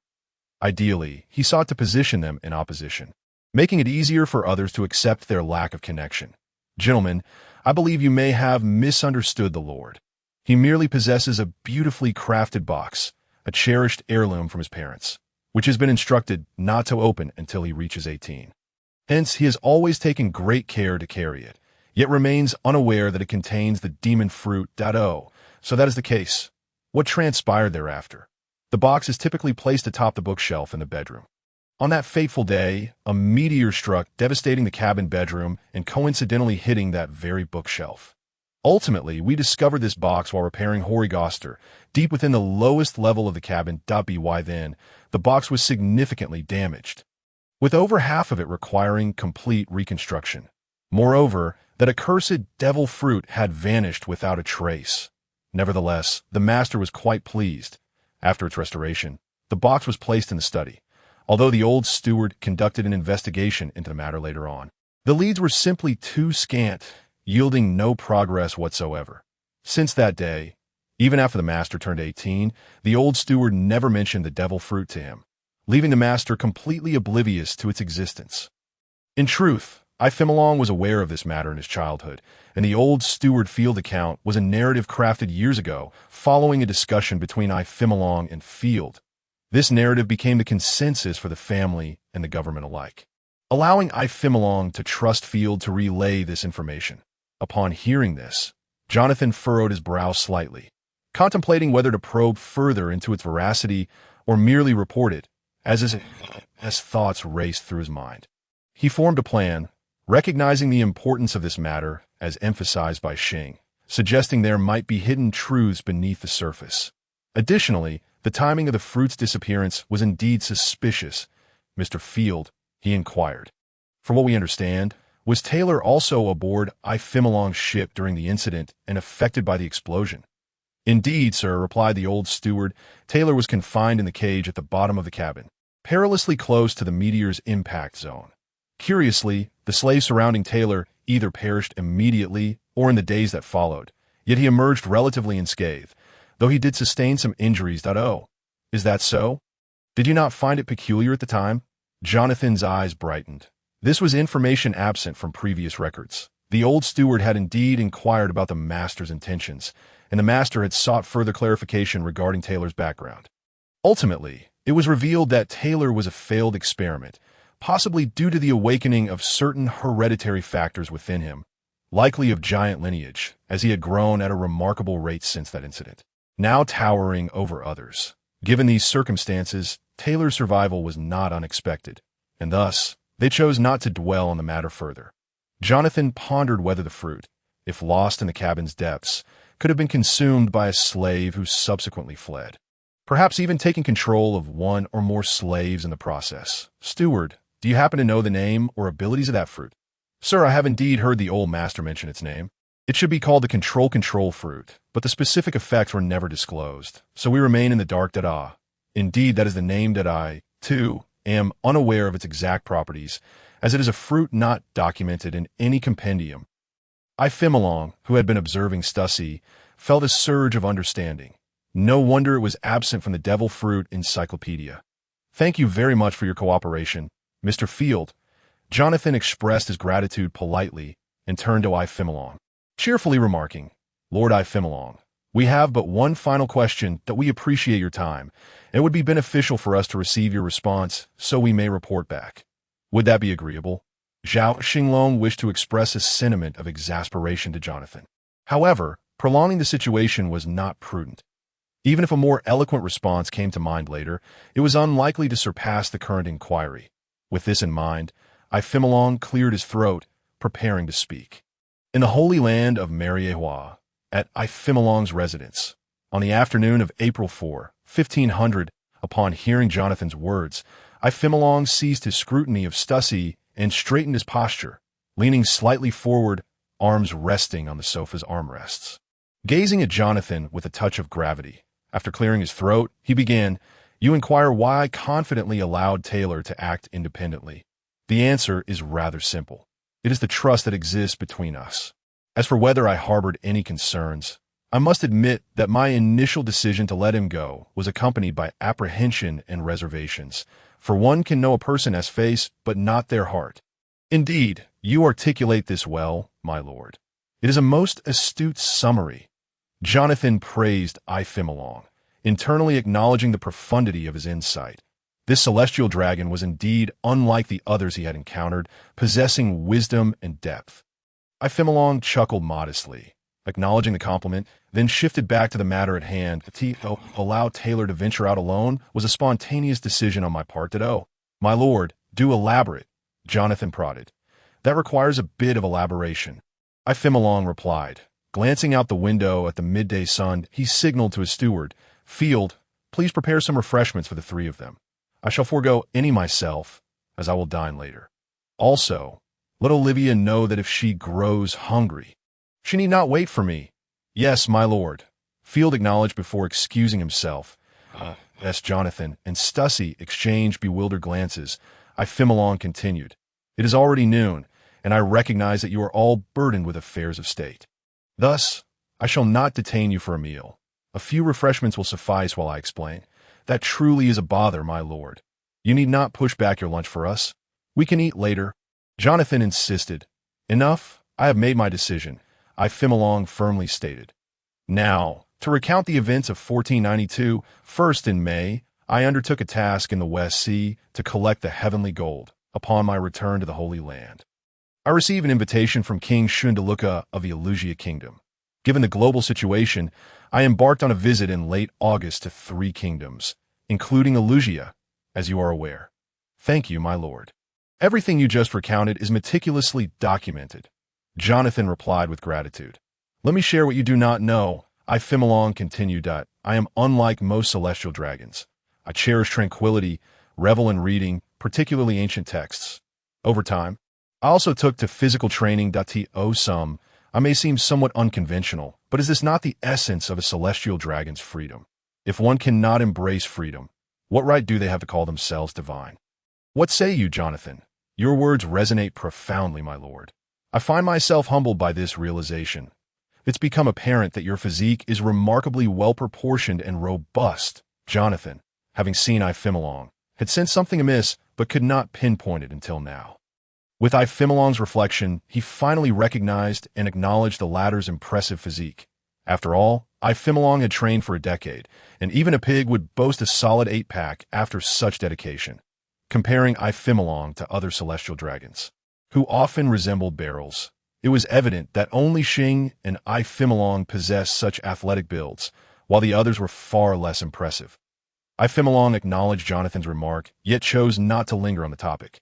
Returning to the matter at hand, it is sufficient that you agree with me. In May of 92, during my journey for the heavenly gold, I passed by O'Hara, the sanctuary of scholars, a beautiful place that I briefly resupplied but did not disembark, as I had to return to the Holy Land to report on the heavenly gold mission. Otherwise, I would have loved to visit the library of all knowledge, believing I would have future opportunities. However, Ifimolong's gaze shifted from Jonathan, and, instead of landing on Stussy, he stared out the window, seemingly lost in recollection. Sir, Jonathan inquired. Oh, I was momentarily distracted, Ifimolong replied, resuming his narrative. Initially, I intended to visit O'Hara last year or this year. But as you are aware, the world government sought to punish dissenters, using intimidation as a tool. Thus, my status rendered it inappropriate for me to appear in O'Hara. It was an unavoidable circumstance. Who would have thought? My lord, that you possess such insight, Jonathan remarked in admiration. Ifimolong. The Holy One wishes to venture forth, but find himself unable to do so. Yet he yearns to delve into the realms of archaeology and ancient scripts. Hence the necessity of Taylor's journey to O'Hara, a decision born out of desperation, as for the reasons for secrecy. It is simply to avoid drawing unnecessary attention and provoking unwarranted troubles. Only the esteemed Lord of the Holy Star and a select few, including you, P., are privy to Taylor's whereabouts. Even those close to him remain unaware of his movements. Thus, his discreet travels mitigate numerous inconveniences. Moreover, in a certain sense, Taylor's appearance at that time represented the Holy One, making his stealth all the more prudent. Jonathan. Indeed, my lord. Ifimolong. There is another reason, one that may escape your conjectures. Jonathan. Another reason? At this, Jonathan began to ponder intensely, while Stussy behind him furrowed her brow. Lost in thought, yet to others she appeared irresistibly charming. The living room fell into a sudden hush, and after a moment, Jonathan, shaking his head in resignation, addressed Ifimolong. I truly cannot fathom your thought process. My lord, I implore you to enlighten me. Ifimolong picked up the blue teacup from the coffee table, took a sip, and remarked, that year, while anchored at O'Hara, though I did not disembark, I beheld an elegant and beautiful mother cradling a small child aboard the vessel. In that fleeting moment, her image was indelibly etched upon my heart. Ifimolong's response indeed took Jonathan by surprise, yet reflecting upon the Holy One's prior demeanor, it seemed quite reasonable. However, Stussy could not help but internally scoff. What a scoundrel. A lecher, I Fimmelong, seemingly oblivious to the astonished expressions around him, continued. You are acquainted with this person. You have just encountered her. Is it not Nico Alvia? Jonathan was momentarily stunned, connecting the dots of I Fimmelong's previous actions. It became clear that I Fimmelong's true target had always been Alvia, not Taylor. This revelation elucidated I Fimmelong's seemingly outrageous behavior. For I Fimmelong, if this were indeed the case, Alvia's significance far surpassed their initial assumptions, perhaps even eclipsing Taylor's worth. Yet, in the eyes of the world government, Taylor held far greater value than Alvia. I Fimmelong said nothing, merely casting a haughty glance at Jonathan, while inwardly contemplating. Alvia, I beg your pardon. I must use you as a shield this time. Otherwise, it would be quite difficult to navigate through this. Jonathan, my lord, I understand now. I Fimmelong. Initially, I had concerns about sending Taylor, yet I was reluctant to delay matters further, so I took a gamble. The worst outcome would be the loss of a mere servant. However, if it succeeded, I would gain a trusted confidant. I can't afford this gamble, but Taylor cannot.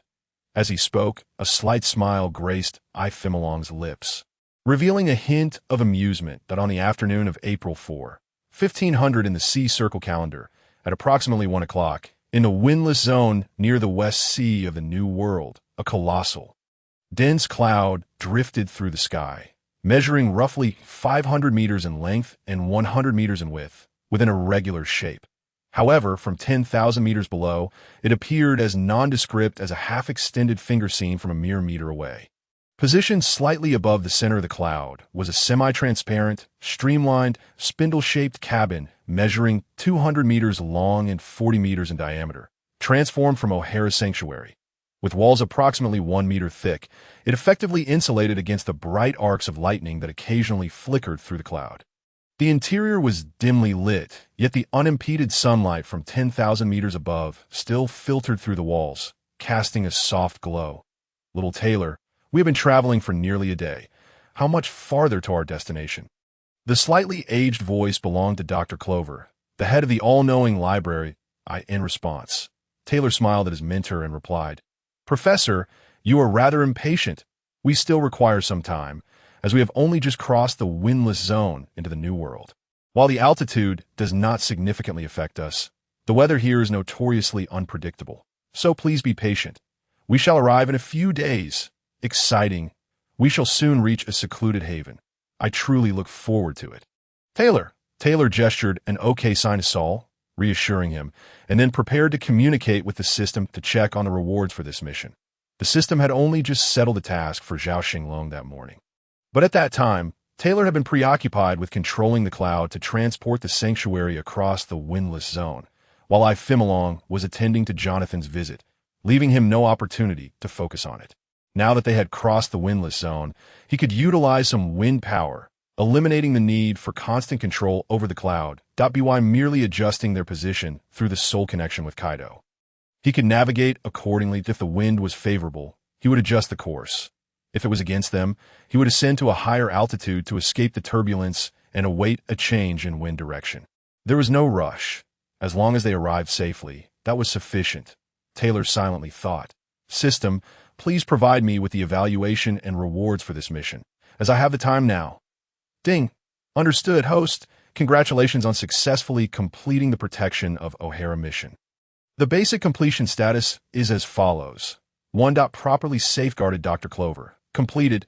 2. Protected at least 70 other scholars in O'Hara. Actual completion.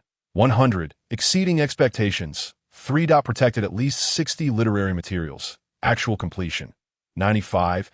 Exceeding expectations. 4. Retrieve historical stone blocks from the Tree of Knowledge. Completed. Additional accomplishments include 1. Successfully protected a total of 127 non-scholarly O'Hara residents. 2. Obtained 1 core spirit of the Tree of Knowledge, holding the hope of reviving the tree. 3. Rescued a warrior of the giant race. One of their kin, Hardwar, Saul. Mission evaluation, excellent. The system rewards are as follows. 1.3c Curse 35 resistant scrolls. 2. Expanded system space by 30,000 cubic meters. 3.1 Disposable biological cloning chamber. 4.1 Superhuman type suck fruit. At the entrance to the Holy Land, Mariehua, I Fimmelong's estate, Officer Jonathan, accompanied by Stussy and a masked individual, departed from Ifimolong's residence, with the old butler, Sis Field, personally seeing them off. Meanwhile, within the estate's dining room, Ifimolong sat at the head of the table, with Alvia by his side, patiently waiting to share lunch with him. After all, Ifimolong was not only the master of the estate, but also her savior. Furthermore, having previously shared information about O'Hara that the government was unaware of, it was evident that O'Hara's success was not solely due to Taylor's efforts. Ifimolong's assistance had played a crucial role, making him a benefactor of O'Hara. Although she was unclear about the nature of Ifimolong and Taylor's relationship, she sensed that their true connection was far more complex than it appeared on the surface. Ifimolong, disregarding any semblance of decorum, indulged in his meal, typically adhering to the adage of no talking while eating. However, amidst his feast, he expressed his apologies to Alvia, acknowledging that he had thrust her into the role of a shield without her consent.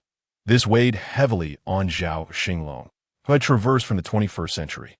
He genuinely wished to avoid further misunderstandings and did not want Alvia to misinterpret his intentions. Rather, he was concerned about Star's potential misconceptions. Jonathan led Stussy toward their administrative headquarters. Upon exiting Ifimolong's estate, Jonathan refrained from immediately reporting via the phone bug, instead reflecting on the previous events.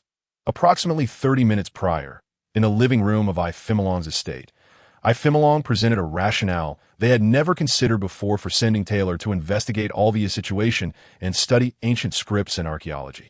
Jonathan and Stussy exchanged hesitant glances, questioning whether this reasoning was somewhat hasty or merely a diversion.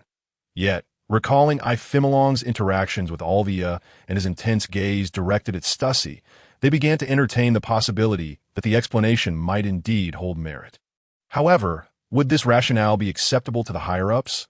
Jonathan felt an emptiness within, yet Ephemeron seemed oblivious to their astonishment and confusion, continuing with his discourse. Ephemeron, I learned from Taylor that Alvia re-embarked with the expedition in 1494. At that time, Taylor had not yet completed his foundational studies in O'Hara. If he were to insist on accompanying the expedition, his intentions would be too transparent. This is not what I wish to witness. Thus, Taylor remained in O'Hara to study until he returned in August 1495. Ephemeron. According to my previous responses regarding this matter, Taylor left the Holy Land shortly after his return, leaving him insufficient time to impart his knowledge from O'Hara to me. It is somewhat perplexing. Ha ha ha. Ephemeron. My greater concern lies with Alvia, who has been at sea for nearly 2 years. Therefore, Taylor found an excuse to seek ancient texts, setting sail once more to protect and keep a watchful eye on Alvia, to avert any potential dangers. This was indeed my original intention. Jonathan remarked, I understand, sir. Henceforth, Taylor has been tirelessly traveling, returning to the Holy Land only intermittently. Each time, he brings back numerous ancient text rubbings, Ephemeron replied. At the beginning of last year, I promised Taylor I would expedite his return and do my utmost to care for his parents. However, it was unforeseen that shortly after you took Taylor away, I received news of his parents encountering a maritime disaster. In retrospect, I have failed to uphold my promises to Taylor on both counts. Thus I feel indebted to him. To speak frankly, I am somewhat pleased that he managed to escape from impelled down. Yet I cannot ascertain whether he may seek to trouble me. I secretly hope he does, for that would allow us to settle our grievances. Subsequently, Jonathan departed Ephemeron's residence in a somewhat dazed state. As he walked through the Holy Land, he appeared nonchalant, yet he was actively digesting and contemplating the information Ephemeron had imparted. The explanation given by Ephemeron was quite astonishing. Perhaps the crux of the matter was not Taylor, but rather a relatively helpless endeavor concerning Alvia. Though he found it difficult to trust Ephemeron's reasoning, the intelligence he had gathered thus far did not reveal any glaring inconsistencies. Moreover, given Ephemeron's historically unconventional methods, devoid of rigid protocols, he could only assume that this rationale was indeed Ephemeron's genuine intention.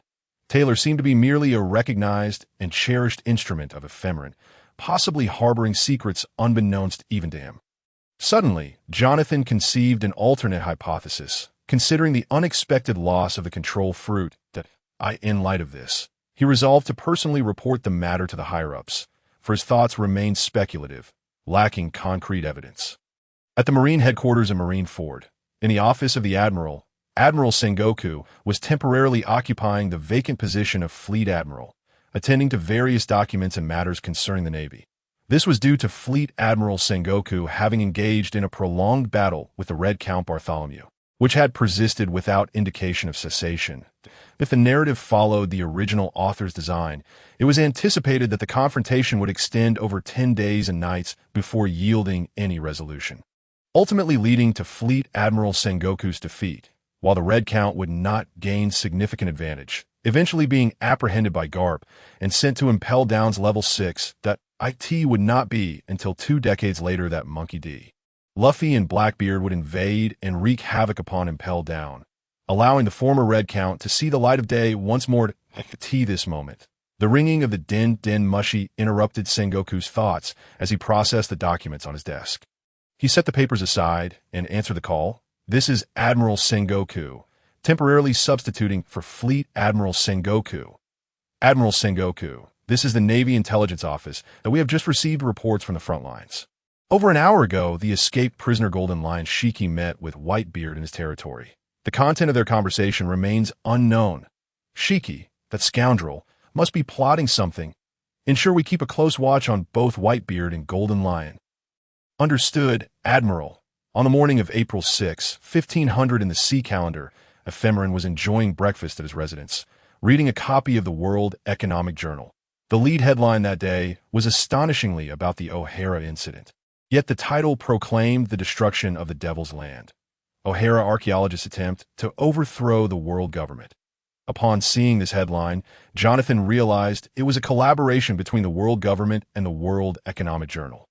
Morgans had recently ascended to power, and unlike 2 decades later, he likely lacked the audacity to challenge the world government at that time.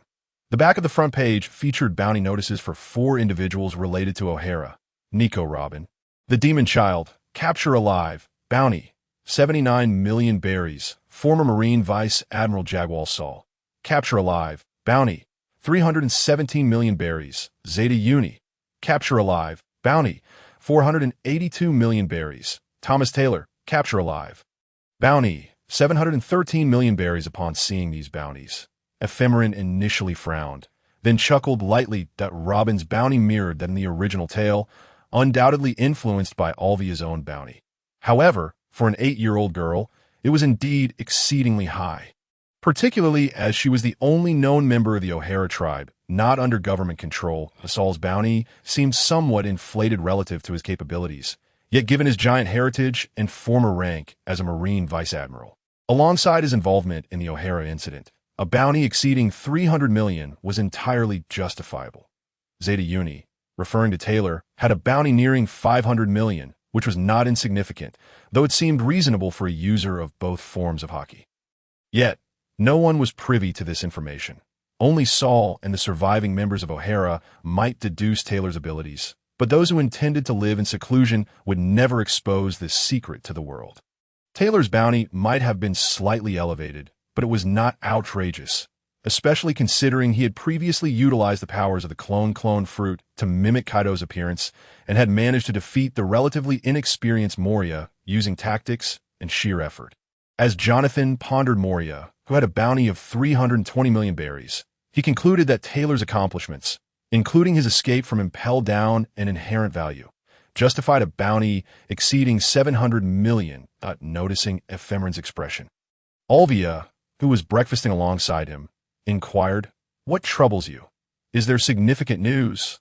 The previous night, Ephemeron had deliberately discussed matters with Alvia, and Jonathan had utilized Ephemeron to discreetly inform Alvia of Taylor's close ties to Ephemeron, ensuring the world government remained unaware. The previous afternoon, Ephemeron had, out of necessity, used Alvia as a shield to prevent this pretext for being exposed. They had decided to feign a more intimate relationship in front of others, with only the 2 of them privy to the truth while all others remained in ignorance. Thus, the scene of Alvia accompanying Ephemeron for breakfast unfolded. Nothing much, merely that the O'Hara incident has been reported. Robin, Saul, and Taylor have all been issued bounties. Upon hearing that Robin was wanted, Alvia gasped, and tears began to stream down her cheeks. "Why are you crying? This is good news, isn't it? It signifies they are all well." Shouldn't it be the world government and the Navy feeling uneasy? I merely worry for Robin T, just 8 years old. How will she survive? She is unharmed. There are eyes watching over her, and not just one pair. Besides, Robin is exceptionally clever. There is no need for concern. She will be just fine. At that moment, within the depths of Taylor's soul space, Jonathan's own soul was beginning to acutely sense another soul residing within Kaido. Taylor, the master of the dark clouds, emerged from his sanctuary and descended upon the swirling mass above, gazing into the distance. Feeling the essence of souls and the beckoning of another spirit, it seemed that less than half a day as journey remained until the new homeland would be reached. On April 6, 1500 at noon, as was customary, a fleet of messenger seagulls carried the daily world report to every corner of the globe. In the new world of Totland, on Cake Island, Zhao Xinglong, who had yet to expand to the proportions of a ball, sat in her seat, cradling her newborn, Charlotte Razan, who was less than 15 days old, while her eldest son, Charlotte Paraspero, read the news to her. "Mommy, has O'Hara been destroyed by the demon extermination order?" Paraspero inquired, at the age of 46. The remnants of Zhao's youthful splendor lingered, as she gently rocked the swaddled Razan, turning her gaze to her eldest son. "Paraspero, is that true?" "Yes, mother. It has indeed been obliterated under the Navy's demon extermination order." The news included a photograph, revealing even the colossal and renowned tree of knowledge reduced to cinders. It appears that the O'Hara clan is left with only that 8-year-old girl named Nico Robin. Paraspero replied. The report mentioned she sank several Navy ships. But why would the government place such a high bounty of 79 million berries on her head? That area is the West Sea. One of the weaker seas. "Oh, how intriguing, my dear," Zhao exclaimed. "Only someone of my age could achieve such feats. No wonder the government is offering a bounty of 79 million berries. Mother, should we capture this young girl? Not only could you have someone knowledgeable in ancient scripts at your command, but Totland could also gain another race, as the O'Hara clan is already rare." Paraspero suggested, Paraspero, what would be splendid to capture her quietly.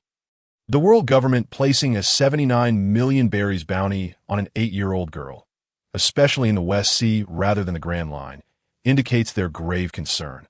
Although the Navy and the world government may not have significant influence over our Totland, she is still a hot potatoed. It would be splendid if one of my children could understand ancient texts. Zhao mused.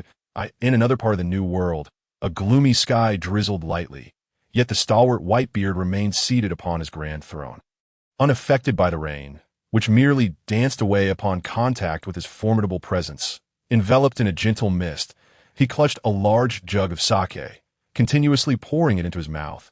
Nearby, atop the railing of the Moby Dick, the 1st Division commander, Marco, with a head resembling a pineapple, read the newspaper.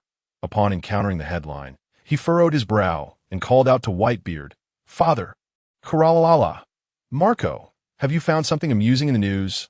Whitebeard replied, "Father, the scholar's sanctuary of O'Hara has been struck by the Navy's demon extermination order and has been entirely erased from existence. The island is now but a barren wasteland." Marco informed him. "Kuralala.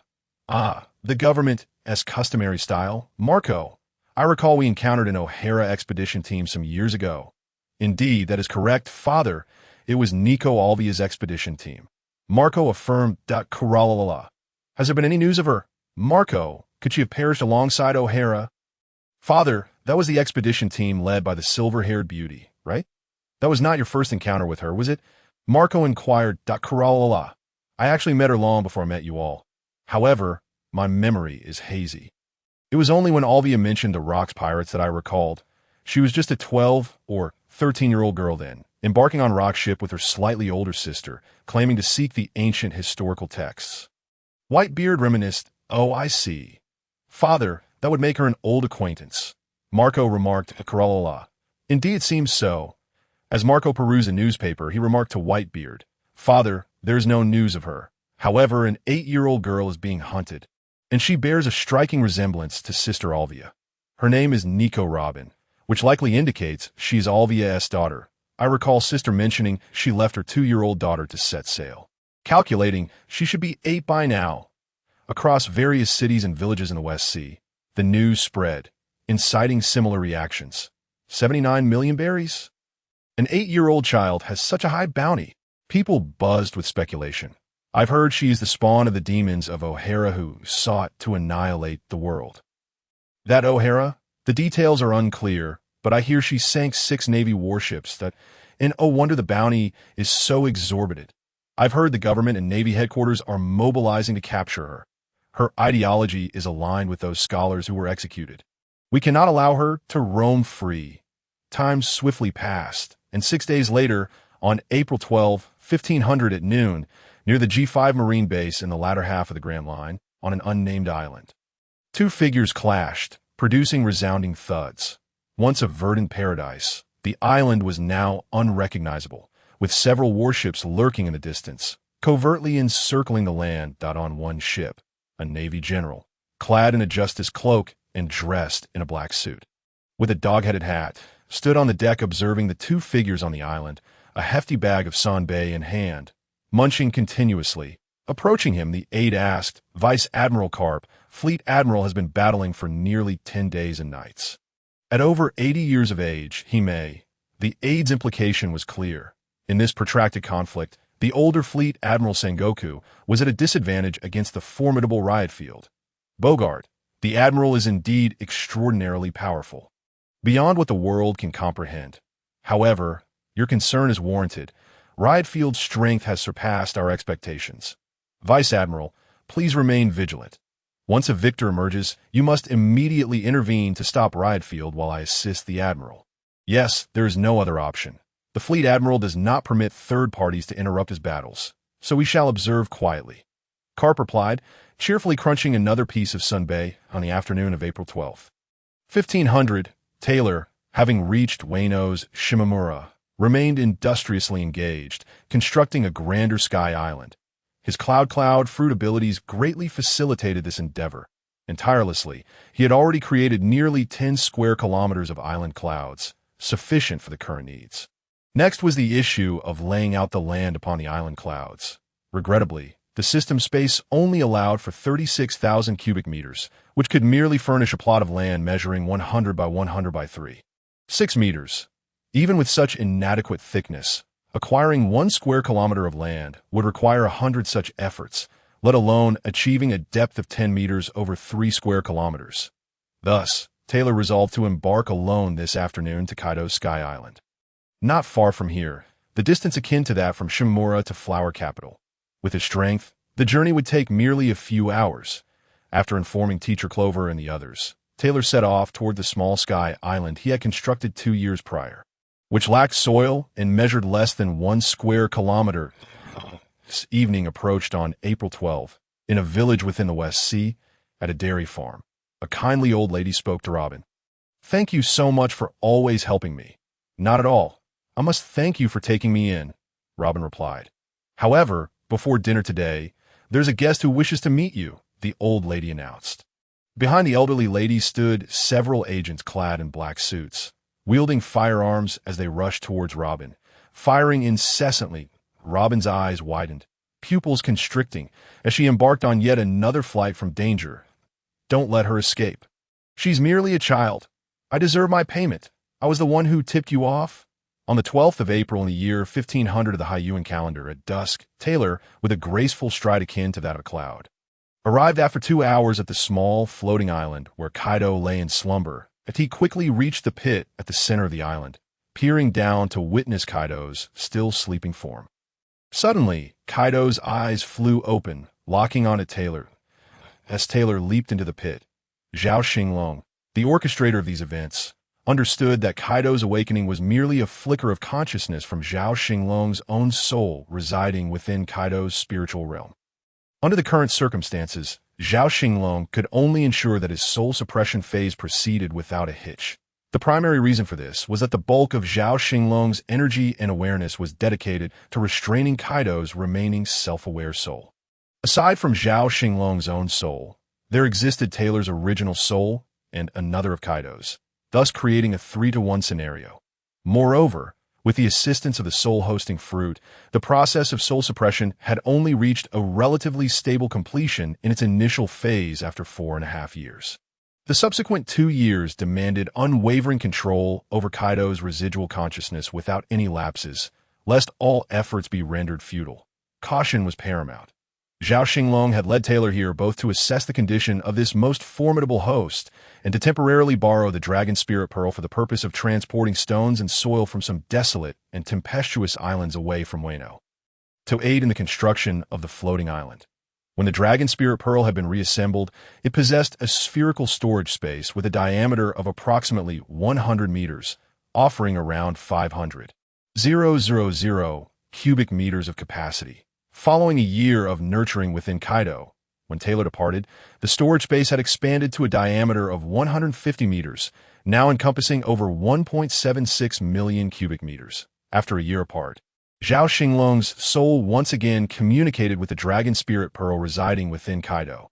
The previously dormant dragon spirit pearl within Kaido emitted a brilliant glow, soaring from his body into Taylor's spiritual realm. The three soul entities within Taylor instinctively radiated a sense of familiarity, as half of the dragon spirit pearl had long been dormant in this very space for 6 years. Zhao Xinglong's primary soul projected its awareness to converse with the dragon spirit pearl, expressing the intention to borrow it for approximately a month, necessitating its presence within Taylor's body. The dragon spirit pearl acquiesced, showing no reluctance, but it urged Taylor to expedite the repair of the pearl. As mere nurturing within the body was insufficient, and complete restoration had a time limit, although that limit was still several years away, so there was no immediate urgency. Zhao Xinglong realized that impatience would yield no results. As the only material lacking was the coveted treasure of pure gold, a coveted item in the pirate world. Currently, it was known that pure gold existed solely within the belly and lantern of the devil fish of the Grand Line. As for the situation, Kaido's original form was formidable, yet he remained immobile for an extended period. Conversely, Taylor had no means to confront the devil fish in the sea without considerable luck. AS for the doppelganger. Untimely.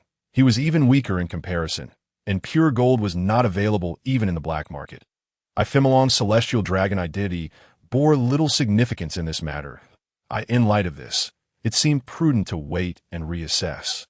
Considering this, Zhao Xinglong surveyed the nearly empty space of the Dragon Pearl, transferring the sea prison stone chamber into the system space. This 2010 room had been crafted by Taylor upon arriving in Wano. Designed to evade the capture of the devil fruit, its function bore some resemblance to the abilities of the dark fruit, albeit far inferior. The now vast Dragon Pearl space had expanded to approximately 190 meters in diameter, totaling around 3.59 million cubic meters, nearly 100 times larger than the system space. With this volume, excavating 10 meters deep over 3 square kilometers would likely require about 10 trips, providing a glimmer of hope. Should the system space be utilized 1,000 times, it would take nearly a decade to complete without some special apparatus or fruitability, making the construction of the floating island quite challenging. Shaking his head, Taylor retrieved the third reward from the O'Hara mission, a biological one-time cloning chamber. A cylindrical container about 1 meter tall and 3 meters in diameter appeared before him. According to the system's introduction, this technological marvel could clone a living organism, akin to the clones of Germa 66, albeit with greater sophistication, capable of perfectly replicating a viable creature. This feature stirred excitement in Zhao Xinglong. For in the pirate world, few powerful physiques were as coveted, including the one right before Taylor, Kaido. If another Kaido could be cloned, Zhao Xinglong might utilize Taylor's body for future endeavors, rather than masquerading as Kaido while remaining in Wano.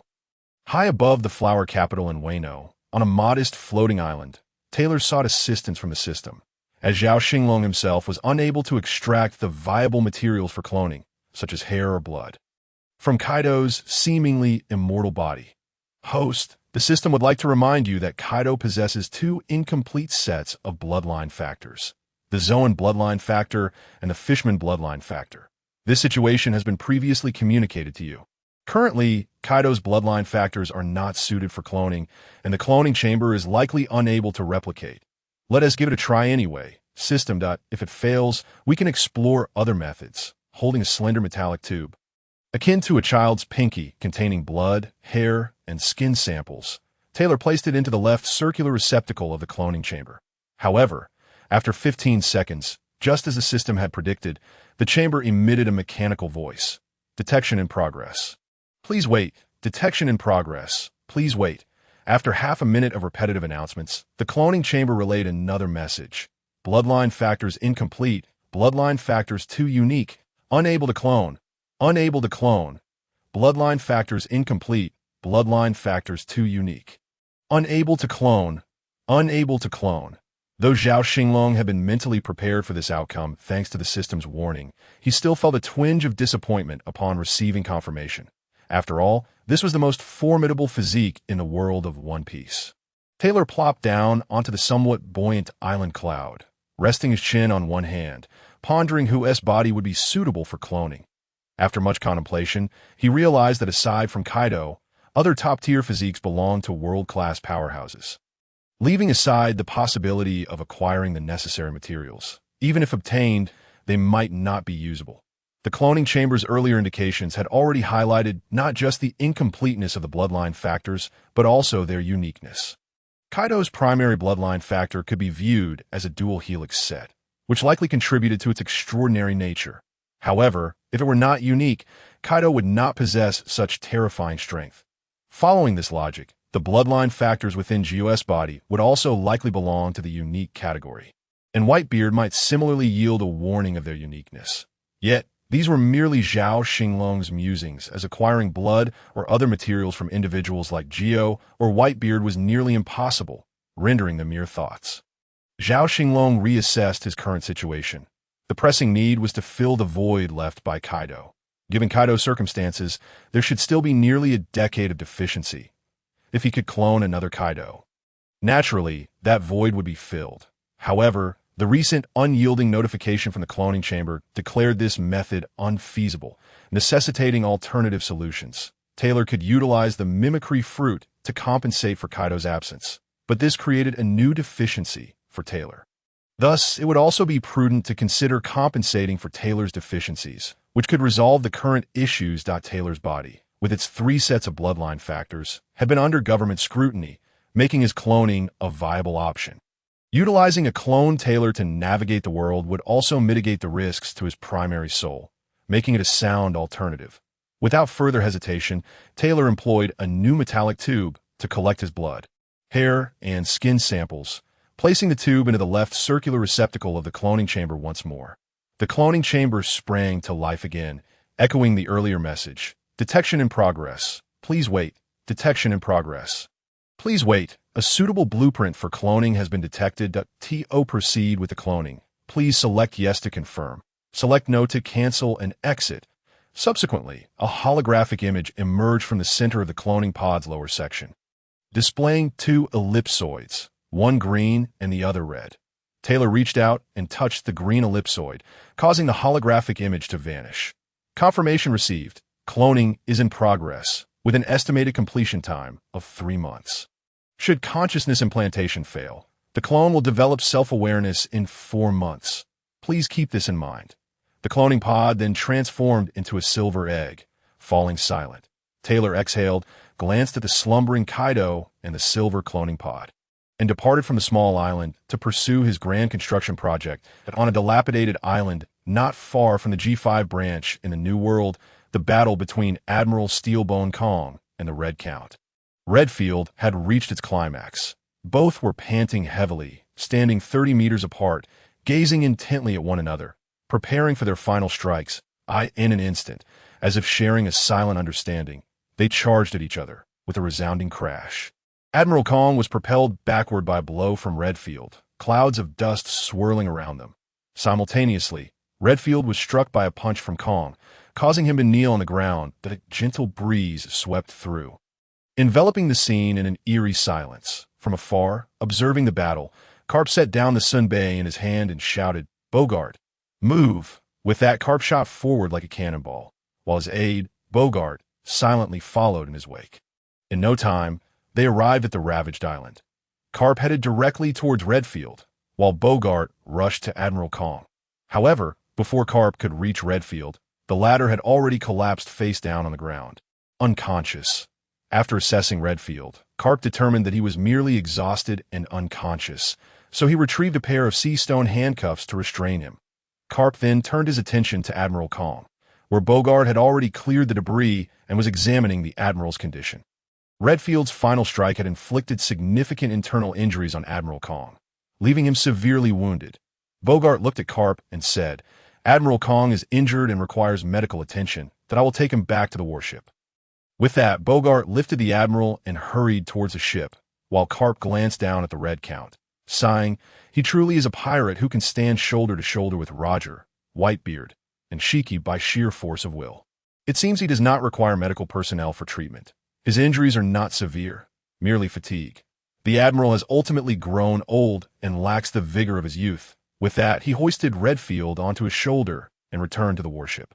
Thus, the legendary 10-day battle between the Red Count Redfield and Admiral Steelbone Kong came to an end. Ultimately, Redfield triumphed by a narrow margin due to his age advantage, yet he was apprehended by Carp. Commencing a 20-year imprisonment and impelled down to the Navy headquarters in Marine Ford. In Admiral Kong's office, Admiral Sengoku had been on duty for 10 days in Kong's stead when the din-din mushi on the desk began to ring. Sengoku answered, "This is the Admiral's office. I am Admiral Sengoku. Admiral Sengoku. This is Bogart, Vice Admiral Carp's aide." "Ah, Bogart, what is the status of the battle between the Admiral and the Red Count?" "Admiral Sengoku, the battle has concluded. The Admiral ultimately lost by a narrow margin and is severely injured, but his life is not in danger." "And what of Redfield?" "Carp wouldn't let him escape." "Would he?" "The Red Count is exhausted and unconscious. He has been captured by Vice Admiral Carp. We are currently returning to the Navy headquarters." "Excellent. Thank you for your hard work. Please be cautious on your return journey and provide regular updates." "Understood, Admiral Sengoku." "Very well. That will be all." With that, Sengoku hung up the din-din mushi. Time flew by swiftly in the first half of the year 1500 of the sea calendar, following a series of significant events. The seas suddenly returned to a deceptive calm, as if brewing a new storm that on June 29, 1500, after recuperating for 2.5 months following his battle with the Red Count, Admiral Kong once again entered the Admiral's office of the Navy headquarters. Inside, Admiral Sengoku was briefing Kong on recent developments. Glancing at the stack of documents in his hand, Kong placed them on the desk, inviting Sengoku to sit. "I have heard that a new pirate crew has emerged in the North Sea, gaining notoriety rapidly." "Indeed, Admiral, is the pirate crew led by the former Celestial Dragon, Don Quixote da Flamingo. They have been causing minor disturbances, but his background is quite peculiar, although he is no longer recognized as one. His past as a Celestial Dragon cannot be erased. Moreover, it seems he has recently re-established some connections with Mariewa. Let's keep a close watch on this matter. His unique identity could pose significant challenges if he gains power. Assign this task to Tsubaki." "Understood, Admiral." Additionally, regarding the O'Hara incident, the bombardment of the refugee ship by a Kainu effectively prevented scholars from escaping, which the government is satisfied with. However, this approach was excessively radical, and other vice admirals present shared concerns about the negative impact it could have on the Navy's reputation. Particularly, Kazan expressed strong dissent, holding an entirely different view. "Sengoku, the events that have transpired cannot be altered in that situation. It is difficult to delineate right from wrong. Each individual has their own sense of justice and rationale. As long as they uphold their beliefs and honor the Navy's uniform, that is sufficient. Such matters cannot be bent to our will." In Mariewa, at the estate of the Celestial Dragon, Effie Malong had been keeping a low profile, focusing on training. This was due to the considerable disparity in strength between this clone and his true forms, necessitating rigorous practice. Additionally, it was to diminish his visibility, especially after the O'Hara incident, which had drawn suspicion and attention from the world government. Ultimately, he had to concoct a somewhat flimsy excuse even Zhao Xinglong found unconvincing to deflect scrutiny, leading him to remain quietly at his estate to avoid complications. Above the land of Wano, at an altitude of 10,000 meters, the airborne island constructed by Taylor has begun to take shape. In addition to earth and stone transported from other locations, a portion of vegetation has also been transplanted, and the progress has exceeded expectations, primarily due to the assistance of the immigrants from O'Hara and Salo.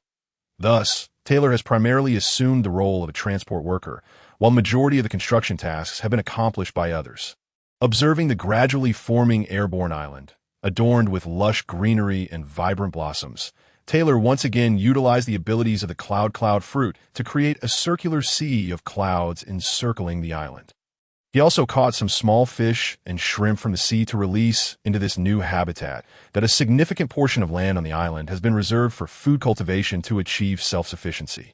And 2 rewards granted by the system for defeating the Moonlight Moria have proven to be beneficial. Point 1 is a small town made entirely of stone, occupying half a square kilometer, which alleviated the burden of construction for the residents.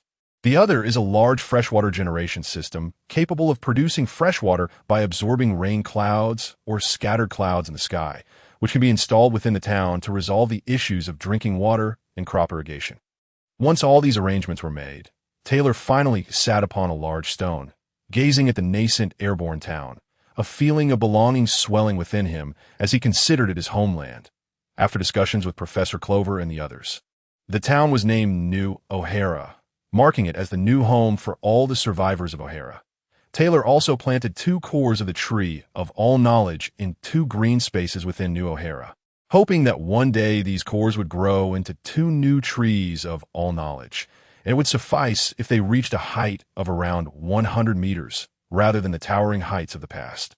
At this time, the infamous pirate Edward Newgate, known as Whitebeard, began to be referred to by many pirates as the maritime emperor ruling the New World, thus earning the moniker of the White Emperor. Time flew by, and on July 15th, New O'Hara was fully established. The extensive collection of documents and records from the original O'Hara, which Taylor had brought with him, was organized within a towering 6-story building standing over 40 meters high in the town center. Aptly named the New All-Knowledge Library by Professor Clover.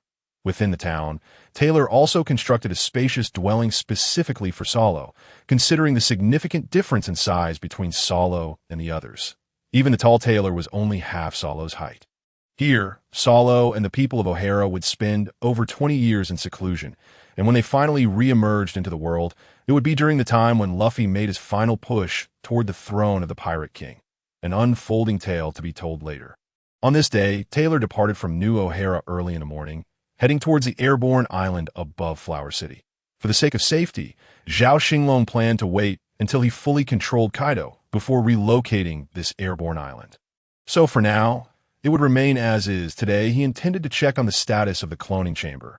According to the information provided by the chamber, 3 months had passed, and it was time to implant his consciousness to form a clone, as failing to do so could lead to complications with self-awareness. Currently, the soul fruit was consumed by Kaido, rendering its powers dormant, and Zhao Xinglong had no desire to create an uncontrollable entity, or worse, an adversary. Other matters could be postponed, but this could not be delayed. Upon arriving at the small airborne island, Taylor navigated smoothly to the central pit, where Kaido remained in slumber. The original silver egg had reverted to its initial form, featuring a transparent window through which one could see a flawless face identical to Taylor's. Perhaps sensing the presence of others, the cloning chamber emitted a mechanical voice after 3 months of silence. Is consciousness to be implanted? Is consciousness to be implanted? Holographic images reappeared, still displaying the green for yes and red for no status. Zhao Xinglong prepared for both outcomes. Regardless of whether the implantation succeeded, he would use the Dragon Spirit Pearl to enter the soul space of the clone for examination. Upon selecting yes, the holographic image vanished, and a serpentine appendage extended from the top of the cloning chamber, slowly attaching itself to Taylor's head. Consciousness implantation commencing. Taylor then felt a wave of drowsiness wash over him. Even far away in Holy Land, Ifei Malong sensed a disturbance, experiencing a moment of dizziness during his training. His companion, Alvia, noticed and supported him to prevent him from collapsing. What's wrong? Ifei Malong. I'm fine, just felt a bit dizzy all of a sudden. Please help me back to my room to rest. And don't tell anyone. Just stay with me inside. No one will disturb us. Alvia's cheeks flushed slightly, but she assisted Ifei Malong back to his room. Meanwhile, Taylor, enveloped in a haze, was relieved to have the dragon's spirit pearl within him, which emitted a golden glow, alleviating his sense of lethargy somewhat. Hours later, the cloning chamber once again emitted a mechanical voice. Consciousness implantation complete. Consciousness implantation complete. The trumpet-like appendage retracted into the cloning chamber, which resumed its transformation into the silver egg form. Followed by a prompt. Consciousness will awaken in 1 month. Please ensure the cloning chamber is opened within 1.5 months, or self-destruct mechanisms will be activated. Good heavens, Taylor exclaimed, taken aback by the chamber's audacity to threaten self-destruction at the slightest provocation. I can't afford to provoke it. I'll return in a month. First, I must settle matters in New O'Hara and focus on how to deal with the Kurizumi clan. Zhao Xinglong had yet to devise a plan. As Wano was not currently equipped to establish a nation, IT had always been a thorn in the world government side, and the effects of Roger's great pirate era were beginning to manifest this year. With countless pirates flooding into the New World, should Wano attempt to establish a nation, it would face both internal strife and external threats, and merely relying on Kazuki Odin and his retainers would prove insufficient. Yet, Zhao Xinglong bore no obligation to assist Odin in defending this place unless an agreement was reached. Kaido would need to genuinely become the guardian king of Wano for it to hold any significance. Since Zhao Xinglong had already taken root in Kaido, this land of Wano would undoubtedly serve as a stronghold. The establishment of a nation was not the outcome Zhao Xinglong wished to see at this moment, as he had not yet fully assimilated Kaido into himself, and the newly established New O'Hara demanded his attention. Isolating the nation would greatly mitigate exposure risks.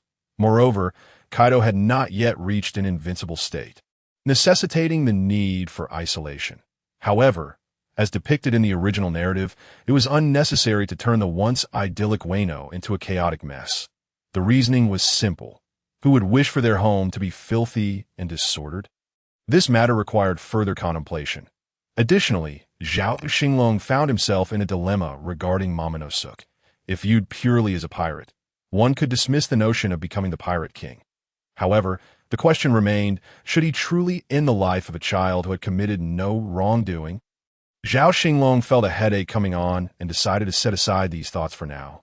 Taking each step as it came, time flew, and in the blink of an eye, a month had nearly passed. The affairs of New O'Hara had fallen into a steady rhythm, and everyone had grown accustomed to life on the airborne island, achieving self-sufficiency and effectively realizing their desire for seclusion. Zhao Xinglong exhaled a sigh of relief, finally alleviating a weight from his heart. Once more he arrived at the small airborne island above Flower City, where he awaited in the central pit. With only moments until the month was up, he couldn't help but wonder what the awakening of consciousness would entail. Time ticked away, and suddenly, Taylor, the still slumbering Kaido, and Ifei Malong, far away in the Holy Land, felt a stirring deep within their souls. In an instant, they sensed the presence of a new body, and at that moment, the cloning chamber transformed from its egg shape back into its original form. Consciousness has awakened. Please exit promptly. Following this, the holographic image reappeared, indicating the need to exit the chamber, accompanied by a 15-day countdown that began to flash. A countdown likely linked to the self-destruct mechanism. Taylor hesitated no longer and immediately pressed the button to exit, causing the hologram to vanish and the chamber's door to open, revealing a towering figure resembling Taylor himself. At that moment, Taylor also felt a surge of awareness flood into his mind, reminiscent of the moment when Ifei Malong and Taylor had first locked eyes in the Holy Land. The clone of Taylor emerged from the chamber, and as it did, the cloning pod transformed into shimmering silver particles that entered the clone's body. Zhao Xinglong was suddenly overwhelmed by a sensation of excruciating pressure. Questioning what was happening. What is this? The system in the cloning chamber never mentioned anything about this. The clone of Taylor, veins bulging and skin flushed crimson, grew taller before Taylor's eyes, increasing in height by 2 meters. Now only slightly shorter than Taylor's towering 7 meters and 3 centimeters, IT turned out the cloning chamber possessed such capabilities. No wonder it was deemed a one-time use. Gasping for breath, the clone of Taylor remarked that generally, clone bodies tend to exhibit certain flaws and imperfections. This is particularly true for the original Taylor, who was once an experimental subject under the auspices of the world government and was deemed a failure. However, due to the influence of a meteor, Taylor experienced some alterations in his bloodline factors, ultimately succeeding in possessing 3 sets of these factors, which piqued the curiosity of the world government. Even so, Taylor's bloodline factors are not without their shortcomings. One might rate them at a mere 90 out of 100 from that perspective. Not perfect by any means. In contrast, the current clone of Taylor undoubtedly boasts a rating exceeding 99 and possesses 3 sets of bloodline factors. Taylor utilized the Dragon Spirit Pearl to enter the soul space of the clone, accompanied by the soul of Zhao Xinglong.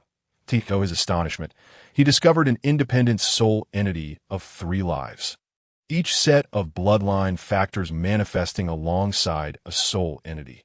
This revelation left Zhao Xinglong, who had grown accustomed to the bizarre occurrences in the pirate world, utterly amazed, exclaiming, "What a remarkable find!"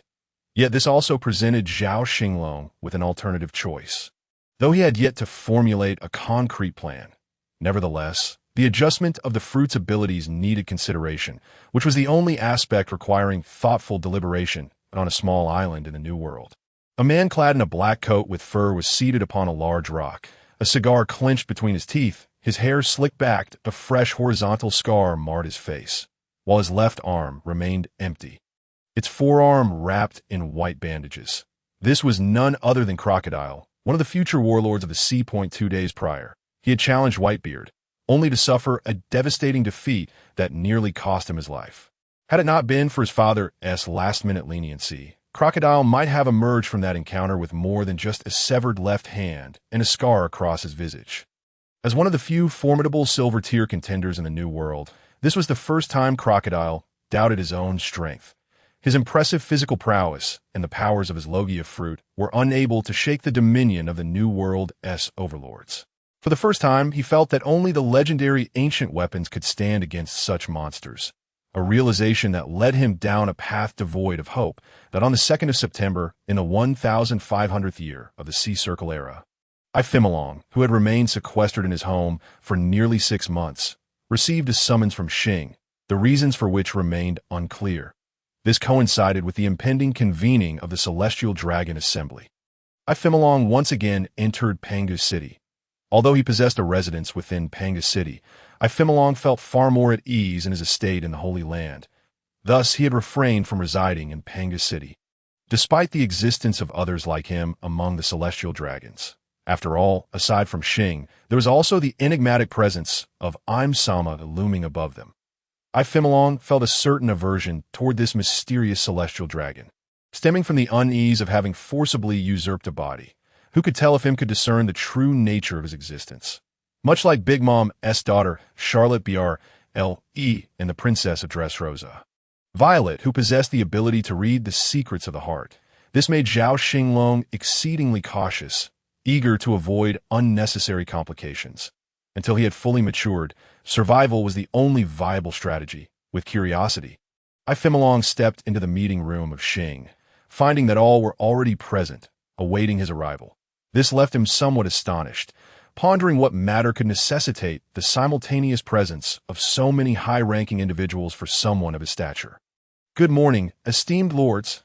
I sincerely apologize for keeping you waiting," Ifimilong greeted, to which Fire Old Star Van Host gestured for him to take a seat, besides the original 2 single sofas and 1 multi-seater. An additional armchair had been added to the meeting room. Ifimilong graciously accepted the invitation to sit, seated on one of the single sofas. Fire Old Star Van Host initiated the conversation. Ifimilong, do not be anxious. The quadrennial Celestial Dragon Assembly is about to convene, and this year there is a particular topic we wish to discuss with you, one that bears relevance to you. 4 years ago, during the last assembly, you proposed a notion of pirates restraining pirates. You recall? Ifimilong replied, "Indeed, Fire Old Star. How could I forget my own proposal?" Earth Old Star Reuben added, "At that time, the world's circumstances were not as dire as they are today. The words of Pirate King Roger during his execution 2 years ago have caused us considerable trouble.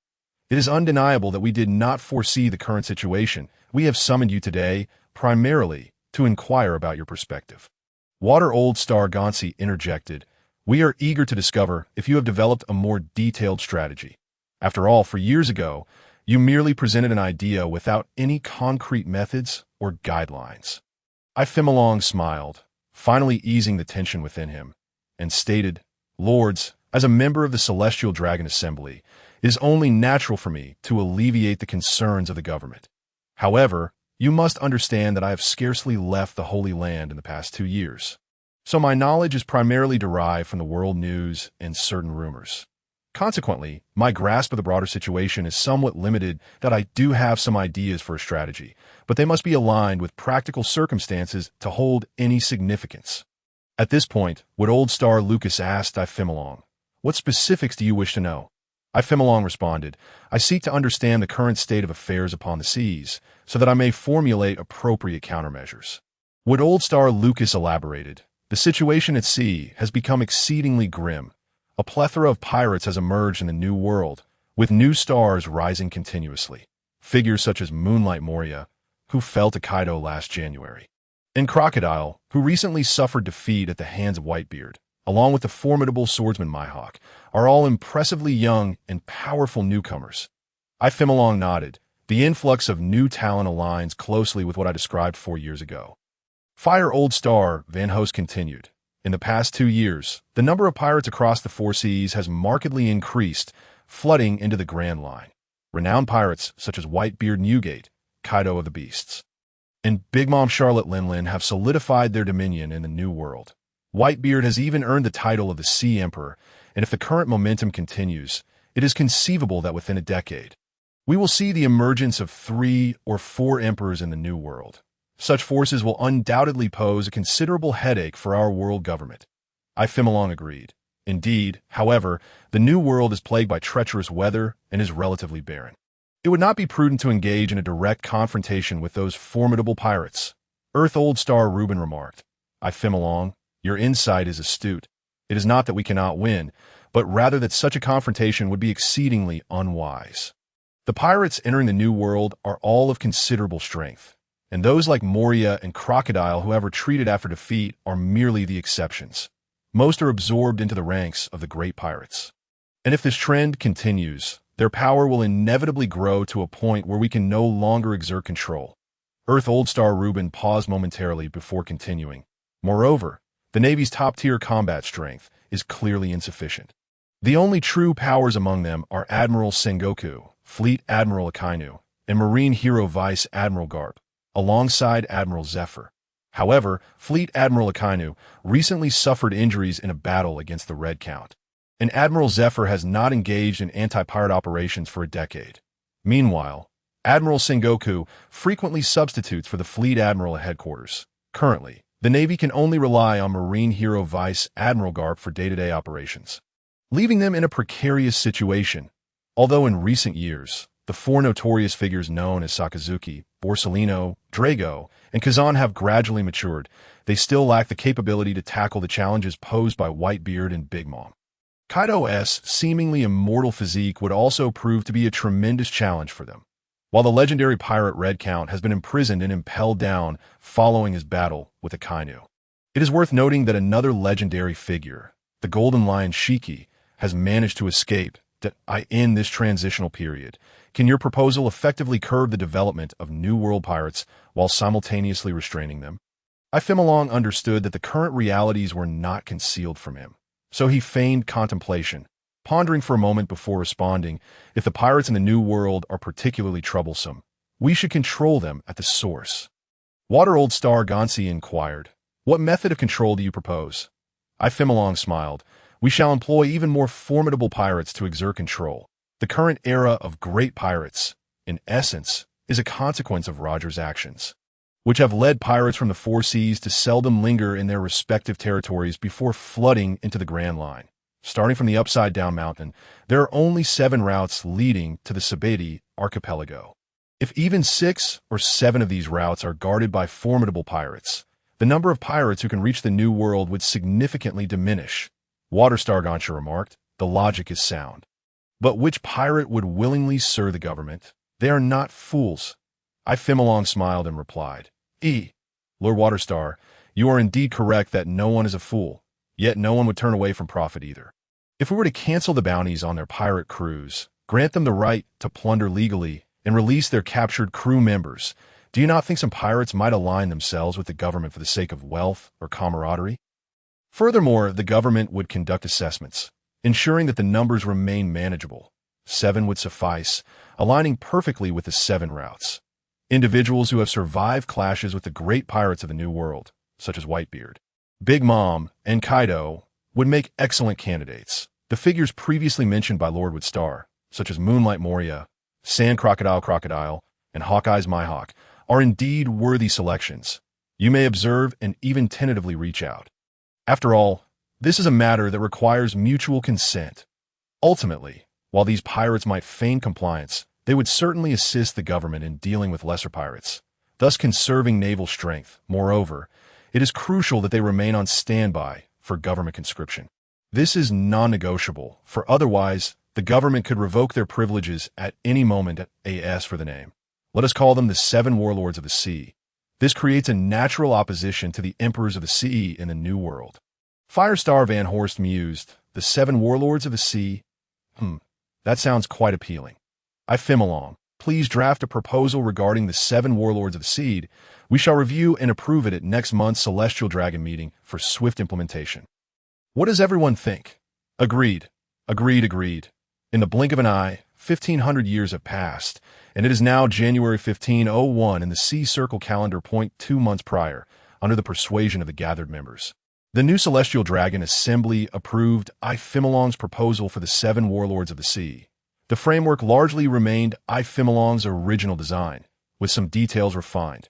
Thus, the power dynamics of the Great Pirate Era were firmly established.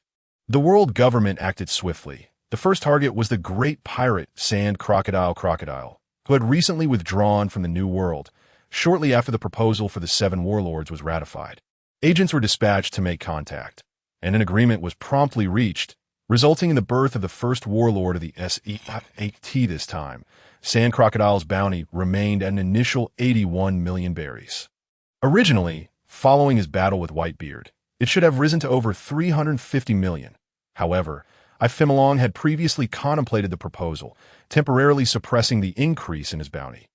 Thus, Crocodile became the first warlord of the sea, and the bounty became insignificant, remaining at 81 million berries. His prior defeat by Whitebeard had shaken his confidence, leading him to train relentlessly amidst the struggle between strength and external forces, achieving the status of Warlord of the Sea. Recognized by the world, bolstered Crocodile's confidence, reigniting his desire to challenge Whitebeard once more and spurring him into action.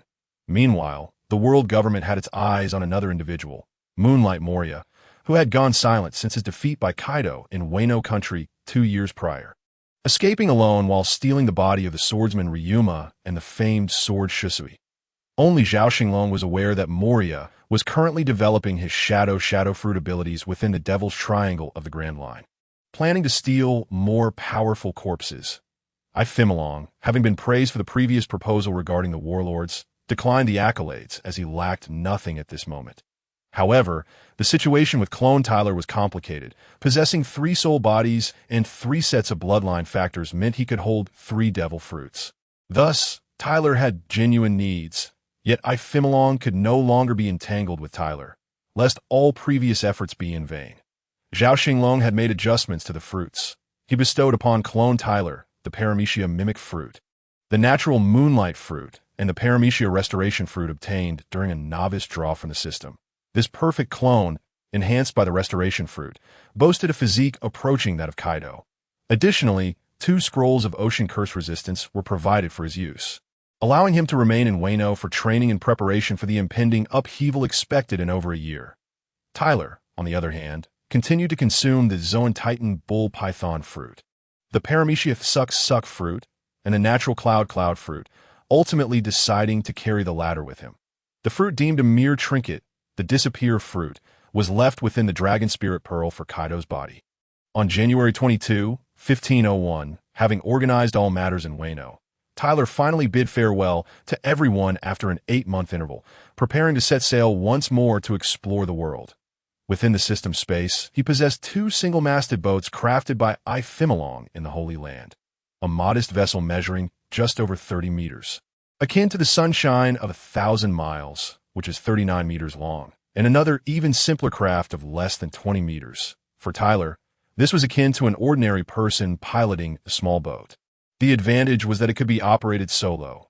Thus, in solitude, Tyler embarked on his journey, setting forth across the sea in his diminutive vessel.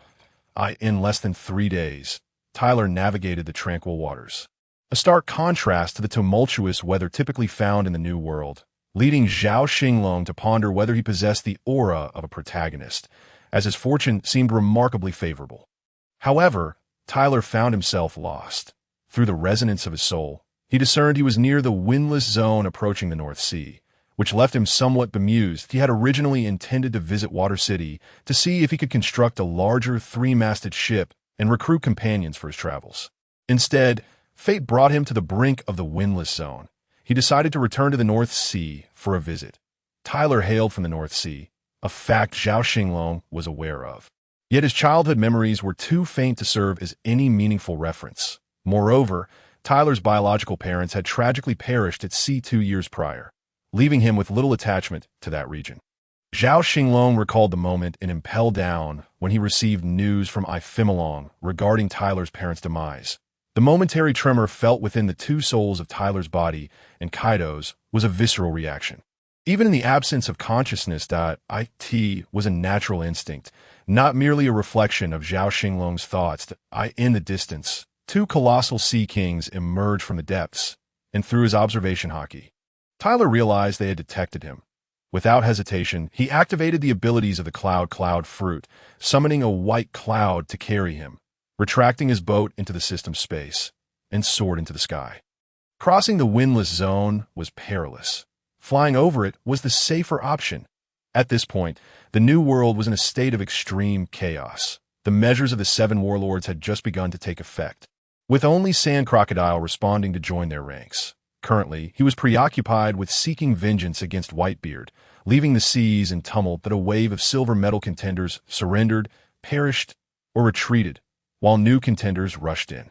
Truly, the New World was a realm of ironclad stability amidst an ever-flowing stream of supernovas in the Holy Land, Mariawa. Within Ifimilong's residence, he and Alvia were engrossed in the study of ancient texts and history. Suddenly, a knock echoed through the room. Ifimilong set down his documents and called out, "Enter." The elderly steward Field entered carrying a box and said, "My lord, this is a devil fruit that Takin and I just procured from the black market. Please have a look." Ifimilong took the box, opened it, and glanced at the unfamiliar fruit, inquiring Field, "What fruit is this?" Field glanced at Alvia, who sensed the conversation brewing and stood, addressing Ifimilong, "My lord, let us pause here for today. I am weary and shall take my leave." After a courteous bow, she walked toward the door, casually picking a book from the shelf as she passed. Ifimilong remarked, "Alvia, if you are tired, feel free to rest. However, if you wish to stay, there is no need for concealment. I trust that even if you overhear something, you would not speak of it indiscriminately, correct?" Olivia turned her head slightly and smiled at Ifimilong, saying, "Thank you for your trust, but the safest approach is to remain uninformed." With that, she departed from the study, leaving behind a beautiful silhouette for Ifimilong and Field. Ifimilong chuckled and shook his head. "Now that she has left, what is this fruit?" "I have not encountered it in the compendium," the old servant replied. "I have not seen it in the compendium either, but the seller mentioned it is from the Holy Land." Marie rejoiced in the study of Ifimilong's estate.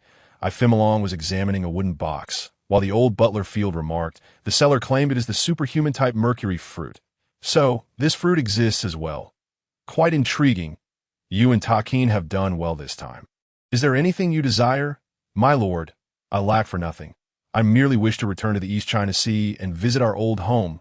"Oh, Field, I had no idea you hailed from the East China Sea." "My lord, please forgive my oversight. With age comes a yearning for home." In that moment, Zhao Xinglong felt that in any world, the sentiment was the same. The return to one's roots is perhaps a manifestation of reincarnation. "Very well, but it shall be in 2 years. The situation at sea is tumultuous, and Takin and the others have not yet reached their zenith. When the circumstances improve, I shall embark on a journey to the East China Sea and, fortuitously, visit your homeland. Thank you, my lord. Meanwhile, at the Marine headquarters in Marineford, in the office of Admiral Kong, General Sengoku and Vice Admiral Garp were seated on a sofa. Admiral Kong looked at the two and said, "Let us discuss how to handle this matter. A promising young talent of the Marine, so exceptional, has departed." "Why, Garp, your beloved son, what do you have to say?" Garp, munching on rice crackers, replied, "Admiral, I have certainly educated him with my iron fist of love, but the child has grown up. I cannot intervene further. If he encounters that scoundrel again, perhaps he will experience the iron fist of love once more." Sengoku interjected, "Admiral Kong, this was likely inevitable. That brat dragon embodies a form of pure justice. There are matters within the Marine and the world government that are less than honorable. Naturally, he would wish to distance himself. The massacre of civilians in O'Hara, as well as the prior attempts to eliminate Roger's bloodline in the South Blue, were significant provocations. Admiral Kong, it is undeniable that some within the Marine are complicit, while others are overly extreme. However, the majority of Marines uphold justice as saving lives, rescuing the innocent, punishing pirates, and maintaining world peace. I have heard that Kuzan has significant objections regarding Sakazuki's bombardment of civilian refuge ships." "Indeed, Admiral, but Kuzan has been closely aligned with Vice Admiral Garp and is unlikely to withdraw from the Marines like Dragon. He is still a promising talent. Sengoku, I had initially intended to recommend you as my successor when I retire, and to transform the existing 3-admiral system into a 4-admiral structure. Pagliusolino, Sakazuki, Dragon, and Kazan. The Marine would have been incredibly formidable." Alas, half a month later, on February 7, 1501 of the Sea Circle calendar, Tyler, having traversed the doldrums, finally arrived at the kingdom of Rubunier, Tyler's homeland. Without any ulterior motives, he intended merely to settle his obsessions and visit his ancestral home, paying respects at his parents' graves. However, shortly after Tyler disembarked, the North Sea 134th Division of the Navy, stationed in Rubunier, received a report. The wanted criminal Thomas Tyler had resurfaced in the North Sea Rubunier Kingdom. The division's lieutenant immediately reported this to the Marine headquarters. Upon receiving the news, Sengoku was at a loss for words. That it was astonishing that Tyler, who had been missing for nearly 10 months, had reappeared, and in the North Sea, a region teeming with pirate influence. One Doflamingo was already a headache for the Marines. Now, with Tyler's presence, there was no one capable of containing him. The main issue was that the world government's bounty specified he must be captured alive, significantly increasing the difficulty. While Vice Admiral Tsuru was currently in the North Sea, her primary mission was to keep an eye on Doflamingo. The celestial dragons truly incited one's ire, reflecting on this.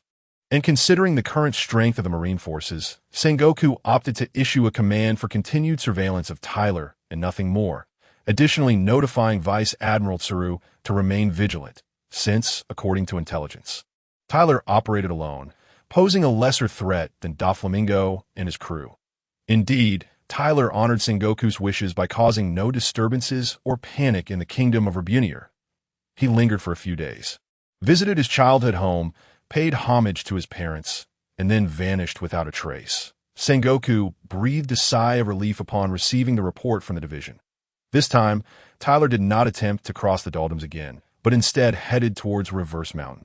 Tyler planned to enter the Grand Line from here and hoped to acquire some shipbuilding knowledge along the way, as navigating the seas alone could prove quite troublesome. That on March 2, 1501 of the Sea Circle calendar, Tyler, piloting the small boat of less than 20 meters, finally caught sight of the Red Line, not far from Reverse Mountain. However, to his left, a multitude of sea slugs descended from the Red Line. The snail ships. Tyler immediately recognized them as German 60s Mobile Kingdom, but he paid them no heed and continued towards the reverse-flowing waterway of Reverse Mountain. After several massive snail ships descended from the Red Line, they did not set sail, but instead connected to form the Saint Germain, slowly drifting away from the Red Line. Vinsmoke Judge also noticed Tyler's presence, but had no time to attend to him at that moment. He was waiting outside the delivery room, as his wife, Vinsmoke Sora, was in labor. Judge was eager to discover whether his modifications to the child had succeeded, while the 2 staff members responsible for implementing the plan awaited anxiously nearby. In the New World, the newly appointed warlord of the sea, Crocodile, once again challenged Whitebeard, and the outcome was predictable. The old Sandman faced yet another defeat. This time, emboldened by overconfidence, he managed to retreat, but 2 consecutive failures became the final straw in his quest to improve his strength. Consequently, he withdrew from a new world, returning to the first half of the Grand Line to contemplate his future. In the East Blue, red-haired Shanks visited West Rob Village for the first time, where he encountered the sharpshooter Yasopp and invited him to join his crew. However, despite Yasopp's desire to venture into the seas, he could not abandon his newlywed wife, so he respectfully declined Shanks' generous offer. Shanks took it in stride, thinking he would return in a few years to the Tsibiti archipelago. Since the young Hachi rescued the Dark King Rayleigh last year, he occasionally visited Shaki's bar to check on Rayleigh and Shaki. In the homeland of P9 in the New World, the youthful Rob Lucci, Kaku, and others diligently trained, eager to become full-fledged members of the organization. Stussy, having been sent to Ifimilong's estate last year, was now dispatched by Jonathan to the New World to carry out information-gathering tasks in the underground world, making her title as the Queen of Pleasure Street well-deserved. Riding the magical currents, Zhao Xinglong finally experienced the exhilarating journey of Reverse Mountain through Tyler's body, akin to a roller coaster ride. Twin Cape. Laboon was not yet the colossal creature he would become in 20 years, but he was already an impressive sight. Tyler did not wait to be engulfed by Laboon. Instead, he secured his small boat and stepped onto the lighthouse. Gazing at Laboon, whose forehead was marred with scars, touching his own left forehead scar, Tyler smiled and shared empathy at the T-Twin Cape. Laboon let out a mournful wail, as if calling out to his former companions. A sorrowful elegy echoing towards the heavens. Standing atop the lighthouse, Tyler regarded the deeply loyal giant sea beast and reflected on the callousness of the celestial dragons and the world government, realizing they were even less than beasts. On the opposite side of the lighthouse, a man adorned with a floral crown, wearing glasses and casual vacation attire, sat on a deck chair, perusing the daily world economic news while sipping a steaming cup of coffee. This was none other than the lighthouse keeper of Twin Cape, the gatekeeper of the Grand Line, former ship's doctor of the Roger Pirates, Dr. Kuroka's. At that moment, Kuroka's turned his head to the left, observing the tall and robust Tyler atop the opposite lighthouse, musing to himself about Tyler's impressive physique, surpassing even that of Whitebeard, though he wondered about his strength. Just then, he saw the figure across the way flash, and in an instant, he was no longer atop the lighthouse. With observation hockey, Kuroka's sensed a presence to his right and turned to see a giant man towering over 7 meters, clad in light blue three-quarter jeans, coffee-colored mid-calf boots, and a brown short-sleeve jacket, unbuttoned to reveal his chest. With golden shoulder-length hair and ice-blue eyes, his noble brow, sword-like eyebrows, straight nose, and broad mouth formed a strikingly handsome face, radiating an undeniable aura. Despite his youth, around 20 years of age, Taylor looked at Kuroka's with a beaming smile and said, "Mr. Kuroka's?" Kuroka's slightly furrowed his brow, as there were not many who recognized him, particularly not someone who appeared to be quite young. He surmised that this individual could not belong to the giant race, for the youth of that lineage would typically stand at least 12 meters tall. Clearly, this person did not meet that stature. He was likely a unique human, akin to the likes of Whitebeard and Newgate.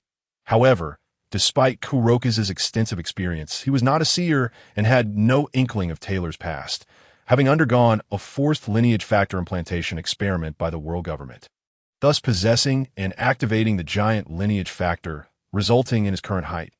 Wait, why does he look so familiar? Where have I seen him before? Ah, yes, the newspaper from last year, the O'Hara incident, that celestial dragon slave. Thomas Taylor, with a bounty of 713 million berries. Good gracious, so young, to encounter this individual here at Twin Cape. Could he have come from the West Sea? Kuroka's pondered internally, though his expression remained unchanged, merely casting a glance at Taylor before calmly stating, "When inquiring of others, one should first introduce oneself. That is the polite course of action, is it not?" Taylor's temple twitched. "You are quite right, my apologies." As he recalled the details concerning this gentleman, he was preparing to introduce himself when Kuroka's, as if unleashing a floodgate, declared, "I am Kuroka's, the keeper of the Twin Cape Lighthouse, 52 years of age, a Gemini, and blood type, The change in his speech was striking. Leaving Taylor momentarily bewildered, it appeared that Kuroka's was somewhat of a jester, having wasted half a day merely to amuse him. "Mr. Kuroka's, it is an honor to finally meet you. I have long heard of your esteemed reputation. I know you. You are the notorious pirate with a bounty of 713 million berries currently wanted by the world government. Your wanted poster is displayed in the lighthouse, though it bears the name Thomas Taylor. Thomas was my former surname. Circumstances changed, and I adopted a new one many years ago. Ever since then, I have been known as Taylor, and they are unaware of my name change. The world government likely knows my previous name, which accounts for this discrepancy. I see. Zhao Xinglong was aware that 3.5 years prior. After Roger led his pirate crew to Laughtail and claimed the title of Pirate King, he disbanded the Roger Pirates. The ship's Dr. Kuroka's returned to Twin Cape to accompany Laboon and continued his duties as the lighthouse keeper. It could be said that aside from the partner he awaited, the Baroque Works crew, Kuroka's was the closest individual to Laboon, tending to him with paternal care as he grew. Roar, roar. The whale Laboon echoed with a deep, resonant sound. Taylor turned to gaze at the lamenting Laboon. Zhao Xinglong was familiar with the tale of the island whale, yet Kuroka's began to recount Laboon's story. He is a whale endowed with human emotions. I still remember it was 30 years ago when, as I stood vigil at the lighthouse, a boisterous crew of pirates arrived from the West Sea, with the young Laboon trailing behind them. The pirates brought Laboon along on their travels, having named him in the West Sea, but he chose to follow. You see, island whales are social creatures, and Laboon had come to regard that crew as companions. However, the Grand Line proved perilous, and their captain entrusted me with Laboon's care, promising to return in 3 years to take him on adventure. Yet, they have been gone for 30 years now.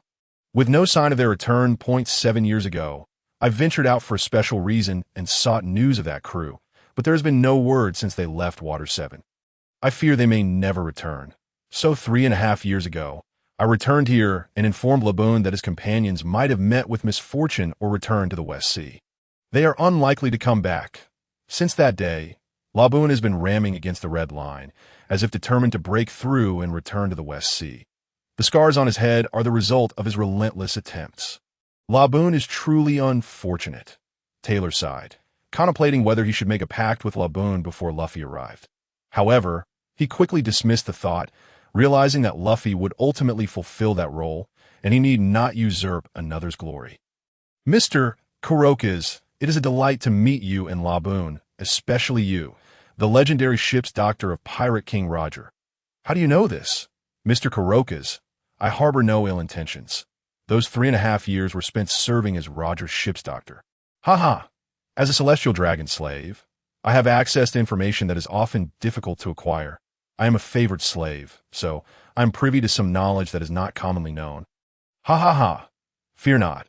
I am merely passing through. I am also a pirate wanted by the world government.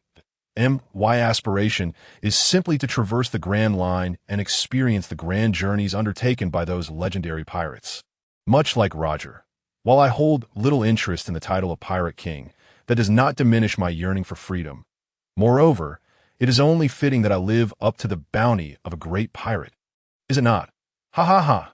You truly are an amusing lad, Taylor. Ha. I appreciate your kind words, Uncle Kuroka's. Ha. Taylor and Kuroka's chatted leisurely beneath the lighthouse as Laboon resumed his attempts to ram against the mountain. Kuroka set aside his newspaper and called out, Laboon, please stop ramming. You will hurt yourself. If they return one day, they might miss you. Yet Kuroka's words had little effect, as Laboon continued his obstinate assault on the Red Line. Uncle Kuroka's, may I be of assistance? Taylor offered. Can you stop him? If he continues this way, it will shorten his lifespan. An island whale can live for hundreds of years, comparable to the giant race. Taylor's eyes widened, pupils constricting, a unique aura emanating from him. The nearby water surface erupted with several sizable fish, and Laboon, too, trembled and ceased his ramming. Conqueror's Haki. You have the power of Conqueror's Haki. You flatter me. While some individuals in the New World possess Conqueror's Haki, I have not encountered many pirates here at Twin Cape with such a gift. Young man, you are indeed remarkable. I estimate that your strength will face little challenge before entering the new world. Oh, I never expected to receive such high praise from you. It is indeed rare, ha. At that moment, the island whale Laboon emerged from the water, casting a fearful glance at Taylor before fixing his large, tear-filled eyes on Kuroka's, as if burdened with great sorrow, and began to wail. Taylor found himself chuckling at Laboon's antics. Reminiscent of a child from 30 years ago, he leaped onto Laboon's head, gently stroking him with his right hand, and said, "Laboon, as Uncle Kurokas has said, most of your companions will not return. They have fallen forever on the Grand Line. However, there is one who is tirelessly searching for a way back, though it may take many years. You must take care of yourself so as not to miss the promise that, in the years to come, you will encounter new companions with whom to forge new agreements.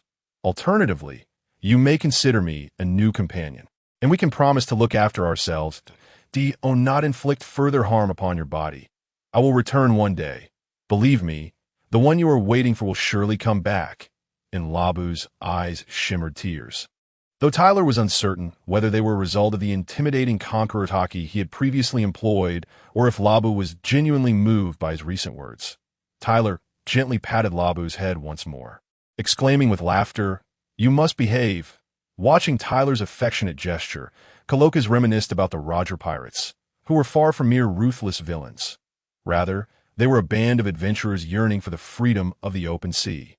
In that moment, Tyler exhibited similar qualities, prompting Kalokas to smile knowingly. Roger was neither the first nor the last to aspire for a life of unrestrained adventure. Tyler then lifted his gaze towards Kalokas, beaming, and said, "Uncle Kalokas, I entrust Labu to you. I must set sail now. No need for you to worry about this, Tyler. However, be aware that the Grand Line, aside from its formidable foes, is also rife with unpredictable weather. I'm sure you understand. There are many unknown dangers that lie ahead. That it has been a pleasure to meet you today. Take care, and return soon to check on Labu." Tyler leaped back to the lighthouse, gazing at Labu as he swept his left hand to brush aside the hair from his forehead, revealing a distinct cross-shaped scar. Pointing to the scar with his right index finger, he said, "Let us make a pact. No more scars on our foreheads. I shall return to see you." Labu's eyes widened further upon seeing Tyler's scar, tears welling up once more. Kalokas approached Labu and gently urged, "Say goodbye to Tyler. I believe he will return here again."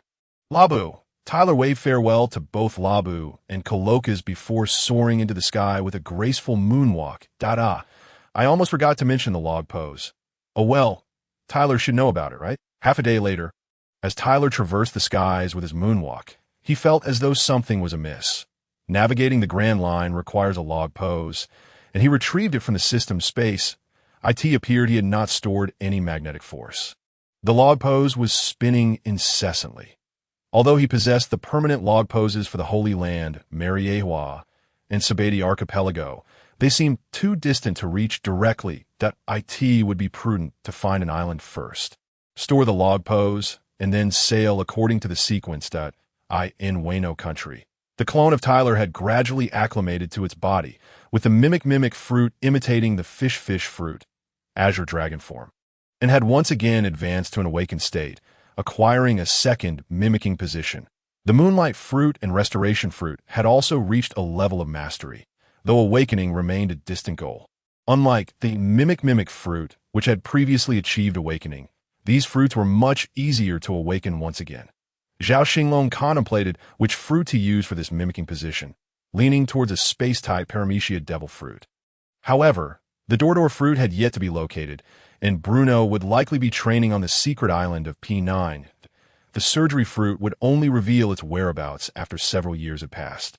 Thus, the only viable option at present was the Holy Land Marijois in the study of the Ephemelan manner. Only Ephemelan sat alone, a rare sight indeed, with a cigarette delicately held between his right fingers and his left index tapping rhythmically on the armrest of the armchair. A few days prior, Xing had assigned Ephemelan a task, to embark on a diplomatic visit this year. It was not that Ephemelan was reluctant to travel. Rather, the current maritime situation was far from optimistic. Pirates were rampant, flooding into the New World. Aside from a few formidable pirates like Whitebeard and Kaido, who maintained some semblance of stable territories, the rest of the seas resembled a battleground of competing warlords. Visiting the West Sea or North Sea was far too perilous. Would he venture to the East Sea instead? It was somewhat less populated by pirates, though the infamous red-haired Shanks had recently been roaming those waters. While he had yet to reach the level of an emperor, he undeniably surpassed the average vice-admiral. Yet, was he to travel to the South Sea? He had not fully decided. After all, just 2 months prior, he had expressed to the butler his desire to visit his homeland in the East Sea. Perhaps it was best to first observe the maritime situation and movements. If it proved too dangerous, he could postpone the trip until the latter half of the year. With this thought, Ephemelin flicked the ash from a cigarette, took a deep puff, extinguished it, and rose to train, striving to awaken the Miam fruit before his journey, thus ensuring greater safety. While continuously practicing his moonwalk in the air, Tyler unexpectedly encountered a sudden change in weather. The unpredictability of the Grand Line's climate was indeed notorious, shifting without warning. However, such fluctuations posed no challenge to Tyler. Now, endowed with the abilities of the cloud fruit, he soared through the skies like a mythical immortal from a bygone era.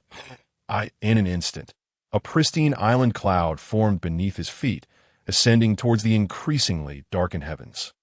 The capricious weather below was of little consequence. All that mattered was the expanse above the clouds.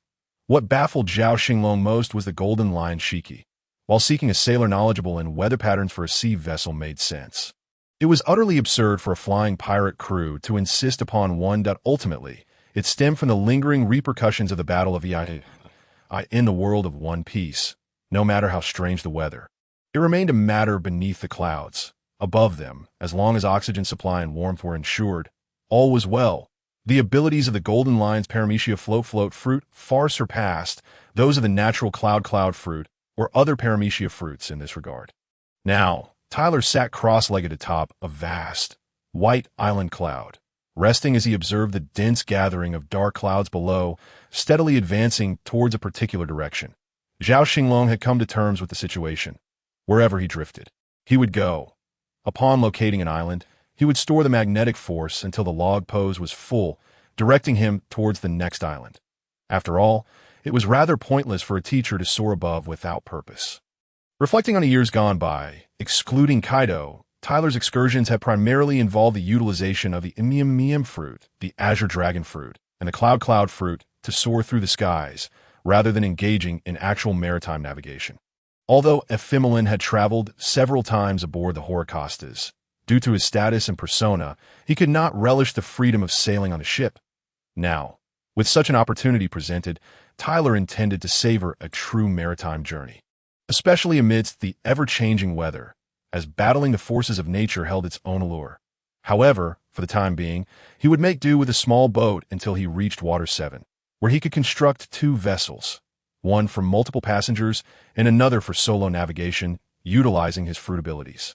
As the sun set and the moon rose, day gave way to night at the entrance of the Grand Line, where, at an altitude of 10,000 meters, the brilliant sunlight transformed into a myriad of stars. In the east, a jade disk of the moon radiated a gentle glow. Though not quite full, it was nearly so. Nonetheless, this moon could not awaken the Fur tribe's bloodline transformation, and thus Tyler scrutinized it for a moment, finding no cause for concern. Having just glided over the thick clouds, the angle of the moonlight proved unfavorable, and being too distant from the ocean's surface, even Tyler, with his night vision capabilities, could not discern the scene below. Consequently, Zhao Xinglong resolved to halt his journey for the night, opting to rest in the air without exerting control over the clouds. Thankfully, the absence of wind ensured he would not drift too far. He could assess the ocean's surface come the dawn and check the permanent log pose for as long as the general direction was correct. That would suffice. This was the advantage of soaring at an altitude of 10,000 meters. A vessel on the sea typically could not see beyond a range of 40 kilometers. The world of One Piece was comparable in size to Earth. For instance, on the Thousand Sunny, the height of the mast lookout would not exceed 40 meters, allowing a maximum visibility of around 15 kilometers over the sea if it were an island. Assuming its highest point reached 100 meters, It could be seen from approximately 40 kilometers away from a 40-meter lookout. However, accounting for weather and other factors, the visible range would be merely 20 to 40 kilometers. Relying solely on this visibility was insufficient for locating islands on the Grand Line without a log pose, as the distance was simply too short. Yet, at an altitude of 10,000 meters, the visible radius exceeded 250 kilometers, presenting a stark contrast to the limited view from a ship. Thus, soaring high above allowed for discernment of distant islands using their permanent log poses, making it considerably easier to locate the next island along the way. Conversely, a ship could easily drift between two routes, failing to spot any islands on either side, resulting in a prolonged journey without supplies. Ultimately becoming lost in the Grand Line. It is precisely based on this premise that Taylor possesses the confidence to venture deep into the Grand Line without a recorded pointer out of course. This journey is monotonous and devoid of excitement. After a night of silence, the next morning, Taylor, who had been meditating atop the Cloud Island, opened his eyes. His ice-blue gaze sparkled with brilliance as he exhaled a heavy breath. Stretching with languor and loosening his stiffened limbs, the advantage of possessing multiple souls allows one to forego sleep. However, the body still requires rest. Thus, under normal circumstances, Zhao Xinglong's various bodies would typically enter a state of profound rest, deeper than sleep, by practicing the tortoise breathing technique during designated rest periods. Retrieving the permanent pointer to the Xiangbidi Islands from the system space, he glanced at the general direction before directing the Cloud Island to proceed toward that pointer. Neither hurried nor slow. He also took out the telescope he had crafted while in O'Hara, scanning the surroundings. Finally, around 10 in the morning, Taylor spotted several cacti to the left in the distance. Not large, but clearly visible from 30 kilometers away. Once more, he aimed the telescope at those cacti and confirmed his observation. Setting the telescope down, Zhao Xinglong realized that this must be the so-called town welcoming pirates, a paradise for bounty hunters, Whiskey Peak. Situated at the entrance of the Grand Line, such a distinctive island could only be this one, as the enormous cacti are likely unique throughout the Grand Line, their characteristics too pronounced to overlook. This was good news for Taylor, as it meant he could store the recorded pointer and subsequently embark on adventures along the Grand Line. Moreover, Taylor's presence here would attract the attention of the world government and the Navy, thereby diminishing any overt connection to the Holy Land and further distancing him from Wano country. Additionally, the starting point of the Grand Line was not rife with powerful pirates or Navy forces, offering Taylor a relative measure of safety. Furthermore, Zhao Xinglong pondered the possibility of encountering some formidable pirates of this generation. However, there was no need for him to boldly enter. A touch of subtlety would be best. It would be prudent to be discovered just before departure. Thus, Taylor maneuvered the Cloud Island eastward, heading toward Whiskey Peak. As he approached within approximately 10 kilometers of Whiskey Peak, he retrieved a pair of sunglasses, a cowboy hat, and a suitably sized backpack from the system space, donning them. After scanning the vicinity and confirming the absence of pirate ships nearby, he leaped from the cloud toward the sea. Just 300 or 400 meters above the water, he transformed into wispy white clouds, descending gracefully until a simple single-mast boat emerged on the ocean's surface. The mist that had surrounded him coalesced on the boat's deck. Reverting to Taylor's form, he unfurled the sail and set course for Whiskey Peak. At noon, the townsfolk noticed Taylor's small vessel, which bore a sail emblazoned with a serpentine creature sporting horns, rather than a pirate flag. This emblem was the very design Taylor had crafted in O'Hara. Created using a branding iron personally forged by a blacksmith from the island, he had used this iron to completely obscure the celestial dragon's emblem. Akin to Fisher Tiger's sun mark in later years, this led many bounty hunters to lose interest. The boat was too small and lacked a pirate flag, indicating that its occupant was likely not a pirate. Only a handful remained, clinging to the hope of stumbling upon a rare opportunity. Taylor navigated his small boat toward Whiskey Peak, where both pirates and bounty hunters posed no significant threat in Zhao Xinglong's estimation. 30 minutes later, his vessel glided slowly into Whiskey Peak, flanked by two nearby islands separated by a navigable channel. Each island was adorned with two massive cacti and several smaller ones, with the towering bodies sprouting branches. resembling a larger sphere with a series of smaller ones attached. Zhao Xinglong understood that the distant cacti's spines resembled gravestones, marking the resting places of pirates and adventurers who had once traversed Twin Cape to reach the Grand Line. Along the shores of the channel, devoid of cacti, stood rows of houses, and numerous individuals were gathered on both banks. Welcome to the Grand Line. Welcome to our town. Welcome to the hospitable town of Whiskey Peak. The men, women, and children on either side shouted welcoming slogans that, if not for his foreknowledge of the original story, Zhao Xinglong would find it difficult to guard against the lurking threats posed by the bounty hunters on this island. Taylor docked his boat and set foot on Whiskey Peak for the first time. The island's peculiar terrain and enormous cacti, so distinctive, were indeed astonishing for anyone arriving at the Grand Line. As Taylor disembarked and stepped onto the shore, he drew the astonished gazes of the crowd. After all, a human exceeding 7 meters in height is a rare sight, particularly here, in the entire pirate world. Those who stand taller than 7 meters and are not of the giant race can be counted on one hand. Even the currently recognized strongest man at sea, Whitebeard, does not surpass that height. Upon stepping ashore, Taylor exuded a formidable presence that instilled a sense of pressure among the bounty hunters, a scenario seldom witnessed before. Some seasoned bounty hunters recalled similar encounters and felt a surge of caution, having previously faced formidable foes. However, the younger or recently arrived bounty hunters lacked such awareness. They felt invigorated by the oppressive aura emanating from Taylor, eager to test their mettle. Adjusting his cowboy hat, Taylor secured his backpack on his right shoulder, grasping the strap to prevent it from slipping on this island.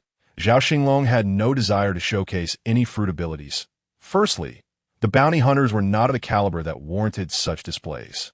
And secondly, he wished to keep a low profile as long as he could ensure that the bounty hunters were aware that Thomas Taylor, recently wanted for less than a year, had arrived at Whiskey Peak. That would suffice that moment. An elderly gentleman, leaning on a cane, approached Taylor. He was not particularly tall, standing around 2 meters, but his slightly hunched posture suggested that if straightened, he would measure between 2 meters 70 to 2 meters 80. A height befitting a pirate powerhouse, Taylor sensed a faint aura of menace from the old man, though he did not perceive any immediate danger.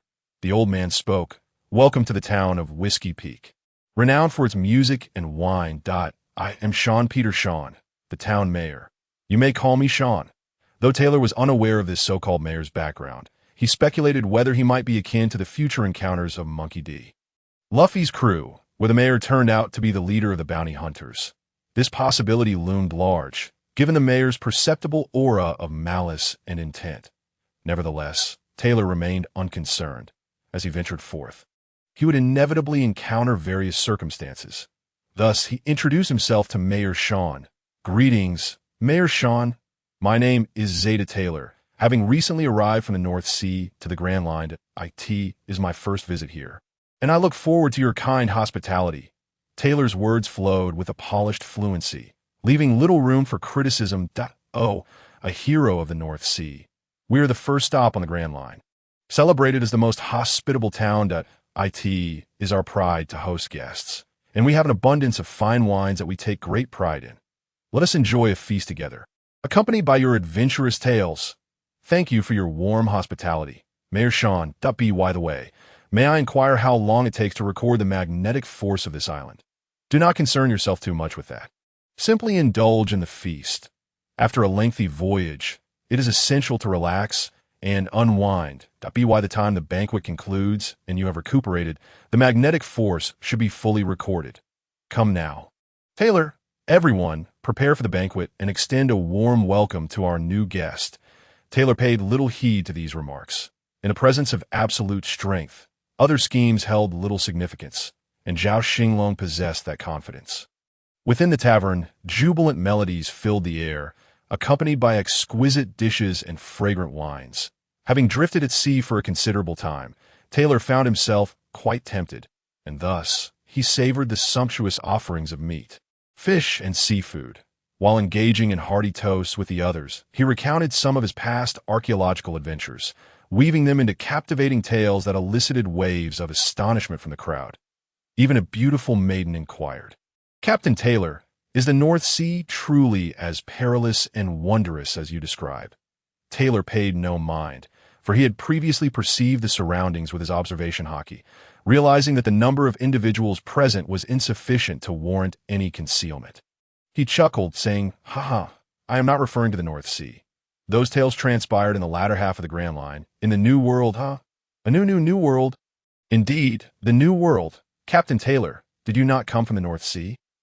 "Haha, I did originate from the North Sea, but I became lost in the New World and inadvertently stumbled into the doldrums. After traversing the doldrums, I found myself back in the North Sea. Considering my extensive activities in the New World, I had never ventured into the first half of the Grand Line, so I decided to cross the upside-down mountain to explore it." Huh. The crowd was left speechless. He was not merely a novice from the North Sea, but potentially a significant figure from the New World. "Come, let us drink. Cheers." Together with those nearby, they raised their glasses in a toast. As if intoxicated, Taylor removed his hat and sunglasses, instantly captivating the nearby young ladies with his somewhat handsome, yet ruggedly charming visage. Meanwhile, the mayor, who was accompanying them, exchanged a knowing glance with a man in his 30s.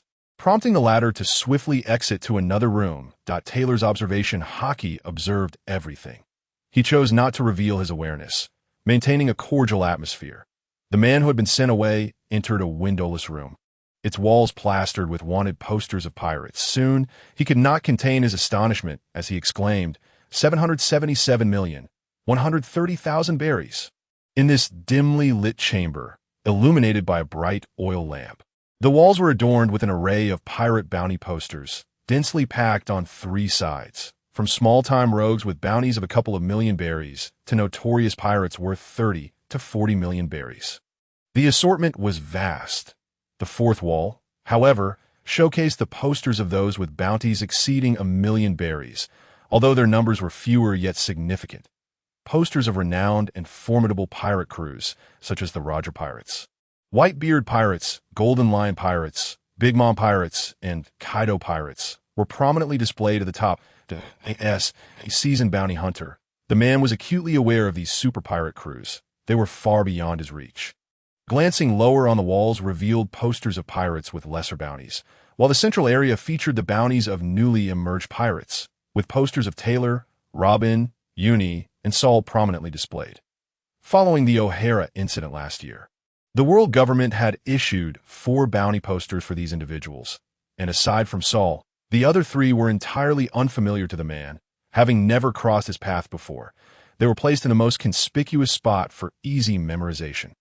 As the man searched the 3 walls for the corresponding bounty notice, he found nothing, murmuring to himself, "How can this be? Did I misjudge? Yet, they seem so familiar.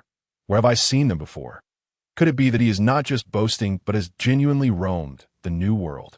As he spoke, his gaze inadvertently fell upon the 4th wall, where the first thing that caught his eye was the bounty poster of Taylor and his companions, placed centrally, the golden locks, ice-blue eyes, and the distinctive scar on his forehead matched precisely with the person he had seen reveling in the tavern. The man's blood pressure surged, his hands trembled, and his mouth gaped in disbelief. His eyes bulged as if they might fall from their sockets. He exclaimed hoarsely, 777,130,000 berries. As a seasoned bounty hunter, he understood the gravity of this discovery. Only individuals with profound backgrounds or those of significant importance to the world government were marked for capture alive. Otherwise, even the most formidable pirates were deemed expendable. The man rubbed his chest, attempting to steady his racing heart. After a while, he finally calmed his breath and stepped out of the peculiar room, closing the door behind him as he made his way back to the tavern, his legs still quaking slightly. Upon reaching the tavern entrance, he did not enter but called for a companion, asking him to summon the mayor, as he could not discuss such matters within. Moments later, the mayor, leaning on his cane, emerged from the bar. The two exchanged glances and moved toward the shadows. "What did you find, Tony?" Mayor Sean. "The individual is Thomas Taylor, a fugitive from last year's O'Hara incident, formerly a celestial dragon slave, and the one with a bounty exceeding 700 million. Indeed, his bounty stands at 713 million berries, and the capture must be alive. Damn it, those scoundrels in the world government. It is already a challenge to capture someone deemed expendable, let alone alive. So, what shall we do, Mayor Sean? It seems his tales of adventures in the New World are indeed true. After all, the bounty has been active for nearly a year. And here he is, still lively. A pirate with a bounty of 700 million is no laughing matter. Remember, we must not resort to violence. We cannot afford to confront him directly. Inform everyone to remain vigilant and act with caution. Mayor, are we to just watch? This could be a lucrative opportunity. Capturing him is equivalent to apprehending dozens of pirate crews. Yes, the bounty of a single individual equates to that of multiple crews. But do you truly believe we can contend with someone of his caliber? Do you wish to provoke him into annihilating the entire Whiskey Peak? That is not my intention, Mayor. I merely feel it is a missed opportunity. Tony, you are not a novice. Surely you understand the gravity of the situation? Mayor Sean, it is not that I do not comprehend, but I cannot help feeling disheartened. Since my earliest memories, pirates of such caliber have never graced Whiskey Peak. Typically, we only catch small fry. I understand that renowned pirates instill fear, but this tailor is merely a newcomer with less than a year's experience. His bounty seems suspiciously high, indicating significant implications. Furthermore, he is alone, without companions, making this an unusually rare opportunity. It feels regrettable to let it slip away. Tony, I understand your sentiments. I share them as well. However, the risk is too great, and I must prioritize the safety of the entire town. Of course, if we can manage to intoxicate him, that might provide us with a sliver of an opportunity. Otherwise, we should report to the Navy once he departs. Understood, Mayor Sean. Tony, instruct everyone to remain on standby. Ensure the patrons in the tavern keep him entertained, and then let fate take its course. Meanwhile, in the tavern, Taylor continued to boast and indulge in fine wine as if it were mere water or a soft drink. Utterly unfazed, hours passed, and as the table of drinkers succumbed to inebriation, Taylor remained there, feasting and drinking, leaving those around him in awe. Mayor Sean realized that this tailor was unlikely to be easily intoxicated. So he set aside other thoughts, waiting for Taylor to leave before reporting to the Navy, hoping for a potential reward. Eventually, Mayor Sean approached Taylor once more, engaging him in casual conversation, recounting tales of legendary pirates like Roger, who had traversed the seas to enter the Grand Line. Taylor, treated with utmost hospitality in the unique town of Whiskey Peak, feasted heartily and downed several barrels of wine until the moon hung low in the sky. Marking the end of the festivities at this moment, the permanent pointer had also been completed. Taylor inquired of Mayor Sean, Mayor Sean, do we possess a permanent pointer leading directly to Alabasta? Taylor, we do. It is a place we frequently visit. I shall have them fetch one for you. Please hold on a moment. The old man contemplated, as this would provide a clearer indication of Taylor's intended direction toward Alabasta, ensuring that his report would be coherent. Before long, a man brought forth a permanent pointer inscribed with Alabasta. Taylor expressed his gratitude and stowed the pointer in the inner pocket of his coat, actually placing it in his system space. He then pretended to retrieve a hefty stack of berries from another pocket, likely around 100,000, and handed it to Mayor Sean, saying, Mayor Sean, your town is indeed a warm and hospitable place, and I have thoroughly enjoyed my time here. Please accept this token of my appreciation. Though it is but a modest gesture, Mayor Sean was somewhat moved. The sum of money was significantly greater than what Tyler had squandered on food and drink. Pirates like Tyler were a rarity, and in his lifetime, the old man had only encountered a handful of such notable figures, each a resounding name in the world of piracy, the most famous being the Pirate King.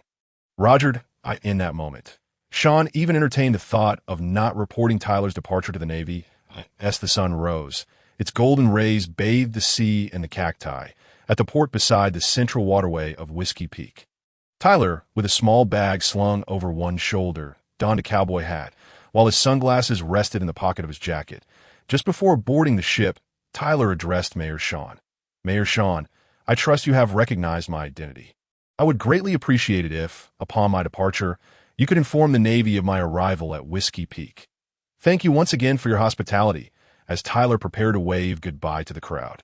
Suddenly, the sea surface of the waterway surged dramatically. An enormous sea creature, reminiscent of a nearshore king, emerged from the depths, its scarlet eyes and serpent-like form considerably larger than any nearshore monarch, likely exceeding 100 meters in length. The throng on both shores erupted into chaos, startled by the sudden appearance of the sea beast. Tyler turned to observe the creature, furrowing his brow. Zhao Xinglong pondered, its size is formidable. It may pose a challenge without the power of a devil fruit. Yet its conqueror, Eshaki, remains in its nascent stage, lacking precise control. This situation is evidently unsuitable. Very well, I shall resort to physical techniques combined with hockey. With that thought, Tyler discarded his backpack onto the ground and, channeling a portion of his giant strength into his legs, he executed a shave, instantly appearing beside the beast's head. Gathering his giant strength in his right fist, he hardened it with hockey, unleashing a powerful punch known as the mountain-breaking fist. The blow struck the sea creature's head, causing its eyes to roll back, and it collapsed with a thunderous crash, sending colossal waves crashing against the shore, drenching the onlookers who had come to see him off. The islanders, bounty hunters, and residents of Whiskey Peak gaped in astonishment, their mouths agape, unable to comprehend the spectacle before them. Meanwhile, Mayor Sean and Tony, both aware of Tyler's identity, simultaneously exhaled a sigh of relief. Wiping the cold sweat from their brows, grateful they had not intervened. Returning to a small boat, Tyler waved farewell to the crowd before embarking on his modest vessel, setting sail. Zhao Xinglong had carefully plotted Tyler's course. The log pointer recorded their next destination, the small island of Little Garden, where the captains of the giant pirate crew, the Blue Demon Dory and the Red Demon Broggy, were currently engaged in a duel that had persisted for 81 years. Tyler decided against heading there immediately and instead stored the log pointer in the system space to avoid any changes along the way. Zhao Xinglong intended to first visit Alabasta, ensuring that Mayor Sean's report would not be deemed false, thereby preventing any trouble that, in previous years, Tyler had followed Alvia to various locations with ancient writings, relying solely on his own endeavors. Alabasta, being somewhat distant, had eluded him until now, and Zhao Xinglong was aware that it held the historical account of the ancient weapon. Pluto, making it unsuitable for earlier visits to avoid entangling himself with the implications of the weapon. Now, arriving at this juncture, he planned to first take rubbings of the historical text before heading to Little Garden to meet the amiable captains of the giant pirate crew. Hoping to establish rapport and perhaps learn the giant clan's ultimate technique, the Conqueror Eshaki, given that Tyler bore the blood of giants within him, which had awakened over a decade ago. However, Tyler was not yet able to fully unleash the power of his lineage. His full exertion of giant strength amounted to roughly 80 of a giant's power. Though formidable, it had not reached its zenith, leaving ample room for improvement. His months in Wano had indeed catalyzed a breakthrough in his giant bloodline, allowing him to shift in form, enabling him to reach a height of approximately 15 meters when fully utilizing his giant lineage, which granted him leverage in his dealings with the two captains that if he were to fully consolidate his giant heritage, his height would reduce to around 3.2 meters, appearing more akin to an ordinary human. Nonetheless, both forms required a considerable expenditure of stamina, and at present, Tyler saw no necessity to alter his shape point 3 months prior, due to the advanced age of the Supreme Commander Tox, who had surpassed a century. He had entered a semi-retired state. Consequently, the government appointed Admiral Steelbone Akainu as the acting deputy commander of the three armed forces, overseeing their daily affairs, while Admiral Sengoku managed naval matters. Admiral Sengoku had been at the helm of the Navy for over 3 months, gradually acclimatizing to this routine. At this moment, a telephone bug rang on the Admiral's desk. Sengoku answered, "This is the Admiral's office." "I'm Admiral Sengoku." "Admiral Sengoku, this is Vice Admiral Gamer, commander of the G2 branch. I have urgent military matters to report." "What matters?" Sengoku inquired. According to a report from Mayor Sean of Whiskey Peak, one of the individuals related to the O'Hara incident, a former Celestial Dragon slave named Thomas Tyler, arrived there 2 days ago and set sail a day prior. "Thomas Tyler, that fellow has reached the first half of the Grand Line?" "Whiskey Peak, the gathering place for bounty hunters, indeed." "Yes, Admiral Sengoku. It appears Tyler crossed the calm belt from the New World in the North Sea before navigating through Reverse Mountain to the first half of the Grand Line." Tyler was spotted a few days ago in the North Sea Kingdom of Libuner. The North Sea South 134th Branch has already reported to headquarters, We initially thought he would return directly to the New World. Additionally, they estimate that Tyler's next destination will likely be Alabasta, as he requested a permanent pointer to Alabasta before his departure. Understood, but Alabasta is quite distant from the Navy headquarters. Mobilizing personnel now would indeed be too late. Inform the World Government, SP organization, to keep a vigilant watch. Your G2 branch should also remain alert to his every move, preparing for a possible strike and capture of Tyler. Understood, Admiral Sengoku. Should there be any significant intelligence or discoveries, report to me promptly. That will be all. With a click, the conversation concluded. Admiral Sengoku intertwined his fingers, resting his chin on the back of his hands. Deep in thought. On March 4, 1501, at approximately 3:30 p.m., Tyler piloted his small boat towards Alabasta, gripping the helm with one hand while adjusting the sails with the other. Just moments ago, the sky was a brilliant expanse of blue. Yet now is shrouded in dense clouds, with fierce winds raging. Bright arcs of lightning dance through the oppressive darkness of the stormy heavens, while torrential rain pours down. This moment, Zhao Xinglong truly grasps the hardships of navigating the Grand Line alone. Vowing to construct a small vessel, no longer than 10 meters, akin to Ace's, capable of harnessing the power of fruit abilities or wind. The current boat is exceedingly difficult to maneuver. After nearly 2 hours, Tyler finally piloted the small craft out of the stormy clouds, as sunlight once again bathed the sea. Breathing heavily, Tyler realized that battling the ocean was no easy feat. It was both mentally and physically taxing, especially alone. Next time, he would leave the cloud fruit for Kaido and seek a paramecia-type fruit, like the wax fruit or the film fruit, which would be much more suitable. Clearly, the cloud fruit pairs better with the azure dragon fruit. Given the current speed of the small vessel, Zhao Xinglong estimated it would take several more days to reach Alabasta. Fortunately, the system space contained an abundance of food, fresh water, and other necessities purchased by Tyler in the Ribunier Kingdom. Otherwise, such a small boat could hardly accommodate Tyler's adventures across the Grand Line. On the night of March 4, 1501 in the Sea Circle calendar, in the Holy Land of Mary Geos, at the mansion of Ifimilong, sensing Tyler's thoughts regarding the fruits, Ifimilong retired to his bedroom earlier than usual, in the secret chamber of his bedroom. Ifimilong held the special paramecia-type mercury fruit, which had been procured from the black market by Tarkin and Field. In Zhao Xinglong's view, this was likely a unique paramecia with quasi-natural attributes, a better choice for Ifimilong than the film fruit. After all, the film fruit is merely a creation-type paramecia akin to the string fruit and is unlikely to induce any bodily transformations upon awakening. However, in Tyler's hands, combined with the abilities of the suck fruit, it could achieve the effects of a special paramecia. The question remained, how could the film fruit be extracted from the body?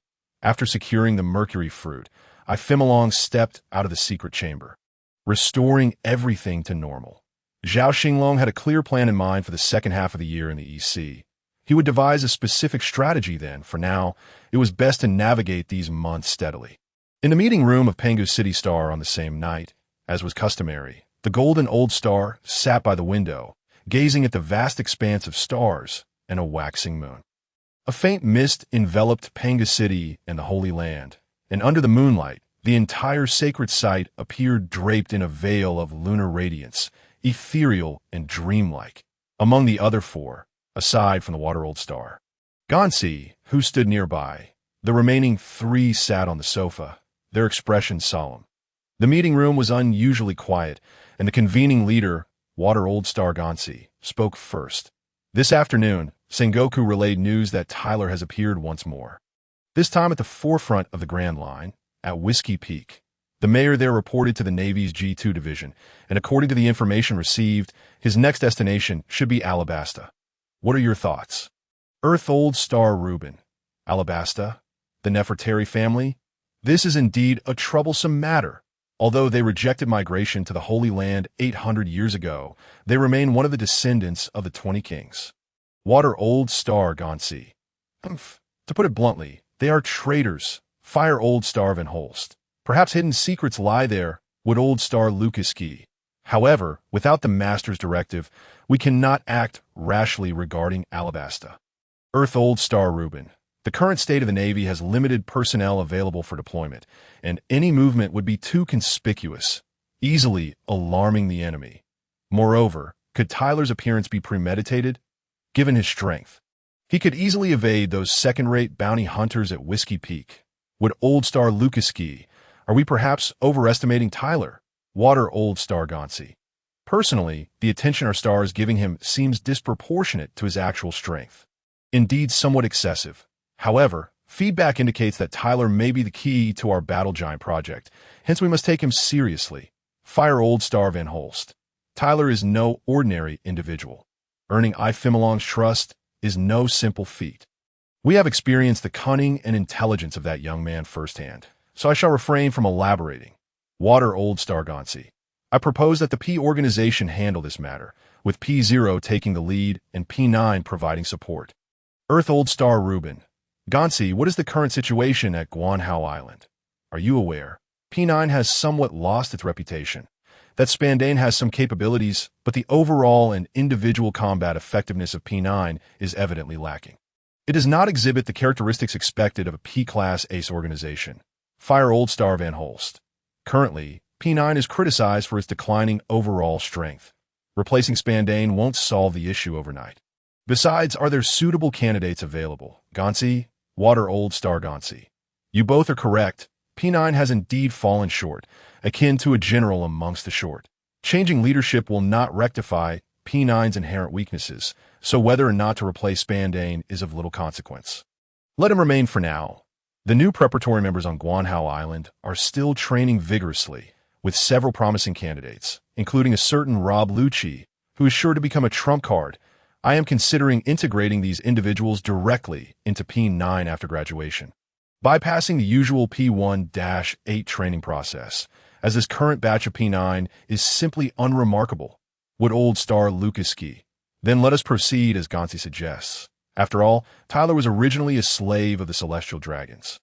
Falling under P0's jurisdiction, P9 shall coordinate with P0 for swift action, as Tyler may reach Alabasta within 2 or 3 days. Earth Old Star Reuben. I second that.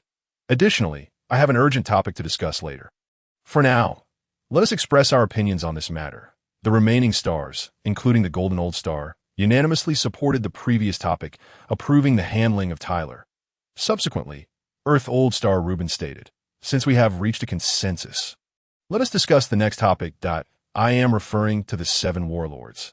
Our first recruited warlord, Crocodile, has once again suffered defeat at the hands of Whitebeard. However, this time it is considerably better than the last, as he left with only a scar and a severed hand. Should we consider revoking his title as a warlord? Fire Old Star Van Holst. Previously, Ifimilong provided us with regulations regarding the warlords, including provisions for handling defeats. However, he did not elaborate much, merely stating that actions should be taken based on the opponent's specific strength. Shall we contact him via the snail phone to inquire about his views on this matter? Water Old Star Gauncey.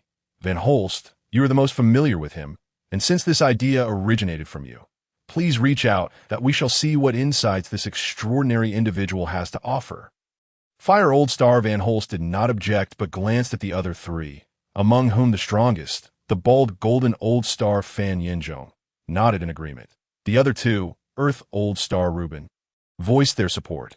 It is indeed more suitable for Van Holst to mediate this matter. Additionally, since Tyler has reappeared at Whiskey Peak on the Grand Line, it is prudent to inform him.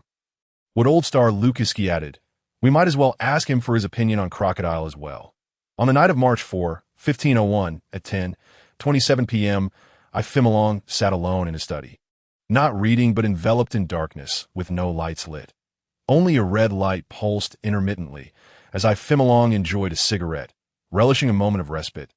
Bring. Suddenly, the snail phone beside Ifimilong rang. He did not answer immediately, taking a deep drag before slowly exhaling, mentally grumbling. So late, I wonder who is so bothersome. This cursed snail phone really ought to have caller ID. Bring. The snail phone persisted, ringing insistently. Ifimilong finally picked it up and said, "This is Ifimilong speaking." "Who is it?" "Fire Old Star Van Holst." "Ifimilong, it's Van Holst. Are you asleep?" "Ifimilong, Uncle Van Holst, hello. I'm still awake. What can I do for you? Your little nephew will do his utmost. Fire Old Star Van Holst. Your tongue is quite sharp. Haha. The other stars chuckled, well aware that Ifimilong was a bit of a loose cannon, but nonetheless quite capable. He had performed well on previous tasks assigned to him, and the higher-ups had been keeping a keen eye on him. Ifimilong. Uncle, you flatter me. I merely speak the truth. Is there any fault in that? It is indeed a great honor to serve the esteemed lords. Firestar Van Horst. Well, enough with the jesting. There are serious matters at hand. Currently, I, along with several other lords, am convening in the conference room to discuss a few issues and would like to hear your thoughts. Ifimilong, I am utterly overwhelmed. Utterly overwhelmed.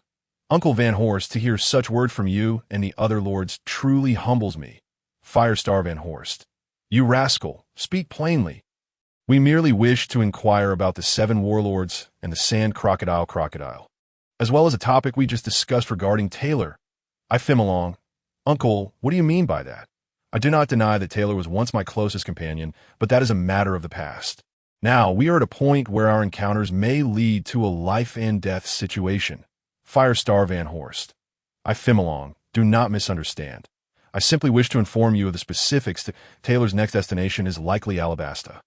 Given the unique circumstances of that nation, we plan to dispatch P0 to assist P9. Ifimilong. Understood, Uncle. Please elaborate. Thereafter, Firestar Van Horst proceeded to explain the situation to Ifimilong, asking, Ifimilong, you previously mentioned that the defeat of a 7 warlord would depend on the circumstances to determine whether their title should be revoked. Correct? Ifimilong. Indeed, that is accurate. The strength of the opponent matters. Take, for instance, the former Pirate King Roger, the current Whitebeard Newgate, and the Navy hero Garp. How many can truly challenge them? Losing to such opponents does not bring shame, does it? At this juncture, Waterstar Gonchi interjected. You little brat, I am Waterstar Gonchi. When asked to speak, do so directly without beating around the bush like a coward. Ifimilong. Yes, Lord Gonchi. My point is that when the 7 warlords engage in battle with so-called Emperors of the Sea, regardless of victory or defeat, it should not impact their titles. Even in a duel with a vice-captain of an Emperor-level pirate crew, a loss can be overlooked. Our star. I see. Certainly, regarding the first 7 warlord. Sand crocodile. You may propose a condition for negotiation. What condition? Aside from Goldstar, the other 4 in unison posed the question, while Goldstar remained with his hands clasped around the original ghost cutter. Fixating on the Den Mushy. Ifimilong. Let him establish a permanent residence in Alabasta. He would serve as the first gatekeeper of the Grand Line.